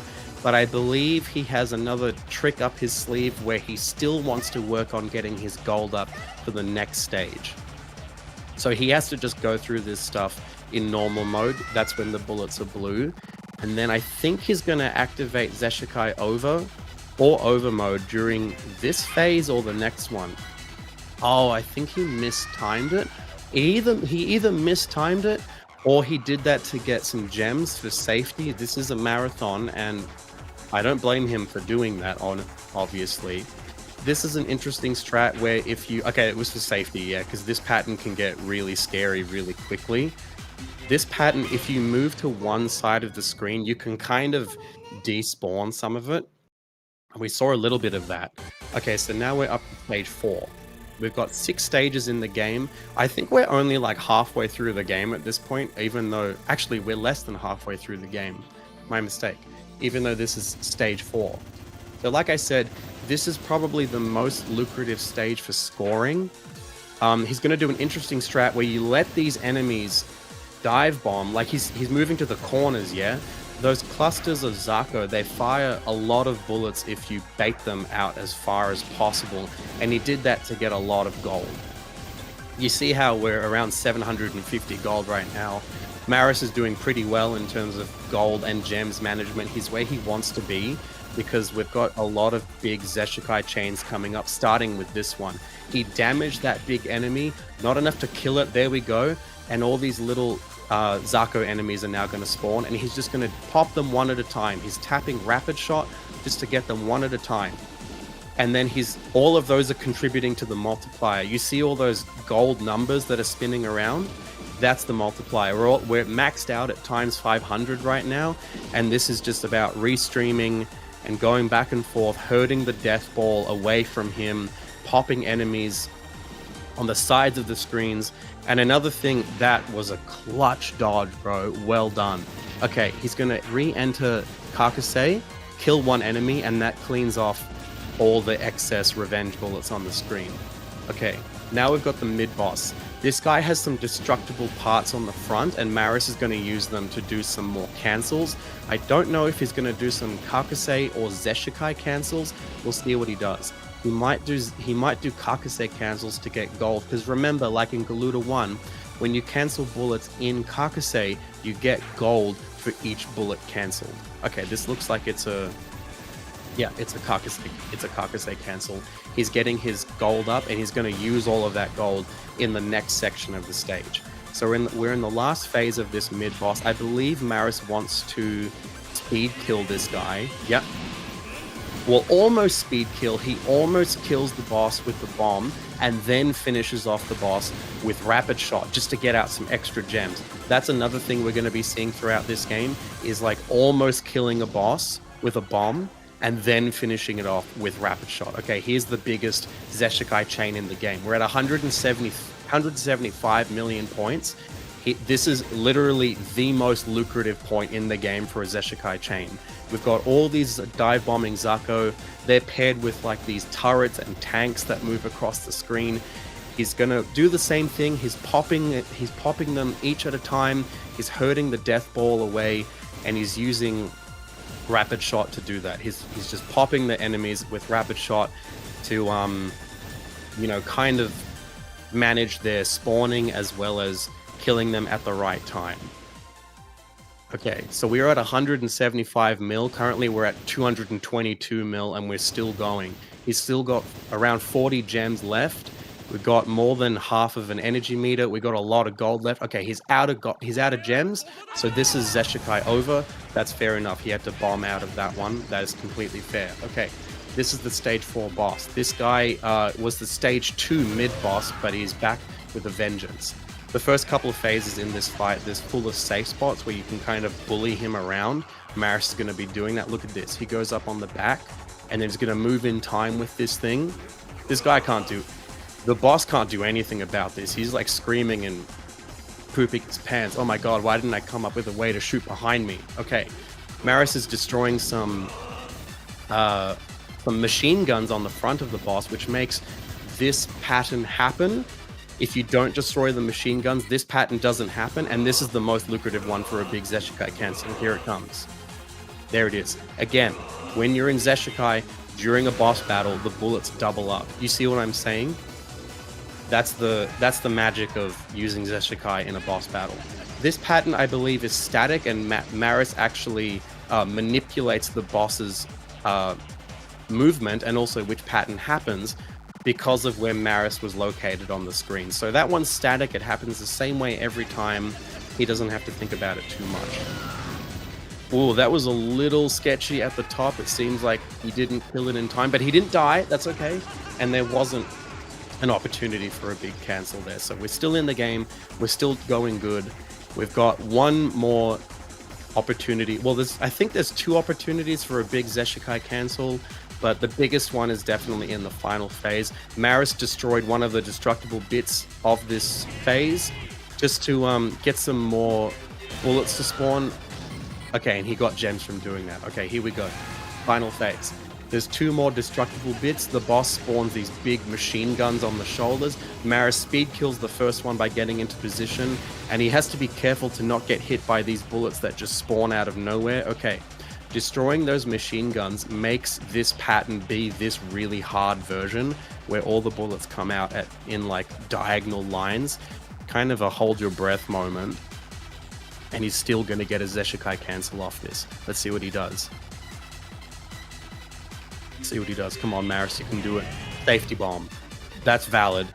Extremely valid. Extremely valid for a marathon setting. Okay, but he's still getting the Zeshikai cancel. That was good. That was good. That was a huge Zeshi cancel. Got 272 million. We're still in the game. We've got 4 lives. I believe that's all we're going to get. He's got 4 lives to do the rest of the game. I think at this point we're halfway through the run. Because stage 5 is a little bit shorter, but stage 6 is extra long. Okay, Maris is using Zeshikai over here to make the game slow down in a kind of paradoxical way, which I've always found really funny, and also get a lot of gold from these enemies. Like I said before, this stage doesn't have a mid-boss, but it's also when Cave was starting to kind of play with the formula. This game doesn't have a second loop. It doesn't have a traditional true last boss, but there is a true form of this stage's boss where you can only get it if you fulfill a specific mechanic requirement that I don't have time to talk about. But the main thing is you have to no-miss the game up to this point. So we're not going to be seeing it this time. Again, extremely valid decision for a marathon setting because Shin Saseri, like Twilight EX and my apologies, I've forgotten the name of the other commentator from Galuda 1. They were saying that she's insane. She is absolutely insane. She is extremely scary and very, very valuable for scoring. So you'll see her in like extremely high scoring runs of this game, but we're not going to be seeing her today, and that is A-okay. Maris is a little bit low on his gems, and this is kind of a moment of downtime in the run, if you can believe that, if you can believe that this is downtime. So he's going to be getting his gems back in the next section, and in the meantime, he's just going to be getting as many gems as he can, but also squeezing out some Zeshikai cancels. Here we go. Here's a descent, like we're back in Ketsui, and Maris is going to speed kill some enemies at the bottom of the screen using Rapid Shot.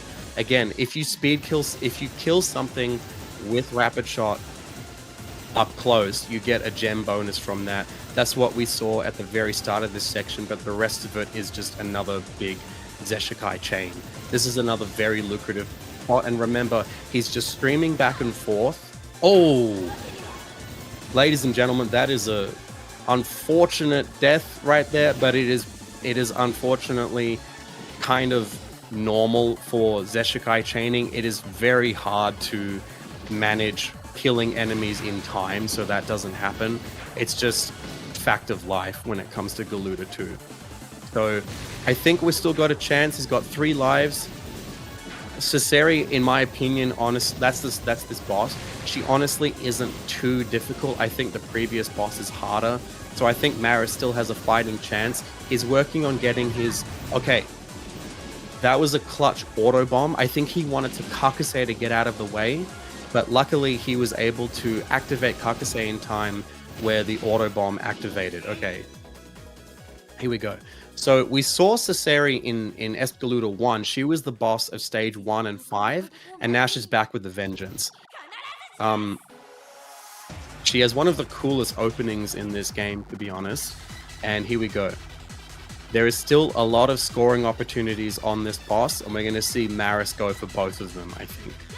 So this pattern is the most lucrative one in phase 1, but we're going to see Maris do an interesting kind of strategy that I think we saw in stage 3 as well, but when we cross that bridge, we'll get to that when we cross that bridge. Okay, so upcoming next, there is a really satisfying safe spot. Let's see if Maris gets it. Gonna fly up using Ageha's really fast movement speed. There we go. He goes on top of Cesari's sword. This is a safe spot, but you have to kind of move with it. It's not completely safe. It is much easier than actually trying to do that pattern for real. I mean, just look at that nonsense, man. I don't know how anyone's ever done that. Just put me in the safe spot. Okay, here we go. Maris is a Galuda freak, so he's actually going to go back through this pattern without shooting to get to the next one, and that's when he's going to do his Zeshikai cancel. It looks like that he did a bit of damage during that pattern just to get her health down a little bit. Here we go. Nicely done. We're sitting at 333 million points. We got 140 gems and 720 gold. That's pretty good for this fight. I think we're okay for the remainder of this fight. Okay, that was a charged up bomb just to get this phase over and done with a little bit more quickly, I believe. And now Maris is going to be baiting this stuff away, and so he's able to kind of manipulate the pattern in a way where it's the least dangerous as possible. I think he's going to move up into the top right and then move down. Yes, he is. Nicely done. That is a very, very safe way to do that pattern. He's going to stop shooting here, because if you blow up these missiles, they turn into like really big clusters of bullets, and it's very hard to deal with. This pattern, there's 2 random variations. He actually got the worst one for scoring, so he just went for it. He didn't try and do a cancel. This final pattern is where it's at, though. He has to survive a few waves of this before activating Zeshikai and doing one big last cancel. Here we go. Remember, the bullets double up. He has to be careful. Okay, he got it. Nice, he got it. We're still in the game. We got the final stage. Stage 6. It's the longest stage in the game. There's 2 mid-bosses, 2 bosses. How's it going to play? I'm praying for you, Maris. I'm sure you can pull it off. He's going to start the stage by building up gems and gold again, because he used a lot of it during Cesari, the stage 5 boss. So let's see what he does. Okay, he's draining his gems quickly by going in and out of Kakuse, and now we're in Zeshikai over again. You get a lot of gold from killing stuff in Zeshikai over, and now we're going to see him get his gems back up by point blanking stuff with rapid shot. He's going to go back and forth. The start of this stage is all about just going back and forth, just back and forth, and once he's got enough resources build up, I think we're going to see another big Zeshi chain. Here it is. Again, like stage 4, you pop the little enemies and let the bigger ones shoot out a lot of bullets, and then you pop them. You see what I mean?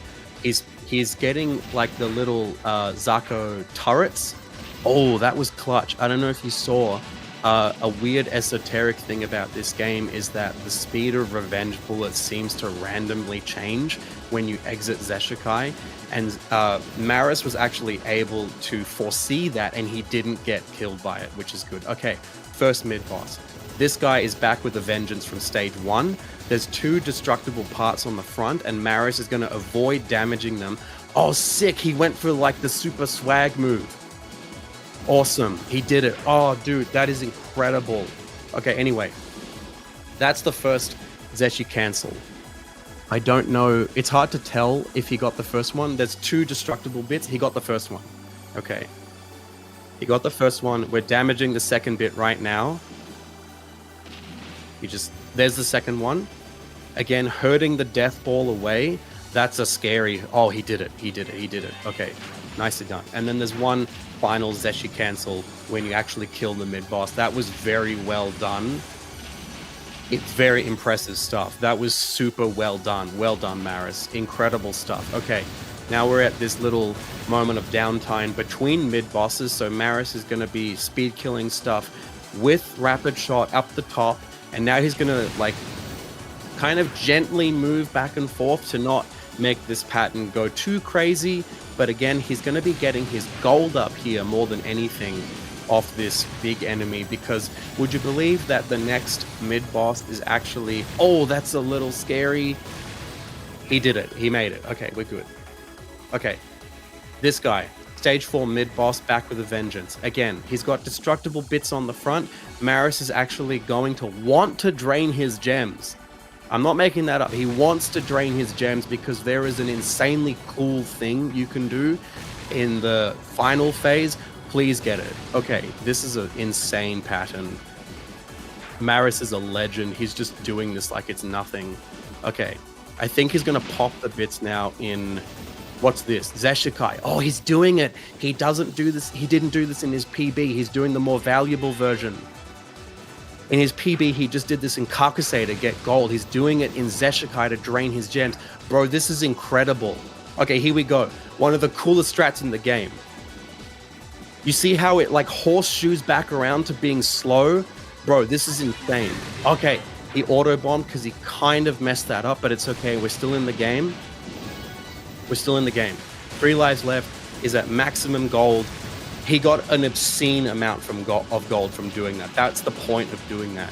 He wants to get as much gold as possible because there isn't really opportunities from here on out to get any more gold. We're in the final section of the game. And do you think we were done with the Alice clone section from Espgaluda 1? It's back with a vengeance, ladies and gentlemen. This is the Asagi clone haul. All these little doll enemies shoot like a crazy amount of bullets, and because Maris is a Galuda freak, he's going to be doing a Zeshikai cancel off all of this.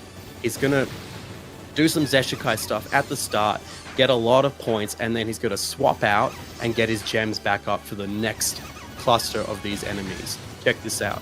There's all these rotating robot dudes. You're going to get some gems off those, and he's going to point blank some of the Asagi clones, which are like the little doll enemies. Check this out, around the world. It is super consistent every time as Agaha, this character. It is so satisfying to see. Okay, here we go. He's gonna do Zeshikai now. Here it is. This is another very lucrative part of the game. We're at 423 million points. Let's see what he walks away from this with. Again, another thing about Zeshikai cancels is that the bullets, the revenge bullets, they don't spawn with a hitbox immediately. So Maris is able to do some crazy stuff where he can actually fly through the revenge bullets before the hitbox like activates. Do you know what I mean? You can see how they spawn with like a ring, like a circle, then a ring. During that section, the hitbox hasn't activated, so he's able to go through them. And now he's just going to be streaming back and forth. That was an insane clutch move. Bro, he saw that coming from a mile away. Oh my god. Okay, here we go.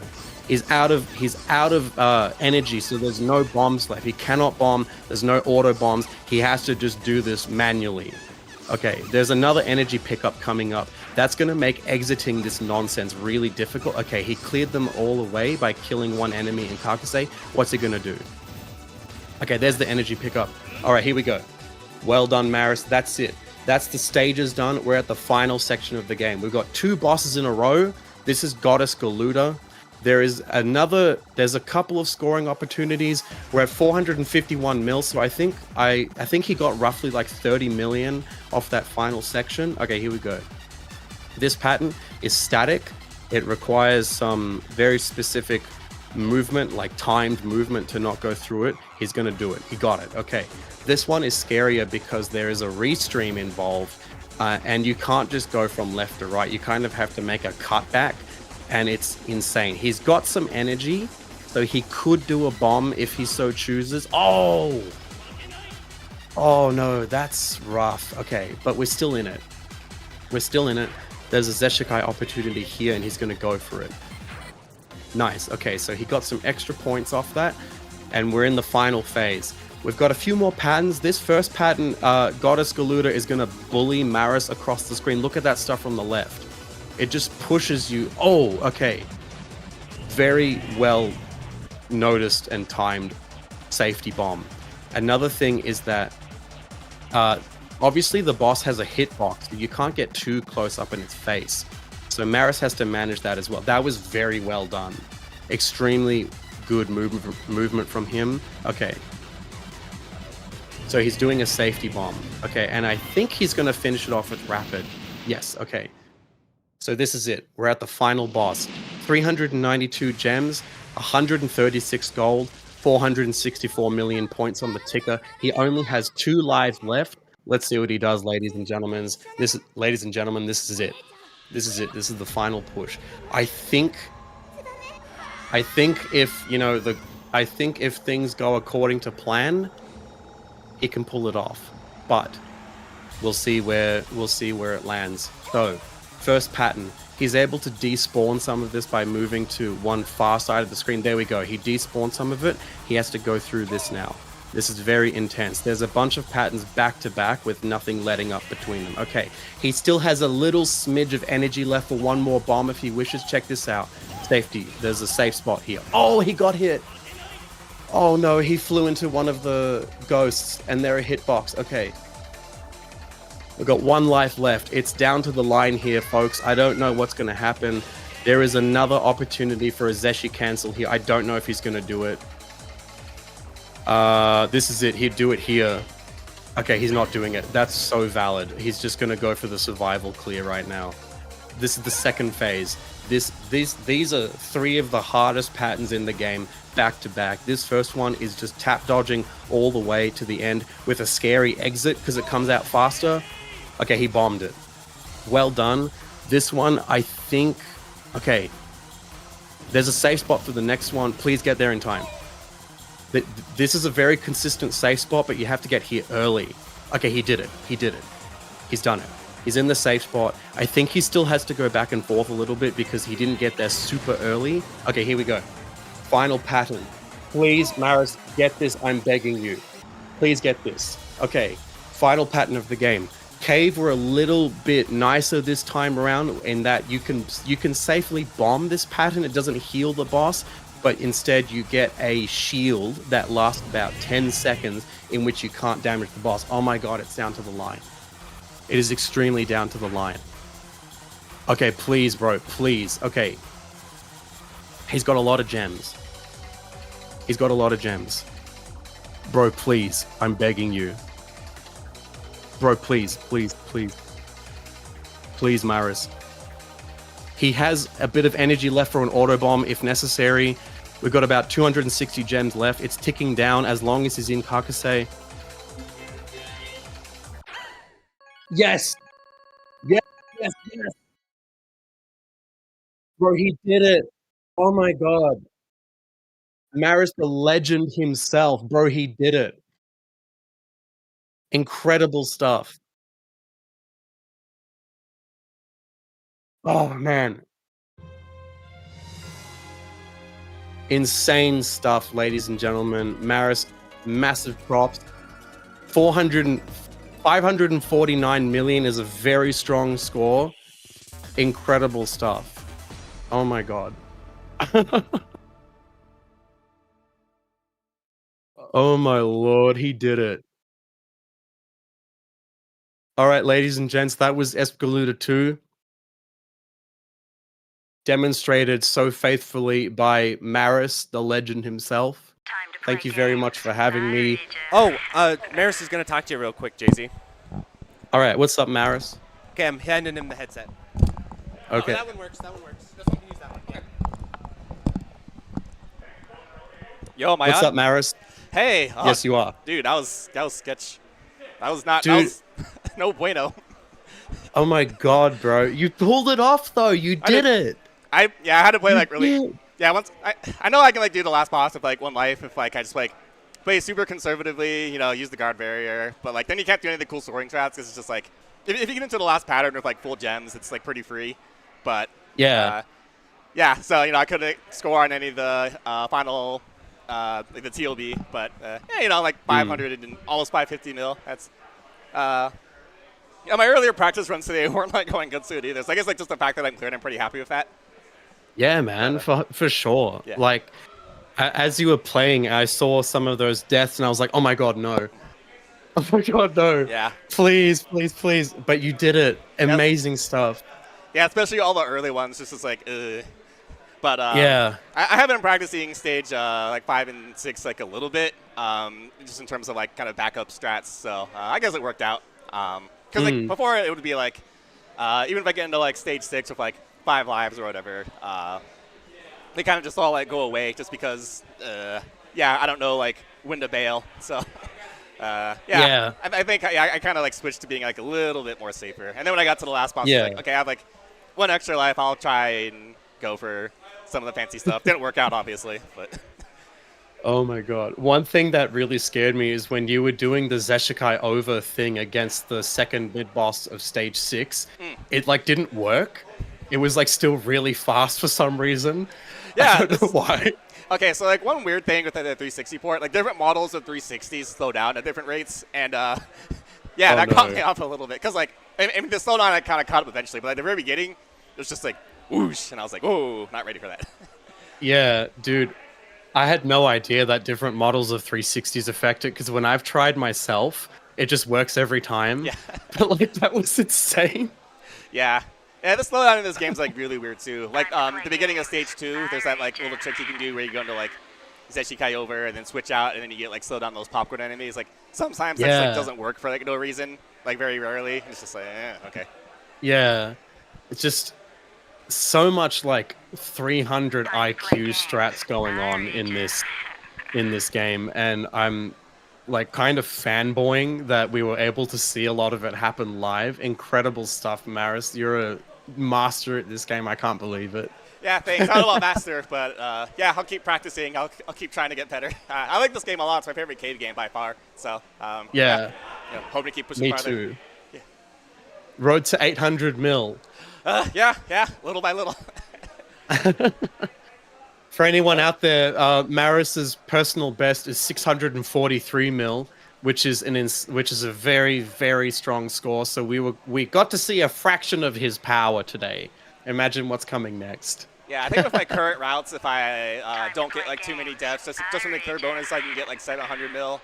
Yeah, I still need to work on because I haven't fully maximized the scoring for like stage 4, stage 5, stage 6, stage 2, stage 3, and stage 1 in that order. So still you know work to do, but 800 is definitely in the realm of like doable. I just have to like keep practicing and get a really lucky run.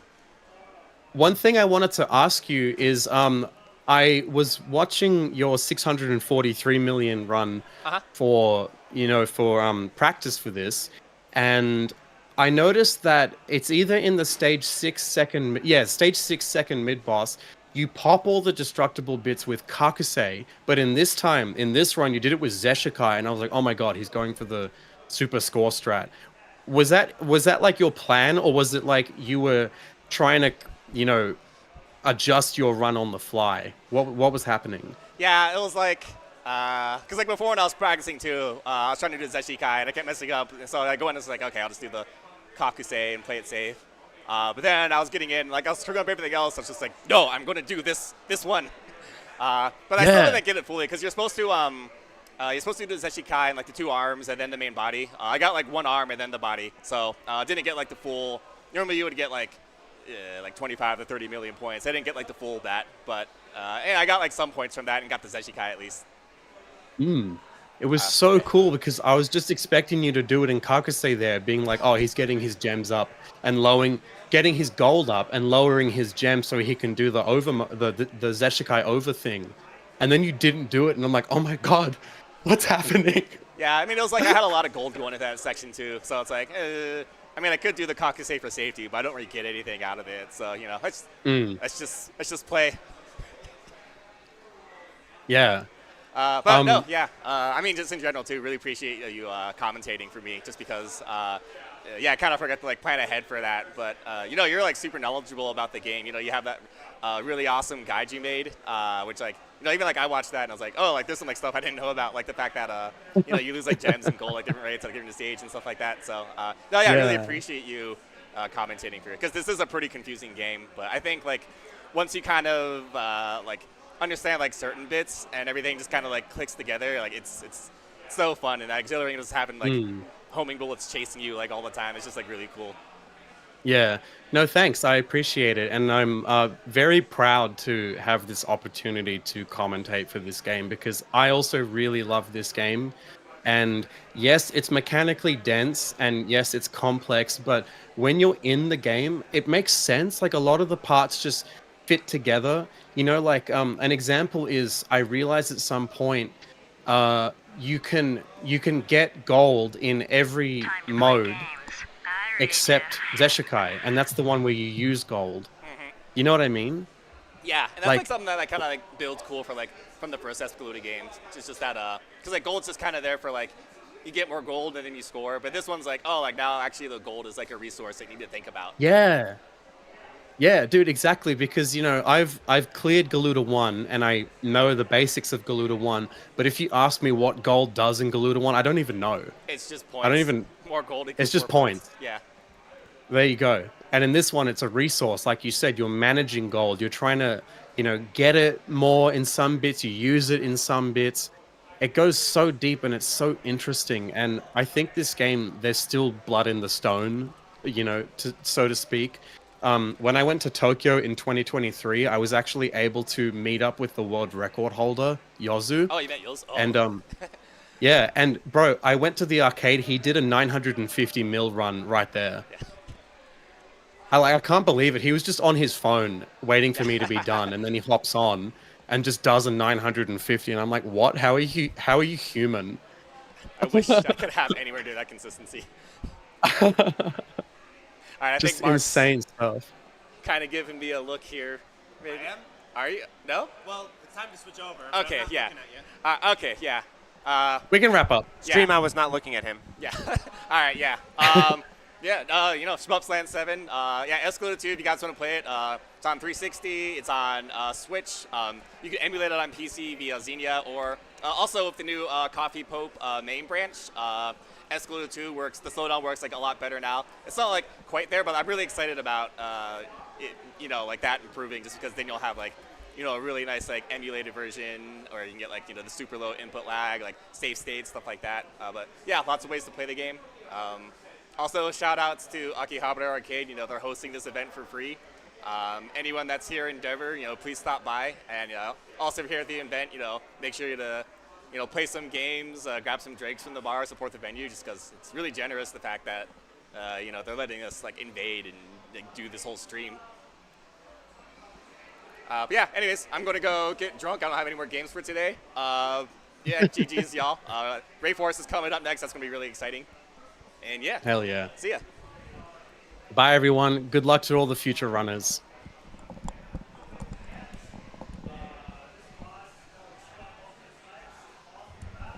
Excellent job, dude. Yeah, definitely. I want to second that, because the Electric Underground is not made of money. So most venues, it was really hard to find to host this event, because over the years, people are like, yeah, we'll host your event for $1 bajillion. So I was like, oh, geez. So it was really generous of them to support the or help support Shmup Slam by providing a venue. I mean, that was always the real bottleneck for the event. So yeah, I really appreciate that a lot. And speaking of, I want to thank everyone who donated during that run. So thanks so much to Contain for the $10 donation. Retro Apocalypse, he's been donating a lot today, and thanks so much. Really generous $50 donation. That's fantastic. And then Rodal, he donated 300 UYU, and then thank you very much. And then Time Cube donated $10. I really appreciate that as well. Extremely generous. And then Zero Horsepower donated $100. Thank you very much, Zero Horsepower. That's really generous. You guys are fantastic. I don't know what else to say, but thank you. So thank you very much. And so up next, let's take a little look. I have to look at the overlay to see what's next. I'm so tired. Oh, Rayforce, of course. So Colonel Fatso, he just did a previous run of Galuda 1, and he's coming back for a second go-around for Rayforce, which I think will be really cool. So yes, stay tuned. We'll switch over really shortly because we've got most of this sort of dialed in now.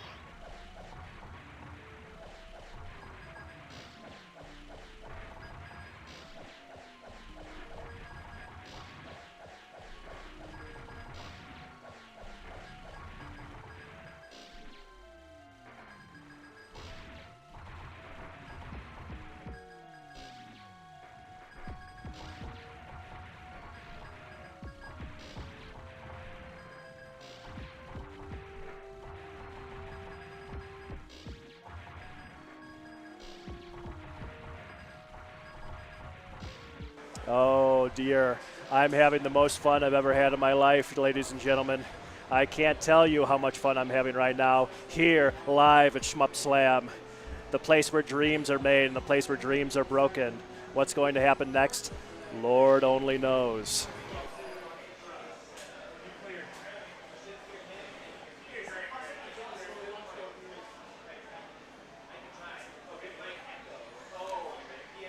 Hello everyone, hello everyone.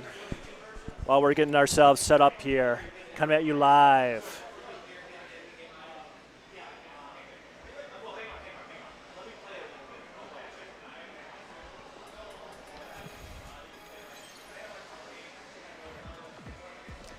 Ladies and gentlemen in the chat, give this man some damn space, okay? Just give him some space, all right? Get off his damn back, chat. The run will happen when it happens. You've got nothing else going on today. You're watching this shit at, what, 6 o'clock, 7 o'clock, midnight, wherever you are, 2 in the morning for Europe?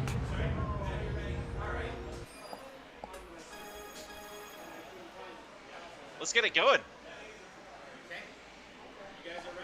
Oh boy, are we going for it? Are we going for it, dude? We are going for it. Oh, hot. Start in 3, 2, 1, go.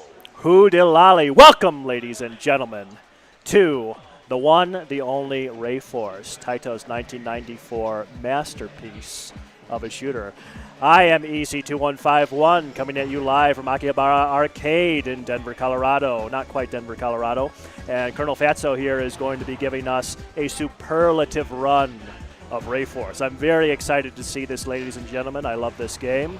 And I'm a big fan of all Taito shooters. They were the shooters that got me into shooters, as it has for many a fan, many a folk. And I'm very pleased to see Colonel Fatso here, and he made the incredible mistake of asking me to do commentary for the run.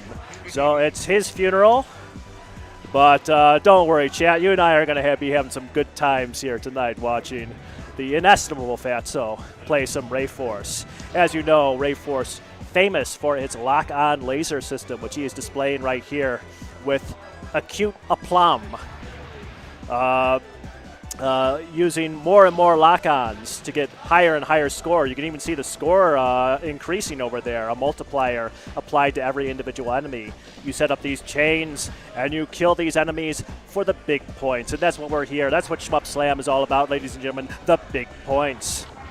This first stage is pretty sedate, just to get you used to the game. This game is very special to me. It was my second shoot-'em-up ever. I bought a Sega Saturn used when I was in school as a school lad at some used game shop, and the games they had was this, Darius Gaiden. So those were my introductions to the shoot-'em-up genre. And thank goodness it was good, clean Taito games, as opposed to, you know, all this weird crap that people have been playing all day, you know what I mean? So luckily, Fatso is the same way. He has grown up with good, clean fun. It's allowed him to excel in the shoot-'em-up world. It's allowed him to excel here at Shmup Slam in previous runs. So I'm not too concerned about him. And look, he's already beaten the first boss. This game is 1/7 over already. It's like, if you guys are worried in the chat, then you shouldn't be. So we're already here on stage 2. But yes, this game I just find very inspiring. One, the sprite art is quite beautiful. It's probably Taito at the best of their 2D game. It was meant to be a showstopper for the, I believe the F2, it's either the F2 or F3 hardware. With a lot of parallax scrolling, pseudo 3D graphical effects, an incredibly beautiful and melancholic score by Tabayo Kawamoto, one of my favorite members of Zuntata. Who I think would go on to do even better things as the series went on. But here is an incredibly strong inaugural event from her when it comes to shoot-'em-up soundtracks. She was originally from Capcom, doing scores for the Ghost and Goblin series. So she really found, I think, her own voice doing these Ray games in particular. I mean, look at this. So far. Yeah. both from a gameplay and a visual perspective, I would agree. And this track too, G, as in G0 G Gravity, is another great track in the game. He's going to be working hard here to make sure he gets those nice full chains on this big battleship coming up. I mean, look at this beautiful parallax scrolling. I mean, it's just a really gorgeous game. I was talking with Ghouls and Maximo a little bit earlier before this run, talking about this game, trying to kind of organize my thoughts. And this game came out in 1994, sort of an interesting transition point in the genre, where, you know, the genre was starting to move away from this style of game and go more towards the bullet hell, starting to develop more bullets, you know, the smaller hitboxes. As interesting as this sort of inflection point, as a statement piece, I'm stealing from Ghouls directly here, that they decided to go with a shmup that harkens back to Xevious, of all things, you know, the very first shoot-'em-up, very first proper shoot-'em-up. And I think that's sort of an interesting, almost full-circle moment for the genre. Yeah, it's definitely true, but then also, like, this is also a shockingly modern game for its Yeah. time as well. Yeah, it actually Like, has a scoring system. Yeah, it's like, it has in-depth scoring, it has, like, some of these wild systems in, like, 2D, 3D planes, right? Yeah, yeah. And it finally makes the Xevious formula fun, which Namco never figured out how to make that style of game enjoyable. I don't mind a little Xevious every now and then, but yeah, you know, this is definitely where it peaks. The trilogy found much better ways. While Namco was pissing away with Dragon Saber and Dragon Spirit, we had games like this. This boss is beautiful. Just watch for the raster effects, the pseudo 3D, as it cloaks and turns invisible later in the fight. It's just really, really special. And he's doing some slight milk here to get some extra score from the boss with the little Zako it shoots out. There isn't a lot of boss milk in this game, but this is probably the prime example of doing it. And Alright, that was fine. It gets harder the longer it goes on. See, that's what I'm talking about. That beautiful, you know, wire vector graphical effect. There's just so much to love about this game. From an artistic standpoint, he's already gotten the extend. So now that the boss is all broken apart, it's just a simple matter of taking him out and watching his dumbass fall to earth. Yeah, get wrecked, nerd. Yeah. Excellent, excellent. Just got to do a quick check here of the chat. See if there's anything worth commenting on. What you guys may not know is that we are not only on the Electric Underground YouTube page, we have a couple of affiliate streams, official licensed restreams across different services. Twitch, Zilch, a couple of other streaming services I've never heard of. So if it's hard to keep track of a bunch of different chats going on, but I'll try my best. Let's see, in one of them we actually have a donation, a super chat donation, $10 from BJ Cuffin Cash. Donates $10, thank you very much. He says, peace and blessings be upon you. Shmup Slam is the singular gaming event of the year. I love Raystorm, and best of luck on this run. Abu Shabu Octane. Thank you, BJ, for the donation. We're very appreciative. And I apologize that I can't be playing Raystorm for you now. You know, I've chatted about this both with you and with other people. My favorite game in the trilogy is Raystorm. I think that's practically a perfect game. This game is beautiful too, but there's something about Raystorm that is just really, really beautiful. The 3D is spectacular, even in its crude, early, low poly aesthetic. It has a sense of style, and the music is, I think, even better. I really love Ray Crisis as well, the third game of the trilogy, but I burned myself out grinding that game for score. Oh, nice job there. Nice job setting up that chain. And that game is really cool for casual play. Wow, another Extend. Excellent. Well done, well done. But Ray Crisis is not for the faint of heart if you're going to be playing it for score. If you're playing it casually, it's an incredible experience because it's so random and dynamic. Each run is different from the last, which is really cool. All right, you're doing good, man. You're doing good. This is monster pace. This Yeah. is like, I can't believe this pace. Yeah. See, I invest my belief into you. This is probably the first boss in the game where people are going to have problems if they're kind of starting to play this game. He's kind of tricky if you don't... I bet you Garaga stole that exhaust attack from this game. I've thought that before. It might be the case. Yeah, because this 94, Garaga wasn't for another year or two. And Yagawa is already like ripped off of Gun Frontier so much. He probably wanted to rip off this game too. So it wouldn't surprise me one bit. He's going to be completely dismantling this boss. I just go for the quick kill on this guy and not Honestly, add for stress the to my sake of life. your sanity, it's a good idea. Yeah, for the stress levels, you just want to kill them very quickly. And obviously, by making the bosses live longer, you're going to be increasing the rank for the future stages. It could be quite... that kept up through the entire series. Not quite in Ray Crisis because the bosses are so short in that game. But in Ray Storm, if you let the bosses live a long time, the next stages are brutal in rank. So, you know what? We only do mad dog runs here on Shmup Slam. None of this, you know, mollycoddle, slop all, you know, super easy M2 arranges. This is the real deal. This is Shmup Slam 7, Shmup Slam 2025. So chat, show some respect to Fatso right now, or else. No, I mean it. I mean it, man. I'm thankful. I'm thankful that I have EC here to be my shmup bag cop. Yeah.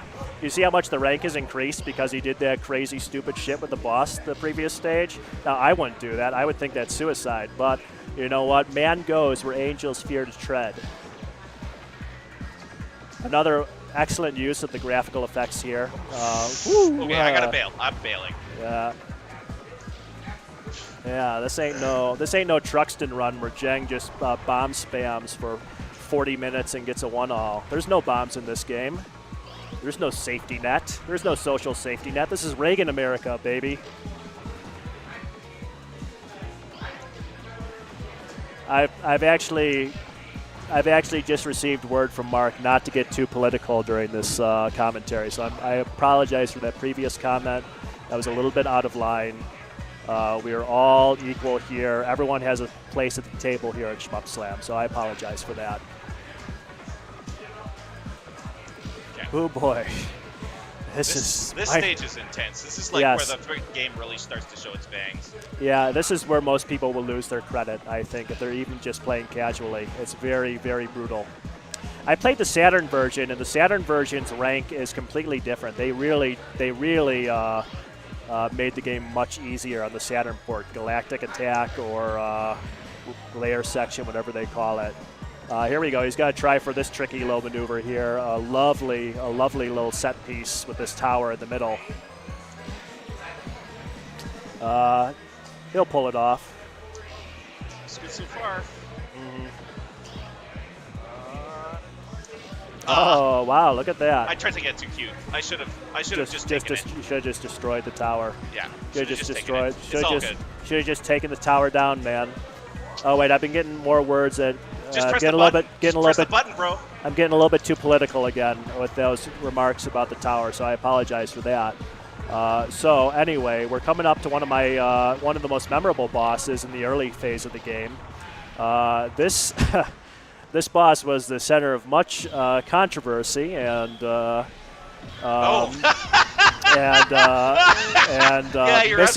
misinformation in the old days of the shmup fandom. Oh man. Randorama made a very famous strategy guide for this game on shmups.system11, where he alleged that if you if you shoot two of the arms off the boss on the same side, he'll tumble down. And his strategy guide said you would get a bonus points if you destroyed him and he crashed into one of the buildings in the background below. And for a long time, even I thought that was the case, and no one questioned it because it's in the guide. Why would it be wrong, right? It wasn't until people actually, played the game that they found out that was full of bullshit. Like many of the other guides that were on the Shmups forum. The early days of the internet where you could just... He also had the multiplier wrong for the last lasers. Yes. Oh, boy. So, yeah, if there's one thing that we do not we're a very tolerant community, is the Shmup community. But what we do not tolerate is misinformation about our favorite games. And I remember talking about this with Fatso in the past, and you should have seen how mad he got when we were talking about this. Like, he was getting livid. Like, when he gets mad, he doesn't get, funny mad, where you're kind of, giggling. He gets kind of, scary mad. Like, his eyes start bulging out of his head. He gets, all these veins all across. That's me, notorious rageaholic there. Yeah. I was getting, he was talking about, wringing Randorama's neck off his body. It was getting a little bit intense. So I'm glad that he's not here. For that guy's sake, I'm glad he's not here at Akihabara, or else he wouldn't be walking out of here alive. So this is where it took me ages to figure out how to get past this stage, and this is where one of the most brutal parts of the game, because it really does not let up. There's a lot of enemies coming from behind and shooting you in the back. And the aggression does not stop in this stage. It does at least give you the benefit of having the coolest boss in the game here at the end of the stage. But yeah, this is just an insanely brutal stage. Let's see. The chat is cheering you on. That's good. They're doing what I told them to do. Excellent. You better, or else. Yeah, you're right. You're better. Oh, I missed it. I was so close to 8 locks there. It's okay. Oh, yeah. Well, these guys kind of skid off. Each of the games has that moment where a bunch of enemies skid on screen, and that one gets off. Don't you make any jokes about that now. But so far so good. Got this little tank section that he's got to be a little bit ballsy here. Why? Okay. All right. Maybe I'm still fine. This is a little late. All right, you're doing good. You're doing all right, good. It worked out. Yeah. Whew. Getting me nervous over here, man. I got a weak heart for these shmup runs, You're even using the non-standard auto fire for this game, so this is technically a cheated run. Yeah. So. Big cheater. That's all right. Here you go. Here's the best boss of the game, Odin, the stage 5 boss. This guy is pretty damn cool. Holy Nike. Why did you do that? Oh man, this guy is so cool. He's dodging it in a way that I would never dodge it, but you know what? He's better at this game than me, so he clearly knows what he's doing other than I do. I want to get both of the cannons dead at once because they're worth 10k each, so you kind of have to do that dance. You get a couple of chances to shoot this guy while he's doing the lock-on, but I don't know if you can kill him with the lock-on. I don't know that either. That was wrong. Whatever. All right, whatever. Whatever. This motherfucker's dead. Who gives a shit? He's dead.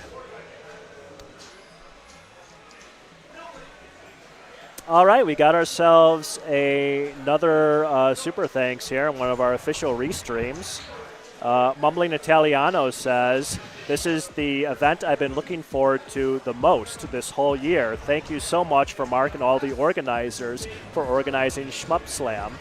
I'm in a pretty bad spot in life right now. I haven't had a job in a while, and in fact, I don't even have enough money to shave anymore. So I'm donating this last little bit of money because I believe in Shmup Slam and I believe in the mission of the Electric Underground in bringing hardcore games to a larger audience." Well, thank you so much, Italiano, for that donation. I know, obviously things are tough right now. Everyone has their own demons to fight, but, as Little Orphan Annie says, the sun will come out tomorrow. And, just keep on hanging in there, buddy. Thank you so much. And thank you for supporting Shmup Slam. Now go out there and go get a job. Yeah, this stage, I hate this stage so much, man. This shit is impossible. Yeah, I really despise this stage. Oh, God. I love this stage. It's a great stage. No, it's it's too hard. It's just it's bringing back all the post-traumatic, the post-traumatic stress. You didn't die. All right. It's just bringing back all the post-traumatic stress of dying here over and over again and trying to do runs. All right. So this is a mid-boss you can milk quite a bit. No, we're fine. We're fine. Okay, good. You're surprising me here. Some would say, EC, weren't you supposed to do more research before commentating this run? And I say no. In fact, the less I know, the better. Speaking of another Rayforce fun fact, Taito actually released a super play of this game on Laserdisc in the 90s, and that's a pretty wild piece of Rayforce media. Because not only is it a super play of the game, it is bookended. Ooh, wow, rough. All right, it's okay. You know, it giveth and it taketh, as they say. Yeah. But the Laserdisc, this section is pretty brutal. These guys are incredibly aggressive. It's about to get worse, ladies and gentlemen, if you can believe it. If you can believe it. No! Oh! What the hell? All right.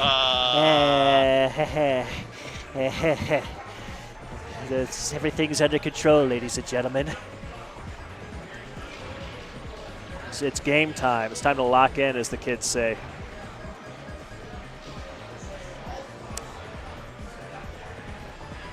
You have to do some strict crowd control on these guys, or else they will like swing around behind you and kill you. That's one of the hardest parts of the game, is that pillar section right there. All right, a little reprieve. Man, the rank is very low. Yeah. That's actually kind of a scary thing in this game sometimes. Because it throws you off your route. Yeah. All right, here's the infamous core boss that they reuse for every of the Ray games. Good luck. While Fatso is focusing on this boss, I'll finish my quick story. The Laserdisc is bookended by a live-action prequel and sequel story to Rayforce, where they actually filmed events that took place after the conclusion of the game. You know, the supercomputer goes amok, it kills most of the human population, they send a lone fighter in. Fatso over here, this time betrayed by a blonde anime cyborg woman.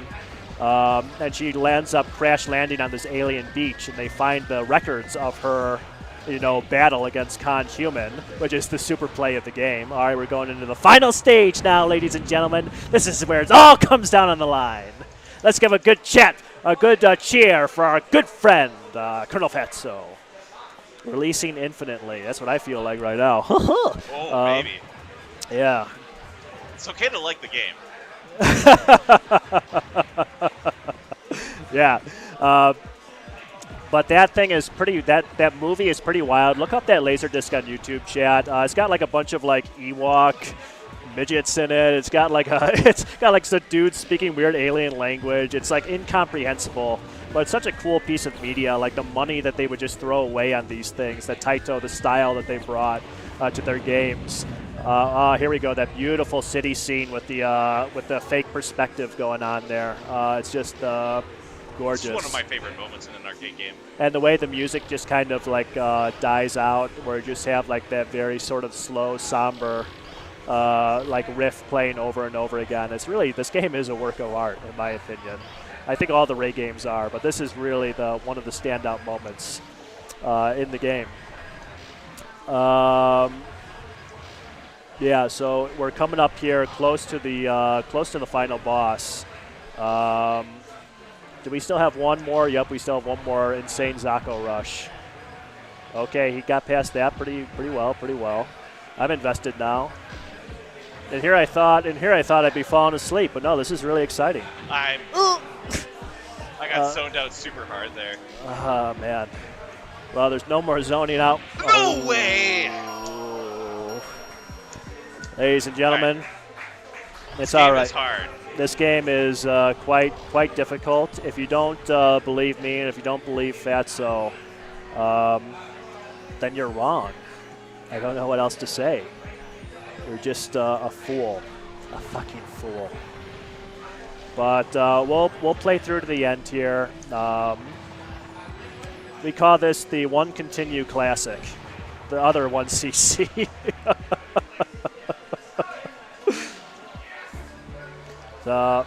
Right before the final boss, too, where it just showers you with power-ups to get you ready for the showdown with the big supercomputer.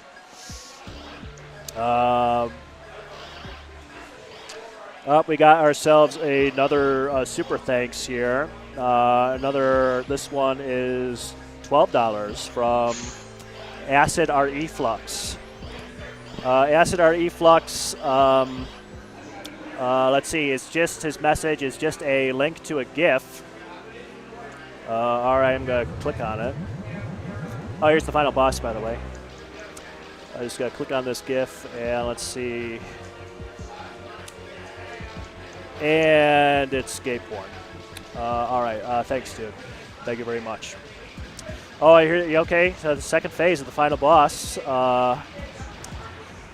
Yeah, this guy is really hard. It's easier if you kill one of these. It's easier if you kill one of these arms. Sorry. Safe spots in the corners here. Yeah. They would repeat that for a lot of the other future bosses in this series. I'm just gonna speed kill because we're not even on pace here, right? It's over. It's over. Yeah. It's over. I'm tired. It's over. This is a great attack. I like this attack. He throws these chiclets at you, you know, to kind of like box you in with his giant wall of chiclets. Yeah. Okay, well. Yeah, when I'm playing this boss, I'm like mashing on the laser button as hard as I can to just like rapid fire kill him. Yeah. And there he's dead. The bitch is dead, ladies and gentlemen.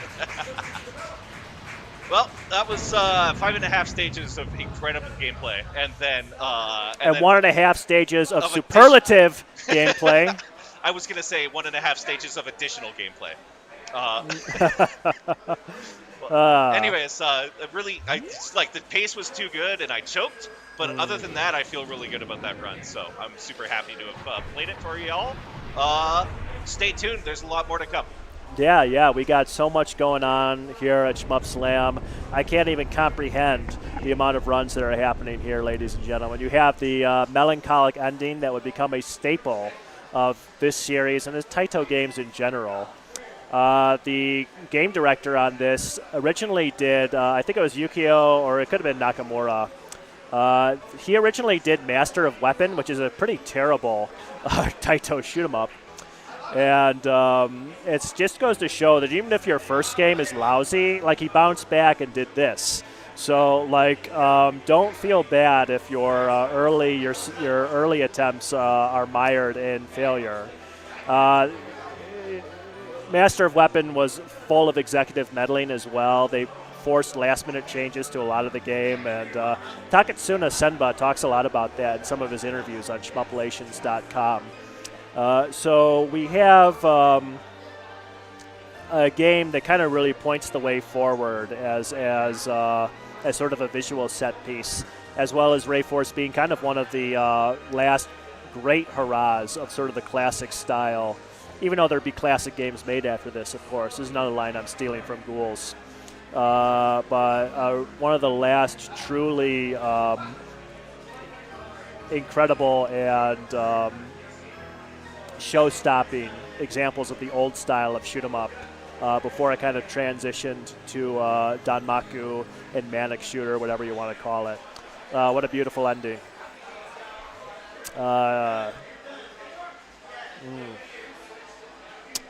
Hits me right in the heart, ladies and gentlemen. Hits me right in the heart. So I want to thank all of you who have been watching so far. Upload failed. Well, you know what? The upload may have failed, but the fun load is front loaded. Yes. Hello. So I want to thank you all for listening to me here on the casting couch here at Shmup Slam 7. We've How had do you a think good he got time. this job? Yeah. Stream? How how did I debase myself to get on the comms desk here at Shmup Slam 7? Well, well, that's just between me and Mark, chat. Yeah. You're not allowed to learn all of these things. I don't kiss and tell. That was awesome. Rayforce is it's like becoming a staple of Slam now. Yeah, we got it. Now I think we've had it 3 years in a row. Oh, wow. Because the year before, I think, unless my memory serves me, because before Colonel did it, I think Doc Viper did it the year before. Yeah. It's just got to keep on getting the rest of the Ray series on here, man. Ray Storm, Ray Crisis. That'd be cool if we got all 3 submitted and we put them all in an order. You know, so you got all yeah, 3. see the trilogy evolve in real time. Wow, man. Yeah, that'd be cool. You know, I'm not going to rip into Mark too much here. Oh, we have Ray Crisis next, funnily enough. Oh, yeah. Oh, wow. So we just need a Ray Storm. That's the last one we're missing. That game is pretty brutally hard, too. Yeah. I'm not going to rip into Mark too much here, but he reminded me of a funny suggestion he had, I think 2 years ago, where I was submitting Giga Wing 2. Somebody was submitting Giga Wing, and Third Strike from Brazil, one of the greatest shmup players in the West, was doing Giga Wing Generations, the third game. And he's like, Mark's like, why don't we have all 3 Giga Wings on screen at the same time? That was such a, I liked it. I still like it. I think your stream would have, I think your computer would have melted down from trying to handle all of that stuff happening on your GPU at the same time. Yeah. So didn't you say, well, let's feature Third Strike? Yeah. Well, I abrogated my stream to Third Strike because you might as well let one of the guys who rarely ever interact or not interacts but showcases his skill to the community. You might as well do that for one of the guys who is literally one of the best shoot 'em up players outside of Japan. He's got loads of incredible, almost world record scores across dozens of games. But since he doesn't speak English, he doesn't interact with the community all that much. So I was more than happy to step aside and let him show Giga Wing Generations. I'm not here to talk about Giga Wing. I'm here to talk about Ray Storm. And Ray Crisis is coming up in just a moment, ladies and gentlemen. That's a game that made me lose my mind about a year and a half ago. Because it is so random, so RNG crusted that every run is different. Enemy spawns are different from run to run. Enemy formations are different from run to run. And the stages change based on how well you're playing. So there's no consistency to be found in Ray Crisis. Only madness. Nightwing is supposed to be playing that. God love him and God keep him. We'll see how he does. I wish him the best. He has to play really well to get the TLB, so I hope he is able to do just that. That would be awesome. Yeah, that would be awesome, wouldn't it? I will be mighty surprised. But this is a fine time we're having here at Shmup Slam. The arcade is aglow with all these beautiful candy cabs. I hope you get to see pictures of it sooner or later. You can kind of see the background there and the little thumbnail picture. And there's a lot of games I like to play. I've been here the entire time, and I have not played a single game yet. I've been too focused on the shmupping and slamming. But you know what, ladies and gentlemen? This is what it's all about. You know, we're shmupping, we're slamming.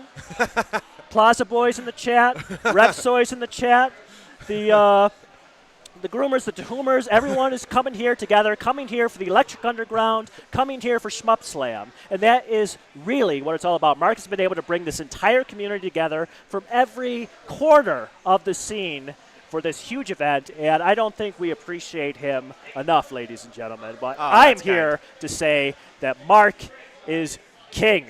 Mark is A1, number 1 steak sauce in my mind. So thank you, Mark. Thank you so much for putting this all together. I hope you could sleep more than 2 hours tonight. Hopefully, yeah, hopefully. All right, that was awesome. I'm not going to even – you can't top that. We're switching over to the next run.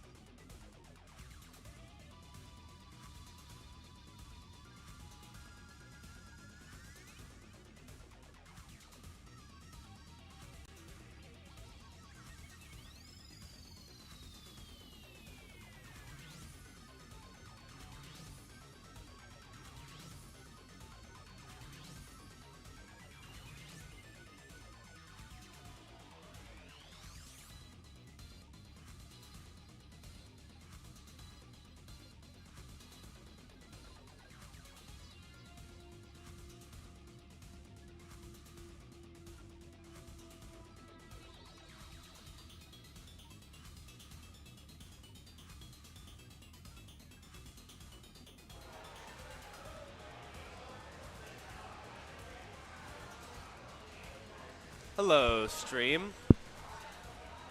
Let me turn down the background music a bit. Hey, this should be a little bit of better mic than the than the Nokia sounding mic. So I just wanted to thank everyone for tuning in. This has been really fun, and also thank Retro Apocalypse for the $50 donation for Rayforce. That's really generous. He's been super generous this today, so I really appreciate it, though. That's awesome. And hope you guys are having a fun time. Actually, before we switch into the next run, chat, we all need to have a moment here for clarification, which is YouTube doesn't allow streams beyond 12 hours without causing problems. So that means I need to break Shmup Slam into 2 parts for streams. So what's going to happen is I'm going to end this stream, but then immediately start it again as part 2. That way we have 2 separate streams. But sometimes we lose people in that transition. But just so you know, it's not over. We just have to switch streams. So I'm doing that right now.